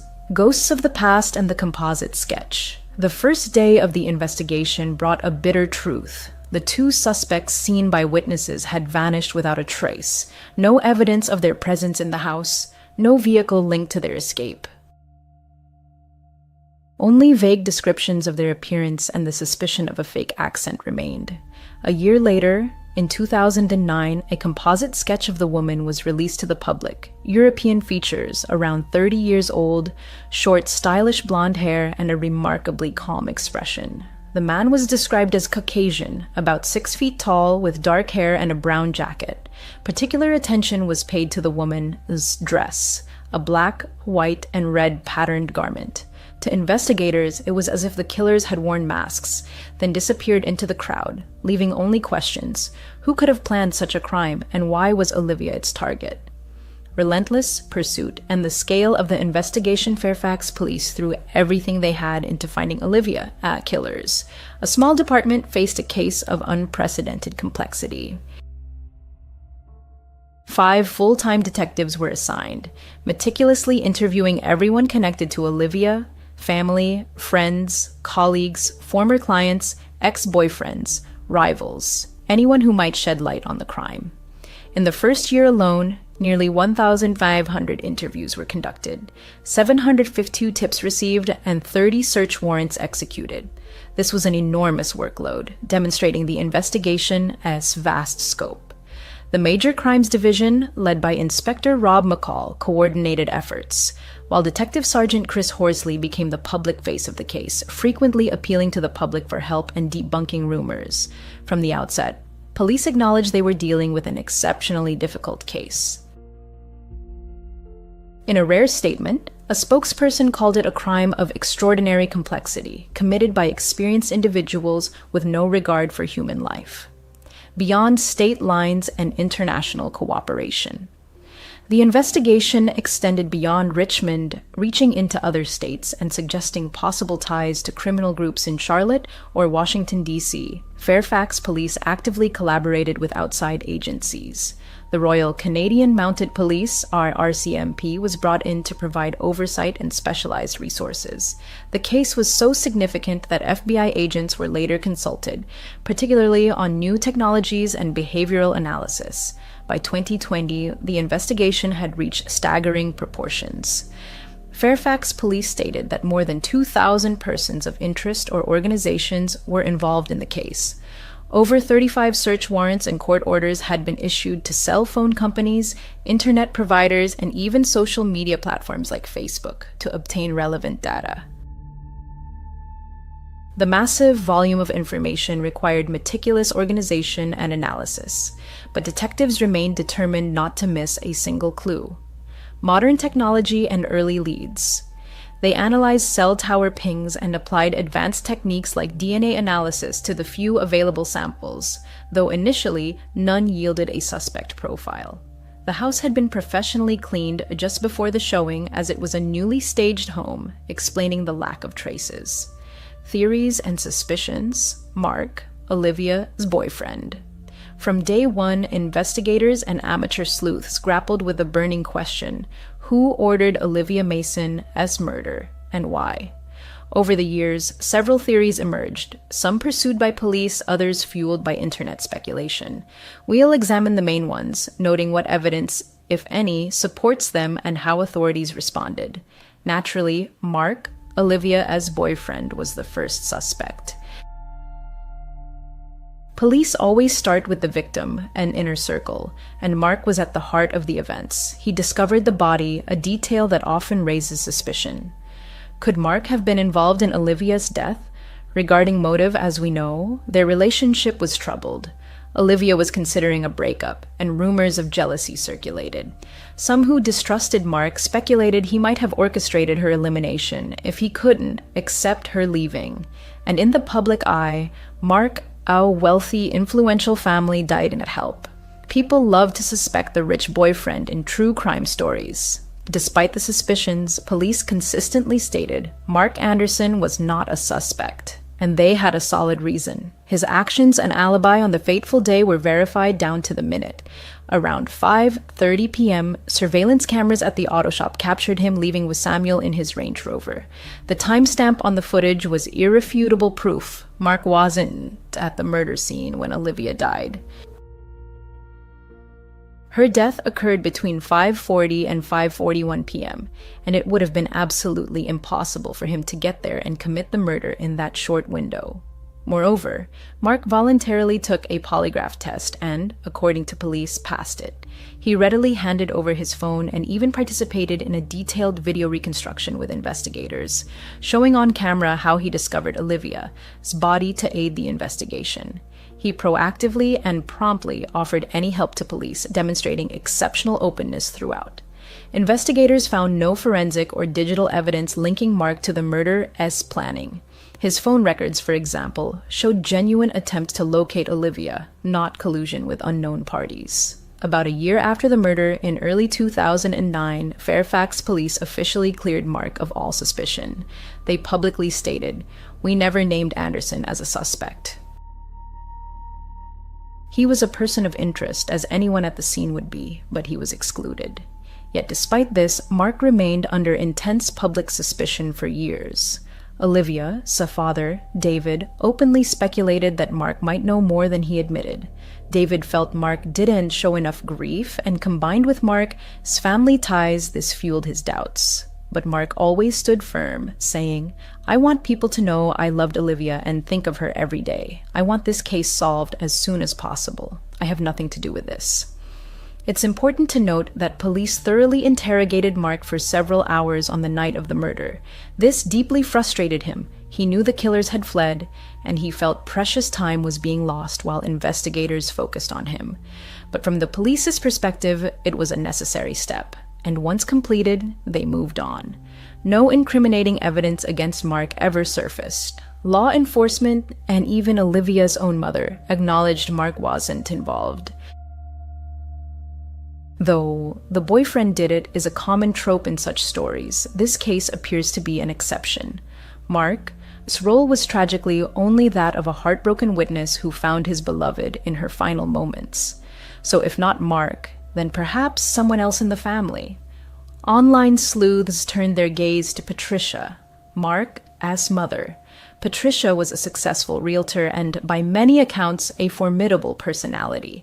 On true crime forums, rumors swirled that Patricia might have orchestrated Olivia's murder for some dark motive, perhaps anger if Olivia planned to leave Mark, or other personal conflicts. And it didn't help that Patricia was directly linked to key elements of the scenario. As mentioned, she was present when Olivia discussed the showing details and address, and the home's builder, Joe Dusa, was Patricia's friend. Some theorists wondered if Patricia were involved, could that explain how the killers knew Olivia's schedule and chose that specific house? However, police never named Patricia as a suspect and explicitly stated no member of the Anderson family was under suspicion. Patricia provided an alibi for the time of the murder. Reports indicate she was at dinner and cooperated with police interviews. Olivia's mother, Catherine, publicly stated she didn't believe Patricia was involved, calling the idea an unfounded rumor. And over the years, Patricia largely remained silent about the rumors. But by 2022, she had enough. That year, Patricia filed a defamation lawsuit against David Mason, Olivia's father, and 2 administrators of his website, accusing them of maliciously spreading false claims that she was the killer. In other words, Patricia took the extraordinary step of suing the victim, my father, to clear her name. This underscores how severely the baseless accusations damaged her family. The case is still ongoing and hasn't gone to trial. But Patricia's position is clear. She and her family were unjustly vilified without any evidence. In an interview with Capital Daily, the Andersons expressed feeling like they been through the worst part of life, being targets of these accusations. And through it all, police thoroughly investigated the Anderson family. They examined Patricia's finances, business connections, and any possible link to the disposable phone or the people behind it, but found nothing incriminating. And no evidence was ever found. The fact that Patricia overheard part of the phone call doesn't seem implausible. After all, she was Mark's mother and often visited. Olivia, for her part, never hid her business contacts. And while it's certainly eerie that the murder house was built by Patricia's acquaintance Joe Dusa, police never found evidence linking Joe or Patricia to the crime beyond this strange coincidence. Thus, aside from internet rumors, the accusations against Patricia aren't backed by serious evidence. Police fully exonerated her, as well as Mark's brother and everyone else in their circle, quite early in the investigation. The Andersons suffered not only the loss of someone they insist they deeply loved, Olivia, but also reputational damage from unchecked speculation. But I can help but feel for Olivia's family too, who simply crave the truth, especially her father. I understand this doesn't justify defamation, but the desire for answers is natural. I can imagine what that's like, so I sympathize with both families.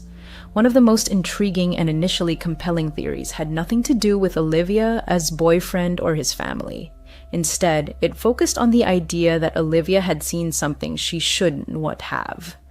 In late 2007, about 2 months before her death, Olivia made a spontaneous weekend trip from Richmond to Charlotte, North Carolina, a state bordering Virginia. During this visit, she briefly met old acquaintances, including reportedly the father of a former boyfriend. Around that time, Charlotte was conducting a major drug operation. On January 2, 2008, police executed Operation High Noon, seizing over 80 kilograms of cocaine worth $8 million and arresting several high-level drug traffickers. It was declared the largest cocaine seizure in North Carolina history. By a striking coincidence, one person implicated in this operation had ties to Olivia's circle. This was Eric DeLucas, a Richmond acquaintance of Olivia's, who was arrested as a major player in the Charlotte drug network. This sparked rampant speculation that perhaps, during her Charlotte trip, Olivia had learned something about the drug operation, maybe overheard a conversation or witnessed a deal, and the cartel or gang decided to silence her, fearing she might inform police. This harrowing theory suggested cartel retaliation, carried out by hitmen posing as clients. Police largely dismissed this motive because, first, they found no evidence Olivia was an informant or played any role in the Charlotte operation. Charlotte police themselves confirmed Olivia wasn't on their radar at all. Olivia was known to be staunchly anti-drug, and many friends said she never used or endorsed that lifestyle. And if she stumbled on criminal information, one might expect her to tell a friend or her father, but she didn't. David later claimed Olivia hinted she'd seen something bad, but no evidence of what that was ever surfaced. Police also note that Olivia's murder doesn't to fit the profile of a professional cartel hit. Cartels, when retaliating against informants, typically act more cleanly, like a shooting, and often leave bodies as warnings. But Olivia's murder was frenzied and deeply personal, atypical of a hired killer at work. However, some unresolved, curious facts keep this theory alive. Investigators confirmed that after returning from Charlotte, Olivia viewed the Facebook profile of a relative of someone arrested in the drug operation and even tried calling that person. We don't know why she was on his Facebook. We don't might know why she called him, Detective Horsley admitted about this odd discovery. But I think if something like a major drug bust involving someone you know happened, it would be absolutely wild. And I'd be looking up what's going on, and if they got arrested, then calling to find out if it as true. I don't know. I just don't think it's beyond possibility that she was calling as a very concerned, warm person, which she was. And importantly, key players in that network were already arrested by the time Olivia was killed. So it's not as if the cartel was still at large, fearing exposure or anything. Ultimately, while the Charlotte connection is tempting and was popularized in a 2010 Dateline episode, police have fully ruled it out as a viable motive. They have publicly stated Olivia, thus murder doesn't appear to have been ordered by a cartel or drug gang, and the timing and methods simply don't align. The inconsistencies were too glaring. Setting aside the simplest theories, the investigation delved into more complex scenarios. One such hypothesis suggested Olivia's murder was planned by someone in real estate or closely tied to her work, pointing to a possible inside job. Perhaps a colleague had access to her schedule. Notably, the killers knew exactly that Olivia would be alone at the house at a specific time, suggesting insider knowledge of her appointments. Police thoroughly vetted colleagues and former clients, and while rumors of a disgruntled client or jealous competitor circulated, nothing concrete emerged. However, it was later revealed that early in the investigation, police suspected involvement from some tough individuals on Olivia's Facebook friends list. Olivia, by all accounts, was highly social with over 100 Facebook friends, including people with criminal histories. Richmond, as social scene is tightly knit, you know someone who knows someone. Detectives initially suspected someone from these questionable contacts might have orchestrated the murder. This theory seemed to echo both the drug angle and general suspicions about anyone in her circle with criminal ties. But again, no convincing evidence was found. Another theory considered organized crime beyond drugs, like money laundering in real estate or a conflict arising from a deal where Olivia accidentally offended someone. Fairfax police publicly stated they found no link between Olivia's legitimate real estate work and her murder, aside from it being a ruse to lure her. In other words, it wasn't the result of a failed deal or client retaliation. The property viewing was merely a convenient trap. Over time, investigators formed their own theory that best fit the evidence Olivia Daisy murder was a personal vendetta carried out by someone, or multiple people, close to her. As one report stated, investigators believe the murder was very personal and planned by someone in her inner circle, possibly someone with access to internal information from her office. This pointed to a scenario where someone in Olivia's social circle held a grudge or had motive to harm her. Perhaps not a best friend, but a friend of a friend or acquaintance. They might have used others, like the couple Olivia met, to do the dirty work while keeping their own hands clean. This could explain the murder, as a fury and personal motive combined with a clever plan.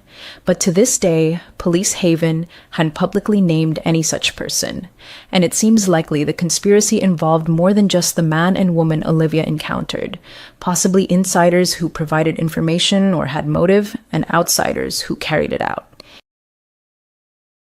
In summary, Olivia Mason's murder was a targeted, meticulously planned crime committed by one or more people who knew her personally or indirectly. It wasn't a random killing, a robbery, or a crime of passion in the moment, but a deliberate assassination of a young woman for reasons possibly tied to personal hatred, betrayal, or perceived threat. And more than 15 years later, we were closer to understanding how the crime happened than why. The full truth remains locked behind lips that still refuse to speak. Since 2008, David, Olivia's father, has organized an annual March for Justice in her memory. Every year on February 2nd, the anniversary of her death, rain or shine, David leads supporters through the streets, holding banners and posters with Olivia's photo and calls for information. These marches gather dozens, sometimes over 100 people, all walking to remind the public that the killer or killers remain free. Until arrests are made, I'll keep walking, David vowed. And as of 2025, he's kept that promise for 17 consecutive years. The march typically starts at the Fairfax County Government Building and ends at the Virginia General Assembly, symbolically carrying the plea for justice to the authorities' doorstep. David also quickly recognized the internet as potential. He created the website oliviamasonmurder.com as both a memorial and a hub for tips and discussion. But this site became a double-edged sword. On one hand, it allowed community members to submit information anonymously and gave David a platform to share updates or theories he supported. On the other, it became a breeding ground for speculation, publishing wild theories and at least one malicious false confession. False confession, the echo of unfinished justice. Driven by his quest for truth, David became a true standard-bearer for Olivia's case. He moderated the website, which, despite emotional outbursts and sometimes defamatory posts, relentlessly kept public interest alive. David was relentless in his advocacy, countless interviews with local and national media, and perhaps his most notable appearance on Dr. Phil in May 2019, where he desperately and hopefully urged anyone with information to come forward. In these interviews, David's voice grew louder, and his conviction in the police investigation's incompetence and corruption stronger. He even entertained theories of police conspiracies and high-level interference, though without compelling evidence. It was during this period that Patricia filed her lawsuit, and detectives demanded he cease public attacks. Accusations flew from all sides, creating a whirlwind of passion. Yet despite all the interpersonal drama, one thing remains unchanged. Olivia deserves justice. As of early 2025, no arrests have been made and no charges filed. However, law enforcement seems closer than ever to a breakthrough. Major Crimes Division representatives hint that you have inside information about who did it, but are waiting for Tao, the final piece of the puzzle. This suggests the investigation is in the painstaking phase of gathering court-admissible evidence, perhaps DNA corroborating witness statements, or hope that someone in the conspiracy will finally talk. But with each passing year, the case faces a new challenge: the passage of time. Memories fade, witnesses grow harder to locate, and physical evidence can degrade. Fortunately, in the US, there is no statute of limitations on murder, and Olivia's case can remain open indefinitely until solved. Police are determined to see it through. This is Olivia Mason's story. If you have any information, please contact the Fairfax County Police Department immediately. My deepest condolences to all families affected by this tragedy. If you'd like me to cover other cases, let me know in the comments. Until then, see you. Ennius. Undoubtedly, having a dog in the house, especially when a person lives alone, is of immense value. It's not just about having company, but also about security. Canine instincts are extraordinarily developed, allowing them to notice the slightest changes in their environment before a human does. That's why, when the author moved out of his parents' house and began living on his own, he firmly decided to get a four-legged friend who could not only brighten his loneliness, but also protect him if necessary. This loyal companion became Jenny, a German shepherd known for her boundless devotion, protective instinct, and amazing ability to sense danger. In moments when the silence in the house became oppressive and the space seemed too empty, Jenny's even breathing, or the sound of her claws gently tapping on the parquet floor, helped the author cope with feelings of loneliness. She was more than just a pet to him. She became a true member of the family. That evening started out completely ordinary and gave no indication of any trouble. The author spent most of his time comfortably settled on the couch, engrossed in watching a series on his laptop. Jenny, as usual, lay on the rug, in a semi-sleeping state, but always remaining vigilant. Around midnight, the author decided it was time to go to bed. He carefully locked all the doors, checked the windows, and turned off the lights before climbing under the warm blanket. At first, silence reigned in the house. However, suddenly Jenny jumped up abruptly. Her body tensed, her ears perked up alertly, and she turned towards the front door. The author, alarmed, sat up in bed, trying to catch the slightest sound. A moment later, a muffled knock was heard. He froze, unsure if he had imagined it. Who could be knocking on the door so late at night? Jenny barked sharply and deeply, and immediately the knock was repeated, this time more insistent. The author cautiously slipped out of bed and headed into the hallway. From there, he could see the front door, but he couldn't make out who was standing behind it. Jenny was already there, pressed against the door with her whole body and barking furiously, which made the author's heart clench. Then he heard a male voice shout, "Delivery! I just need you to come out so I can take a picture as proof." Every word seemed out of place and suspicious.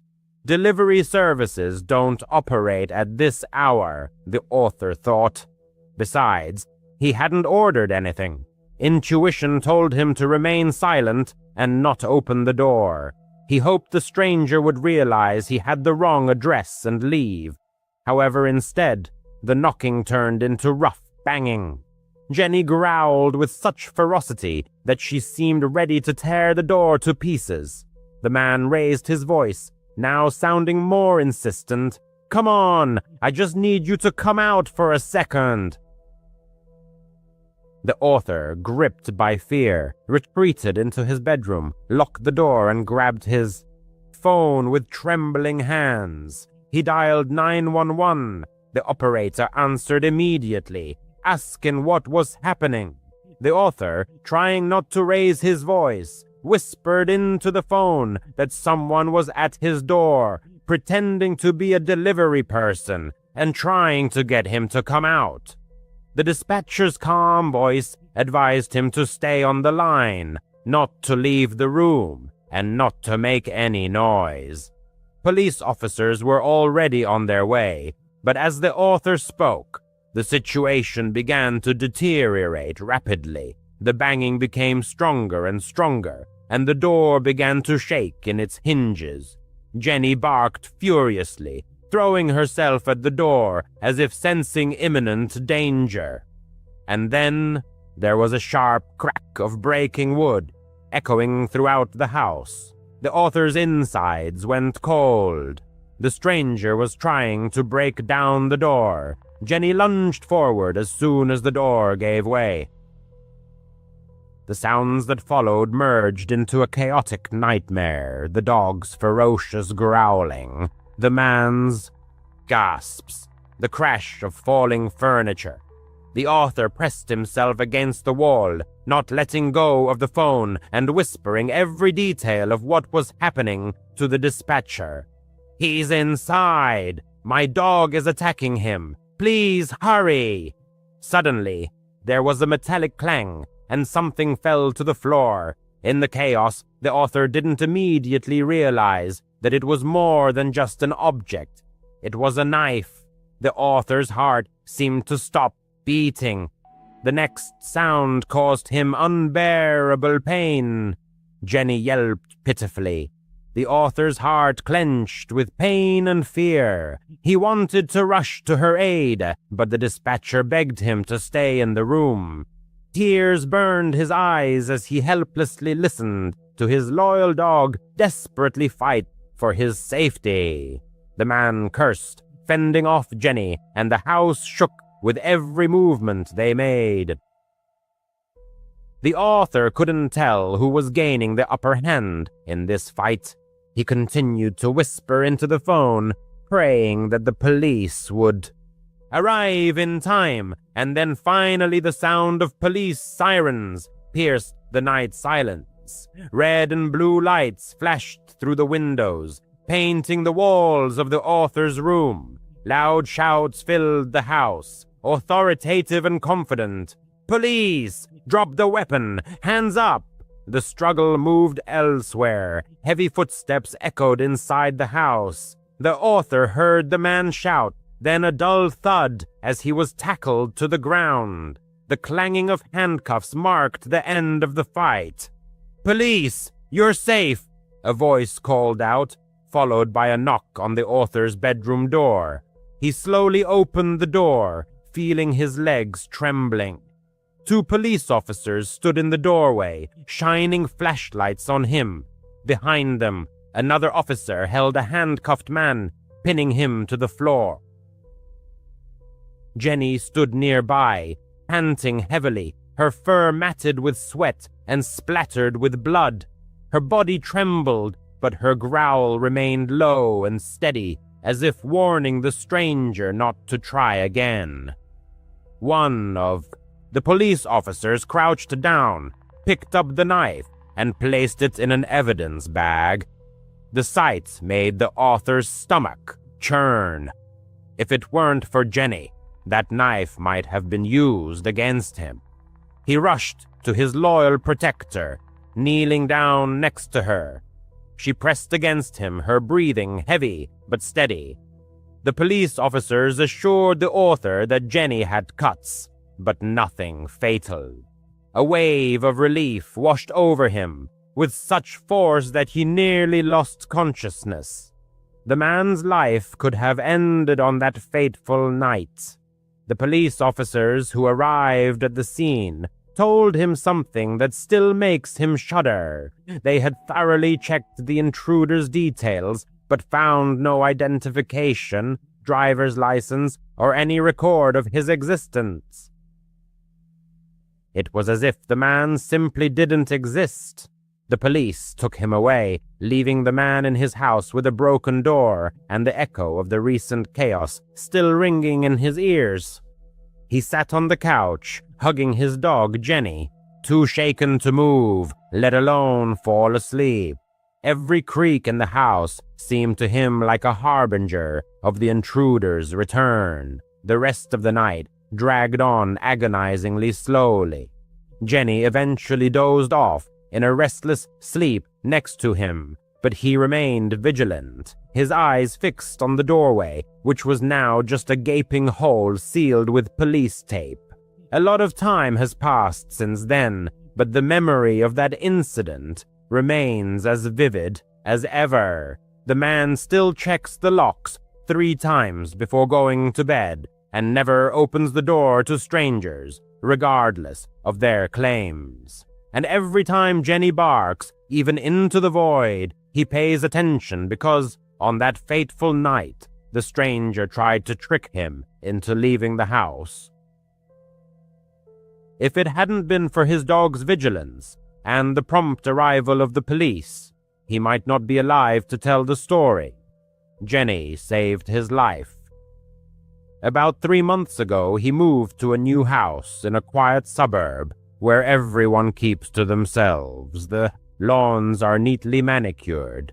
The cars are impeccably parked in the driveways, and you can exchange a polite nod with the neighbors when you pick up the mail. His closest neighbor to the right was a man who was probably in his 40s. The man had only seen him a few times, mostly when he was leaving for work early in the morning. The neighbor seemed quiet and a bit strange, but he figured he just valued his privacy, and he was okay with that. About 2 weeks ago, the man was in his living room late at night when he heard a faint but distinct sound.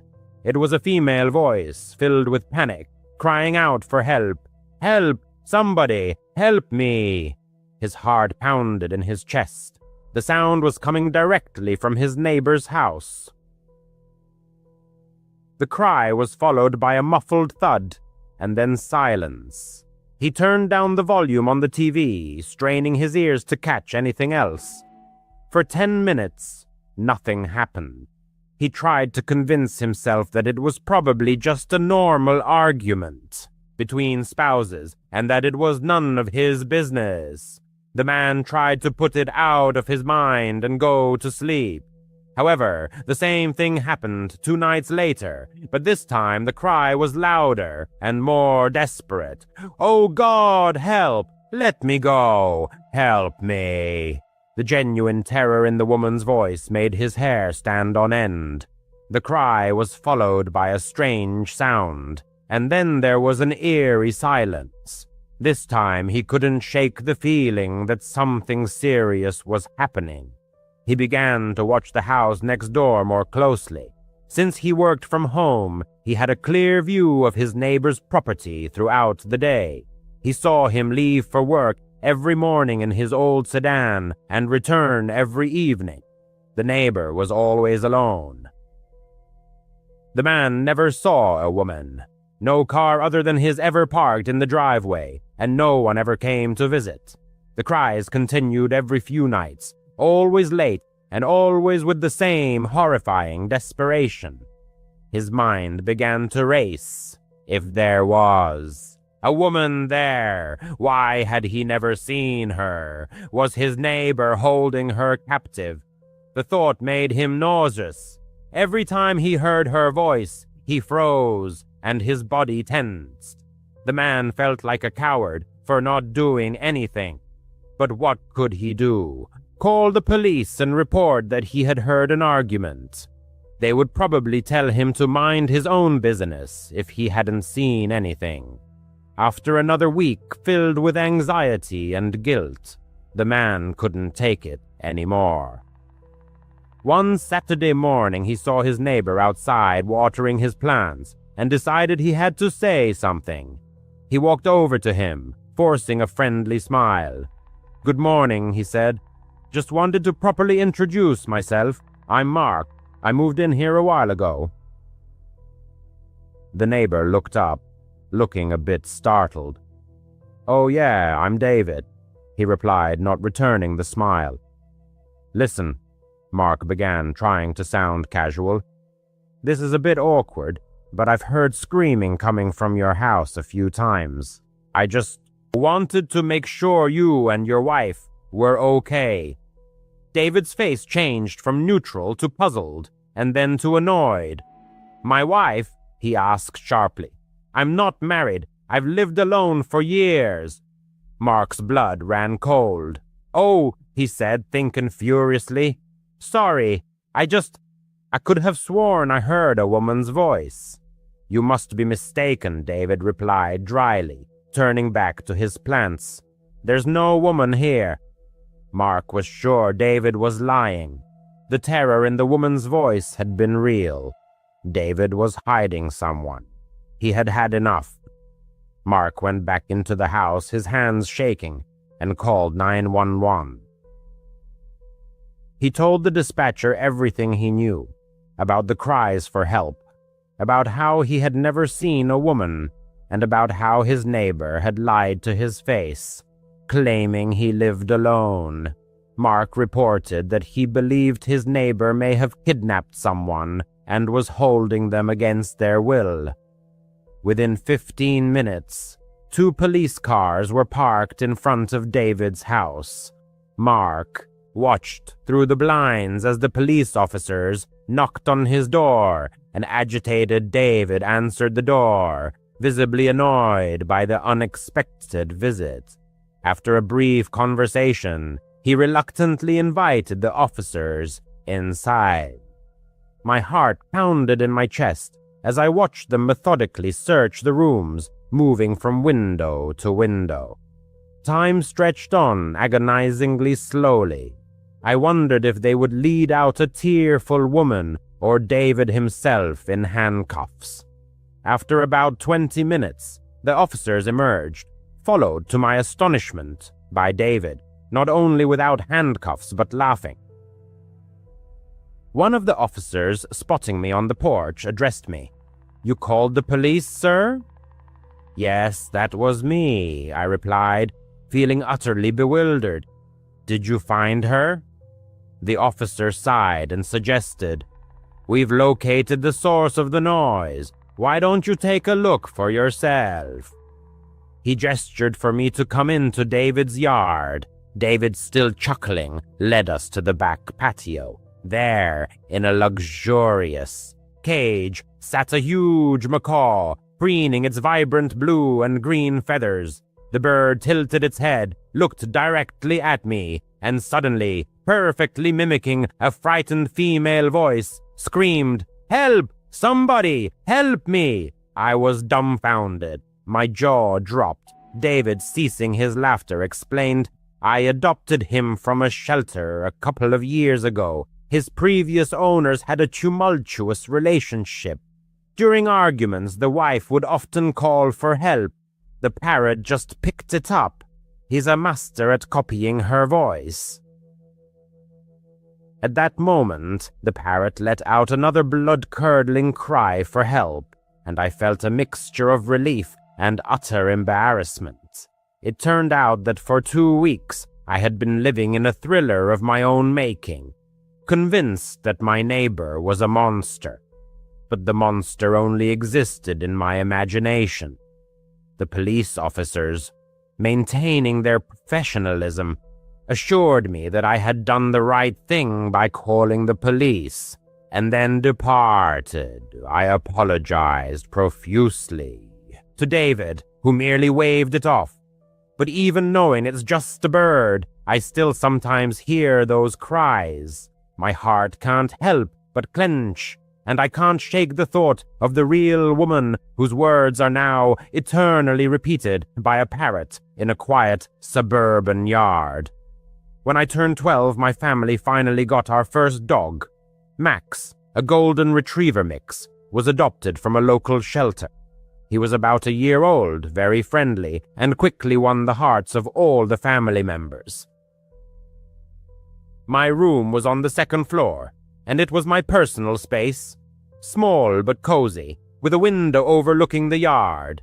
Every night Max slept at my feet, and I would fall asleep to the sound of his calm breathing. I felt safe, as if I had a personal bodyguard. However, a couple of years later, the situation changed. My parents had another daughter, a younger sister, and they decided to convert my room on the 2nd floor into a nursery. I was moved to the basement. It wasn't really a room, but more of a utility space. The concrete walls, although painted white, were peeling in places, and the floor was covered with a thin carpet on cold cement. A small window near the ceiling let in meager daylight, so it was always dim, even during the day. The creaky staircase made a loud noise with every step, and the air was always filled with the smell of dampness, like old newspapers or wet earth. My parents tried to cheer me up, saying that posters and a lamp would help make the room cozier. I certainly wasn't thrilled, but at 14, arguing was pointless. The first night in the basement, I called Max to sleep with me, as usual. He followed me to the top step of the stairs, but when I started to descend, he stopped. His ears perked up, and he stared into the darkness below. I gently pulled him by the collar. "Come on, buddy, time for bed." But he backed away, whimpering softly. Maybe he was afraid of the stairs, I thought. They were steep and narrow, so I picked him up and carried him down. As soon as I put him on the floor in the room, he ran to the door and started scratching it, whimpering louder than ever. It wasn't a playful whimper, but a cry of desperation, as if he was terrified. I tried to pet him, give him a treat, but nothing helped. He paced by the door, his eyes wide with fear, until I finally gave up and let him out. He immediately ran upstairs and fell asleep on the couch. This story repeated every night. Max flatly refused to go down to the basement. If I tried to force him, he would whimper and cry at the door until I gave up. My parents thought it was strange, but didn't think much of it. "Dogs have their quirks," my father said. "Maybe he just doesn't like the cold down there." But it started to bother me. Why was he acting like this? The basement was fine during the day, but at night it became very quiet. Too quiet. I would lie there listening to the house settle, the floorboards creaking upstairs, and sometimes, I don't know, I would hear faint scratching sounds from the walls, as if someone was quietly scraping their nails against the wood. I convinced myself it was mice or something like that. A couple of years later, the teenager got used to sleeping alone in the basement. At 16, the family decided to get another pet, as Max, their previous favorite, was getting older and losing his energy. That's how Buddy, a young Labrador radiating energy, came into their home. The teenager hoped that it would be different with the new friend, that he would keep him company downstairs, unlike Max. On the very first night, he took Buddy with him to the basement. At first, the dog behaved normally, sniffing around the space. But as soon as the door closed and the lights went out, he froze. The fur on his back stood up, and he stared at the far corner of the room, opposite the bed, where the walls converged in a shadow unreachable by the lights of the lamp. Then came the bark, not a friendly one, but a deep, aggressive growl, interspersed with sharp yelps. His attention was riveted to the empty corner, as if something was present there. The teenager sitting on the bed felt his heart pounding in his chest. "Buddy, what's wrong?" he asked. But the dog didn't stop, continuing to stare into the void. His eyes were fixed on that spot, his ears pinned back, his teeth bared. Turning on the light, the young man saw only bare walls, a little dust on the carpet, and nothing more. No insects, no moving shadows. Buddy continued to bark for another 5 minutes until his owner opened the door and let him out. The dog shot up the stairs and never returned. The same story repeated with Buddy. He disliked the basement from day one. If they tried to force him to stay, he would whimper, scratch at the door, and bark at the same empty corner. It scared the teenager. What did the dog see that he didn't? Soon he began to notice other strange things. The temperature in the room would drop randomly. Reading in bed, he would suddenly feel the air become 10 degrees colder. Even in summer, goosebumps would run down his body. Sometimes the air felt heavy, as if someone was breathing with him. One night, he heard footsteps, not from above, but a soft shuffling on the carpet in his room. Half asleep, the teenager felt the footsteps approaching the bed. Sitting up abruptly, he turned on the light, but saw no one. The door was closed. There was no one in the room. His heart was pounding so hard that he couldn't fall asleep for a long time. Checking the window, he made sure it was locked and too high for anyone to climb in. From then on, he started leaving the nightlight on. Then things started to move. First, small things. A phone left on the nightstand would end up on the floor, on the other side of the room. The zipper on the backpack, which he had definitely zipped up, was unzipped. The young man tried to convince himself of forgetfulness, but deep down he knew it wasn't true. One day he found scratches on the inside of the closet door, thin lines as if from fingernails. There were only shelves and clothes in the closet. He couldn't have done it. Enna's the dog's reaction only made things worse. Even during the day when the teenager brought Buddy down to play, the dog would whine and pull toward the stairs. Max wouldn't even go near the top step anymore. Sometimes both dogs would start barking at the basement door upstairs, as if they could hear something that humans couldn't. The teenager started searching online for information about why dogs behaved this way. Some sites suggested they could sense mold or gas leaks that people didn't notice. He convinced his parents to check the basement. His father bought a carbon monoxide detector. Everything was fine. No visible mold or pests were found. But the strange occurrences continued. One night, the teenager heard whispering, faint murmurs, like a quiet voice with indecipherable words, were coming from that same empty corner. He froze under the covers, straining to listen. The whispering stopped as soon as he turned on the light. Sleep was out of the question. The scariest night happened about a month after Buddy arrived. The teenager was home alone. His parents had taken his sister to some family event. He tried to go to sleep early, but around midnight, the dogs upstairs started going crazy, barking, growling, and scratching at the basement door. When he went upstairs, he saw them staring down at the staircase, their fur standing on end. "What's wrong, guy?" he hissed. Just then, there was a loud thud from downstairs, like something heavy had fallen in his room. Grabbing a flashlight, the teenager went downstairs. The dogs refused to follow him. At first glance, the room looked fine. The door was closed, the bed was made, but the closet door was slightly ajar. He distinctly remembered closing it before. His heart was pounding. Pushing the door open, he saw a shoe on the floor, not his. An old, dirty, child-sized sneaker, covered in dust. Where had it come from? Picking it up, the teenager found a folded piece of paper inside.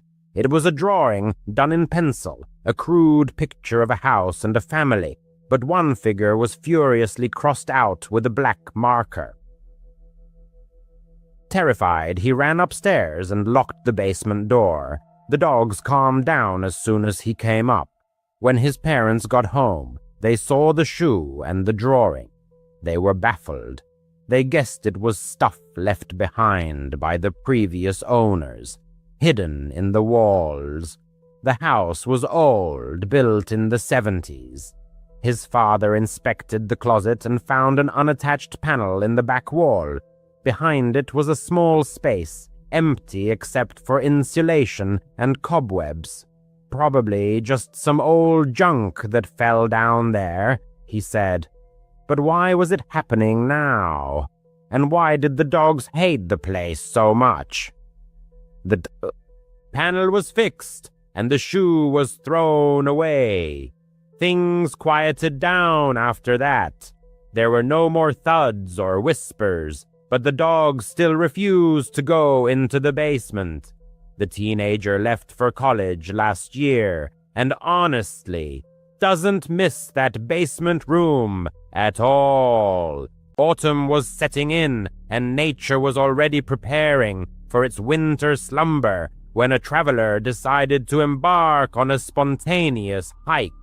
It was an impulsive urge to make one last foray into the northern Minnesota woods before winter arrived and everything plunged into a months-long dormancy. He had been to these forests countless times, living only a couple of hours south, and the place had long become his favorite refuge for hiking and weekend getaways.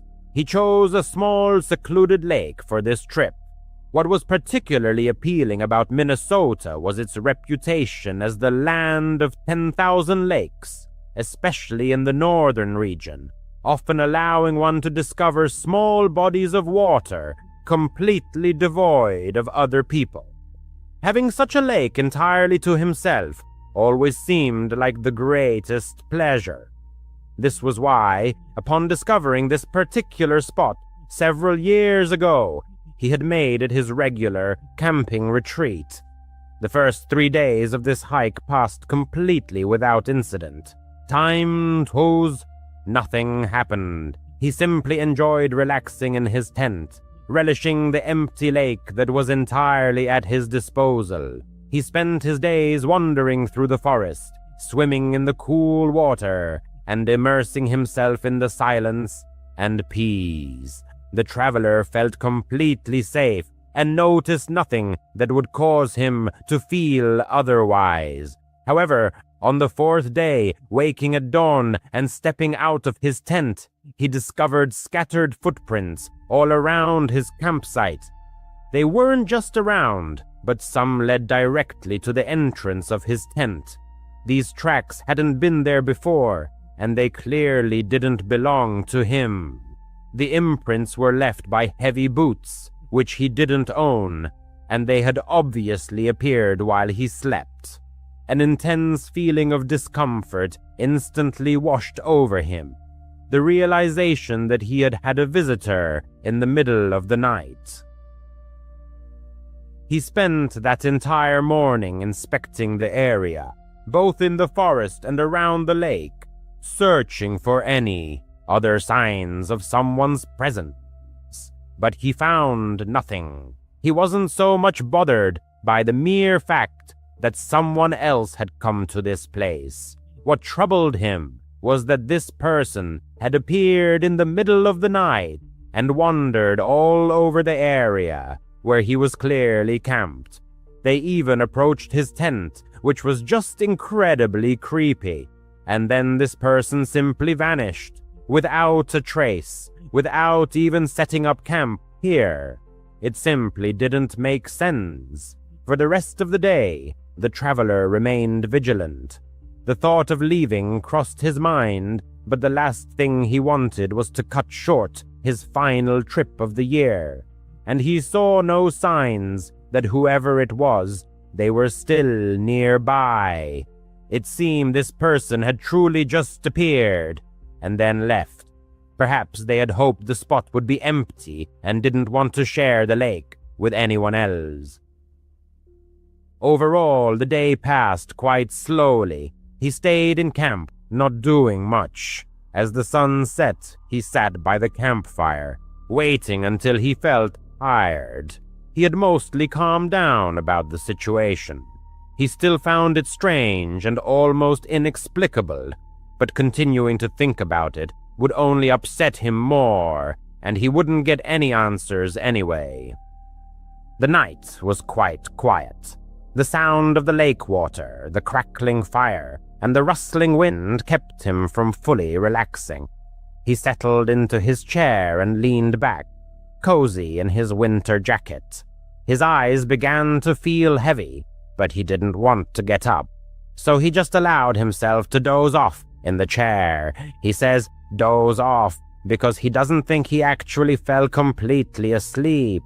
His eyes were closed and all, but he still believes he was mostly conscious. And then he heard it, a voice calling his name. His eyes snapped open, and he froze for a moment. He sharply turned his head in all directions. The forest was silent, and everything seemed as it was before. His eyes were still wide open, and his heart pounded wildly. He couldn't tell if it was just a brief dream or something similar, or if he had actually heard someone call his name.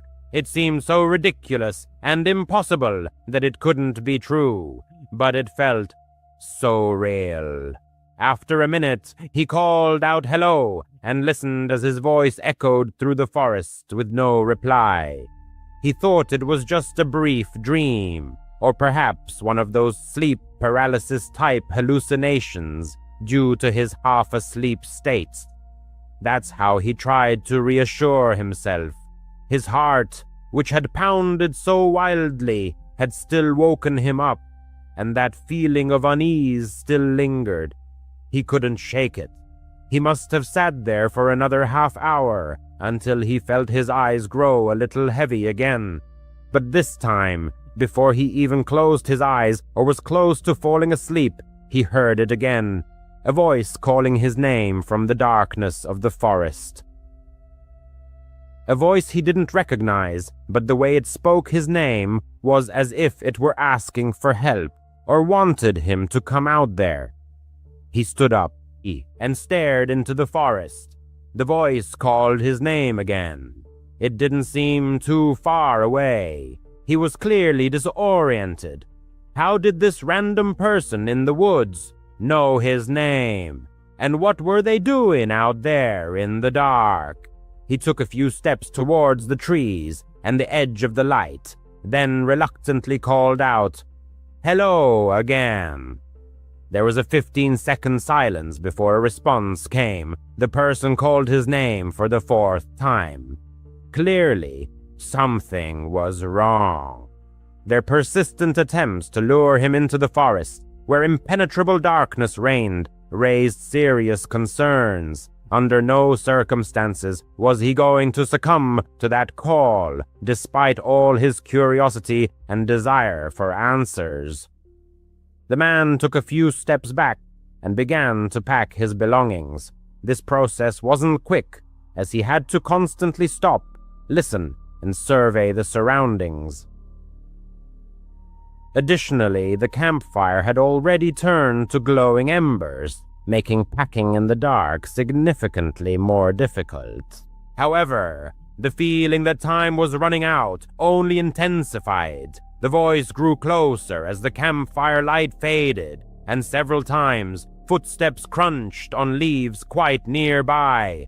Whoever was out there, they clearly knew what they were doing, and it was terrifying. When all his belongings were finally packed, the man slung his backpack on and took out his flashlight. He hesitated whether to turn it on, but decided it would be better to keep it off and try to blend into the forest, allowing the darkness to provide sufficient cover for retreat and to prevent pursuit. So the flashlight remained off, and the man quickly hurried in the direction opposite to the voice.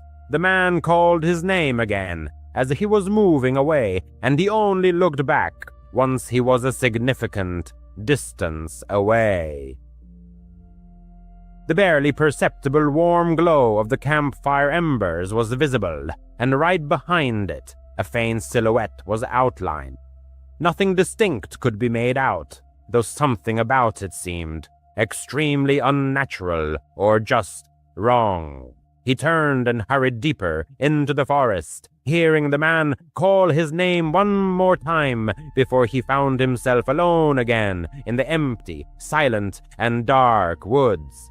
Getting out of the forest was, to say the least, exhausting.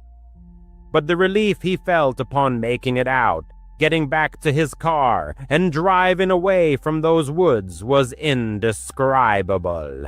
He considered calling the police, but honestly, he thought he'd sound crazy. Some guy calling his name in the woods and seeming to pursue him. What could the police even do about that? So, almost 3 years later, he still doesn't know what actually happened there that night. He admits it's crazy, but a part of him is frustrated that he didn't get closer to the voice to try and figure out who it was or how they knew his name. though he knows that if he had, it might have been the last decision he ever made. The man prefers to remain anonymous, but this event happened several years ago. He worked at a small independent company, and one of his colleagues was a guy named Cameron. They hit it off immediately as they were hired around the same time and their desks were next to each other. So it goes without saying, they talked a lot and developed a great work friendship. They never socialized outside of work, but they always joked about going on a hike together, as they both enjoyed hiking and the outdoors and often brought it up during the work day. However, he never thought it would actually happen, until one day he came to work and found Cameron's desk empty and Cameron himself gone. It turned out he had been fired for reasons they, of course, weren't allowed to know. That same day, he received a message from Cameron suggesting they meet up outside of work and go on that hike they always talked about. Honestly, he felt bad for him, and knowing now that he'd likely never see him again if he didn't agree, he accepted his offer. After all, what could go wrong? They made arrangements, and a week later, they met at the trailhead 2 hours west of the city. Cameron looked very excited and happy to see him, and he, in fact, was glad to see him too. However, right away the man felt that Cameron wasn't the same person he was in the office. It wasn't alarming, but he just noticed it. They started down the trail and talked the whole way. The man tried to delicately ask why Cameron wasn't at the office anymore, but Cameron evaded the question. At work, Cameron had always been very open about everything, perhaps even too open, so it was a little strange to see him so reserved, but the man assumed he had just made some awkward mistake or something similar. In short, they reached the campsite, set up both tents, and then made lunch, and as soon as they finished eating, Cameron abruptly stood up and said, "Be right back." Then he walked into the woods. The way he said it was as if he needed to go somewhere, which, in that setting, made no sense. Why not just say you're going for a walk or something? The man stayed in camp, resting for 10 minutes until Cameron returned. He said nothing and acted as if nothing had happened, so the man just let it go. They talked a little more, unsure, about an hour probably. Then Cameron did the same thing, said he'd be right back, and walked into the woods, only this time it happened right in the middle of their conversation. A silent escape from the forest. Suddenly, mid-dialogue, something inexplicable happened. Quite unexpectedly, his companion, fixing his gaze on the forest trees, fell silent, then resolutely walked away. His first impulse was to follow the direction of his gaze, but nothing remarkable could be found. At this moment, the strangeness of the situation reached its peak, causing an almost alarming unease. 10 minutes later, he returned. This time, a direct question was posed about the purpose of his absence, to which, after a second's thought, a laconic answer followed: nowhere. No further explanation was offered, and again it was decided to let this oddity go. 6 months of daily interaction with Cameron prevented a few inexplicable occurrences from completely altering the established opinion of him. The conversation by the campfire continued for a while longer, after which they retired to their tents, preparing for sleep. The fatigue was so profound that falling asleep presented no difficulty whatsoever. However, he awoke in the middle of the night. His eyes snapped open, and the absolute silence, broken only by the soft rustling of the forest, was clearly imprinted in his memory. Unzipping his tent, the narrator peered outside, intending simply to look around, still unaware of the true reason for his awakening. Immediately, he noticed Cameron's tent was open, and Cameron himself was absent. A search of the entire camp yielded no results. He noticed the flashlight was missing, but no light was visible anywhere among the trees. "Cameron!" he called several times, but there was no answer. For a minute, the narrator sat by his tent, looking around and waiting for his return, until sounds resembling a quiet conversation between two people drifted from deep within the forest. "Cameron, are you out there?" he asked. The conversations instantly ceased, and silence once again reigned in the forest. After 30 seconds of tense waiting, Cameron slowly emerged from behind the trees into the camp clearing. His face was strained, but he tried to hide it with a nervous smile. He was asked about the presence of anyone else. He paused, then uttered, "Nobody." However, as he spoke, footsteps could be heard from behind the trees.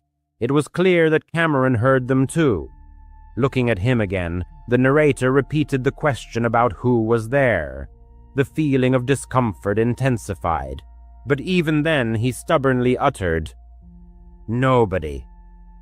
An extremely tense 15 to 20-second silence followed, during which both simply stared at each other while quiet footsteps slowly but steadily approached from the darkness. Adrenaline surged, and suddenly the narrator bolted down the trail, leaving everything behind. As he fled, he heard Cameron's voice and some other man's voice, but he never looked back. The escape didn't stop until he reached his car.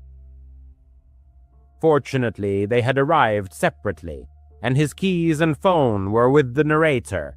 He headed home and spent the rest of the night trying to process what had happened. An attempt was made to contact Cameron, but the message never went through. He had already blocked the contact. Since that night, there has been no further contact with him. It's unknown who else was there or what Cameron was up to, but the narrator believes he was incredibly lucky to get away. Last year, around early November, the narrator traveled to his hometown, primarily to meet old friends, and also to spend a week in a cozy country cabin, a spacious rented dwelling located deep in the woods. His hometown was small, surrounded predominantly by forests, offering many scenic views and camping spots. Although he had never been into hiking before, he had done extensive research and had a strong desire to try it. Gathering all the necessary gear, he decided that the ideal first hike would be a trip into a familiar forest just outside his hometown. This approach provided a sense of security and allowed him to gradually ease into his new hobby. The rented cabin was chosen specifically because of a trail that led to a small camping spot. The narrator reasoned that in case of unforeseen circumstances, he could always return to the cabin and everything would be fine.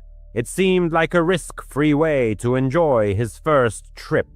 The first few days were dedicated to meeting friends, and another day was spent relaxing at the cabin and preparing his gear. Then, finally, he set off for the camping spot. The trail was only about an hour long. For the first 10 minutes, he focused on properly adjusting his backpack and checking all his equipment. Once everything was settled and there was nothing more to worry about, a strange feeling washed over him, a sensation as if he was being watched from behind the trees. Since this was his first time alone in the forest, he assumed he was just nervous. However, this feeling didn't disappear as expected. Every time he looked into the forest beyond the trail, that empty, dreadful sensation enveloped him. It truly seemed like a sign, a warning to get out of there. But he didn't listen. He kept walking, battling these feelings all the way to the campsite. The camping spot was small, just a little patch of land that, frankly, the narrator wouldn't even have considered a campsite if it weren't for a few scraps left behind by previous campers. The place was definitely undeveloped, as it was unkempt and not maintained at all. Nevertheless, being off the trail and in a more open area, the narrator felt a bit better. He felt comfortable enough to stay. He began unpacking his things and setting up his tent. Since this was his first experience, he meticulously followed the step-by-step instructions, aiming to complete all actions flawlessly. This task took, by his estimation, about 15 minutes, which he felt was a perfectly acceptable result. It was at that very moment, as he was pulling the last tarp, that an unfamiliar man approached the campsite.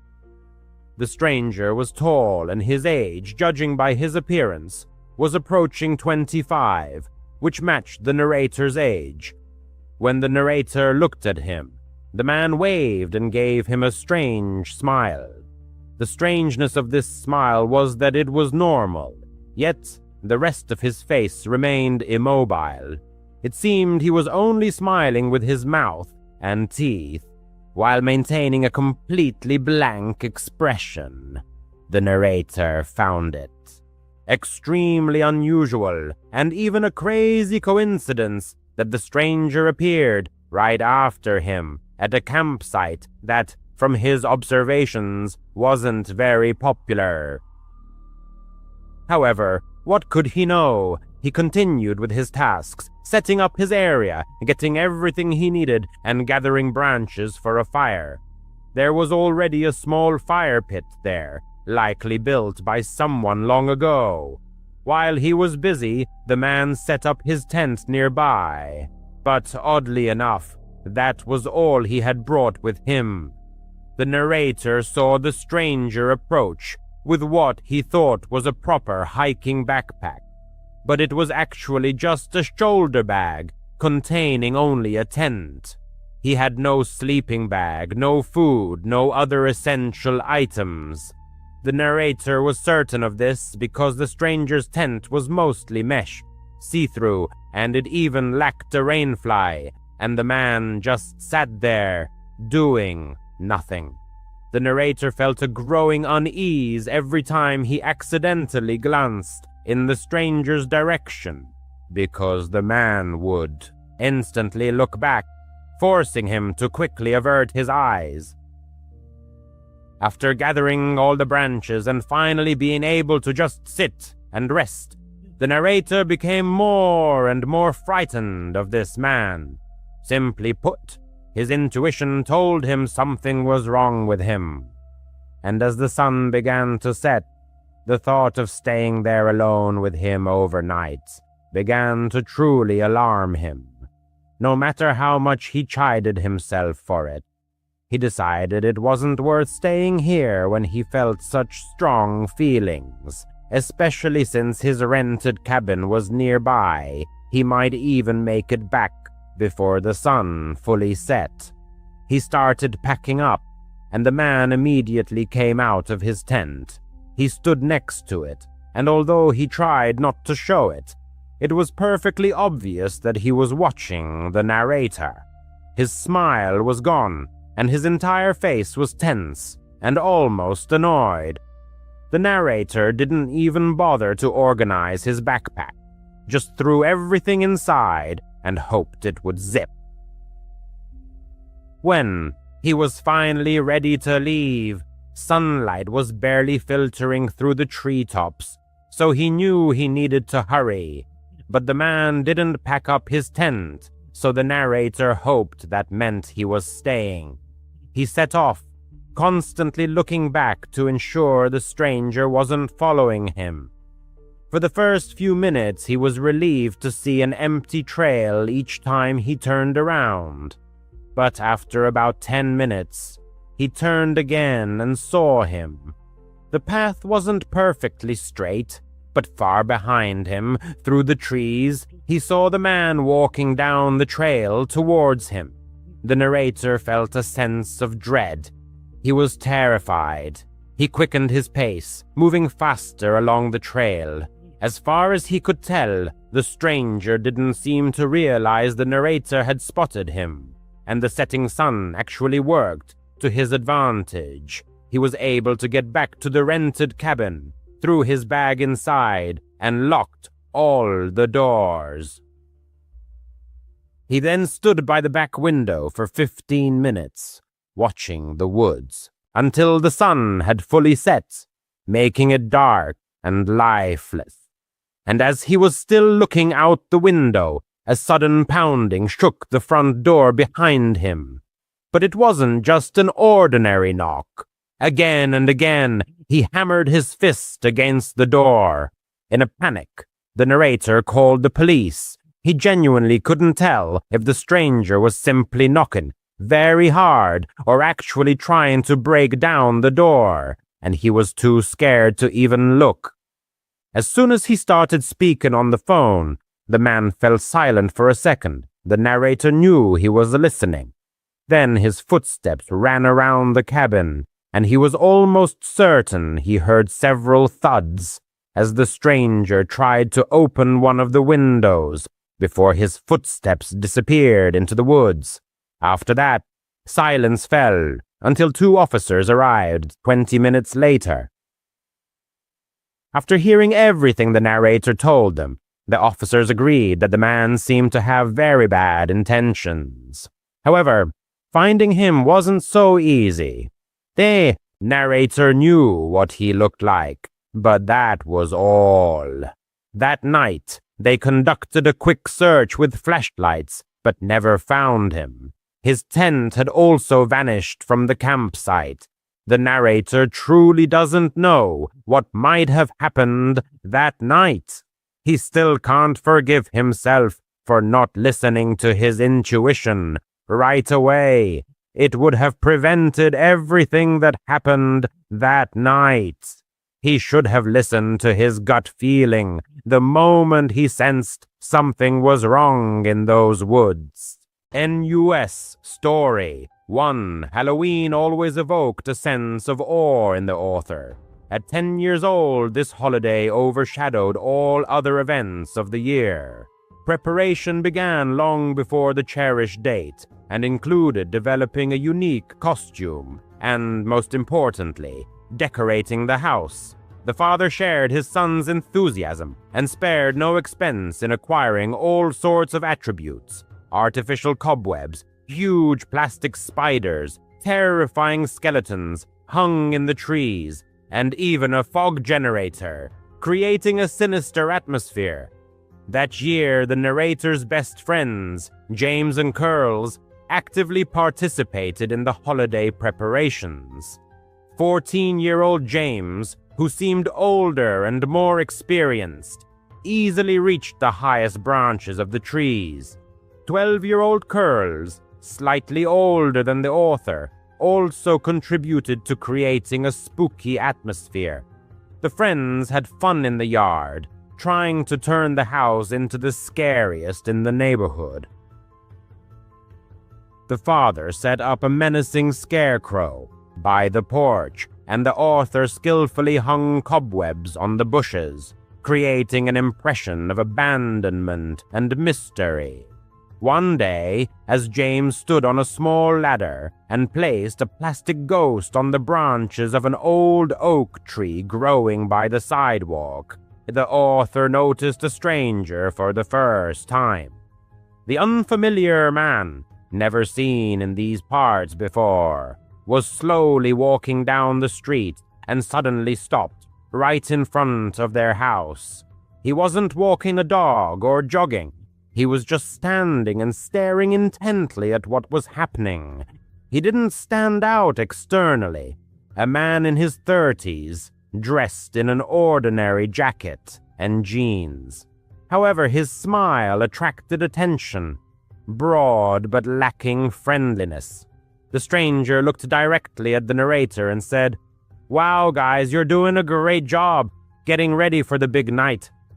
The author, known for his friendly nature, smiled back. "Yes, we want to make the spookiest house." "I bet you'll collect a mountain of candy," the man said, glancing at the decorated house. "Are you planning to trick or treat in this area? What's your route?" The question seemed a little strange to the author, but he didn't pay much attention to it. Suddenly, the father came out of the house and, placing his hand on his son's shoulder, stood between him and the stranger. The author felt his father's hand tighten slightly. "Can I help you?" the father asked in a calm but firm voice. The stranger's smile faltered for a moment, but he quickly put it back on his face, continuing to examine the decorations. "Your son is working hard," he said, looking at the author. "Be sure to get a lot of king-size chocolate bars, kid." "It's time to go inside, son," the father said, not taking his eyes off the stranger.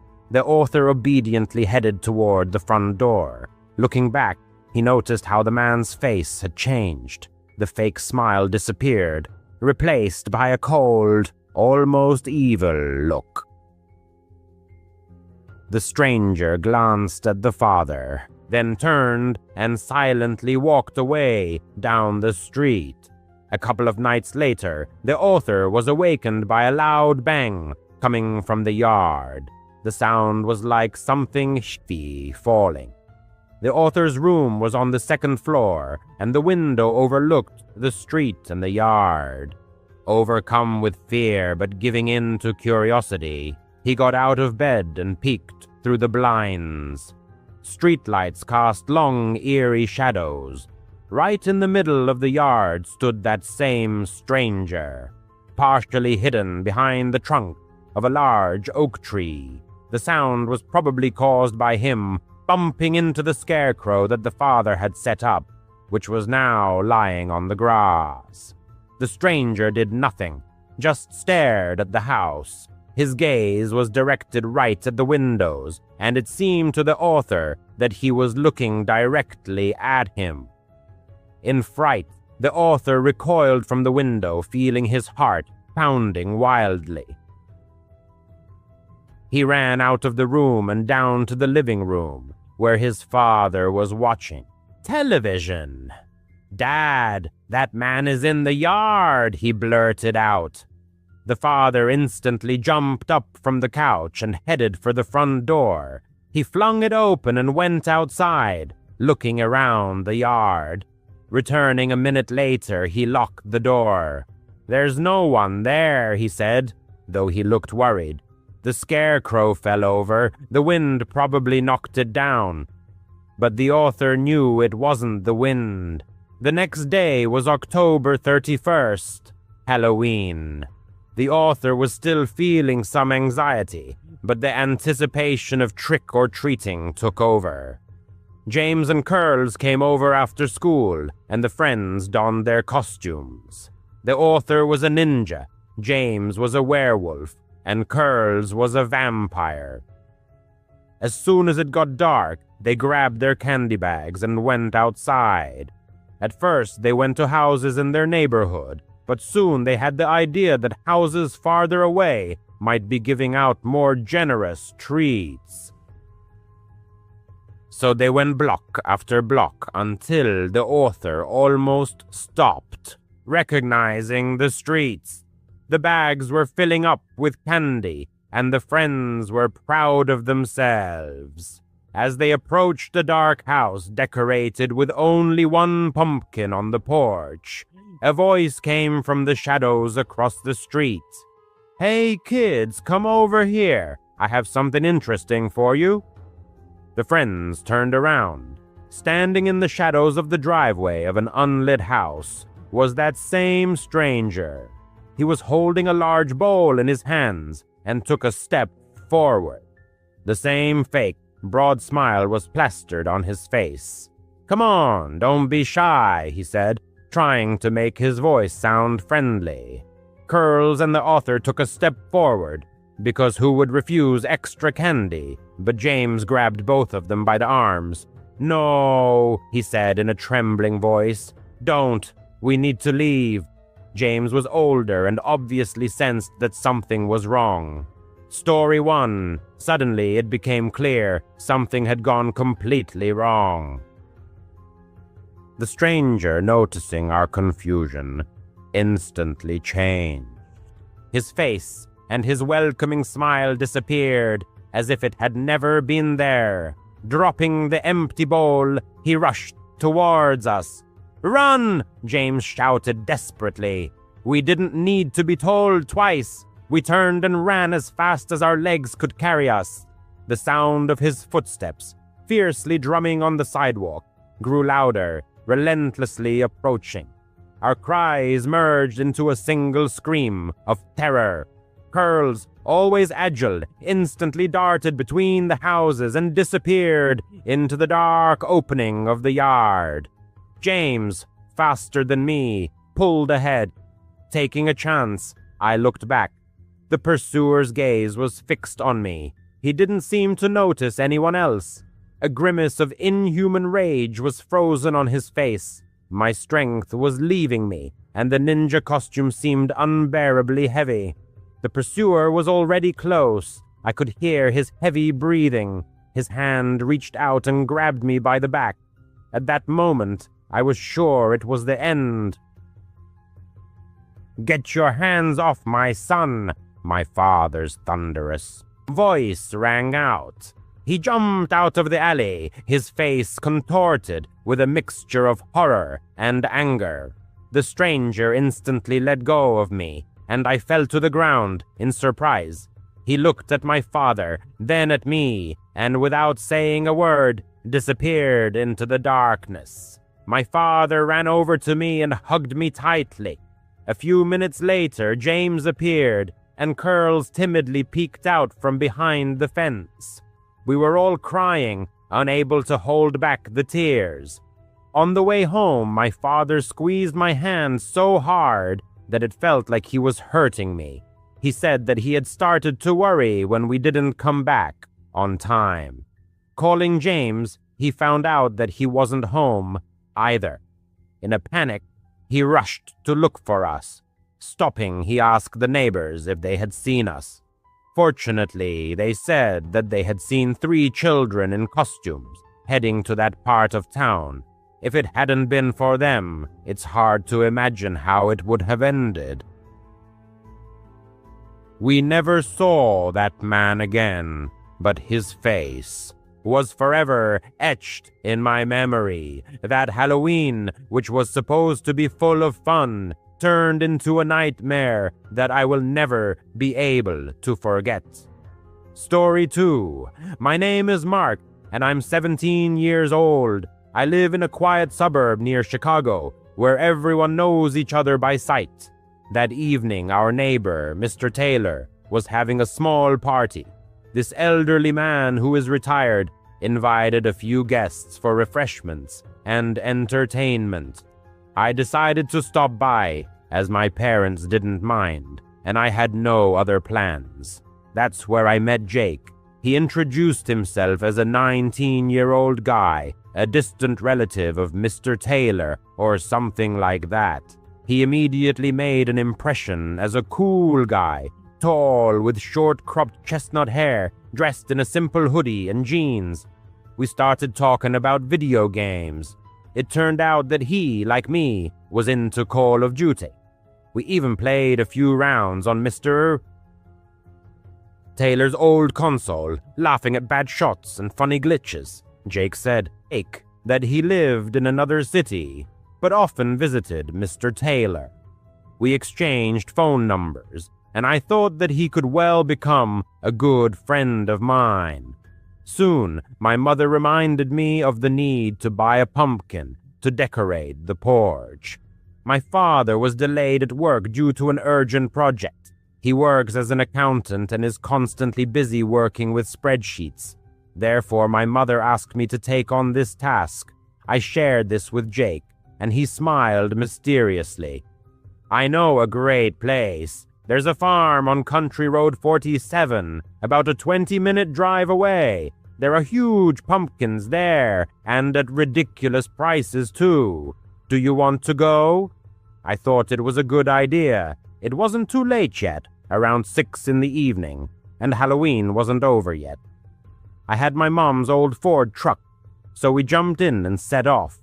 As we moved away from the suburb, the road became darker. There were no street lights, just fields and trees all around. A thick fog began to creep along the ground as in old horror movies, limiting visibility to a few meters. The headlights barely pierced the fog.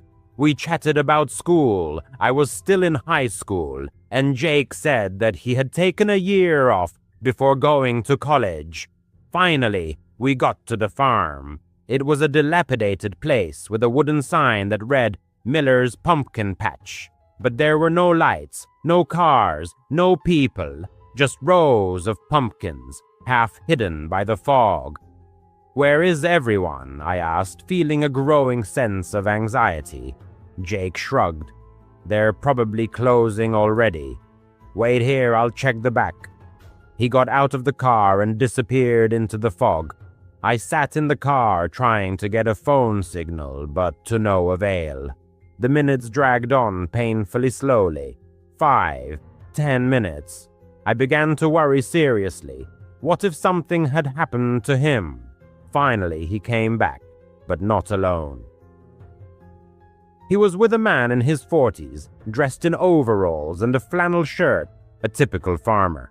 He had an ordinary face, clean-shaven, with brown eyes, but something about him was off. His smile was too broad, strained, as if he was squeezing it out of himself. "Hey, buddy," he said to me. "Jake said you need a pumpkin. Come on in, I have the best ones in the barn." The barn was an old wooden building located behind the field. The creaky doors were banging in the wind. Jake nodded. "Yes, Mark, let's go. He says the biggest pumpkins are stored there." But the farmer suddenly started asking strange questions. "Do you live here? What's your family name? Do you have any siblings? What does your father do?" This wasn't a normal small talk. It seemed like he was trying to pry out personal information. And why inside the barn? The pumpkins were right in the field. That ill-fated day, they stood right there in the middle of the autumn field. The main character glanced at Jake, but he, as if spellbound, watched indifferently, his hands in his pockets. The surrounding fog seemed to erase the boundaries of reality, and the young man imagined that a door slammed somewhere in the distance, perhaps in the old farmhouse adjacent to the barn. Were there more people there? An inexplicable anxiety gripped his insides. Both strangers were now staring intently at him, waiting for a decision. "Come on, what are you afraid of? It's just inside," the farmer repeated insistently, with undisguised impatience in his voice. "No way." The young man firmly stayed by the car. Actually, I just got a message from my mom. She's waiting for me, and I need to get back urgently. Maybe we'll just take a pumpkin from here?" He mechanically took out his phone, pretending to check the message, although there was no sign of a signal in this wilderness. Jake and the farmer exchanged fleeting glances, in which the young man thought he saw some sinister secret. However, the farmer only shrugged. "Sure, buddy. Pick anyone." They hastily grabbed the largest pumpkin lying on the edge of the field. The young man paid in cash, and they hurriedly drove away. All the way back, Jake was silent, which was very unlike his usual behavior. The young man dropped him off near Mr. Taylor's house and drove home to carve a pumpkin for Halloween with his mother. He tried not to think about this strange incident, but the image of the sinister farm was firmly stuck in his head. Later that evening, he had a small party at his house. Only the closest friends gathered, about 8 people. Pizza, soda, watching horror movies on Netflix. The young man also invited Jake, who had seemed so cheerful before. He showed up around 8 in the evening and immediately joined the company. They played board games, told each other scary stories. Everyone was laughing and having fun. Suddenly, Jake's phone vibrated. He glanced at the screen and, without saying a word, slipped outside. "I'll be right back," he mumbled. No more than 5 minutes passed before the doorbell rang. A young man opened the door, assuming it was a late trick-or-treater. However, a tall stranger in a black jacket and a creepy mask that mimicked a human face, like those silicone masks you can see online, barged into the house. The sight was truly terrifying. Empty eyes, a frozen grin. It was a private party, and no one had been warned about costumes, except for maybe a harmless hat. "Who are you?" the young man asked, blocking his way. The stranger didn't answer, just stood there in silence. The young man's friends noticed the uninvited guest, and Ben and Leah approached them. "Hey, man, it's by invitation only here. Do you know anyone?" Only silence in response. Then the stranger reached into his jacket and pulled out a gun. A real one, black and heavy like a Glock or something like that. He pointed it straight at them. "All the money, phones and jewelry. Put everything in this bag." He threw a sports bag on the floor. Panic broke out in an instant. The young man's heart was pounding wildly. It felt like it was about to jump out of his chest. Everyone froze in shock and then started giving up their belongings. The young man's iPhone, Leah's necklace, Ben's watch. The robber acted quickly and assertively, waving the gun around. The young man glanced at Jake furtively. He was standing in the corner and, like everyone else, was throwing his wallet into the bag. But there was no fear or horror in his eyes. No wide eyes, no trembling. He looked absolutely calm, as if he had been in this situation many times before. The robber even took Jake's belongings, but it all seemed like a pre-planned performance. The robber grabbed the bag and, backing away, headed for the door, disappearing into the night darkness.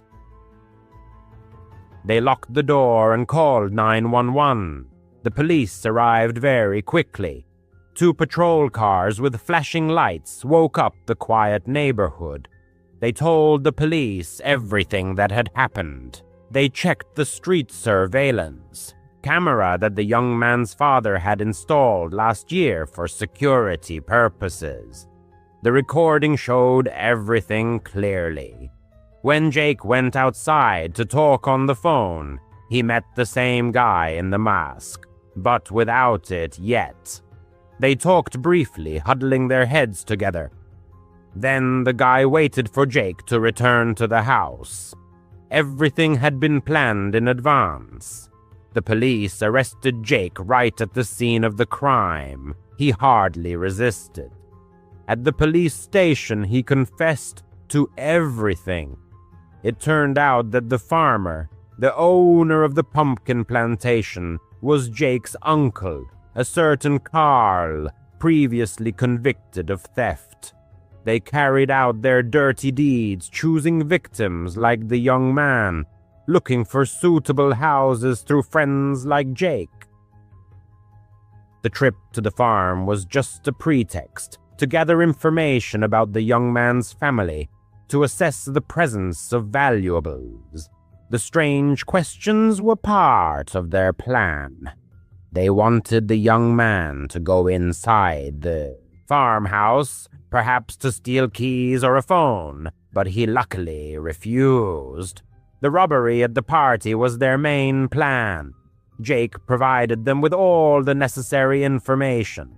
The police raided the farm. It turned out that it was not a real pumpkin plantation at all, but just a cover for criminal activity. The things stolen from the young man and his friends were hidden in the barn, as well as things stolen during other robberies. Carl had an unregistered gun, loaded and ready to fire. He was also arrested. All the stolen items were returned to their owners, but that couldn't erase the horror they had experienced. Now the young man constantly rechecks the doors and is wary of new acquaintances. Mr. Taylor was completely unaware of Jake's criminal tendencies. He felt terrible. That Halloween taught the young man that the scariest things in life are not ghosts and monsters, but people you consider your friends. If he had gone inside the farmhouse back then, who knows what might have happened. He still gets goosebumps when he remembers it. Story 3. When the young man was still a child, about 11 years old, his family visited his grandparents every year during the holidays. They lived in a quiet provincial town in rural Ohio, in a place where everyone knows everyone else's secrets, but no one likes to talk about the oddities. They lived somewhere else, about a 2-hour drive from the town. But Thanksgiving, Christmas, and Easter always meant one thing: pack your bags and hit the road. And so the time came to set off. The house where his grandparents lived was located in a quiet cul-de-sac. The street was unremarkable, ordinary old wooden houses with spacious yards. The author's aunt and uncle lived 2 steps away from them. They had a little daughter growing up, the author's cousin, who was barely a year old.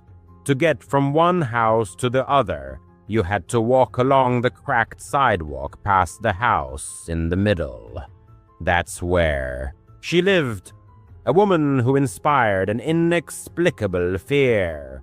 No one knew her real name. The children simply called her the woman with the chain behind her back. She was striking in size, nearly 6'3", and a build like a professional American football player. An unchanging attribute of her appearance was heavy logging chains wrapped around her neck, like those used to transport felled trees. They made an ominous clanging and rattling sound with every movement she made. Her look was completed by dirty, old-fashioned dresses, as if they had come from the pages of 50s magazines, and rough work boots covered in a thick layer of dirt. Her hair, wild gray and tangled, seemed to have never known a comb. Only rarely could she be seen in the yard, digging in the garden or engaged in the strange activity of washing the walls of her house.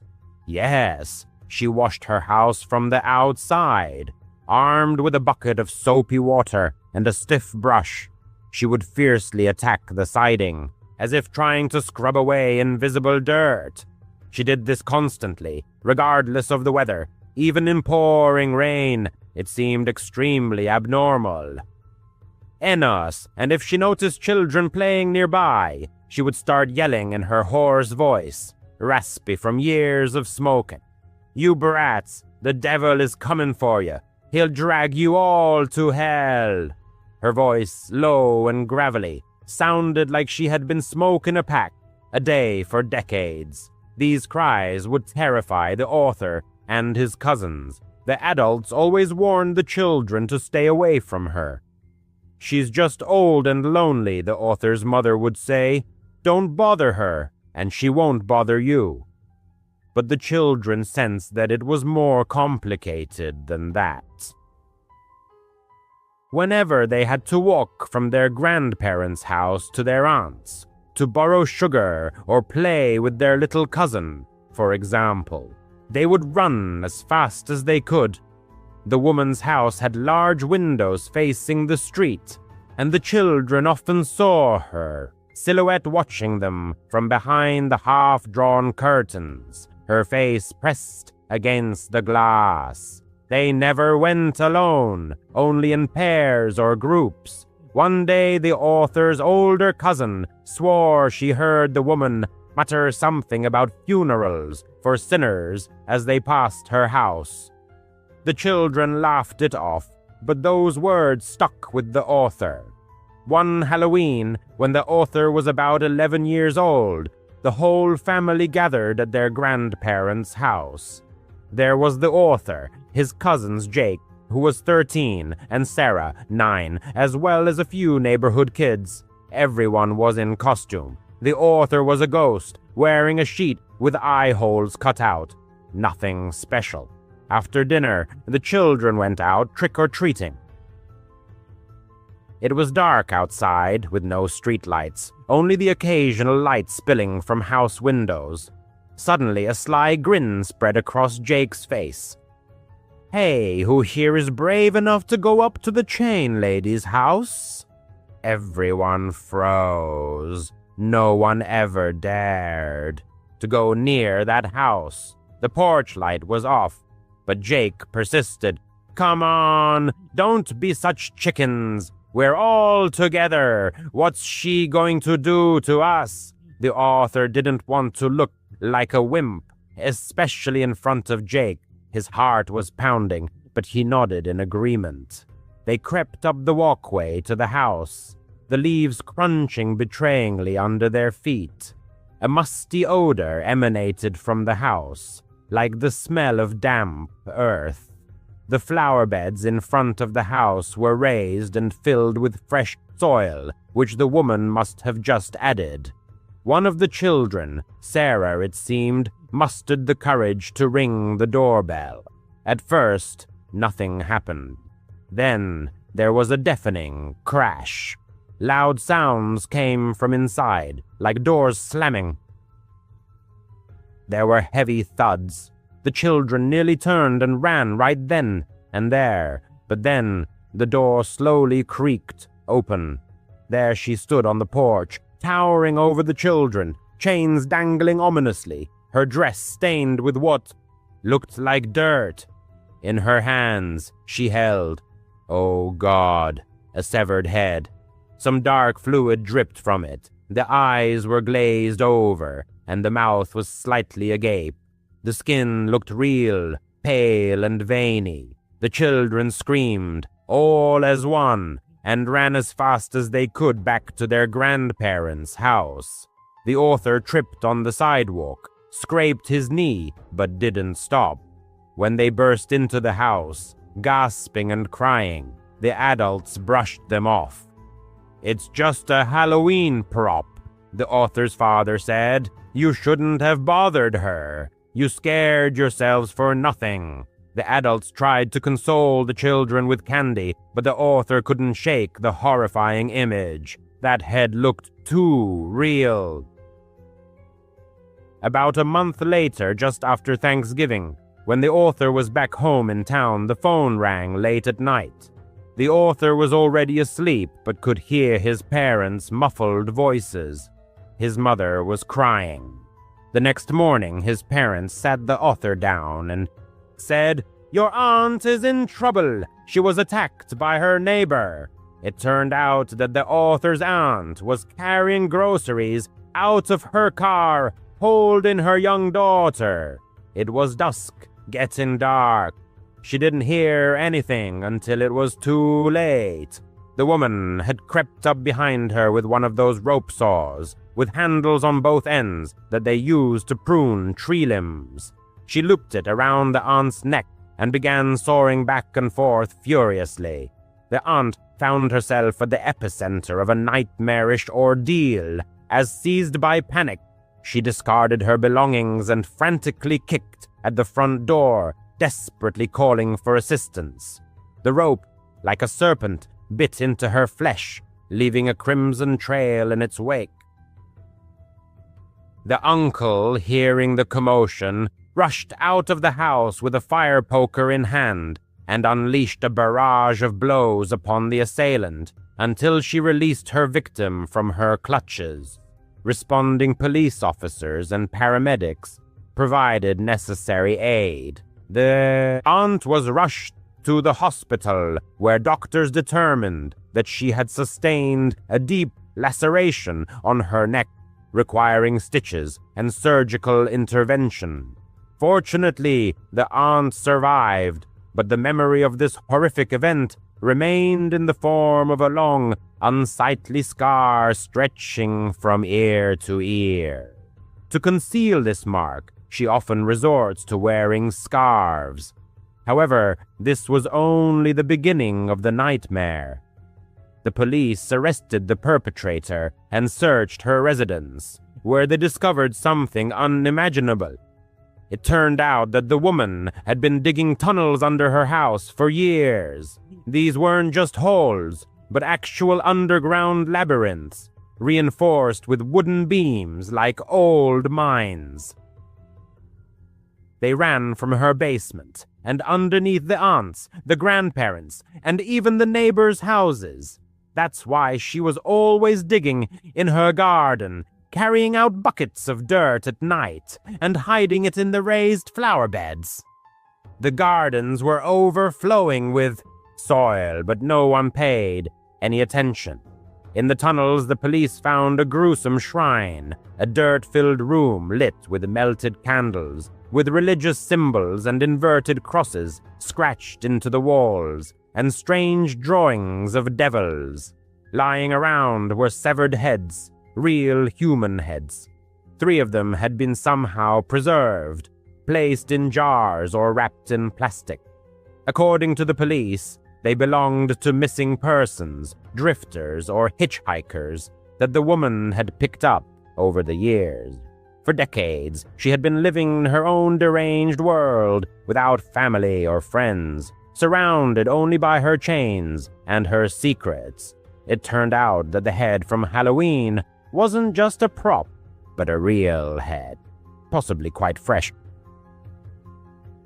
The police identified it as belonging to a man who had gone missing a week prior. If the aunt had stayed out there, she might have been next. After these events, the house was torn down and the tunnels were filled in. The aunt and uncle couldn't stay there anymore and moved away. The grandparents stayed, but put up fences around their house.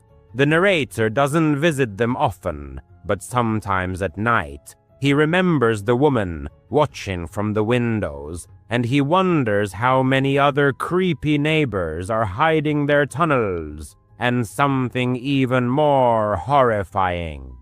This story makes one wonder who lives next door. N.U.S. Mark Allison, a landowner with 700 acres of fertile land south of Grinnell, near a busy highway, was completely absorbed in the harvest. Time was of the essence, and he needed to gather the crop before the rains that the weather forecasters had predicted. Warnings from the local agricultural cooperative added to the pressure, forcing the farmer to work to his limits. That evening, he decided to stay late to finish harvesting the western section of the cornfield, which stretched out in a flat, seemingly endless expanse. Driving the combine, which cut through the field in 12 rows, felt like moving through a long, monotonous corridor. Bright moonlight flooded the surroundings, clearly outlining the boundaries of the property. The air felt autumnal, fresh, and dry. Mark sat in the cab of his reliable John Deere, with its 12-row header, the auger neatly folded away, and the hopper half full. Inside, the atmosphere was warm and comfortable, with the machine emitting a steady, soothing hum. Hot coffee sloshed in the thermos, and local AM radio played softly from the speakers. Suddenly, the usual course of things was disrupted by a strange sound. At first, Mark thought it was interference on the radio. However, a faint, ghostly voice pleading for help cut through the engine noise, Help me! He immediately turned off the radio and strained his ears. Silence. Only the crunching of corn stalks being ground up by the machine and the whistling of the fan, blowing away the chaff. The farmer guessed that the sound might have come from coyotes, howling from the tree line along the southern edge of the field. Sometimes the mooing of neighboring calves carried for great distances. Reassured by this rational explanation, he continued working, but after a few more passes, the same eerie sound pierced the night silence again. The same words, sounding as if they were coming from deep within the field, rather than from the road. Mark slowed the combine, stopped at the end of the row, and turned off the header. In the ensuing silence, the night seemed boundless. He opened the cab door and climbed down the steps. A light breeze rustled the corn leaves like a soft, dry rain. The moonlight bathed the field in a pale, mystical glow. Help! Help! The words sounded sharp and disjointed, as if someone were speaking through thick fabric. Announcements about a missing girl, posted at Casey's in Grinnell, flashed through his mind. Abby Cole, 14 years old, had disappeared back in September. She lived near Rock Creek State Park, about 1.5 miles east of Mark's farm, on a gravel road near the old grain dryer. In the photograph, she had brown hair and wore a gray hooded sweatshirt. Mark had often seen her when he was filling up with diesel fuel or buying coffee. Deciding to investigate the source of the strange sound, the farmer grabbed a flashlight from the cab and, for good measure, tucked a wrench behind his belt and his jacket. He left the combine's flashing lights on to keep his bearings. After sending his wife a short message, hearing noise in Westfield, checking it out, phone dying, Mark stepped into the corn rows. The dry leaves rustled under his feet. The ground was hard on top but soft and yielding underneath. His boots crunched softly. After just 20 yards, the combine's lights had faded to a dim glow. A feeling of unease grew, and Mark, acting on instinct, moved in the direction from which the voice was coming, trying to move cautiously. Help, please! The sound was very close, almost from under the ground. He stopped and pointed the flashlight beam down. In the light, a flat gray patch appeared on the ground, like a rectangle pressed into the soil. A small PVC pipe stuck out at an angle, its end neatly cut. A piece of duct tape was tangled in a corn root nearby. Mark knelt down, his heart pounding in his chest. He began to dig away the dirt with his gloved hand until he felt something hard. The soil crumbled easily, like dry crust. Under the layer of dirt, he found a sheet of plywood. A faint breath came from the pipe, followed by a sound that he couldn't make out. Grabbing the wrench, Mark pried up the edge of the plywood. One corner lifted. A warm, musty air hit his face. "Hold on," Mark said, his voice sounding unnaturally loud in the night silence. The pipe rattled against the wood as he lifted the plywood higher. Sliding his fingers under the sheet, he raised it a few more inches. The flashlight beam illuminated a small space below, no bigger than a dog crate. He saw reflecting eyes, a small mouth trying to say something, a gray hooded sweatshirt, and brown hair matted to a forehead. It was her. Suddenly, there was a rustling sound behind him. Mark froze, holding the plywood. The flashlight beam trembled, catching cornstalks bending unnaturally in the darkness. Another sound, not the wind. Someone was nearby, their breathing louder than Mark's. A man appeared 4 rows away, tall, broad-shouldered, with a cap pulled down over his eyes. In his hand, he held a curved blade, perhaps a scythe, glinting in the moonlight. He was silent. Mark dropped the plywood. It fell back with a soft thud. The pipe clanked, and a faint sound came from below, perhaps a word. Mark took off running, choosing a road different from the one he had come through. A cornstalk snagged his jacket. Leaves whipped his face. He ran toward the flashing lights of the combine, hoping he wasn't lost. Behind him, the corn rustled with incredible speed. His pursuer was gaining on him. Mark zigzagged through the tracks of an irrigation rig, trying to break free. The flashlight beam swung wildly, offering little help. The combine lights pulsed ahead, seeming impossibly far away. His foot sank into a soft spot, and Mark was mired to his ankle. Pulling his foot free, he kept running. He heard the whistle of a blade cutting through a stalk with a sharp crack. His pursuer was close enough that Mark could smell sweat and something sour. Reaching the combine, he began to climb the ladder. It seemed endless, like in a dream when you can't move fast. Mark slipped, banged his shin, and grabbed the railing. His jacket sleeve tore as he hauled himself into the cab. The door wasn't fully closed when the blade plunged into it. Metal rang, and the scythe scratched the glass, leaving a white mark. Mark slammed the latch. For a moment, he saw the pursuer's eyes through the window, empty and lifeless, as if he were simply doing a job. Starting the combine, Mark lowered the header and moved forward. He didn't want to run over his pursuer, just get away. The man stepped back and disappeared into the corn, then reappeared, trying to climb the ladder. He swung the scythe again, hitting the side mirror and knocking it off. Mark hit the gas, and the combine lurched forward. Corn poured into the header. The pursuer fell. Mark swerved to the edge of the field, the lights illuminating the gravel road. The auger hit a branch and rattled. He drove the combine onto County Road F27, bouncing violently as if he were late for something important. The night was unsettling. Something was not right.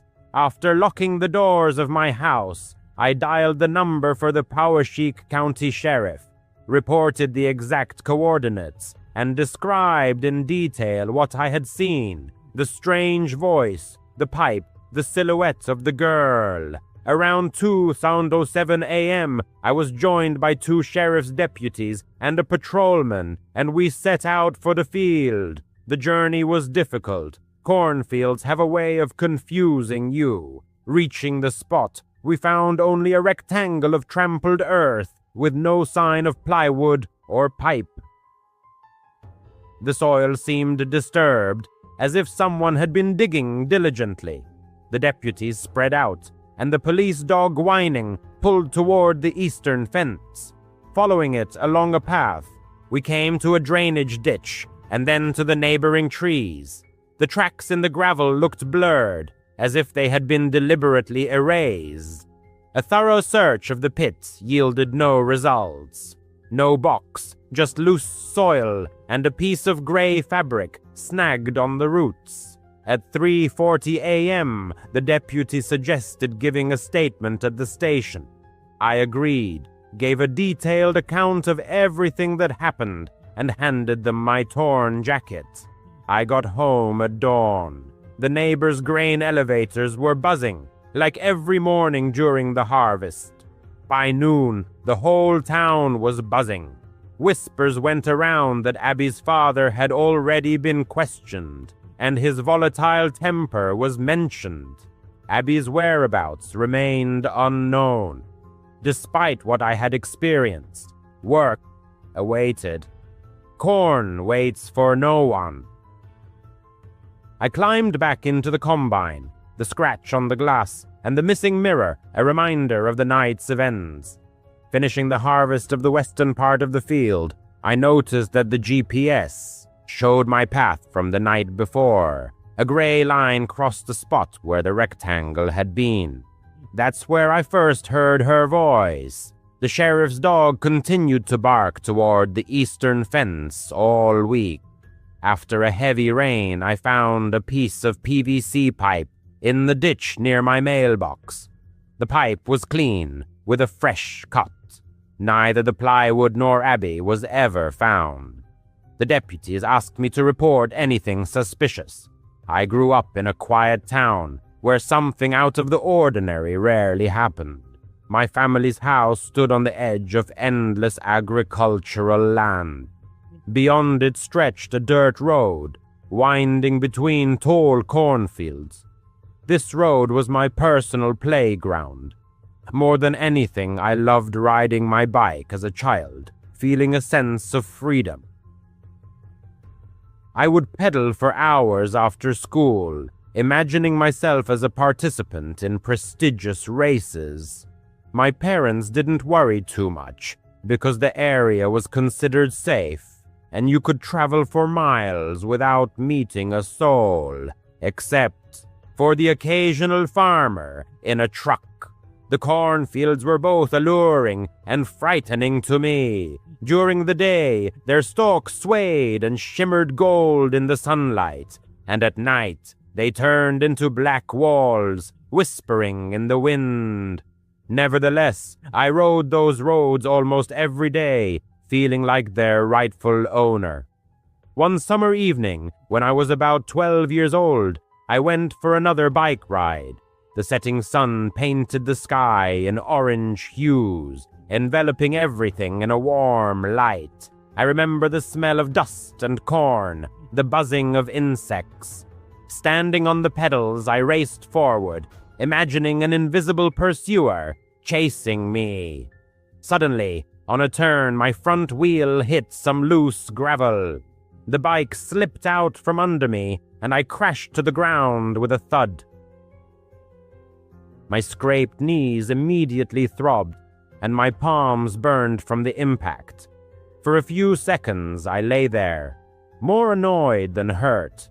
I hated falling off my bike, but since it happened fairly often, I just got up, brushed off the dirt, and checked the chain. It was at that moment that I felt something change around me, as if the air had become different. At first, it seemed like I heard the rustling of corn stalks, but not from the wind, as if someone was walking inside the field. Freezing in place, I stared at the edge of the field.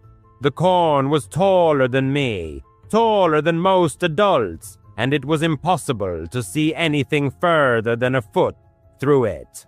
I listened intently, my scraped knee throbbing, my hands shaking slightly, and then I saw him. About 30 feet away, a man emerged from the corn. I don't know how long he had been standing there or whether he had been watching me, but in the moment our eyes met, I knew something was wrong. He wasn't dressed like a farmer. His clothes were dirty, dark pants, a faded shirt. He looked ragged. His face was pale, almost gray in the fading light, and his eyes seemed unnaturally wide open, as if he hadn't slept in days. For a moment, I froze, trying to make sense of what was happening. Maybe it was just a passerby who lived nearby. But then he started to move, not walk, but run. He took off and ran straight at me, moving with a heavy, stumbling gait, more like an animal than a human. His arms flailed chaotically, and his expression remained unchanged. His gaze was fixed on me, as if I were prey. Panic gripped me. Lifting my bike, I didn't notice the chain had slipped off. Pain shot through my knees as I tried to pedal, but the wheel didn't catch right away. I could hear his footsteps, getting closer behind me. Miraculously, I managed to get the chain back on. I kicked, and the bike lurched forward. Not daring to look back, I could feel him gaining on me. The dirt road seemed endless. The sound of his running was forever etched in my memory. heavy, uneven, desperate. I pedaled as hard as I could. Tears welled up in my eyes, my chest burned from panting. When I finally looked back, he was still there, still chasing me, maybe only 20 feet away. His face was distorted, his mouth slightly open, and his eyes wide in the last rays of the sun. Under the rays of the setting sun, the road twisted treacherously, and a careless maneuver almost led to a fall. But then, in the distance, like a beacon of hope, my home appeared, and the light on the porch was already burning brightly. Unable to contain his excitement, the traveler shouted, calling for his mother, and this sound seemed to give him new strength. With an incredible effort of will, he reached the driveway, dropped his bike, and beside himself ran toward the porch, continuing to call for help. His father came out of the house, puzzled and alarmed. Breathlessly, the traveler pointed toward the road, expecting to see the pursuer, but there was no one there. The road was empty, and the cornfield stood in silence, leaving no traces. The father, armed with a flashlight, searched the area, but to no avail. The mother, meanwhile, was administering first aid, washing the scrape on his knee, while the traveler, gasping, tried to explain what had happened. The parents, however, were skeptical of the story, suggesting that it might have been a figment of his imagination, a random passerby, or a neighbor. But the traveler was sure of what he had seen. After that incident, he avoided riding his bike near the fields for a long time, and at night, looking out the window, he thought he saw an ominous figure lurking at the edge of the corn. The parents eventually decided to share the story with the neighbors, but none of them had seen anything suspicious. One old farmer even joked, saying that this road likes to play tricks on children. The shadows move very strangely here. But the traveler knew that it wasn't a trick of the imagination. He still remembers how the pursuer's feet sounded, how he never took his eyes off him, whoever it was, and whatever he wanted, the traveler was. Lucky that his bike hadn't failed him at the most critical moment.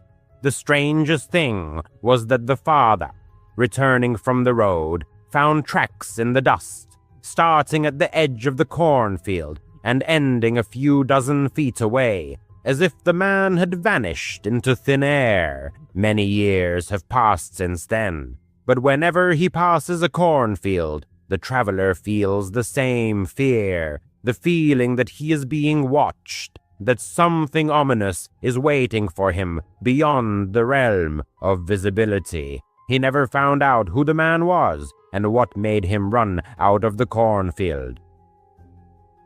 And perhaps it's for the best, because the scariest thing about memories is not knowing what happened, but the realization that it could happen again. His name is John Harland. He is 68 years old, and he lives on a 200-acre farm near Mitchell, South Dakota. Mostly corn is grown here, stretching flat and endless under the wide sky. His wife, Mary, died in April 2019 of heart failure. She was 62 years old. Since then, he has been alone with the land. The days blend into a monotonous series of caring for the crops, repairing equipment, and watching the sun sink below the horizon. He is comfortable with the silence, or at least he used to be. The farm was their life. Mary loved this place, the way the wind played with the fields, as if with a living creature. After his wife's death, John often sat on the porch with a cup of coffee, looking at the corn rows, trying to feel her presence. Their son, David, 35, lives in Sioux Falls and calls every week, mostly for money.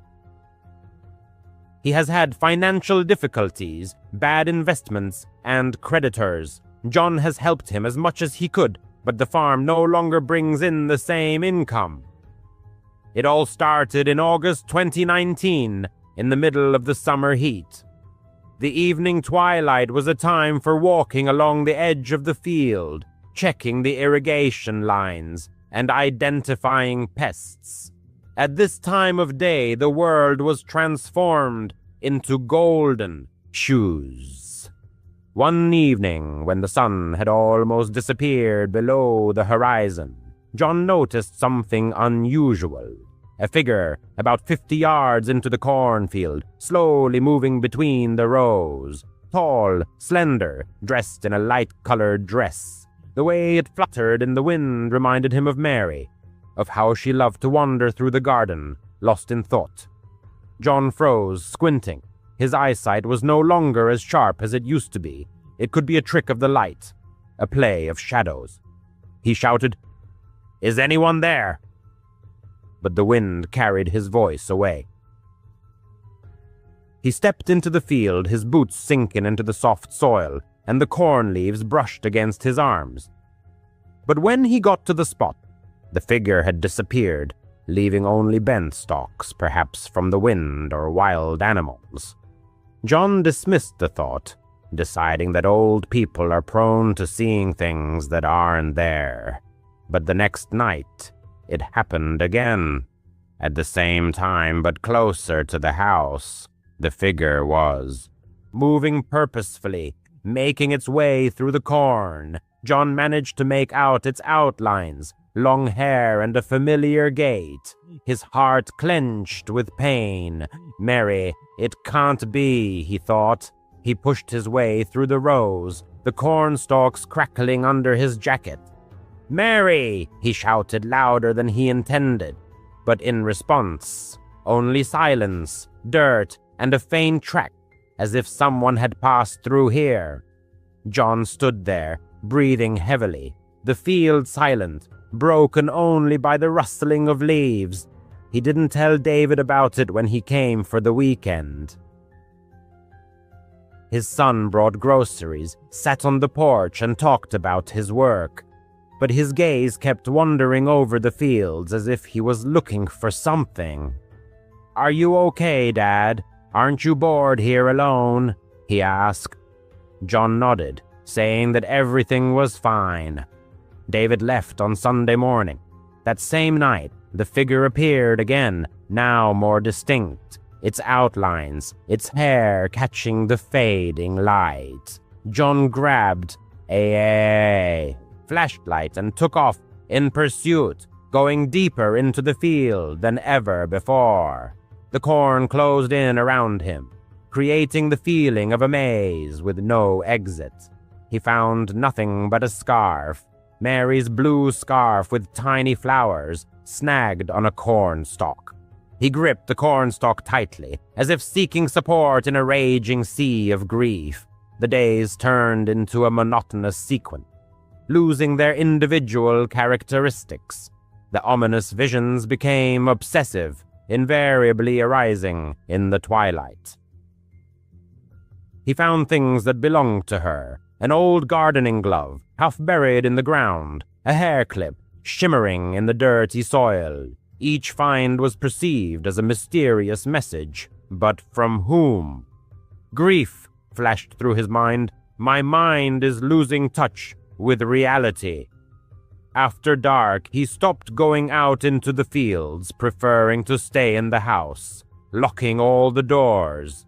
However, an irresistible attraction to the cornfield did not leave him, as if the earth itself was calling him. One day, consumed by a thirst for answers, he thoroughly searched the house. In Mary's dresser, he found her diary.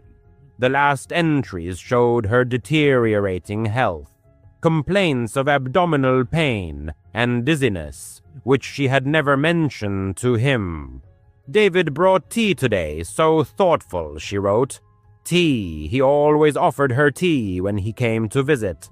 Some kind of herbal blend, whose beneficial properties he was absolutely certain of. His stomach clenched painfully at the thought. A picture of the autopsy flashed through his mind. traces of some strange substance in her body which were deemed insignificant. Heart failure, the doctors concluded. Natural causes. And us. He continued his search, unwilling to accept such an explanation. In the attic, among dusty boxes, he discovered bank statements showing large withdrawals he hadn't authorized. Thousands of dollars had been transferred to David's account. Then he stumbled upon Mary's life insurance policy, which named David as the beneficiary in 2022. His hands trembled as the terrible truth dawned on him. Debt collectors had been hounding him for months. Was he so desperate as to commit such an act? He couldn't fully grasp the monstrous thought. Steeling himself, he dialed David's number. His voice was even, but there was an icy coldness in it. "What did you do to your mother?" he asked. A heavy silence followed, broken only by a strained laugh. "Dad, you're scaring me." "You need to rest," David said, a strange tremor in his voice. With that, he hung up. That night, the ominous figure appeared earlier than usual, beckoning him toward the cornfield. Grabbing a flashlight, he followed. The corn parted before him like a curtain, revealing a small clearing. Someone had cut the corn stalks, doing so unnaturally and with a specific purpose. In the center of the clearing, he saw a half-empty bottle with the label torn off. He slipped it into his pocket.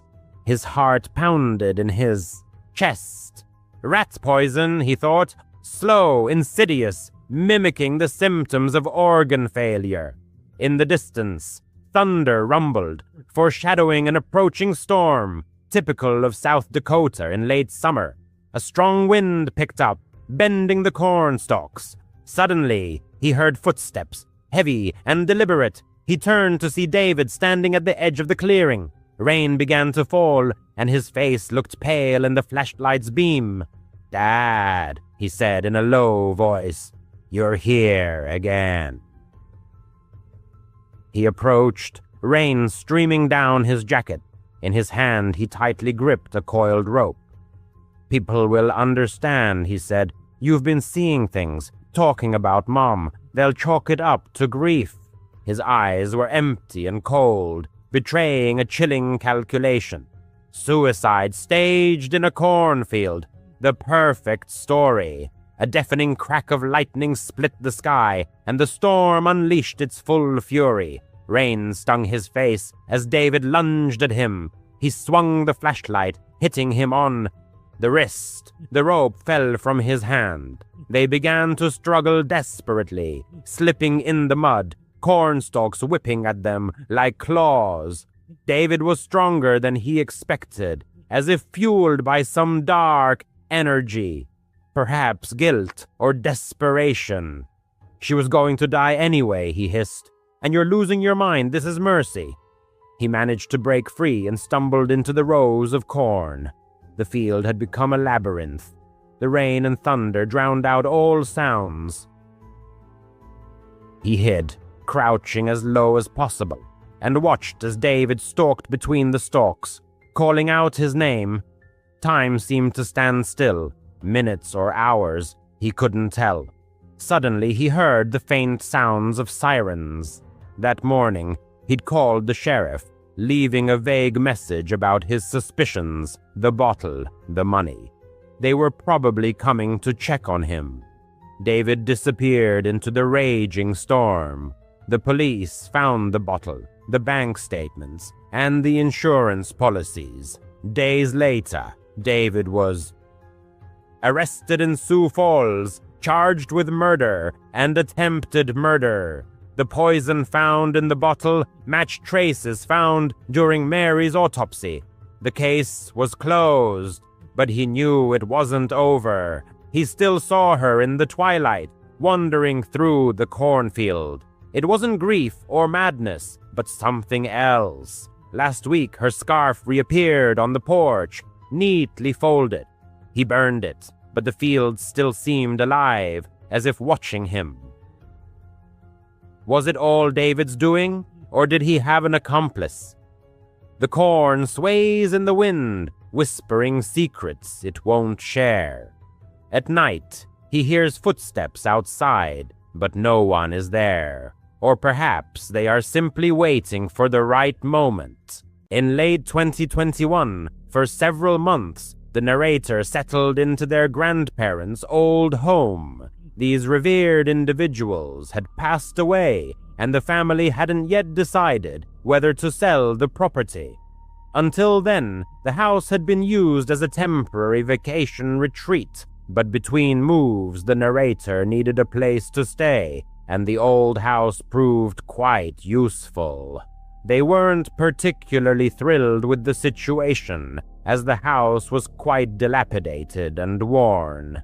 However, the absence of rent payments was an undeniable advantage and brought a certain satisfaction. The events in question occurred 2 months after they moved in. One day, returning from work around 6:00 p.m., they parked their car in the driveway and headed to the mailbox to collect the mail.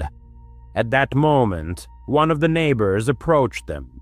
She was an elderly lady with whom they had spoken several times about their deceased relatives, the current situation, and other everyday matters.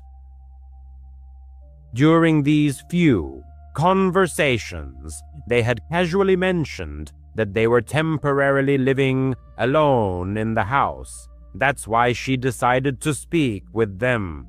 The neighbor recalled them saying a few days prior that they were living alone. However, earlier that day, while walking around the neighborhood, she had noticed some movement behind the windows inside the house. When she then noticed the absence of their car, it caused her concern, as she was sure they were at work. The narrator thanked her for the information, but honestly didn't fully grasp the seriousness of her words. The neighbor didn't seem entirely sure of what she had seen, and after all, it seemed absurd. Why would anyone break into their grandparents' old house? Continuing into the house, they quickly looked around for signs of a break-in or any disturbed items, but found nothing suspicious. There weren't even any shoe prints on the floor.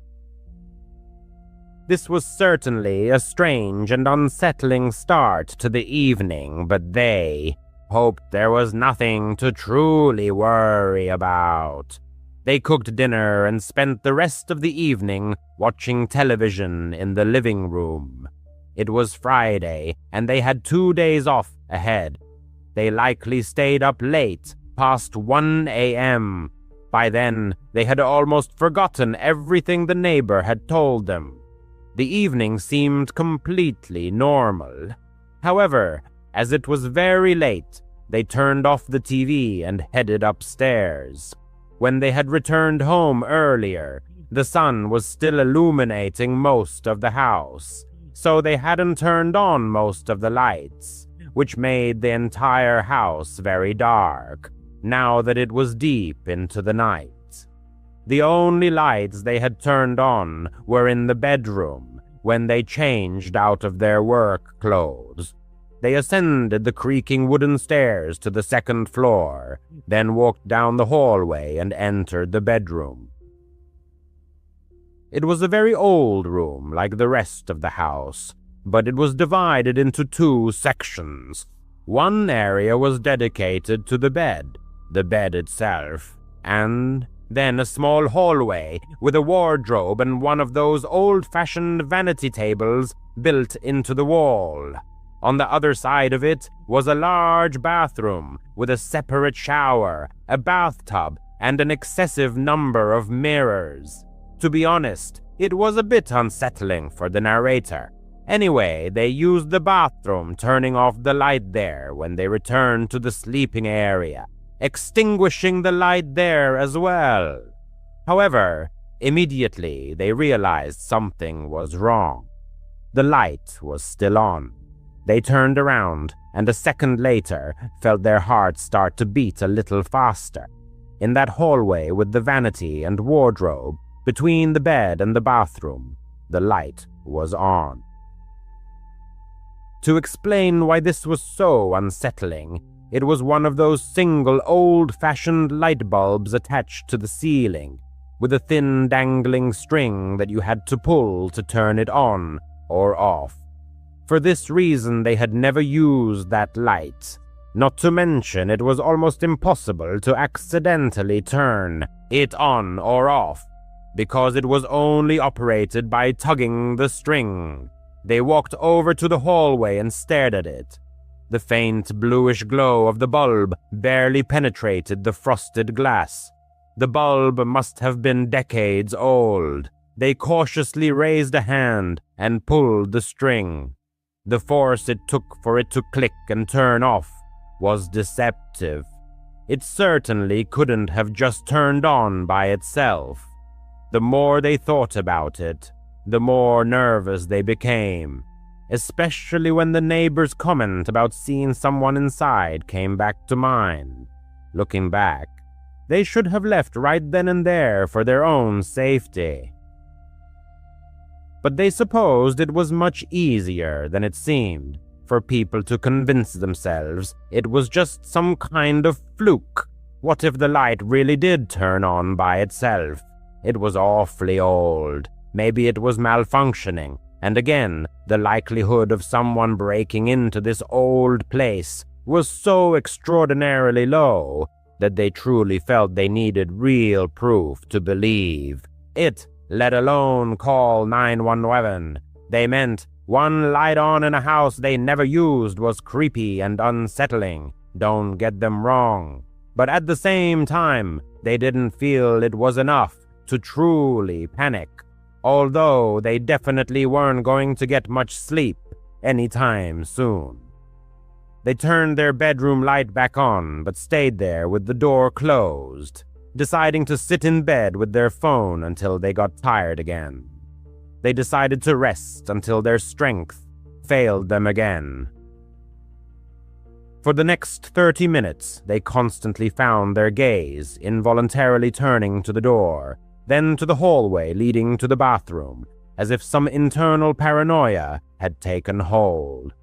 Despite all the rational explanations they tried to instill in themselves, deep down the feeling that something inexplicable and disturbing was present lingered.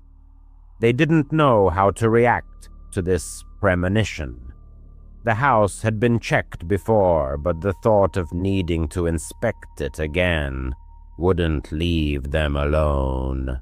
They got up and flung open the door to the main upstairs hallway.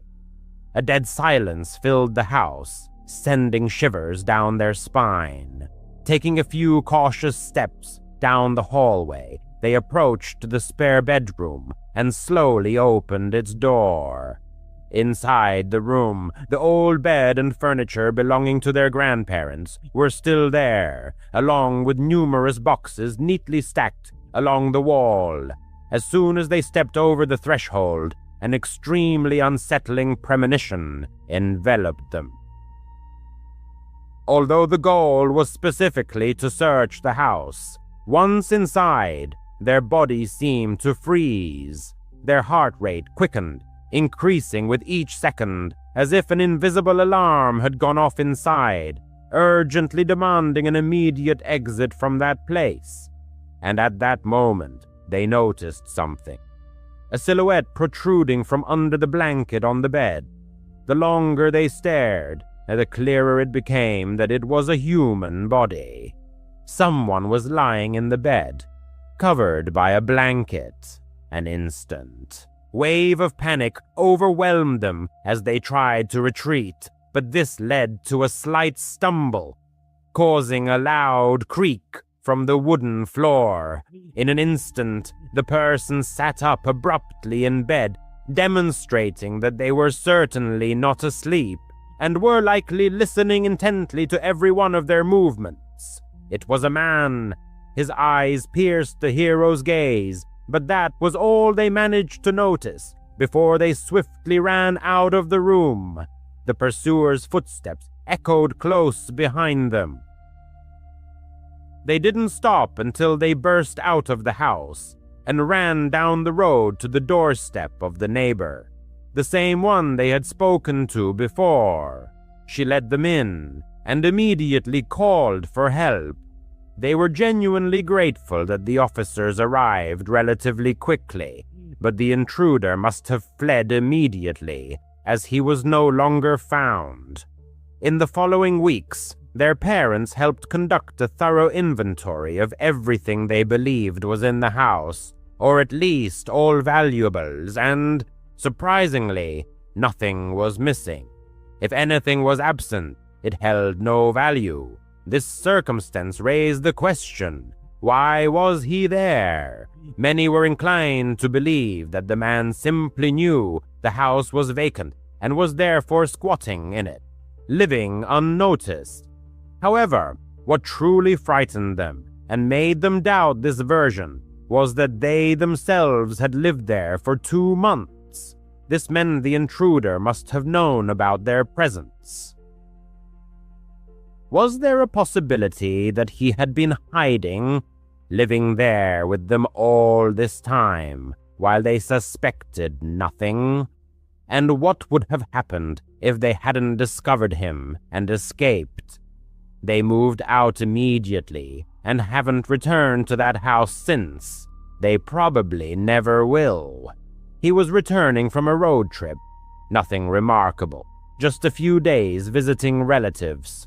He always disliked that the drive took a full 14 hours. It was too much to comfortably cover in one day, but not long enough to justify stopping at a hotel and thereby doubling the total travel time. He always forced himself to drive the entire way in one day, which completely stripped the road trip of any pleasure. In short, he left his relative's place around 3 p.m., which meant driving all night. This decision was not the wisest. By midnight, he felt deeply tired and intensely sleepy, but this part of the road didn't pass through populated areas or anything similar. Ahead lay only deserted forests or simply open, vast emptiness. Occasionally, there were only a couple of gas stations and, perhaps, a few dirt roads leading nowhere. He decided to stop at the first opportunity and buy something to stay awake. Coffee, an energy drink, literally anything. Soon a small gas station appeared before him, nestled among the trees on the side of the highway. It looked like a typical local establishment.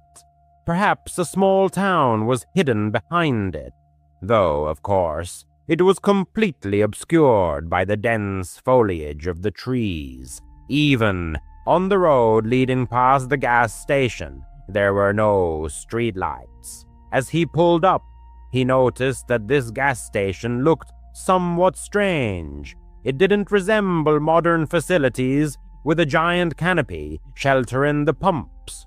Here, there were only a few pumps standing in the open air, and not a single light was on near them. Even the building itself had no lights. All of this suggested that he would definitely have considered the place closed or even abandoned, had it not been for the 3 or 4 other cars parked in the lot. It really looked like a typical old-fashioned gas station on the side of a deserted highway with other customers, just not as brightly lit as it should have been.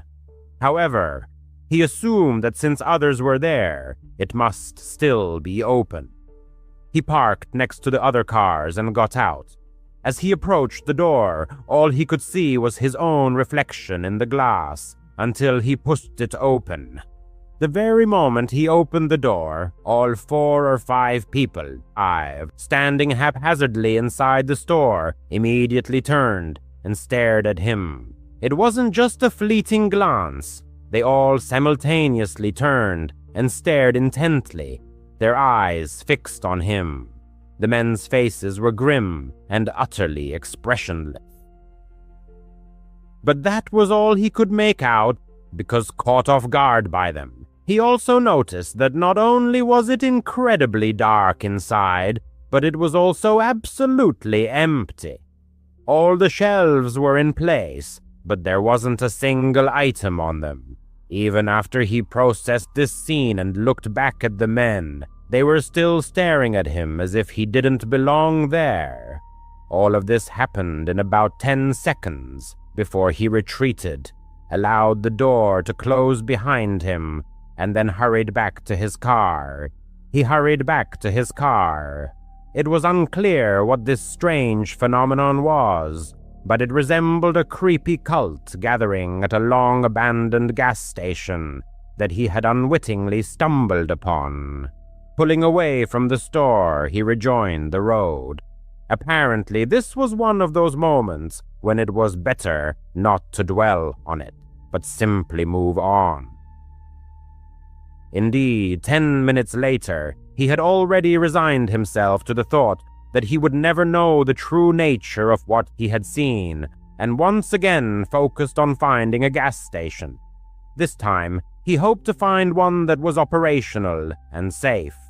However, the desolate road offered little promise.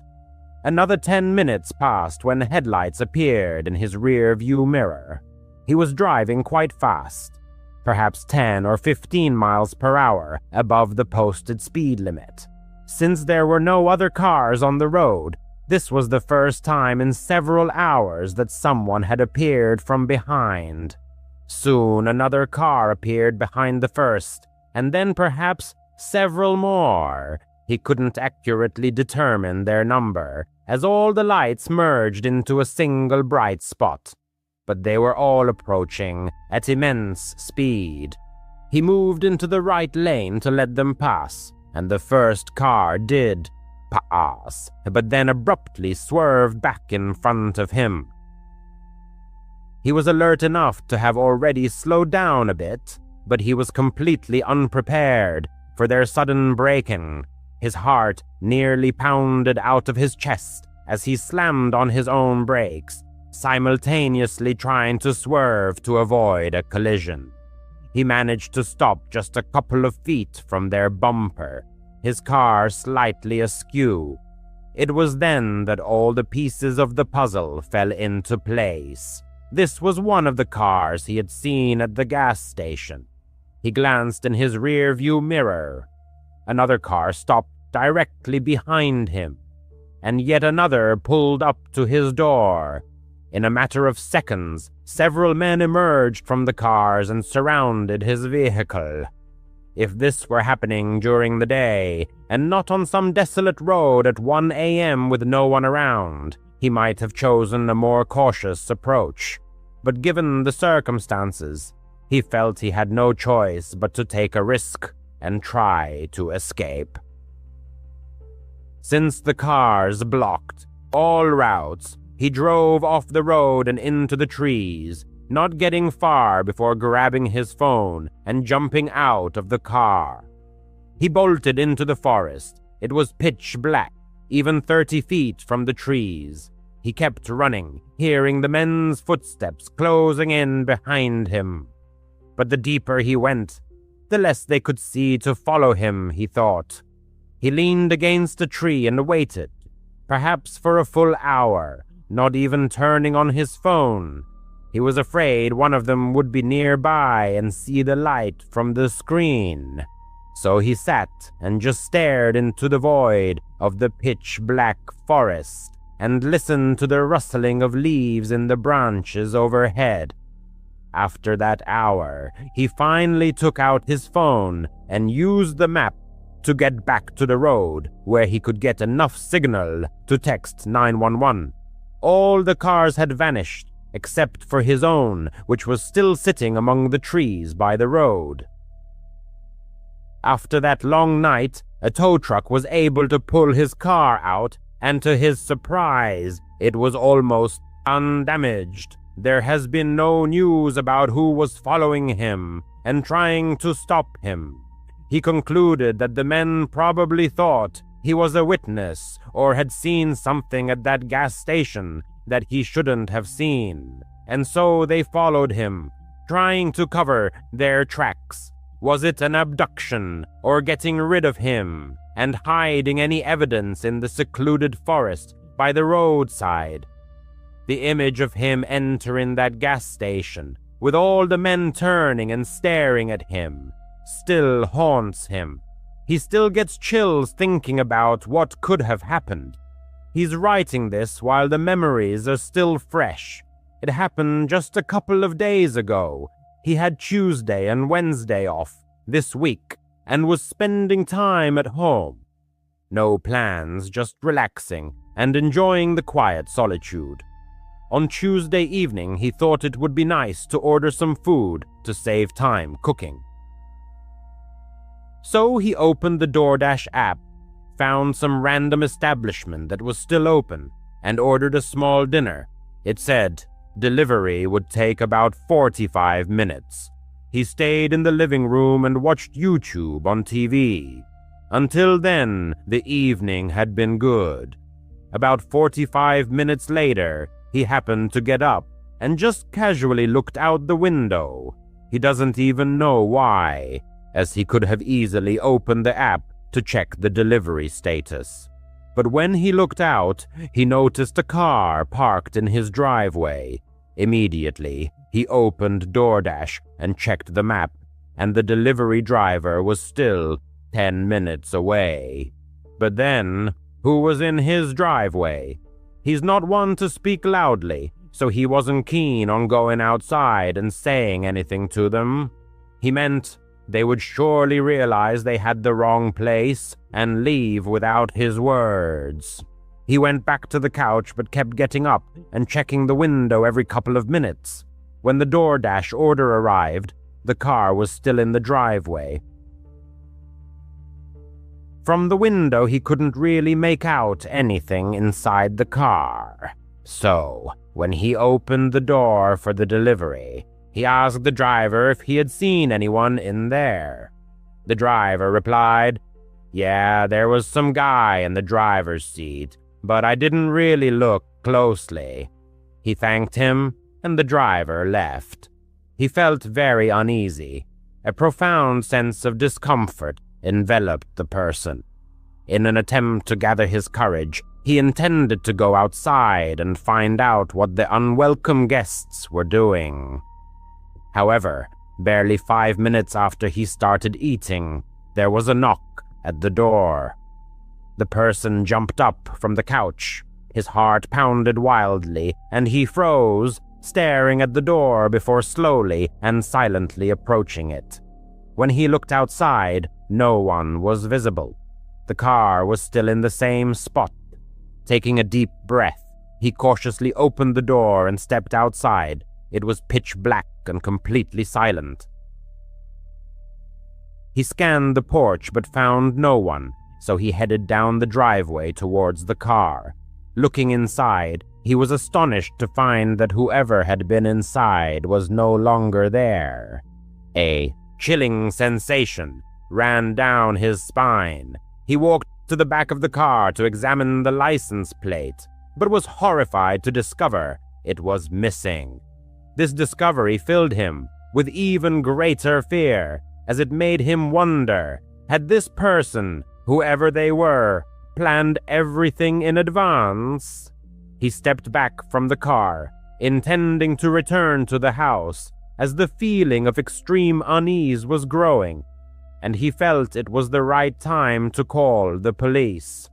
Upon entering and firmly closing the door behind him, he immediately sensed something very strange. The house was silent, but his intuition persistently signaled that something was wrong.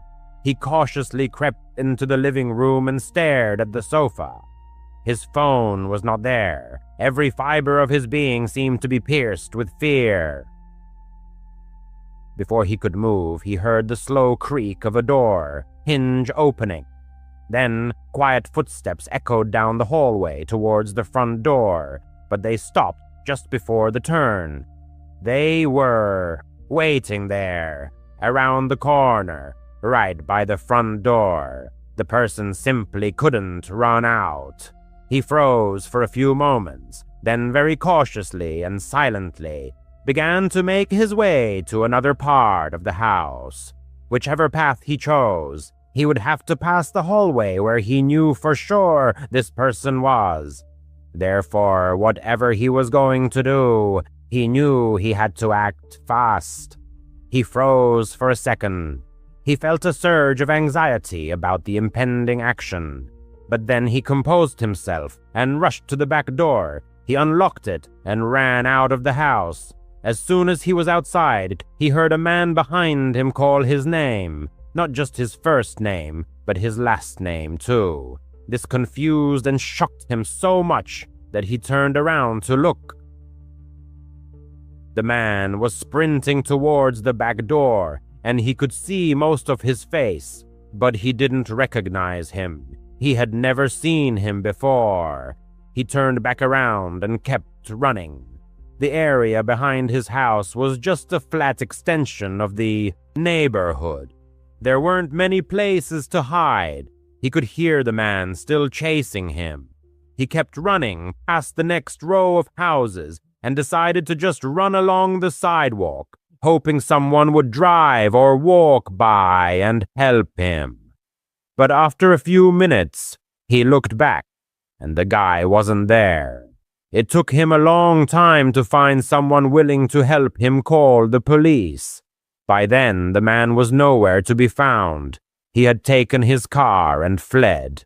And apparently this guy was smarter than he thought. He immediately tried to track his phone, but the man had thrown it into his front yard before driving off, so they couldn't use it to track him down. If this had been a regular robbery or something similar, he would have been far less traumatized. But clearly it wasn't. There was something more to it. This was a stalker who knew his full name and probably much more about him. It's unknown how long he had been watching him or what he intended to do. Only a few days have passed, but he is already planning to move far away. He can't just sit idly by, knowing that whoever it was still knows where he lives. If there's any news in the next few weeks, he'll try to provide an update. ENUS. At the age of 14, as an 8th grader completing middle school, a young man needed to use the restroom. Rising from his seat during math class, he took the wooden hall pass and made his way down the corridors towards the bathroom. However, a sign on the first-floor restroom door indicated it was out of order, directing students to use the facilities on the upper or lower floors. At that moment, an elderly man approached him with a friendly smile, asking if he knew where the nearest restroom was.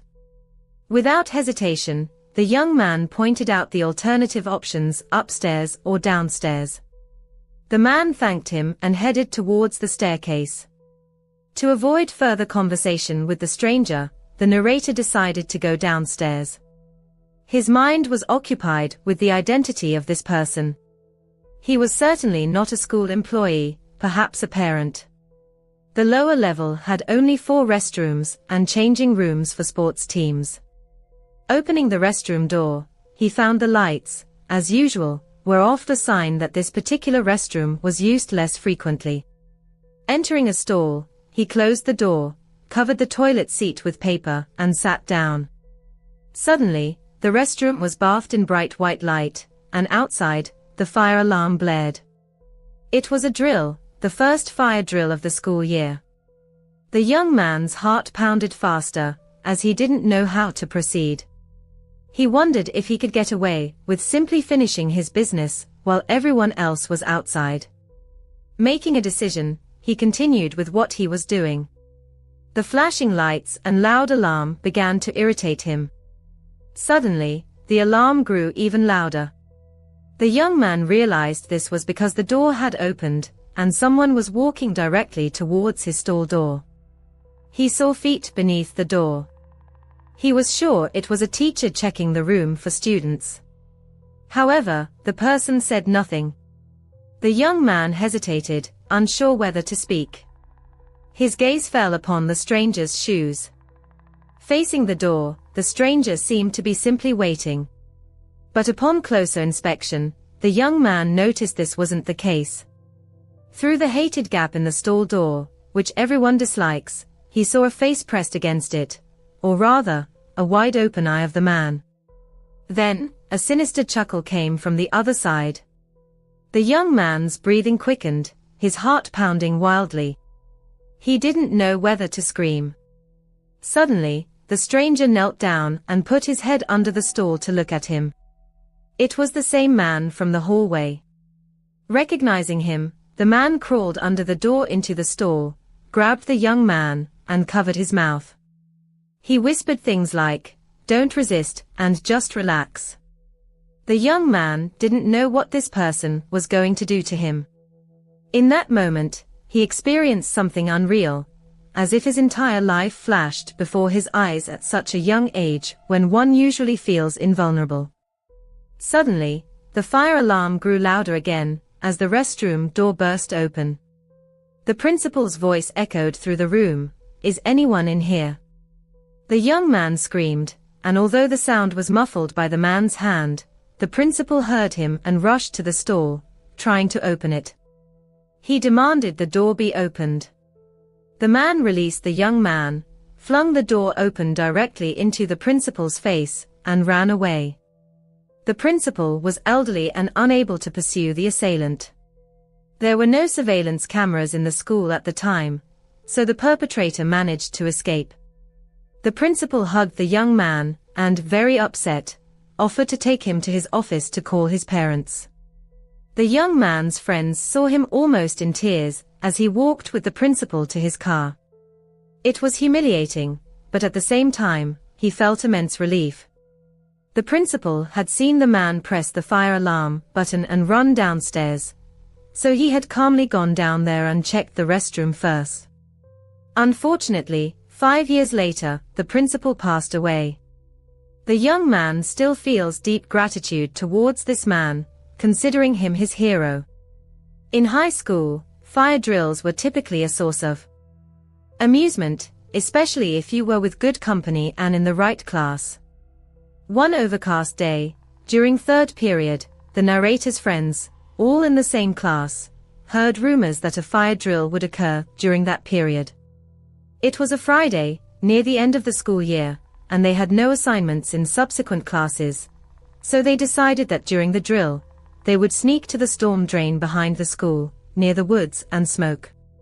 They eagerly awaited the piercing bell, and when it rang, it was music to their ears. Exchanging glances and laughing, they were the first to exit the classroom and head down the hallway. While everyone else from that part of the school headed towards the main entrance, they moved towards the back exit, located near the woods. Once in the crowd, they proceeded to the back of the school, where the basketball and tennis courts were. They approached their escape quite strategically, ensuring no teachers were nearby. Passing through a narrow gap between the tennis courts and the bushes, they found themselves directly at the storm drain. A few students who noticed them probably thought they were acting strangely, but it didn't matter. They reached the storm drain, a huge hole in the ground, surrounded by bushes and trees, located at the edge of the forest. This place had a nickname, which the narrator unfortunately doesn't remember. He only knows that it was a spot where people gathered at night to drink, smoke, and use other drugs. Rumors circulated that students even built bonfires there.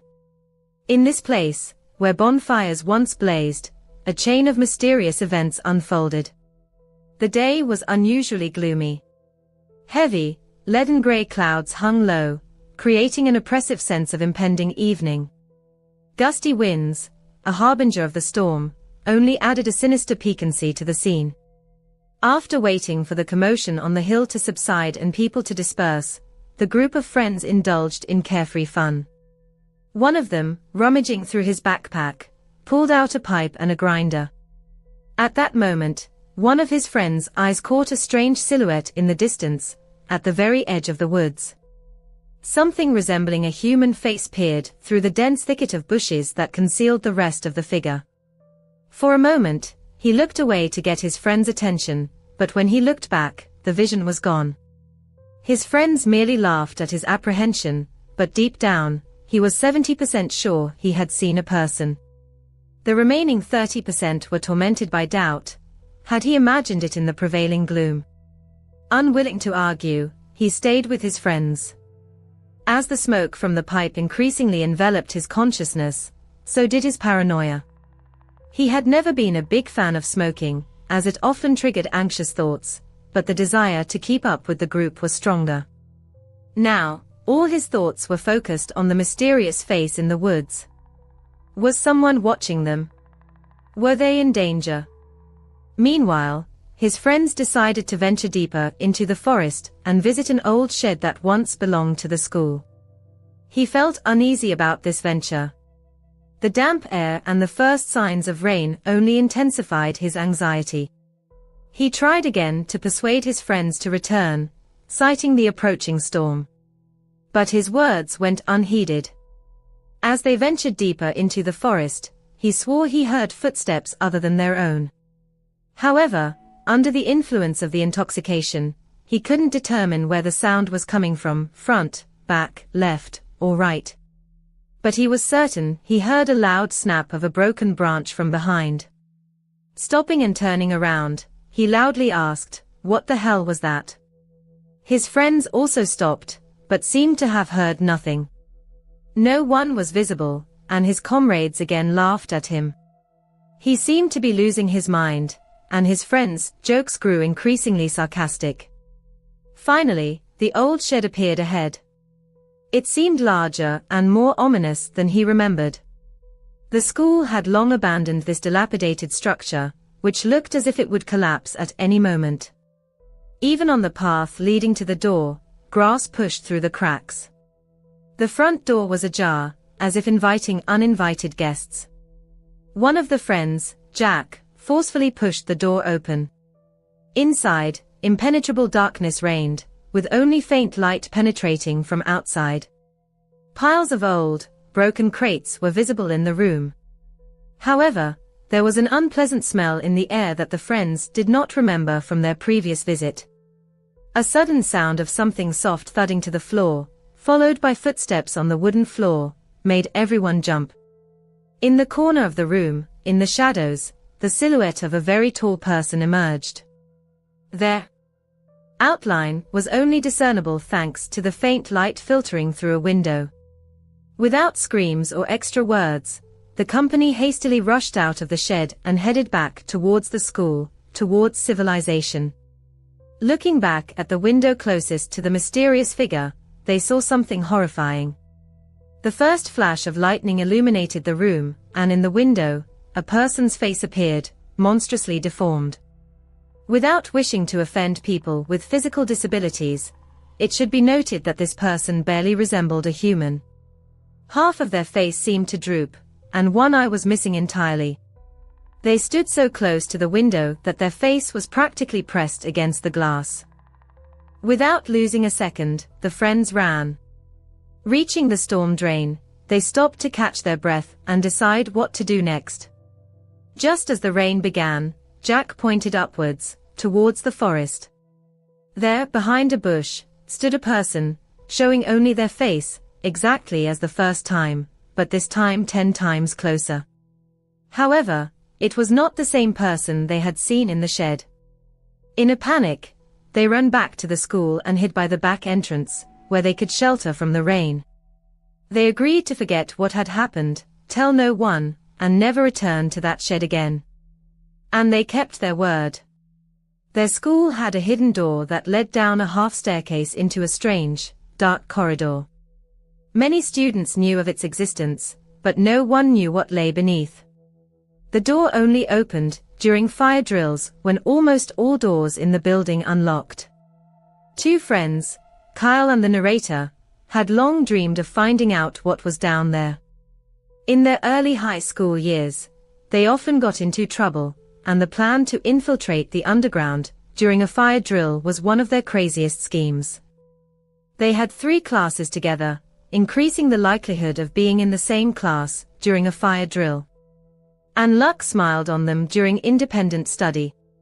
When the alarm sounded, Kyle and the narrator hurried to take cover in one of the restrooms, the door of which was thoughtfully propped open with a doorstop. They hid in a stall, waiting out the commotion until everyone had left the building. Descending the stairs after that proved easy. A dim light barely illuminated the doorway leading to the next flight of stairs, where complete darkness reigned. Attempts to find a light switch were futile, and they had to use their phone screens for orientation. Soon, they discovered a door with a warning sign, "Do not enter." Naturally, this only piqued their curiosity. The door seemed to weigh a ton and opened with a terrible screech, revealing a small square room. Strange clicking sounds echoed in the room, originating from a ventilation shaft in the corner. Deciding to investigate the source of these sounds, they approached the ventilation and heard grunting and moaning. Kyle suggested holding his phone screen up to the vent to peer inside. Unable to restrain his curiosity, the narrator followed Kyle's advice. Pressing his phone screen against the ventilation grate, he knelt down and heard someone breathing. As he pressed his ear to the grate, something suddenly grabbed his ear. In a panic, he screamed, and Kyle pulled him away from the vent. Stepping back, the narrator saw a hand reaching out from the ventilation shaft. In horror, they ran out of the room, slamming the "Do not enter" door behind them, and rushed back to the restroom. The next day, they decided to speak with a janitor named Tom, who wasn't particularly enthusiastic about his job. Tom didn't express anger about their trespassing into the forbidden area, only asking what they were doing there. They recounted what had happened and asked if anyone worked in the ventilation. Tom replied that no one had been in that room for years, and that it was impossible to access the ventilation downstairs. Kyle and the narrator exchanged glances, their hearts pounding with alarm as they wondered who or what was in that ventilation shaft that day. End use. Several months ago, the author of this account was returning home from his sister's place. It was an ordinary Tuesday, approaching midnight. The highway seemed deserted, with only the headlights cutting through the darkness, and the yellow lane markings flashing beneath the car's wheels. Fatigue was setting in, but the driver remained vigilant. To avoid falling asleep at the wheel, the radio was kept at a low volume. About 60 kilometers from the city, a turnoff onto a small dirt road leading into agricultural fields caught his eye. The GPS promised to save about 10 minutes, so the author turned off the highway. The road was narrow and plunged into impenetrable darkness. Tall cornstalks loomed on both sides, and the asphalt glistened from recent rain. The speed was reduced to 80 kilometers per hour to avoid colliding with a deer suddenly darting out. After 10 minutes, headlights appeared in the distance, revealing a car parked on the shoulder. Hazard lights blinked weakly against the backdrop of the cornfields. A woman in a light jacket stood near the trunk, waving both arms frantically. Her face was obscured by wind-blown hair. The author slowed down and carefully approached. When he was about 12 meters from the woman, she stepped onto the road, continuing to wave her arms energetically. At that moment, the headlights illuminated the rear of her car from a better angle. A man was crouched behind the bumper, almost completely hidden by tall grass. He wasn't changing a tire. He was watching the road intently. Instinct immediately signaled that something was wrong.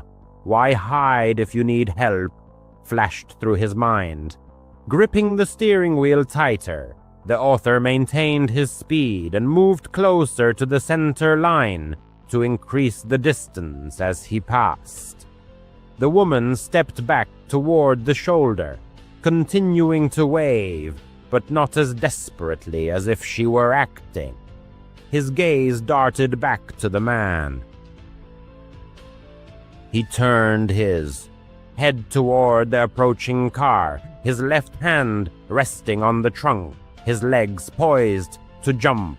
A cold shiver ran through his body, and his self-preservation instinct kicked in. His foot moved from the brake to the accelerator. The engine roared louder. Maintaining a calm expression, the author looked straight ahead, pretending not to notice anything. As he passed, he saw the man's shoulders tense. He seemed ready to pounce, but something held him back. After driving about 15 meters, the author heard gravel spraying from under the tires and a woman's scream, the words of which he couldn't make out. Looking in the rear-view mirror, the author saw both strangers jump into their car. The hazard lights went off, and the headlights came on. The engine roared. The accelerator was pressed to the floor. The car wasn't exactly known for its speed, but on the straight road, it felt like a rocket. The speedometer needle crept up, passing 110 and 130 kilometers per hour.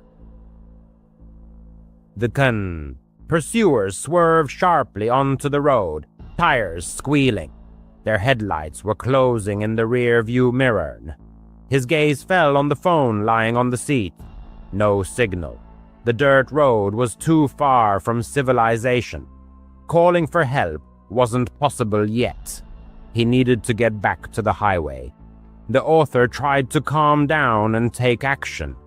Ahead, the road turned left and went under a railway bridge. For a moment, the headlights were turned off to make the pursuers lose sight of their target on the turn, a risky maneuver. Darkness engulfed the road, but just before the bridge wall, the headlights were turned back on. The calculation was that the sudden disappearance of light would make the pursuers slow down. In the rearview mirror, the pursuers' headlights wavered, then stabilized, continuing to close in relentlessly. They were only a few car lengths behind. His heart was pounding, and a metallic taste filled his mouth. Looking for a lit driveway or farmhouse, all he could see were tall cornstalks and a black sky. After the bridge, the road straightened out for 1.5 kilometers. The accelerator was pressed to the floor again. The engine howled. The distance between the cars increased, perhaps to 10 car lengths. Soon a green highway sign appeared. Exit to I-87 in 3 kilometers. Relief filled his soul. The presence of traffic and light might scare off the pursuers, but something else caught his attention. To the right, there was a dirt road used for agricultural equipment, the entrance to which was hidden by tall cornstalks. The author blinked, deciding that the road was only visible at close range. A sharp brake and a turn toward the cornfield could hide the brake lights. A glance in the rear-view mirror. The pursuers were holding the center of the road, preparing for a straight chase. The author lightly pressed the brake pedal, just enough to flash the brake lights without slowing down, hoping to trick the pursuers into thinking he was panicking. Then, 10 meters from the dirt road, he slammed on the brakes and turned the steering wheel sharply to the right. The tires squealed. The front of the car bounced on the edge of the dirt. Cornstalks slashed the windshield. The headlights were turned off, and the engine was killed. The car skidded and stopped between the rows of corn. The smell of diesel fuel hung in the air. The author held his breath. His hands were shaking so badly that the keychain rattled. Outside, it was pitch black. The only sounds were the ticking engine and his pulse in his ears. The author dared to look out the rear window. The road was empty. No headlights, no brake lights. The pursuers must have sped past without noticing. He slid lower in the seat. After a minute, he heard the roar of an engine in the distance. which gradually faded away. The author sat motionless for a long 5 minutes, counting the seconds. Finally, he started the car again, leaving the headlights off. Slowly moving forward through the cornfield, he reached another path leading toward the highway lights. Crawling at a pedestrian pace, he reached the fence, found the gate, and drove onto the paved road. Late one night, after a 3-hour drive, returning from his sister's house, the narrator found himself on a deserted highway. The moonless sky and sparse orange lights created a depressing atmosphere. Suddenly, bright headlights appeared in the rear-view mirror, quickly approaching and persistently maintaining their distance. A check of the speedometer confirmed that he was obeying the speed limit, but instead of the expected overtaking, red and blue lights flashed behind the radiator grille. A feeling of anxiety gripped the narrator as he pulled over to the side of the road, gravel crunching under the tires. Turning off the radio, he prepared to stop in the middle of nowhere. A man emerged from the pursuing car, his figure slowly approaching, obscured by the headlights. His steps sounded uneven, one heavy, the other dragging. "Driver's license and registration," a quiet, almost careless voice said. Looking closely, the narrator saw no insignia, badge, or name on the dark jacket. The absence of a gun, radio, or handcuffs on his belt only heightened his suspicions. Something was definitely wrong. Remaining calm, the narrator asked the reason for the stop. "Routine check," the stranger replied evasively. Noticing that real police officers always state the reason for a stop, the narrator's heart beat faster. Handing over his driver's license, the narrator stalled for time, pretending to look for the registration. He hoped to see the patrol car logo, but noticed only an ordinary dark blue sedan with a flashing beacon. The stranger studied the license for a long time, then asked a strange question. "Where exactly are you headed tonight?" The answer prompted even more interest. "Does anyone else on the road know where you are?" Fear reached its peak. The narrator lied, saying that his sister was tracking his location in an app, hoping to scare the stranger away. The stranger grunted and tried to look inside the car.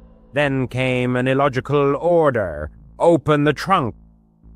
The stranger didn't answer the question about possible problems with the taillights, just tapped his fingers on the roof of the car, as if pondering something. At that moment, the narrator was driving along a dirt road. The cell signal indicator flickered weakly. In a trembling voice, he called 911, giving the dispatcher all the details about the car and location. The dispatcher stayed on the line until 2 sheriff's cars met him at a gas station off the highway.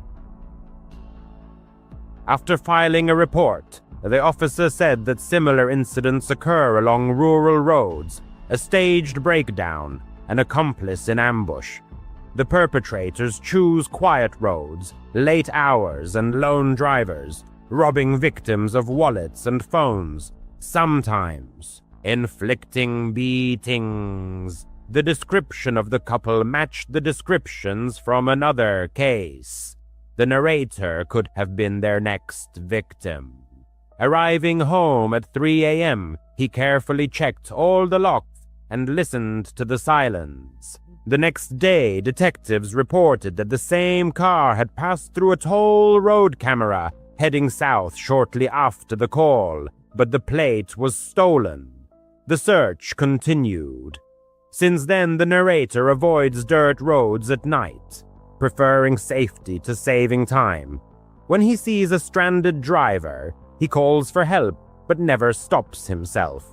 The moment when the woman stepped back and the man's eyes met his, is forever etched in his memory. What could have happened if he had stopped and offered help?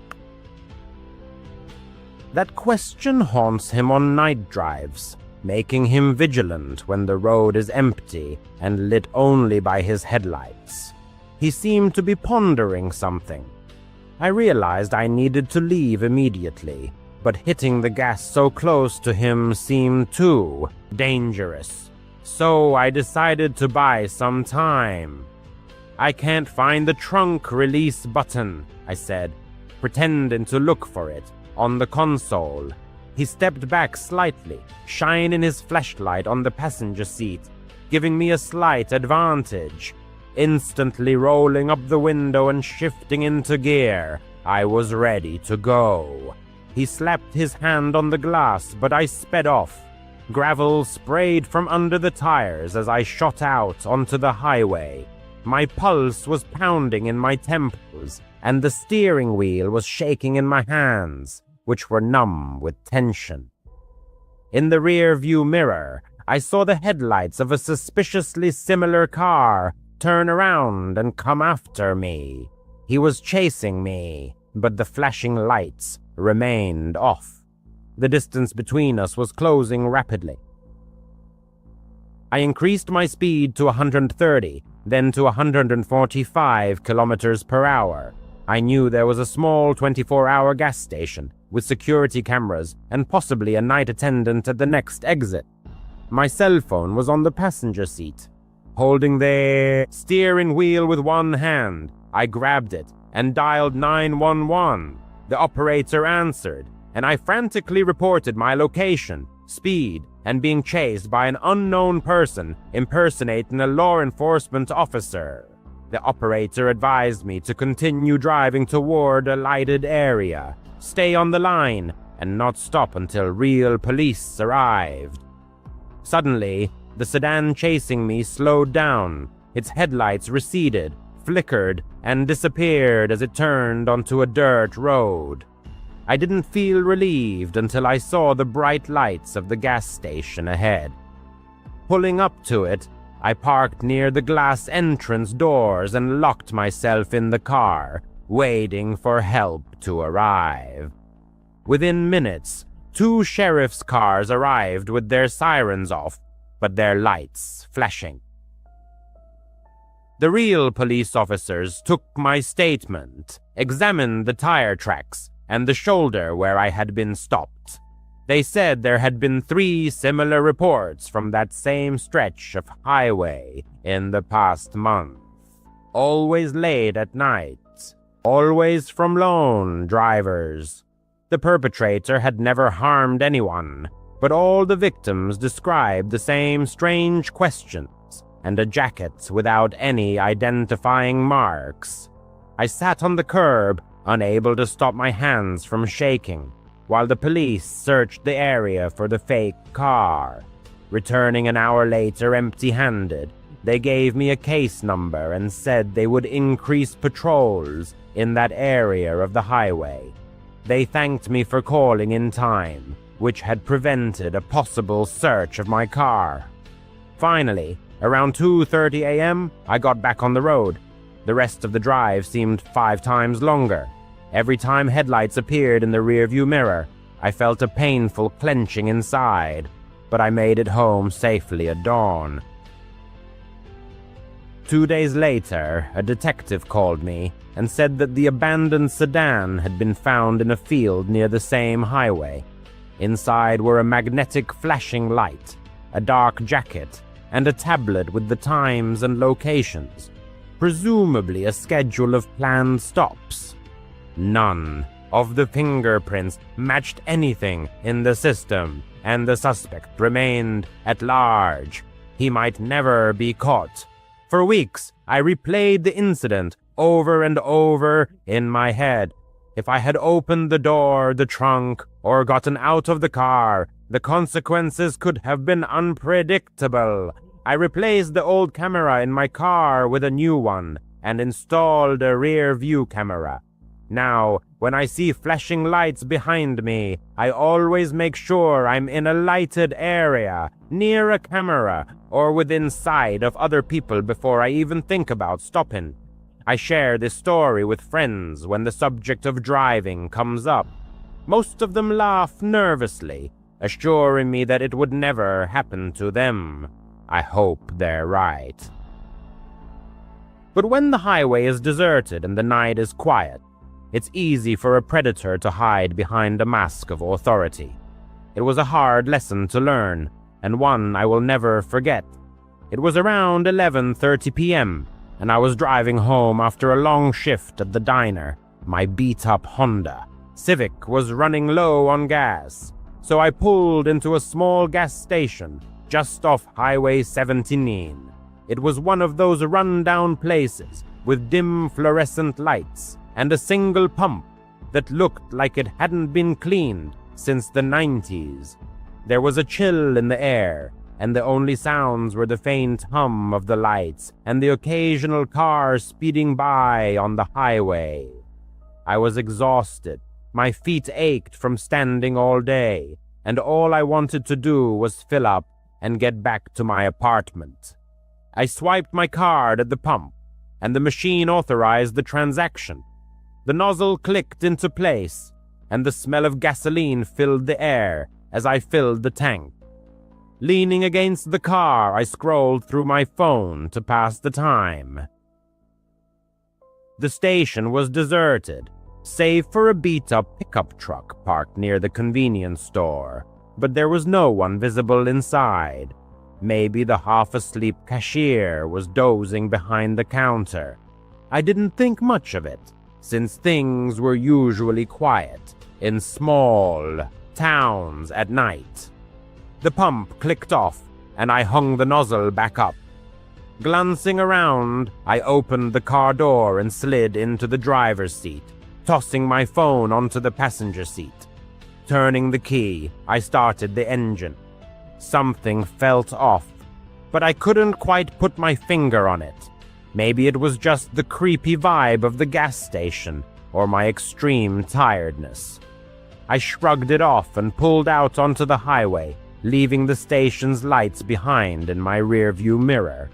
The rearview mirror reflected the pitch-black darkness of the night road, only occasionally broken by faint glimmers of streetlights. To avoid falling asleep at the wheel, the narrator turned on the radio, which was broadcasting the monotonous drone of a late-night talk show host discussing alien conspiracy theories. After about 10 miles, a strange sound arose in the silence of the car, resembling a quiet exhale. The driver froze, gripping the steering wheel tightly. Turning down the radio, he strained his ears, but only silence reigned. Trying to convince himself that there was no danger, the narrator suggested that it might have been engine noise or a gust of wind. However, soon the sound repeated, this time more clearly, a slow, as if deliberate, breath coming from inside the car. His heart pounded. His gaze darted to the rearview mirror, but the darkness made it impossible to see anything in the back seat. The road stretched ahead, deserted and endless, with not a single light in sight. Trying to remain calm, the narrator convinced himself that he was imagining things, that perhaps fatigue was making him hear echoes of his own breathing. But then the sound came again, a low, raspy inhale, as if someone was trying to breathe silently. And it was coming from right behind him. Slamming on the brakes, the driver stopped the car in the middle of the road. His hands were shaking as he frantically opened the door, practically falling out of the car. Without hesitation, he rushed to the side of the road, his sneakers crunching on the gravel. Turning around, he saw his car, illuminated by a dim light from inside. No one was visible in the back seat, but he had no desire to approach. Suddenly, there was a rustling sound. The rear passenger side door swung open, and a figure slipped out. It was a tall, lean man dressed in a dark, hooded sweatshirt. Without looking back, he ran across the road and disappeared into the dense forest that stretched along the highway. The trees swallowed him up instantly, and only the sound of breaking branches disturbed the night's silence. Frozen in place, the narrator felt his heart pounding wildly. His phone was still in the car on the passenger seat. He didn't want to go back there, but there was no other choice than to stay on the deserted road. Taking a tentative step forward, then another, he kept his eyes fixed on the car. The back seat seemed empty, but it wasn't worth the risk. Grabbing a stick from the side of the road, not the most reliable weapon, but better than nothing, the narrator, holding it like a bat, cautiously approached the car. The interior light was still on, illuminating a bag on the floor and the phone on the seat. Leaning in, with tension throughout his body, he checked the back seat. Empty, just a sports bag and an old blanket. Grabbing the phone, the narrator retreated, his trembling fingers dialing 911. The operator answered in a calm and professional voice. The narrator tried to explain what had happened, the words tumbling out in disarray. Someone was in my car. He was in the back seat and ran into the woods, he said in a trembling voice. After giving his location, he heard that a patrol car was already on its way. While waiting for the police to arrive, the narrator stood by the road, clutching his phone and looking back at the car and the woods. Every rustle of leaves made him jump, the darkest thoughts running through his head. How long had he been there? Was he waiting for someone like him at the gas station? The thought made him feel sick. The narrator imagined the stranger slipping into the car while he was pumping gas, hiding in the shadows of the back seat. Finally, after about 20 minutes, the police arrived. A man and a woman, exiting the car, approached the narrator, who had to repeat the whole story. The gas station, the breathing, the man running into the woods. After examining the car, shining flashlights into every corner, the female police officer found a small pocket knife under the blanket. It didn't belong to the narrator. "We'll take it as evidence," she said, bagging the knife. Unfortunately, due to the darkness and the speed of what happened, the narrator couldn't remember the stranger's face.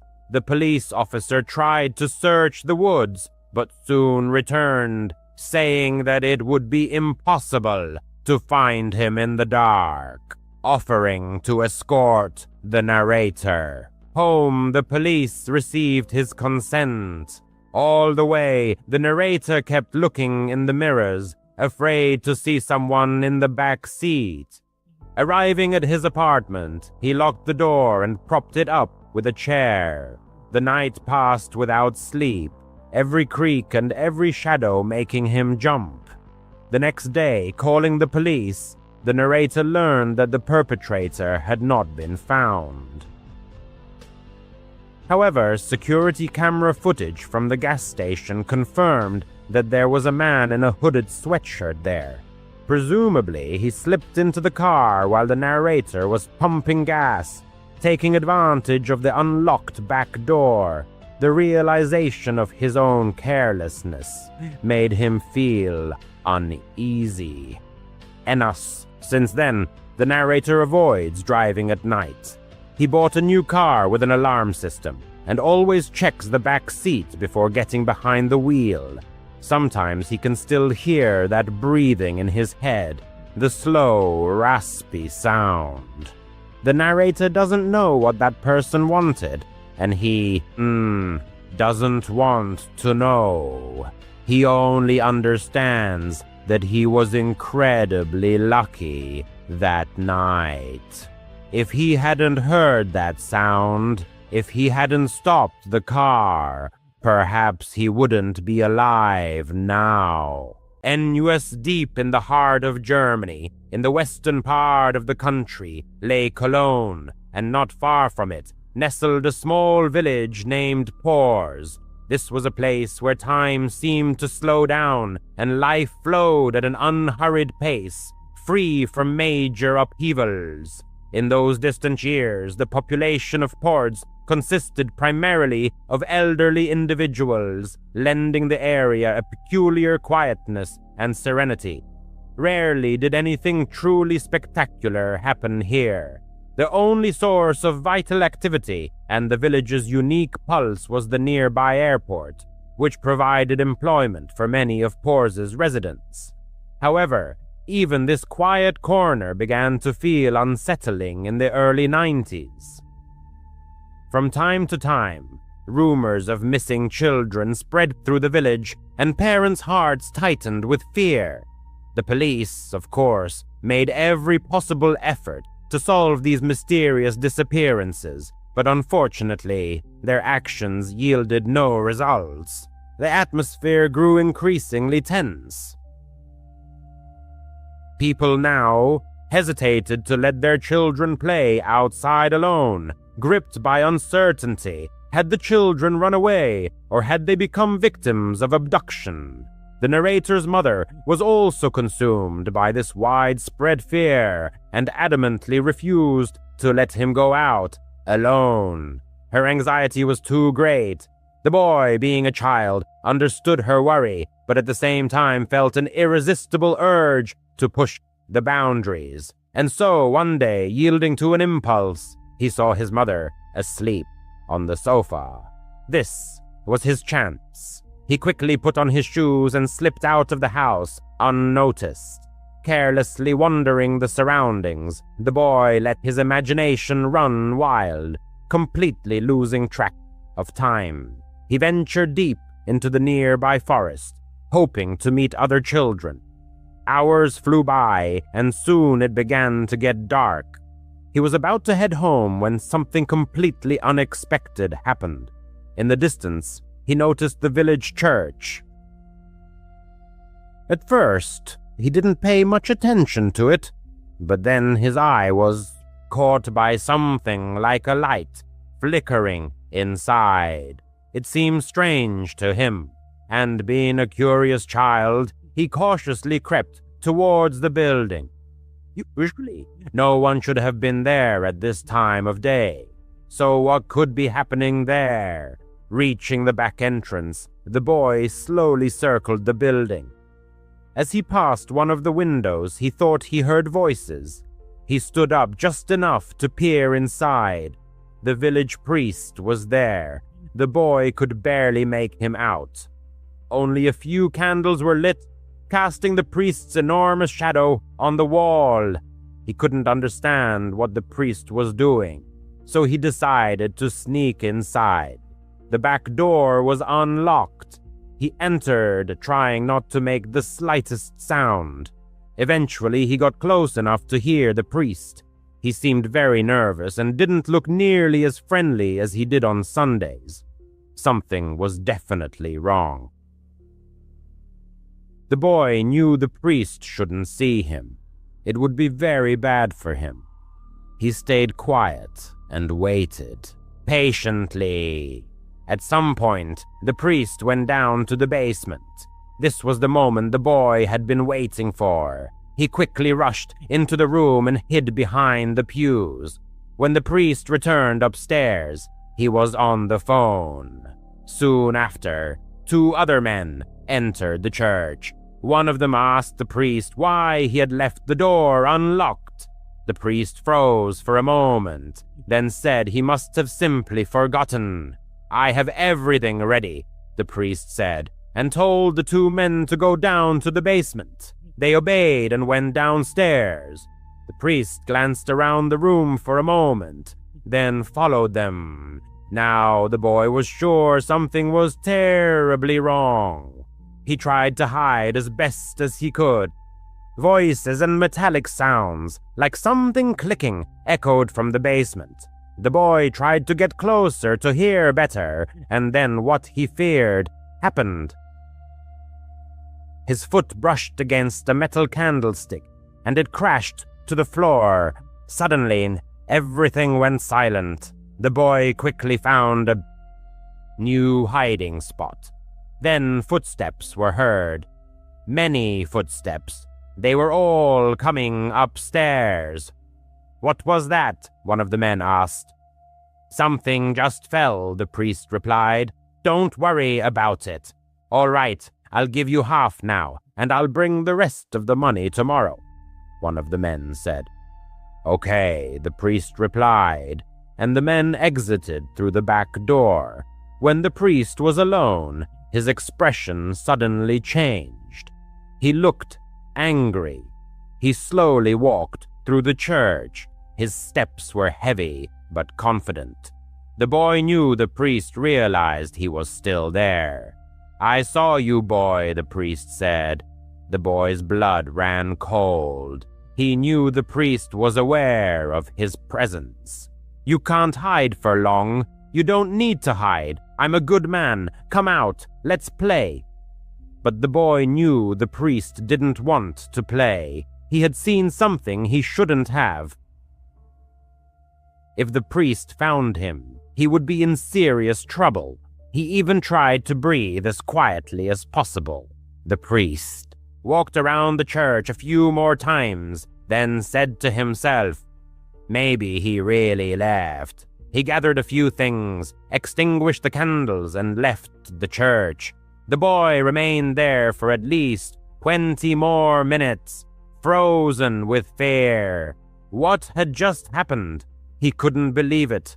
Eventually, naive as he was, he crawled out of his hiding place. He just wanted to go home. It was all too much. Just leave. Get out of there. As he headed for the back door, he saw the moon shining through the same window where he had first seen the priest. A shadowy silhouette lay on the floor. The boy looked out the window and thought he would die. The priest stood there, looking at him with an evil smirk. I knew I saw you, you foolish boy. Let's play. He lunged into the church, and the boy hid again. The priest ran wildly throughout the building. I'll kill you, you stupid boy, he screamed, desperately searching for him. He was getting closer and closer. The boy was inside a cabinet and could see him through a crack right in front of him. The priest had nothing in his hands. Suddenly, he chuckled quietly and said, You really are a stupid boy. He had found him. He grabbed the cabinet door. This was it. He was going to kill the boy. Suddenly, like a bolt from the blue, a thunderous command rang out. Police, get on the floor. The clergyman complied without resistance, and in the next moment, law enforcement officers stormed into the church. The narrator's mother was the last to enter the sanctuary, as if she had a premonition that he would try to slip away. It turned out she had thoughtfully hidden a tracking device in his shoe and set out to search for him with the police. This circumstance alone saved his life. He openly told the officers everything that had happened. The police officers descended into the basement, where they found 2 children who had previously been reported missing. It was revealed that the priest was a member of a criminal group involved in kidnapping children for the purpose of selling their organs. The narrator's recklessness almost cost him his life, but his mother's foresight saved him from imminent death. After that experience, he was no longer a deeply religious person. What he had seen and lived through simply wouldn't allow him to be. However, for most of his 20s, his entire life revolved around the church. It was one of those large, modern community churches with a coffee shop in the lobby and services accompanied by a band with electric guitars, drawing hundreds of congregants. The atmosphere there felt like a big family. It was in this community that he met Anna. Anna was one of his best friends. She had a sweet disposition, was a woman of few words, and was simply kind. She was the type of person who remembered birthdays and actually called to wish you well. Anna was married to David. In the eyes of all the churchgoers, David seemed like the perfect man. He was charismatic, played the guitar masterfully in the worship band, and always hugged Anna tenderly. They gave the impression of an exemplary married couple. However, when he was alone with Anna, the narrator began to notice disturbing details. He saw David's gaze turn empty and cold if Anna laughed too loudly at someone's joke. He noticed David gripping her wrist too tightly when he wanted to leave a party. David himself called it caring, but the narrator interpreted it differently, as blatant control. Sometimes Anna confided in him, whispering about incidents. She shared how David would accidentally break her things, or how he would block a doorway with his body and jokingly say he wouldn't let her go until she uttered words of love. These small things, taken individually, might seem like manifestations of a passionate or complicated marriage, but when you line them up, they form a clear picture of abuse. The narrator repeatedly urged her to leave, again and again. He told her his apartment was always open to her, but Anna was terrified not only of David, but also of what the church community would say. Their pastor insisted very strongly on the sanctity of marriage. Divorce was considered the greatest sin, worse than anything else. On that fateful night, when everything happened, he received a call at 3 a.m. It wasn't Anna calling, but a nurse from the local hospital. She reported that Anna had been in an accident and had listed him as an emergency contact. His heart simply froze with fear. He drove to the hospital, shaking so badly he could barely hold the steering wheel.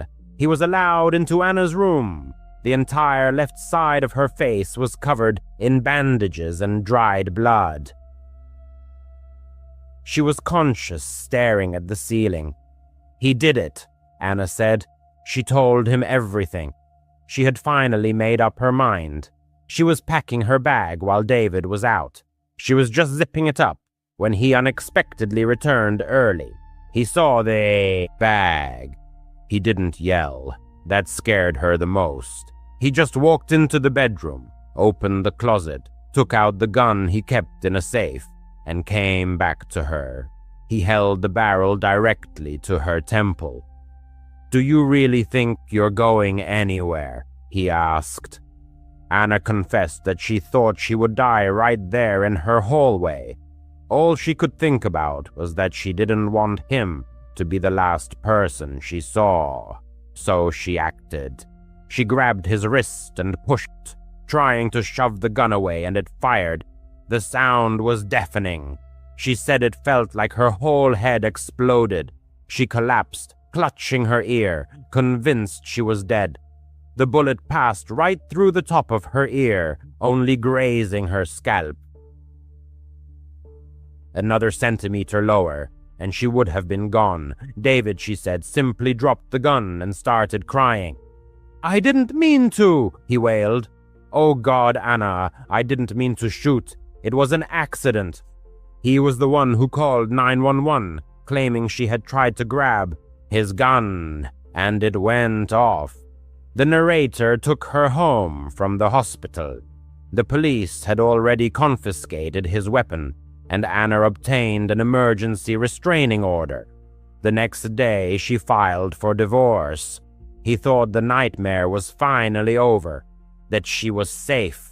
That's when the real horror began. They didn't attend church for 2 weeks. When they finally returned, the atmosphere was extremely unpleasant.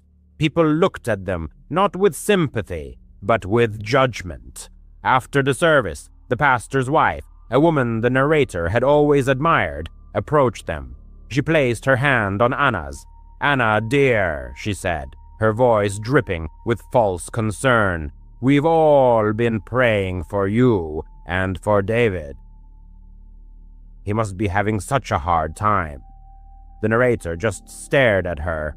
"A hard time for him?" he asked. The woman ignored him. "David is just heartbroken," she continued. "He's been in Pastor John's office every day, crying and repenting. He told us all about this. All an accident." "It wasn't an accident," Anna said. Her voice was quiet but firm. "He held a gun to my head." The pastor's wife smiled, a tight, awful little smile. "Yes, but he didn't mean to shoot, did he? That's what he said. He said you pushed him. Anna, you know you can't do that. A wife is supposed to be a calming spirit for her husband, not provoke him." The narrator felt sick. He physically felt the blood drain from his face. The situation continued to worsen. Over the next week, church congregants, their mutual friends, began receiving calls. The message for everyone was consistently, "You know, the Bible talks about forgiveness." One of the elders, speaking with her on the phone, insisted, "Marriage is a sacred covenant. It can't just be broken over one mistake." Another echoed him, "He is your husband. It is your duty to support him, not abandon him when he needs your help the most." Then came a truly horrifying blow. A group of 3 women from her Bible study group showed up at the narrator's apartment. They stated that they needed to speak with Anna. Sitting her down on the narrator's couch, they staged what they called an intervention. "We love you, Anna," one of them began, "but we are genuinely concerned for your soul. You are allowing bitterness and anger to overcome you. David is a good man," another added. "He just has that kind of personality, but you knew that. And the story we're hearing, well, we heard that if you hadn't pushed him, the gun would never have fired." They had, in effect, accused her. They openly blamed her for being shot in the head. They claimed that a spirit of rebellion lived within her, and that she was the one who had disturbed the peace in the home. They insisted if she truly loved God, she should cancel the restraining order, stop the divorce proceedings, and return to her husband to help him heal. Anna just sat silently, the stitches on her ear still bright red. That was the last time she ever set foot in that church. A month later, she moved to another state to live with her sister. She changed her name. The narrator hasn't seen her in person since, though they sometimes exchange messages. The narrator stayed there for a few more weeks. He couldn't believe what was happening. He watched as David was welcomed back into the community. He would stand during services and give tearful testimonies about his struggles and how some enemy tried to destroy his marriage, and people nodded. They patted him on the back. They prayed for him. The man who held a gun to his wife's head was declared a victim. The woman who was shot was called a sinner. The narrator finally realized the truth. True horror isn't always found in the monster with a gun. Sometimes it's the smiling faces in the room who, after you've narrowly escaped danger, try to convince you to return to the monster's cage, because to them, your safety was never as important as their rules. And then the narrator converted to Islam. This happened in 2018 when the narrator was working as a cleaner at St. Mary's Church, located in a quiet suburb of Chicago. He was 28, single, and desperately needed a steady job after a series of temporary construction gigs. The church was an old brick building constructed in the 1950s. Nothing remarkable, just a main hall with pews. a small office, a storage room in the back, and a basement for supplies. Father Ali managed the place. He was a kind elderly man in his 60s, living in the rectory next door. The narrator's shifts usually fell in the evenings, cleaning after services or events, mopping floors, dusting the altar, and other similar tasks. It was a quiet job and he enjoyed the silence there.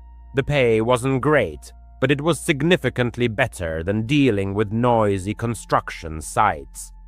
One of the unique features of this church was the front door, which emitted a long, drawn-out creak every time it was opened. The reason lay in the old rusty hinges that needed lubrication. However, Father Ali always claimed it gave the place a special character. He joked that the sound was like the church itself, announcing visitors. The narrator heard this creak constantly during the day when people came for prayers or meetings, but at night, when he was alone, the sound stood out particularly strongly.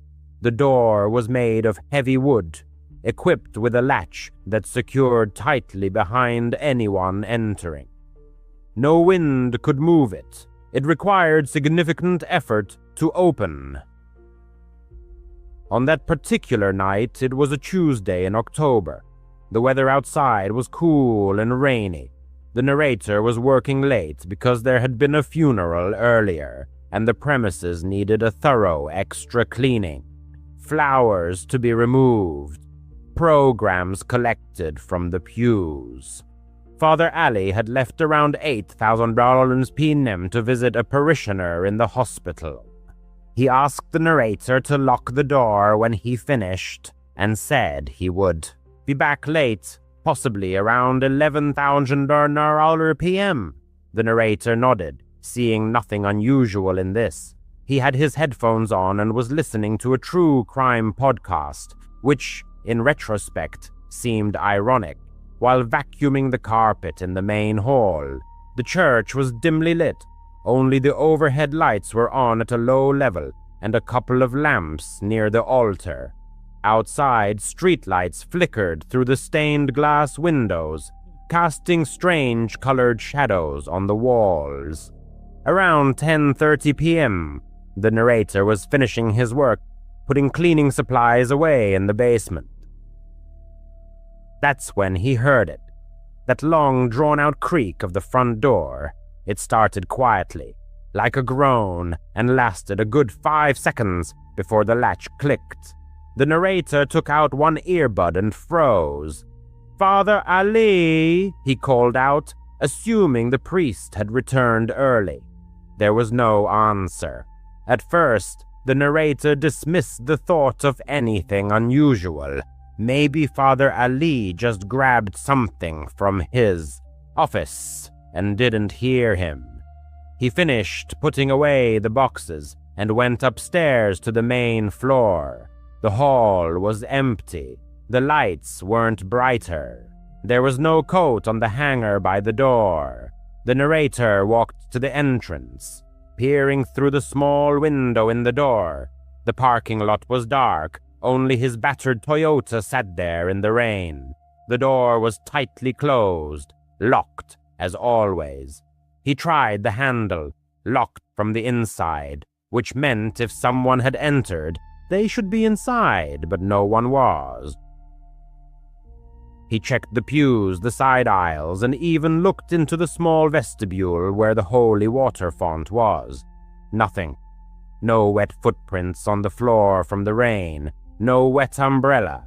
Strange, but he told himself that maybe he had imagined it. Old buildings make sounds, right? Creaks from the wood settling or something. He dismissed these thoughts and went to get his jacket from the office. Moments later, as he leaned over the thermostat, preparing to switch it off for the night, footsteps reached his ears. They were distinct, as if in broad daylight, slow, weighty thuds on the wooden floor of the main hall. This wasn't a hurried scurry, or a leisurely stroll, rather. Each step sounded with heavy, measured deliberation. His heart began to beat noticeably faster. "Father, is that you?" he called out, louder this time. The footsteps immediately froze mid-stride, and absolute silence descended. Now he was on edge. The church, though not enormous, had its hidden corners, alcoves behind the altar, confessional booths, a small choir loft upstairs. He hastily grabbed a flashlight from his office desk drawer, a heavy maglite he usually used for exploring dark nooks, and stepped out.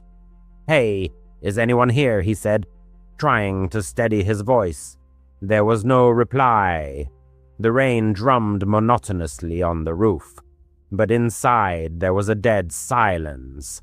The thought that a homeless person might have slipped in earlier, seeking shelter, crossed his mind. Such incidents sometimes occurred in larger cities, though their suburb was considered quite safe. Or perhaps it was a childish prank. Teenagers often gathered nearby. He decided to thoroughly check everything before leaving the building, not wanting to lock anyone in for the night. His circuit began in the main hall, where the flashlight beam swept under pews and behind sent statues. Nothing. The confessional was empty, its doors left ajar as he'd found them after cleaning. Then he ascended the narrow stairs to the choir loft. The steps creaked under his feet, but no one was there, just dusty hymn books and an ancient organ. Descending, he checked the office. The desk was clear. No one was hiding under it or in the closet. Next was the storage room. Boxes of candles, altar cloths, cleaning supplies. Everything was in its place. He moved a few stacks, ensuring everything was in order. Down to the basement again, where the furnace hummed quietly. No signs of disturbance. This entire search probably took 15 minutes, and by its conclusion, he began to feel awkward. Perhaps the footsteps were merely the sounds of an old building reacting to the wind, or his imagination playing tricks after that mysterious creak. He headed back to the exit, keys already in hand, ready to lock up and go home. That's when it happened. A loud bang echoed from behind him. It wasn't just any door. It was the storage room door he had just checked. It slammed shut with such force, as if someone had yanked it shut. He froze, keys jingling in his trembling hand. Thoughts raced through his mind. No way. It was the wind. There were no windows in the room, and the door was heavy, with a spring hinge that closed slowly on its own. It didn't slam, unless you made it. "Who's there?" he called out, his voice slightly shaky. Silence again. Now he was truly scared, heart pounding, palms sweating. Part of him wanted to bolt out the front door, but he couldn't just abandon the church. What if someone was hurt or something was being vandalized? He gripped the flashlight like a club and slowly, quietly walked back. The storage room door was tightly shut. He hadn't closed it himself. He had left it open after checking. He listened to the wood. Nothing. No breathing. No rustling. Taking a deep breath, he turned the handle and quickly flung it open. The flashlight beam swept inside. Something hit him square on the forehead. Not hard enough to knock him out, but sharply, like a dull thud that made him stumble back a step. He cursed, rubbing his head, feeling a small bruise forming. What the hell? He frantically shined the flashlight around. The room was exactly as he'd left it. Boxes stacked, mop in the corner, no one there, no shelves near the door that could have fallen, no hanging tools or chains. The ceiling was solid, no loose panels. Whatever hit him came from inside, right as the door swung open, but there was nothing close enough to do it. He checked the door itself, smooth wood, no protrusions. He even felt around the frame, thinking perhaps a spring or a mechanism, but it was just an old door. He backed away, slammed it shut, locked it this time, and quickly got out of there. Locking the front door behind him, the creak echoed in his ears longer than ever. On the way home, he kept glancing in his rear-view mirror. The next morning, he called Father Ali and resigned without notice. The priest was surprised and asked if something had happened.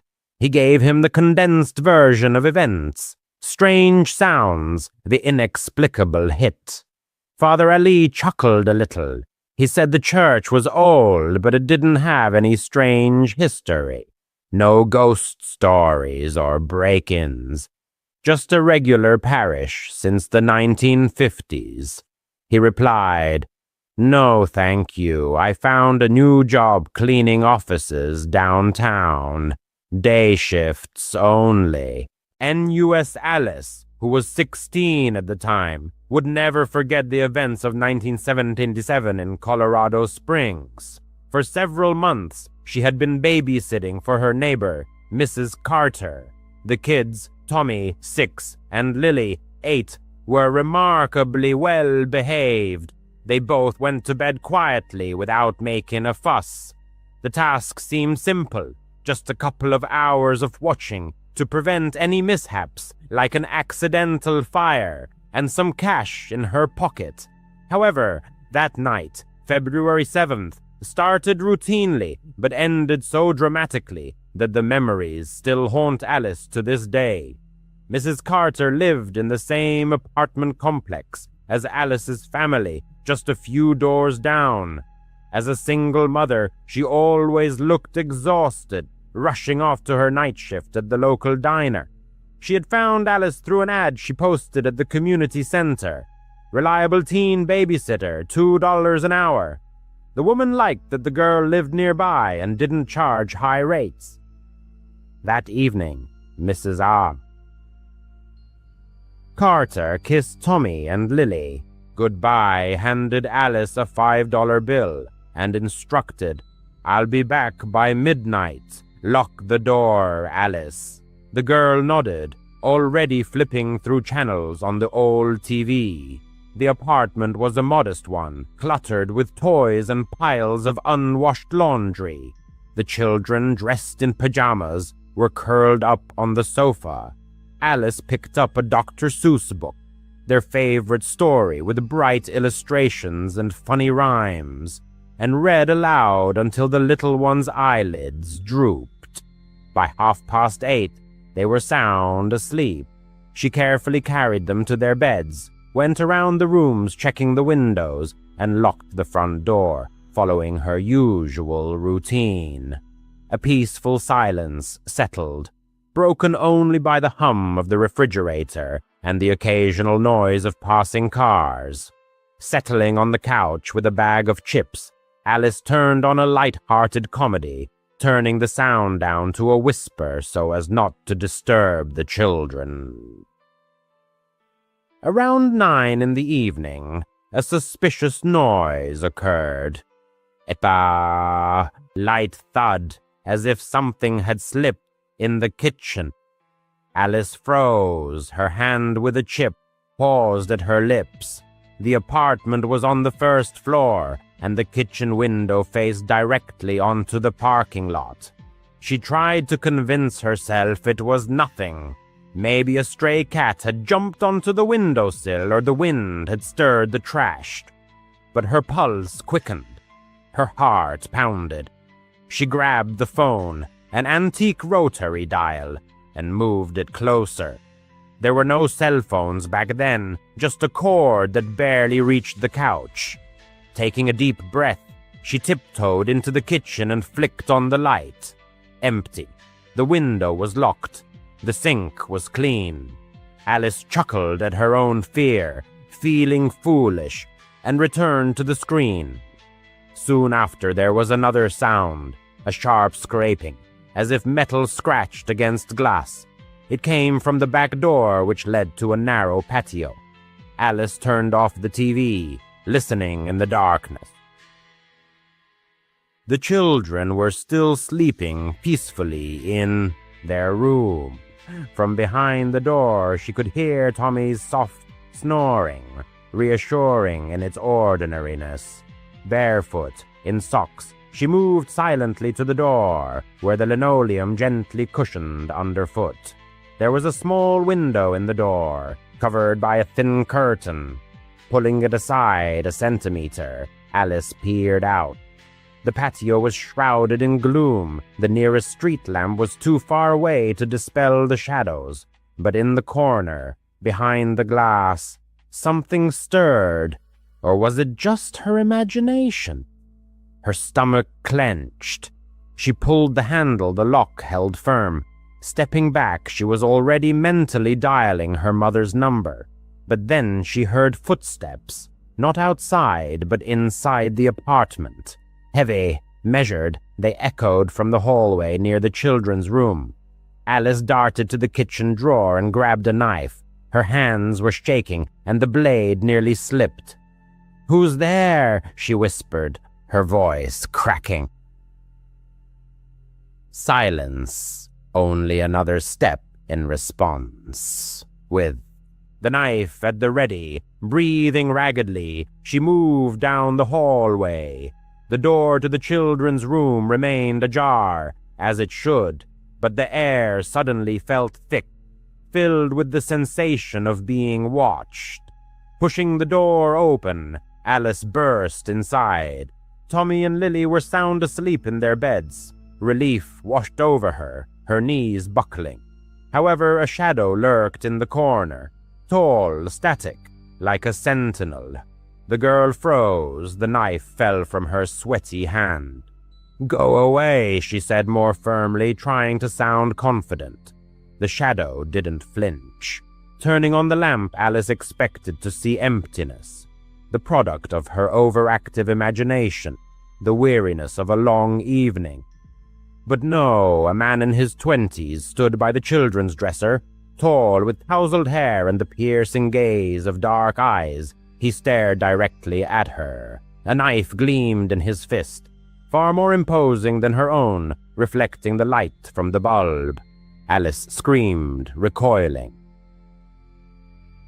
The stranger was silent, only taking a step forward. In a panic, she lunged for the front door, her fingers slipping on the lock, wet with sweat.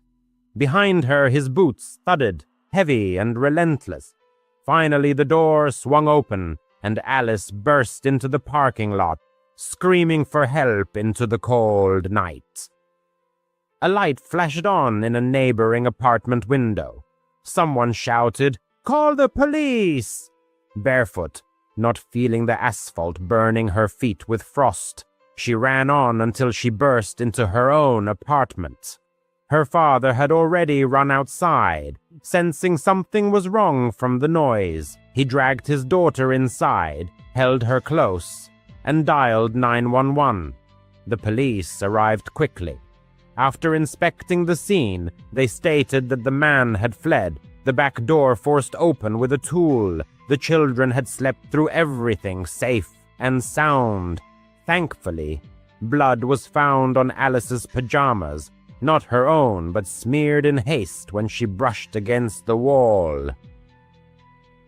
Detectives collected samples along with fingerprints from the door. It later turned out to be William Kernan, a local college student who knew Mrs. Carter. He had often appeared in the complex, loitering aimlessly. He was not arrested that night. He had long since melted into the darkness. Decades later, in 2024, Alice stumbled upon a news story. The case was finally resolved. DNA from that blood perfectly matched the profile of Kernan, who died in 2010. Full verification was impossible. The body had been cremated, and there were no relatives left, but investigators had no doubt of his involvement. That same evening, he had stabbed a 14-year-old girl named Maria Hansel in a neighboring apartment. She, like Alice, was working as a babysitter and did not survive. Still, in her nightmares, Alice sees his eyes, icy, bottomless. After the incident, she refused to babysit again, never set foot in that complex again. At times, she wonders how close she came to the edge, to becoming just a line in a police report or a newspaper chronicle. She started babysitting for the Millers when she was 12. By 15, it had become a routine. Walk a couple of blocks, watch their 6-year-old son and 8-year-old daughter get paid, and go home. The children were rambunctious, completely messy, and devious in the ugliest ways. However, the money she earned allowed her to buy necessary school supplies and save up for a used bicycle. That Friday evening, Mrs. Miller said that she and her husband would be back around 11. Nothing unusual, she said, shrugging on her coat. The girl nodded, mentally planning, get the kids to bed by 9, finish her homework at their kitchen table, and be in her own bed before midnight. By 8:30, the house was quiet. The single lamp on the floor lamp softly illuminated the living room. Cartoons played at low volume. Rain drummed against the wide front window, and from time to time, headlights swept across the curtains, casting shadows. The children, exhausted from an hour of wild games, were curled up on the couch, wrapped in blankets up to their chins. She clutched to the remote to instantly mute any intrusive commercials that could wake them. 9 o'clock passed. She decided to give them an extra 10 minutes before carrying them upstairs. Getting up, she stretched and headed to the thermostat to turn up the heat slightly. And at that moment, everything changed. A dull thud at the front door, massive, decisive, nothing like the crack of a broken branch or a gust of wind. The lampshade vibrated slightly. A second blow sounded muffled, as if someone was pressing their ear against the panel. Her heart pounded. She looked at the children. Their eyes were now wide with fear. Pressing a finger to her lips, she whispered, "Hide behind the couch. Not a sound." They obeyed silently, a feat for those restless kids, and scurried under the knitted blanket. She turned off the TV and the lamp. The room was plunged into darkness, broken only by the flickering numbers on the cable receiver. In this sudden silence, the sound of the rain intensified, but she still caught the commotion at the entrance, the rustle of soles on the mat. She pulled the phone out of her pocket. Not a single bar of signal. Their home network often acted up during thunderstorms, so contacting anyone was impossible. Backing towards the kitchen, she yanked open a drawer by the sink and grabbed the largest steak knife, the one she had washed earlier after heating up store-bought pizza for the kids. She tried to even out her breathing, creeping along the wall to the hallway leading to the door. In this rickety house, every inch of parquet betrayed her presence, so she leaned on her heels first, muffling any possible creaks. Halfway there was a new noise, the click of the mail slot, which opened and slammed shut. Someone outside was probing vulnerabilities, probably looking for a weak spot in the lock. The thought of escaping through the back door with the children flashed through her mind, but the backyard had no fence and backed onto a dense, dark grove. If the stranger went around the building, they would be trapped in the open. The decision to face the threat inside, where she knew the layout, seemed more reasonable.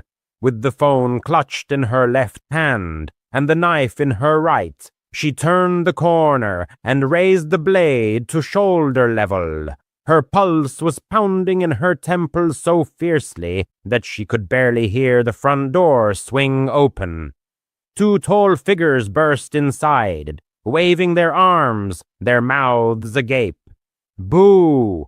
For a moment, her mind refused to recognize those faces. Then a flash of lightning lit up the window behind them, and she made out Mr. and Mrs.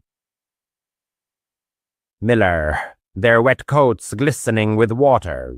They burst into laughter, doubled over, and patting each other on the shoulders. Her scream caught in her throat. Her breath caught.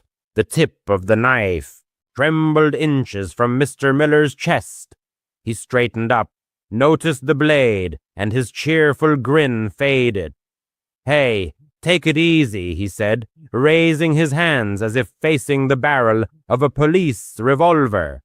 Mrs. Miller wiped tears from her cheeks, still giggling. "We were checking if you'd be brave," she explained. "Looks like you passed the test with flying colors." She lowered the knife, but horror gave way to anger. Her knees buckled. "You risked your lives," she breathed. Mr. Miller waved his hand.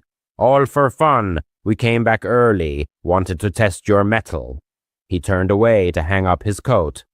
"Put the kids to bed, okay? We're hungry. We'll make grilled cheese." She stood frozen, waiting for at least an apology or permission to leave. But the couple simply walked into the kitchen, opened the refrigerator, and began clattering dishes. She returned to the living room, still trembling. The children emerged from their hiding place, stunned. She told them that their parents were back and dragged the 6-year-old upstairs, the 8-year-old trailing behind. Putting them to bed was awkward. They sensed her confusion. She kept her tone even and concise. "Good night. Your parents are downstairs." Turning off the light in the hallway, she still clutched the knife. Returning it to the drawer, she washed the blade clean of fingerprints and wiped it thoroughly. From the corner of the hallway through the kitchen doorway, she saw the adults. They stood by the stove, embracing, swaying in time, and laughing at some family joke, spreading butter on bread. The aroma of melting cheese wafted through the house, but her stomach only clenched. She sat down at the dining table, placing her phone face down. No one offered her a snack. No one expressed gratitude for her restraint in not stabbing Mr. Miller in the ribs. By 10:30, Mrs. Miller finally paid attention to her.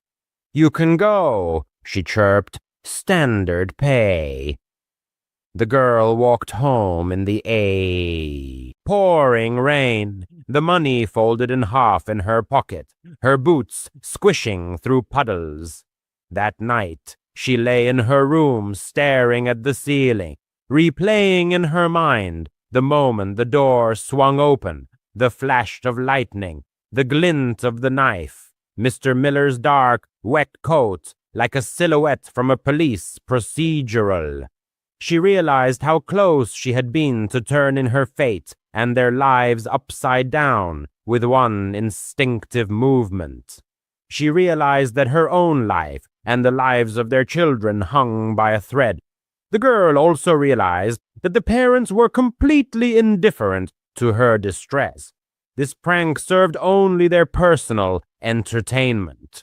Since then, she no longer agreed to look after their offspring. When Mrs. Miller sent a message 2 weeks later, the girl replied that she was busy with schoolwork. After that, the invitations stopped. In the evenings, heading to the bus stop, she sometimes passed their porch. From the outside, the house seemed quiet. Ordinary warm yellow light shone through the windows. Toys littered the lawn. However, the chilling rush of horror they had caused for fun flashed in her memory. This incident taught her 2 important lessons. Panic feels as acute as a real threat. and some adults remain eternally immature. Now she carefully checks every door she enters, including her own. Her phone is always charged and ready, and if someone brings up a harmless joke built on someone else's embarrassment, she remembers the trembling knife in her hand and shakes her head firmly. No, the girl never particularly believed in ghosts, but after babysitting at the Thompsons' house, her certainty wavered. It was an ordinary-looking cottage at the end of Willow Street, right across from St. Mary's Church in her quiet, provincial town. The girl's mother worked as a kindergarten teacher and knew the Thompsons' sons, Ethan and Liam, well from her classes. Mrs. Thompson had called her one evening last summer because their regular babysitter had suddenly cancelled. She was 17, needed the money, and figured it was an easy gig. How wrong she was. The evening started uneventfully. Ethan and Liam, 6 and 8 years old respectively, turned out to be charming but restless scamps running around their dilapidated 2-story house. It was a typical house built in the 70s, with creaking wooden floors and a faint, musty smell, as if permeated with all the decades it had lived through. Mrs. Thompson left a clear list of tasks: feed the boys, oversee hygiene, and put them to bed by 9 in the evening. Nothing complicated. At 6:30, she was in the kitchen with them, preparing dinner. The boys insisted on tacos, so they were taking ingredients out of the refrigerator. Liam slammed a plastic container of store-bought salsa onto the table. She turned around for the cheese, and suddenly the container exploded. Sauce splattered everywhere, on the walls, cabinets, refrigerator, creating a scene reminiscent of a bloody massacre. The boys shrieked, a mixture of laughter and fright. The girl froze, clutching a piece of cheddar tightly, in complete amazement. She assumed the salsa was old, maybe fermented and built up gas. That's how she calmed herself, grabbing a roll of paper towels and starting to clean. The children helped, giggling nervously, but Ethan kept glancing towards the living room, as if anticipating someone's arrival. It took them a good 20 minutes to wipe up all the mess, and the pungent tomato smell stubbornly lingered. They were still wiping remnants off the refrigerator when a sharp crash came from the living room, as if something massive had collapsed. She told the boys not to move and headed there, her heartbeat accelerating. 2 photo frames, one with a picture of the boys on the beach, the other with the parents at their wedding ceremony, had fallen off the walls opposite each other. Both lay on the carpet, the glass intact, face up, as if they had been carefully placed on purpose. She inspected the walls. The nails were in place, no cracks or damage. The windows were locked, no draft. Ethan, who had followed her despite the ban, whispered, "This happens sometimes." She forced a smile, leaned the frames against the wall, and didn't put them back. Her stomach churned, but she kept telling herself it was just the quirks of an old house. After the meal, it was time for bathing. She herded the boys upstairs, drew a bath, and let them splash around while she stood in the hallway, leaving the bathroom door slightly ajar. Their father's office was across the hall, a cramped room with a cluttered desk and an antiquated desktop computer. As she leaned against the wall, scrolling through her phone feed, there was a soft, tinkling sound, followed by another. The monitor came to life, its fans whirring loudly. The screen lit up with a blue light, displaying the Windows login window. She froze. No one had touched the device.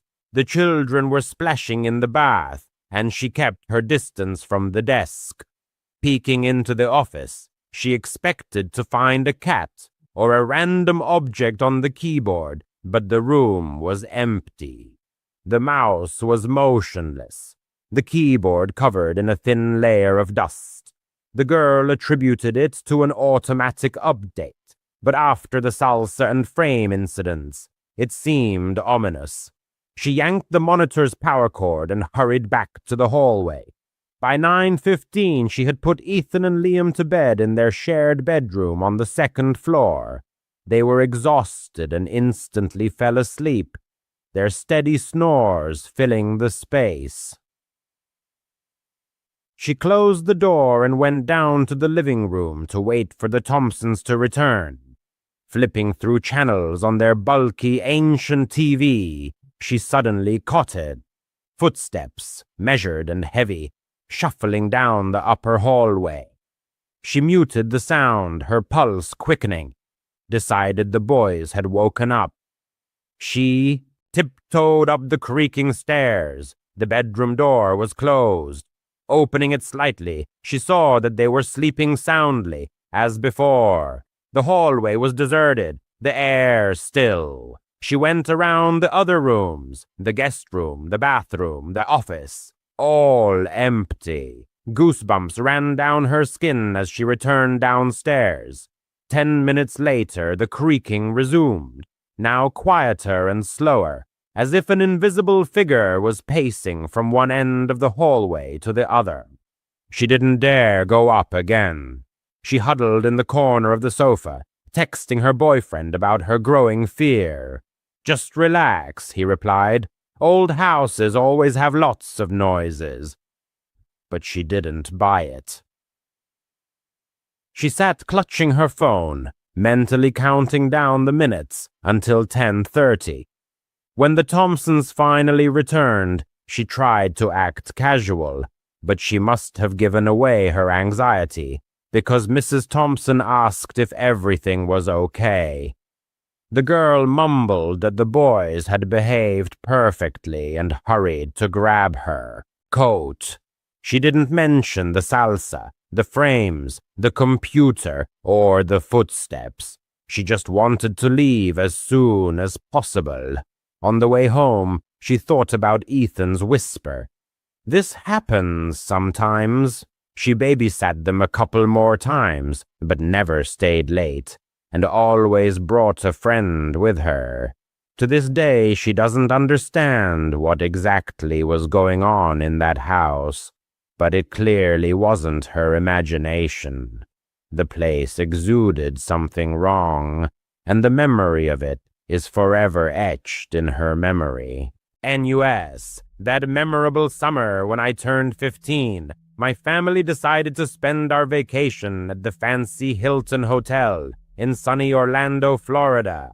It was one of those grand resorts with splashing pools, glittering arcade games, and a vibrant family atmosphere. For 2 weeks, we reveled in the escape from the sweltering Chicago summer.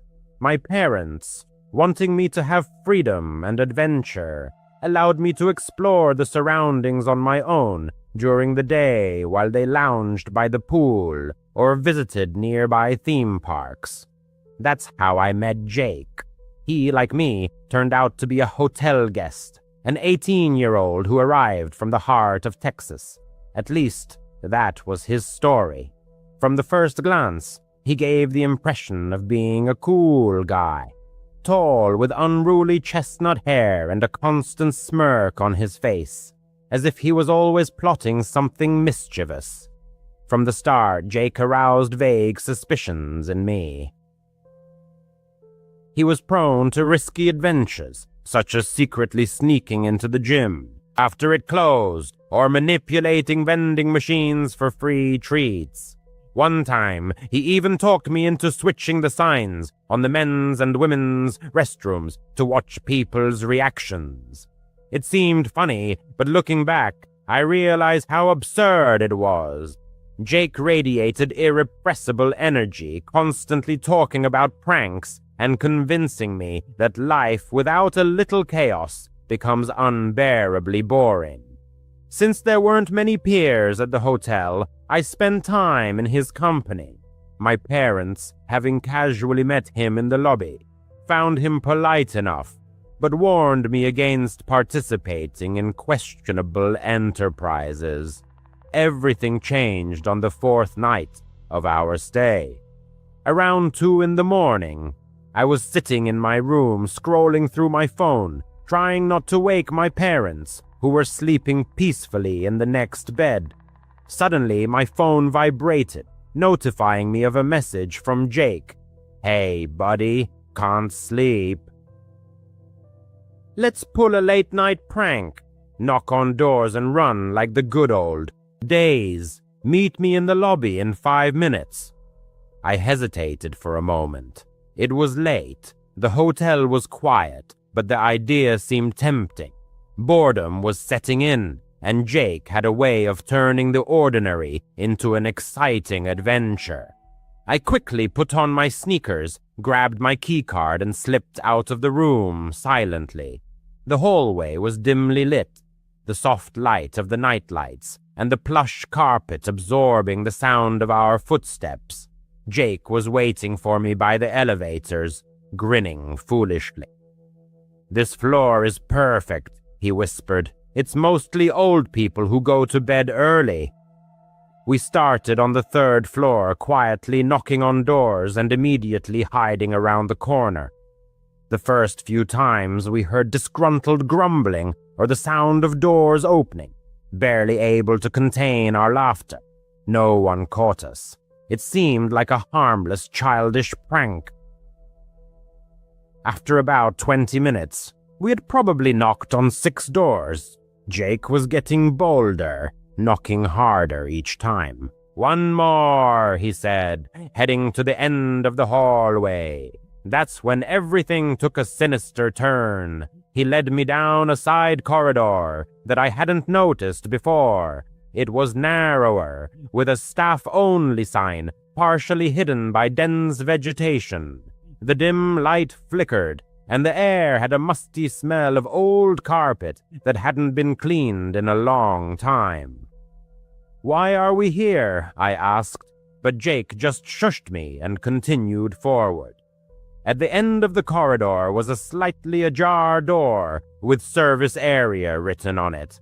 Jake carefully opened it a crack and peeked inside, then turned to me with the same sinister smirk. Before I could say anything, I saw him. An old man stood in the dim light right in the doorway, tall and thin, wearing a faded gray jacket and pants that looked like a hotel staff uniform, but clearly worn and dirty. His face was pale, etched with deep wrinkles, and his eyes seemed unnaturally dark, like bottomless shadows. Behind me, I heard Jake's voice, but it was no longer a whisper. He shouted right behind me, "Dad, there he is! Our meal for tonight! Get him!" I froze for a split second, gripped by terror. What? Meal? My heart pounded in my chest. I spun around and saw Jake lunging at me, his face contorted into a malicious grin that had no trace of playfulness. He was bigger than me, stronger according to his stories about working out at home. Without thinking, I reacted instinctively. As he tried to tackle me, I swung my fist as hard as I could and hit him right in the nose. There was a crunch, and blood splattered. He yelped and stumbled back, clutching his face. I took off running, my feet barely touching the ground. My sneakers slapped against the floor as I raced towards the open hallway. Behind me, I could hear Jake cursing, and the old man shuffling heavily behind. "Catch him!" The old man growled in a raspy and sinister voice. I didn't look back. Bursting into the main hall, I ran for the stairs, ignoring the elevator, which seemed too slow. After descending 2 flights, I felt my lungs burning. The hotel was dead silent. No night staff or wandering guests. I ran out through a side door to the pool area. The humid Florida night air hit me like a wall. The pool was illuminated by underwater lights, that shimmered eerily blue in the darkness. There was no one around. Without stopping, I jumped straight into the water, fully clothed, splashing loudly into the deep end. The water was freezing, shocking my body. I swam to the bottom, about 8 feet down, and huddled there, holding my breath. My lungs screamed for oxygen, but I stayed underwater, looking up through the rippling surface. Bubbles of air escaped from my nose. Suddenly, I saw him. The old man emerged from the door, scanning the pool area. He moved slowly, as if sniffing out prey. "I know you're hiding here, boy," he shouted, his voice echoing off the concrete. "I'll find you. You can't escape." My vision started to blur from the chlorine, but I held on, counting the seconds. 30, 40. My chest burned unbearably. Then I heard another familiar voice, my father's voice. "Excuse me, sir. Have you seen my son? He's 15, about this tall, wearing a blue shirt." My father must have woken up, noticed I was missing, and gone looking for me. He was standing there in his pajamas, with his phone in his hand and the flashlight on. With the beam of light from the flashlight, the old man went silent. "No, I haven't seen anyone," he muttered with a hint of annoyance. At that moment, my patience snapped. I pushed off the bottom and shot to the surface, gasping for air. Streams of water ran down my face as I treaded water. "Dad!" I exclaimed. My father turned instantly, his eyes widening in surprise. "What the hell? Get out of there immediately!" He hurried to the edge of the pool and helped me out, wrapping his arms tightly around my shivering shoulders. I glanced back. The old man was retreating into the shadows of the doorway, disappearing not like a ghost, but rather slipping away, as if trying to avoid attention. When my father looked in that direction, he was gone. We hurried back to our room, leaving wet footprints behind. My mother, worried and unwell, had gotten out of bed. I shared everything that had happened with them. The pranks, how Jake had lured me into that creepy corridor, the mysterious old man, and the shout of meal. Even to me, it sounded implausible. My parents exchanged glances. "Honey, are you sure they weren't just playing a prank on you?" my mom asked. "Kids can be cruel with their jokes sometimes." My father supported her, nodding. "Probably some weird father-son duo decided to scare you. We'll be sure to report it to the front desk tomorrow morning." However, the next morning when we tried to inquire about Jake and the old man, the hotel staff thoroughly checked the guest list. It turned out that there was no Jake from Texas registered at the hotel, and there was no old man matching the description, either as a guest or on staff. I spent the rest of the vacation hardly leaving the room. I blocked Jake's number. Maybe they left that same night, or maybe it was all carefully planned to scare me. About 6 months ago, shortly after moving with my wife Laura to our new home in a quiet suburb just outside of Dallas, strange events began to unfold. We were thrilled to finally have our own yard with a pool. It was our first real home after years of apartment living, and we were eager to make it our own cozy haven. The neighbors seemed perfectly normal at first. A family with 2 children, a boy around 8 years old and a girl around 6. Their father, Mike, worked in construction, and the mother occasionally worked as a nurse on the night shift. We exchanged pleasantries a few times, but our interactions were mostly limited to that. The trouble began with the children. Their yard backed onto ours, separated only by a wooden fence about 6 feet high.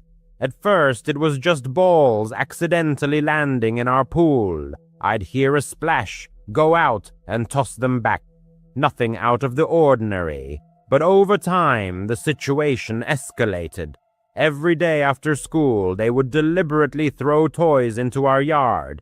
Frisbees, action figures, even a plastic dinosaur. It wasn't accidental. I could hear them giggling and saying things like, "Throw it higher." Our pool filter started getting clogged with debris, which frustrated Laura, who enjoyed swimming laps in peace. Then came the persistent doorbell ringing. The kids would come to our front door and press the doorbell repeatedly, as if it were a game, not stopping until one of us answered. The boy would say, "Our toy fell into your yard. Can we get it?" At first, we tried to be polite. I'd let them in through the side gate, they'd retrieve their belongings, and they'd leave. But it happened so often, sometimes up to 5 times a day, that it started to feel like an intrusion of our privacy. Our pool area was our private sanctuary. We had lounge chairs, plants, and even a small bar. We didn't want strangers traipsing through it. One weekend, Laura and I discussed the problem. "This has to stop," she said. "It's our property." So the next time they rang the doorbell, I opened the door and said firmly, "Listen, kids, you can't keep throwing your things into our yard. And no, you can't come into our yard anymore. I'll throw your toys back when I see them." The girl pouted, and the boy glared at me, but they left. I naively assumed that would be the end of it, but I was wrong. The toy throwing became even more frequent, as if they were testing our patience. Toys accumulated in our yard, a Nerf gun, a Barbie doll, even a remote-controlled car that buzzed around until the battery died. They continued to ring the doorbell, despite my ban. One day, the boy rang it for a solid minute without stopping. I tried to ignore it, but Laura was starting to get anxious. "What if they climb over the fence?" she asked worriedly. Later, I checked the recordings from our Ring doorbell camera. Sure enough, the kids were standing there, whispering and laughing. Before running away, the situation escalated when Mike got involved. A few days after I stopped letting the children in, he appeared at our door one evening. He was a large man, about 6'3", with tattoos on his arms from his construction work. "Hey, man," he said without a hint of a smile. "My kids say you're keeping their toys. That's not cool." I politely explained that they were throwing them deliberately, and I was simply returning them. He stared at me intensely. "Just let them get their stuff. It's no big deal." I remained firm. "Sorry, but it is our property. Tell them to stop throwing them." He muttered something under his breath and left. That night, even more toys flew into our yard, thrown with more force than before. One of them even cracked our sliding glass door. Laura and I installed extra lights in the yard and made sure the gate was securely locked. My job as a sales rep for a tech company often required me to travel, so Laura was sometimes home alone at night. She started double-checking all the doors before bed. "I don't like that guy," she confessed. "He gives me a bad feeling." There are moments in everyone's life when a vague sense of impending doom creeps into the soul, poisoning the joy of the present. One July night, the oppressive heat clinging to Austin, Texas, brought with it an event that would forever alter the life of one family. Laura, home alone, texted her husband, who was 2 hours away at a conference, to say she was going to watch Netflix and head to bed. But sleep was shattered by a sudden, violent pounding at the door. At 2:17 a.m., a frantic text message from Laura arrived. "Someone's at the door. They're banging really hard." Her husband's heart plummeted. Without a second thought, He grabbed his laptop to check the Ring camera feed. There, on the porch, illuminated by the motion sensor light, stood Mike, the neighbor, his face contorted with rage. He was hammering his fist against the door, demanding the return of his kids' toys. Laura, terrified, texted her husband that the neighbor was drunk or high. Soon, the pounding escalated into furious kicks. The door frame shuddered under the assault. "He's trying to break in," Laura whispered. Her husband, trapped in his hotel room, immediately called 911, giving the dispatcher their address and narrating the events in real time through the Ring app. "My wife is alone and the neighbor is trying to kick down the door. Please hurry." The dispatcher assured him that officers were on their way. The phone line with Laura suddenly went silent, replaced by the sound of shattering glass. "Oh God, the kitchen window," she sobbed. Mike had smashed the window, shards of glass raining inward. He was reaching in, trying to unlock the latch to gain entry. With a scream of terror, Laura fled upstairs, barricading the bedroom door with a chair. Soon, the distant wail of police sirens pierced the night. Mike, as if startled back to his senses, backed away from the porch, but it was too late. Two police cruisers, lights flashing, screeched to a halt in front of the house. Officers leapt from their vehicles, weapons drawn. "Hands up! Get on the ground!" Mike raised his hands but continued to argue, claiming his children's toys had been stolen. The officers handcuffed him on the front lawn. Laura, peering out the window, saw the scene unfold and pointed the officers to the broken window, where drops of blood were visible. Mike had cut himself, breaking the glass. As Mike was being led to the police car, he turned and looked directly at Laura through the open doorway. The Ring camera captured the look, seething with hatred. "I'll kill you someday, bitch," he said calmly, as if making a promise. The officers, hearing the threat, noted it in their report. Laura's husband raced home, arriving at dawn. Still in shock, Laura clung to him.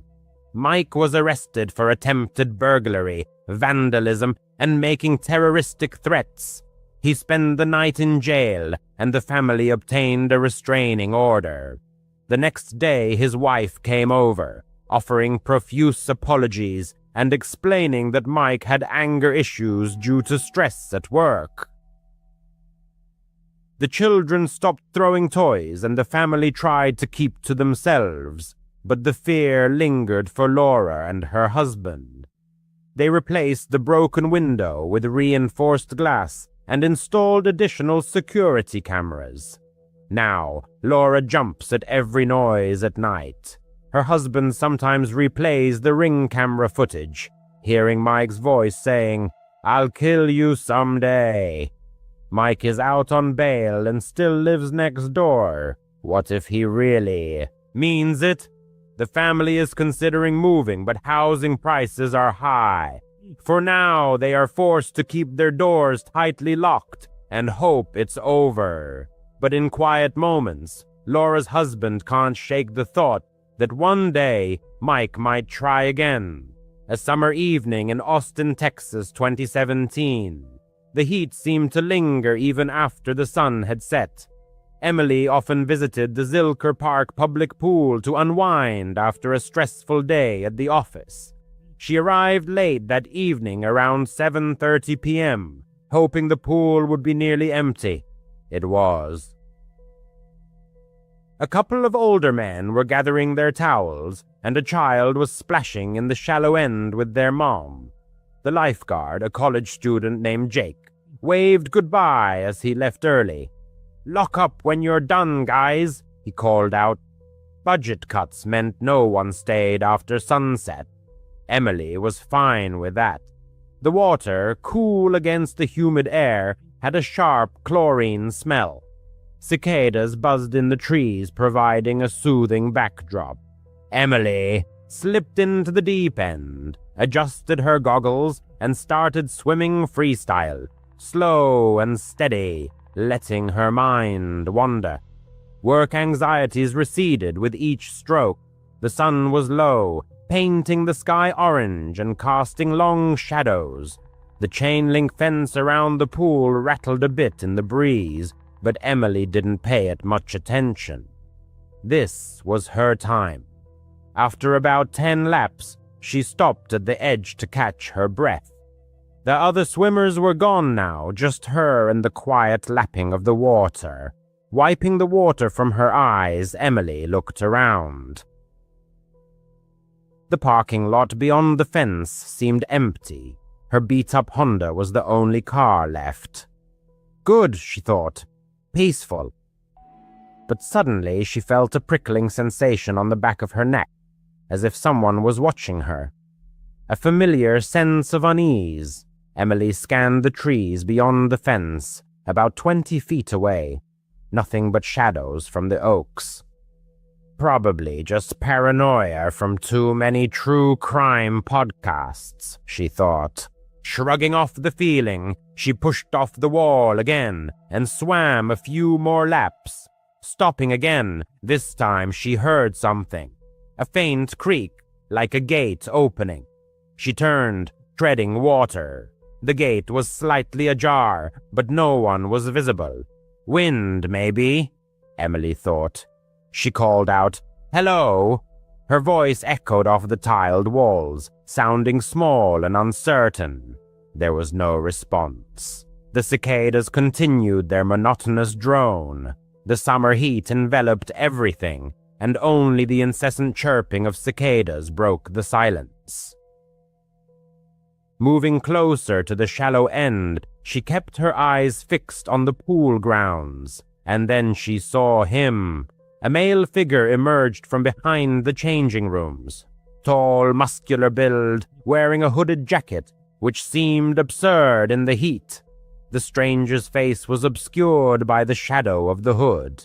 His posture was unnatural, just standing there with his hands in his pockets, staring intently at her. An inexplicable sense of dread washed over her. Who would wear a jacket in this weather? The thought of a jogger flashed in her head, but his posture was too static, too focused. She swam back a little, pretending to adjust her stroke, but her heart was pounding in her chest. "The pool's closing," she said, trying to sound casual. The stranger didn't reply, didn't move. Then he started slowly walking along the edge, toward the deep end of the pool. The sound of his footsteps echoed. Not sneakers, but boots. Heavy boots. And something in his hand, an object like a flashlight, hung loosely, as if it could be used for something sinister.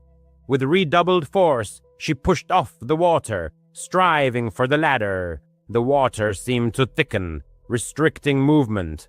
Why doesn't he leave? Envious fragments of news stories about similar incidents flashed through her mind. Perpetrators lying in wait for victims in public places after closing time. Austin was a relatively safe city, of course, but parks at night were a different story. Reaching the ladder, she climbed out of the water. Her feet slipped on the wet tiles. Grabbing a towel, she quickly wrapped it around herself and headed for the exit. A brisk walk, but not a run. She couldn't show fear. The stranger kept pace, moving parallel to her on the other side of the pool. Suddenly, a flashlight beam flashed on, blinding her. "What the hell?" she muttered. The light went off, and he was closer now, crouching at the edge of the pool as if judging the distance for a jump. Panic gripped her. She bolted for the exit, her bare feet slapping against the wet concrete. The stranger's pace quickened, and suddenly she heard a sound that chilled her to the bone, a soft, raspy laugh, as if he had been anticipating this moment. Throwing open the gate, She clattered outside and ran toward her car. Keys! Where were the keys? In her bag by the lounge chair. No, they were in the car, unlocked. A stupid habit.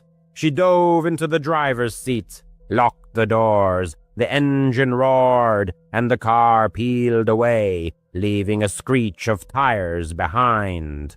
The stranger stood by the gate, just standing and watching, the flashlight still dangling from his hand. He wasn't chasing, just observing. She drove home, her hands gripping the steering wheel, trembling. From her apartment, she called the police. But what could she say? Some guy had scared her at the pool. They took a statement, promised to check it out.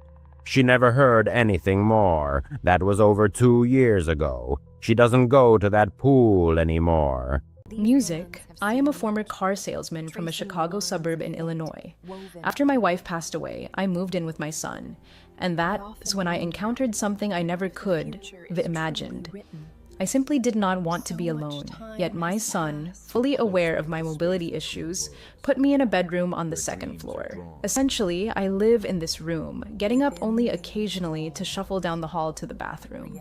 As hard as it is to admit, I think I was too broken by grief after losing my wife to insist that my son let me stay on the first floor. And honestly, he probably never would have agreed anyway. He's got a job, a family. He's far too busy to worry about an old codger wasting away upstairs. Sometimes I wonder, have they forgotten about me entirely? They hardly ever come into my room to talk, and lately, the characters on my TV shows feel closer to me than my own son and grandchildren. I get so unbearably bored that I have even taken to spying on the neighbors, just to have something to do. My bed sits close enough to the window that I can see their backyard without getting up. For a couple of years, I saw that family more often than my own. There was a middle-aged man named David living there with his mother and sister. I don't know who owned the house, but based on what I observed, I assumed it belonged to David. I swear, at first glance, they seemed perfectly ordinary. Nothing suspicious, just sweet, happy little lives that made my own dull, bedridden existence feel a bit more bearable. I'd watch them chatting on the back porch in the evenings or tending the garden in the mornings, and for a long time, everything seemed perfectly normal. That changed about 2 years after I moved in, around Christmas. I'd just turned off the TV and was getting ready for bed when I heard people arguing. The voices were unfamiliar, so I realized the noise was coming from the neighbor's house. At one point, the shouting escalated into screams, and then I started hearing other sounds, doors slamming, glass shattering, loud thuds. Then, suddenly, everything went silent. I was exhausted, so I figured it was just a domestic squabble that had blown over on its own. But something about it gnawed at me, keeping me awake. A few hours later, around 4 a.m., I was jolted awake by more noises. I peeked out the window and saw David in the backyard. I had no idea what he was doing, but he was dressed as the Grinch, dragging a large Christmas sack toward the tree near the garden shed. He opened the shed, grabbed a shovel, and started digging, and I realized he was burying that sack in the frozen ground.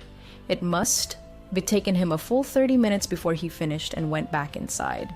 All I could think was that maybe he was some overly enthusiastic old man playing Grinch, trying to hide stolen charity donations or something like that. I don't know. ID always thought of him as a decent guy, so none of it made sense. I waited until morning to tell my son, of course, but he didn't believe me. He thought I was just a senile old fool. Everyone else in the house felt the same. No one backed me up, and eventually I started believing them myself. So I let it go and tried to forget. But here's what struck me as strange. I never saw the neighbor's mother again. She had always tended the garden, but after that night, she was never out there. I still occasionally saw David and his sister on the porch, but they never looked happy anymore. Things seemed to settle back into routine, until about 4 years later. My son tried to befriend the neighbors. He'd always make small talk, but they just stare at him blankly and say nothing, eventually retreating back inside. Both siblings were definitely odd, but things took an even darker turn right before Christmas, just like before. It felt like history repeating itself, shouting, then screaming, then a loud thud, then sudden silence. This time I stayed awake to watch. Twice was too strange to ignore. It was again around 4 a.m. I got out of bed and moved closer to the window. I saw him step out the back door, once more dressed as the Grinch, dragging another large sack toward the tree and burying it. Then, out of nowhere, David turned and looked straight at my window. I yanked the blinds shut, but he had already seen me. A few minutes later, I couldn't help but peek again, and there he was, standing directly across from my window, still in that costume, staring right at me. I tried to play it cool. I opened the window and called out across the yard. "Nice Grinch costume, buddy. Good night, huh?" "Sure is," he replied. "What are you doing up so late?" David just stared at me without saying a word. "Well, have a great rest of your night. Merry Christmas," I said. He gave a wave, and in that moment, I caught a flash of blood soaking his palm. He instantly realized his mistake and yanked the blinds shut, but it was too late. I lay awake the rest of the night, haunted by thoughts of what could be caused that bloodied hand. The only conclusion I could reach was horrifying. He'd killed his mother and sister and buried them in the backyard to keep it secret. I didn't tell my son. I knew he had just brushed me off again. So this time, I called the police. By morning, officers were at David S.'s house and he was arrested on the spot.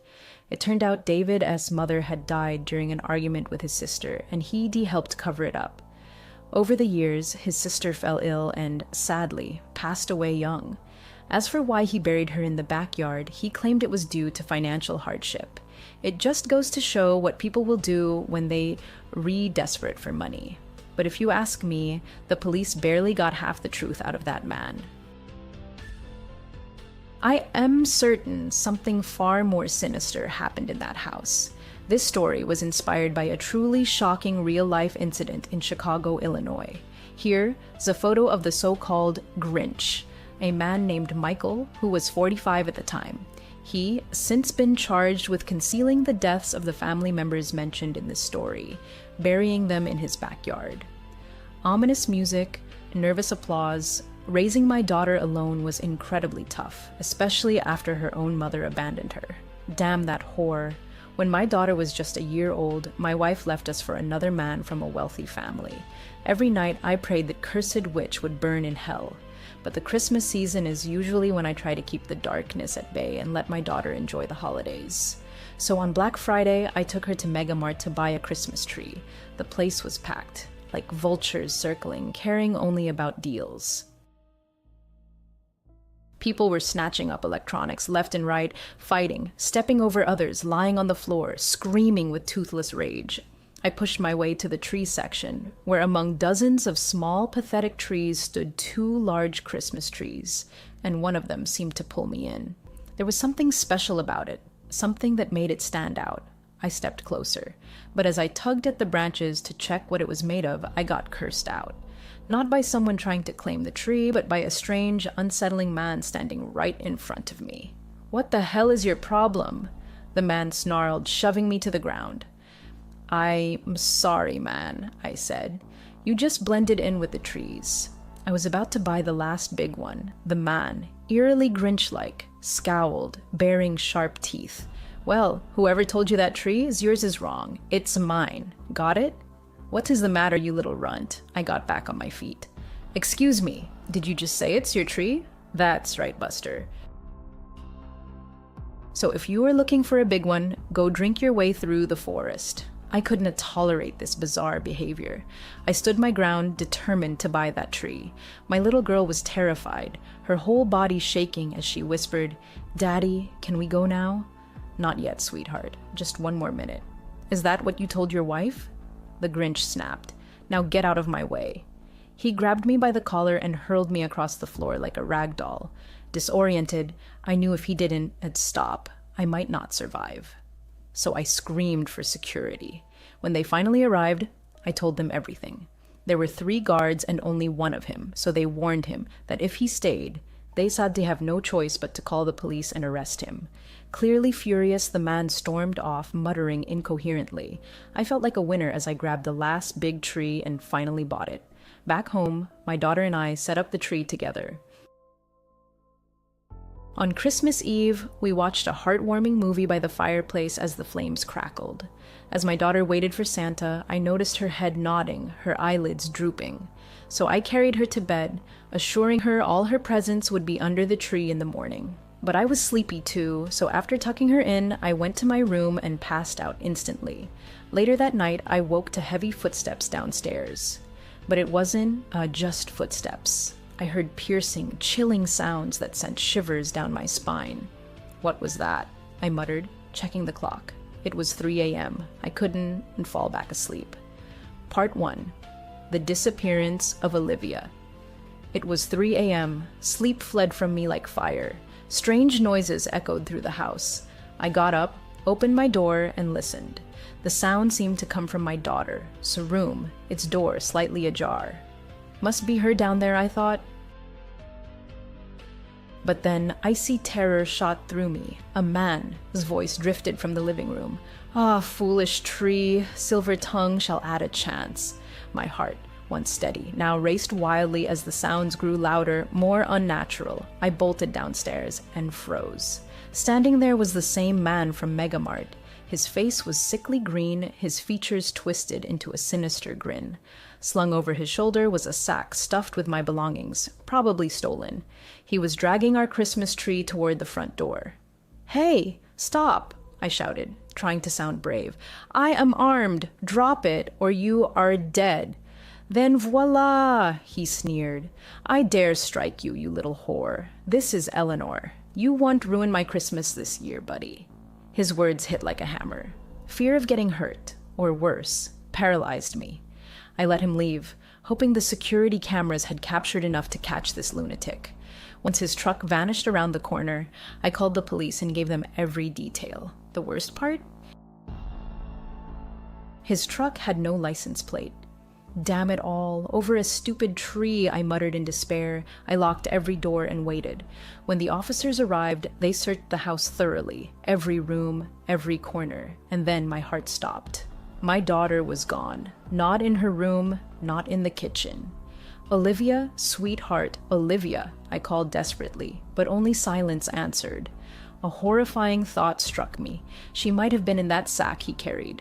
The police promised an investigation, but over time, the case went cold. Ever since, I've spent every Christmas alone with only photographs to remind me of my lost Olivia. Part 2, The Grinch and Ethan music. I am a single mom raising a teenage son. My job takes up so much of my time that we rarely get to spend real quality moments together. So I try to bring Ethan along wherever I go, errands, shopping, anywhere. Last Christmas, we went to the mall. It was absolute chaos, but holiday deals and promotions were everywhere. I decided to dive in. I suggested a game. Whoever found the best discounts and bonus points on food stamp eligible items would win. He didn't seem excited, but he played along to avoid disappointing me. He's such a sweet kid. Still, I figured he was just growing up, too old for silly games. I was in Sneaker Palace when I suddenly realized ID lost him. My heart dropped. I rushed out to search and saw a huge crowd gathered outside a store. I pushed through to see what was happening. There, dressed as the Grinch, was a man so perfectly costumed he could be starred in the Jim Carrey movie. And there was my son, standing in line to take a photo with him. I scolded him for running off, ready to drag him back, but he was more determined than I expected. "I'm sorry, Mom. I really wanted a picture with the Grinch. What about Santa? He's boring. I want the Grinch. If I wanted a fat Santa, I'd take a photo with your ex." I decided to give him what he wanted. As we waited in line, I couldn't take my eyes off that Grinch. Something deep inside screamed, "Don, trust him." He kept glancing at us, even with the crowd around. Even stranger? He never broke eye contact. While others took photos standing beside him, when it was Ethan's turn, the Grinch sat on a bench and told my son to sit on his lap. "Merry Christmas. What's your name, boy?" "I am Ethan." "You don't have to sit on his lap if you don't want to," I said. "It's okay, Mom, I want to." "You sure? Are you deaf, lady?" He said he wants to. I was stunned. I wanted to rip his head off when he... NUS last spring, A young woman, 17 at the time, got a job as an evening babysitter for the Davids, whose house was just 5 blocks from her own in the quiet town of Chandler, Arizona. Eagerly saving money for upcoming college expenses, she couldn't resist the prospect of earning an extra $20 an hour. Besides, the Davids' neighborhood seemed the epitome of safety. Neat, single-story homes, well-manicured lawns, and evenly spaced lampposts every 30 yards. These factors convinced the girl's parents to give their consent.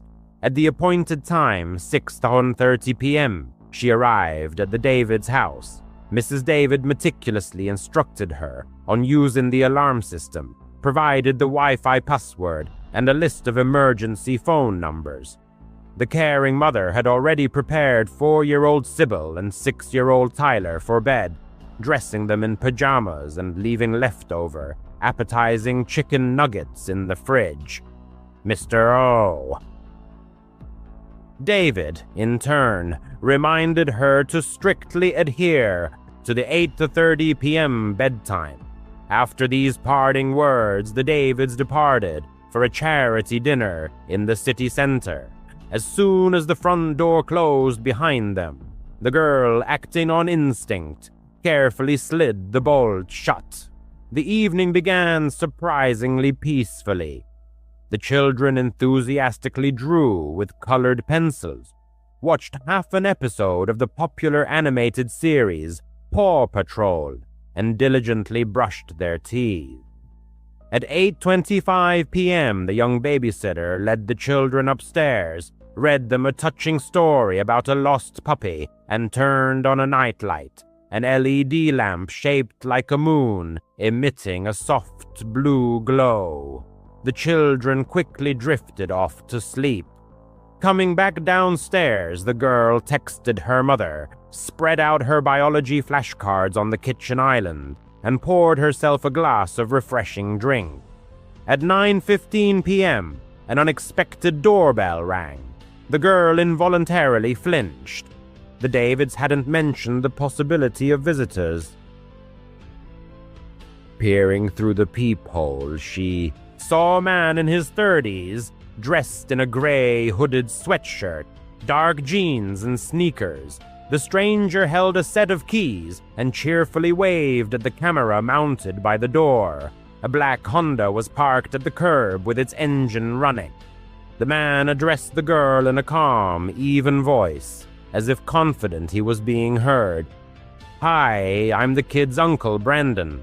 I forgot my keys. I need to grab something from the bedroom upstairs." His tone was friendly and casual. Despite this, alarm bells went off in the girl's head. The Davids had never mentioned a brother. Through the locked door, she replied, trying to keep her voice steady. "Your parents didn't tell me anyone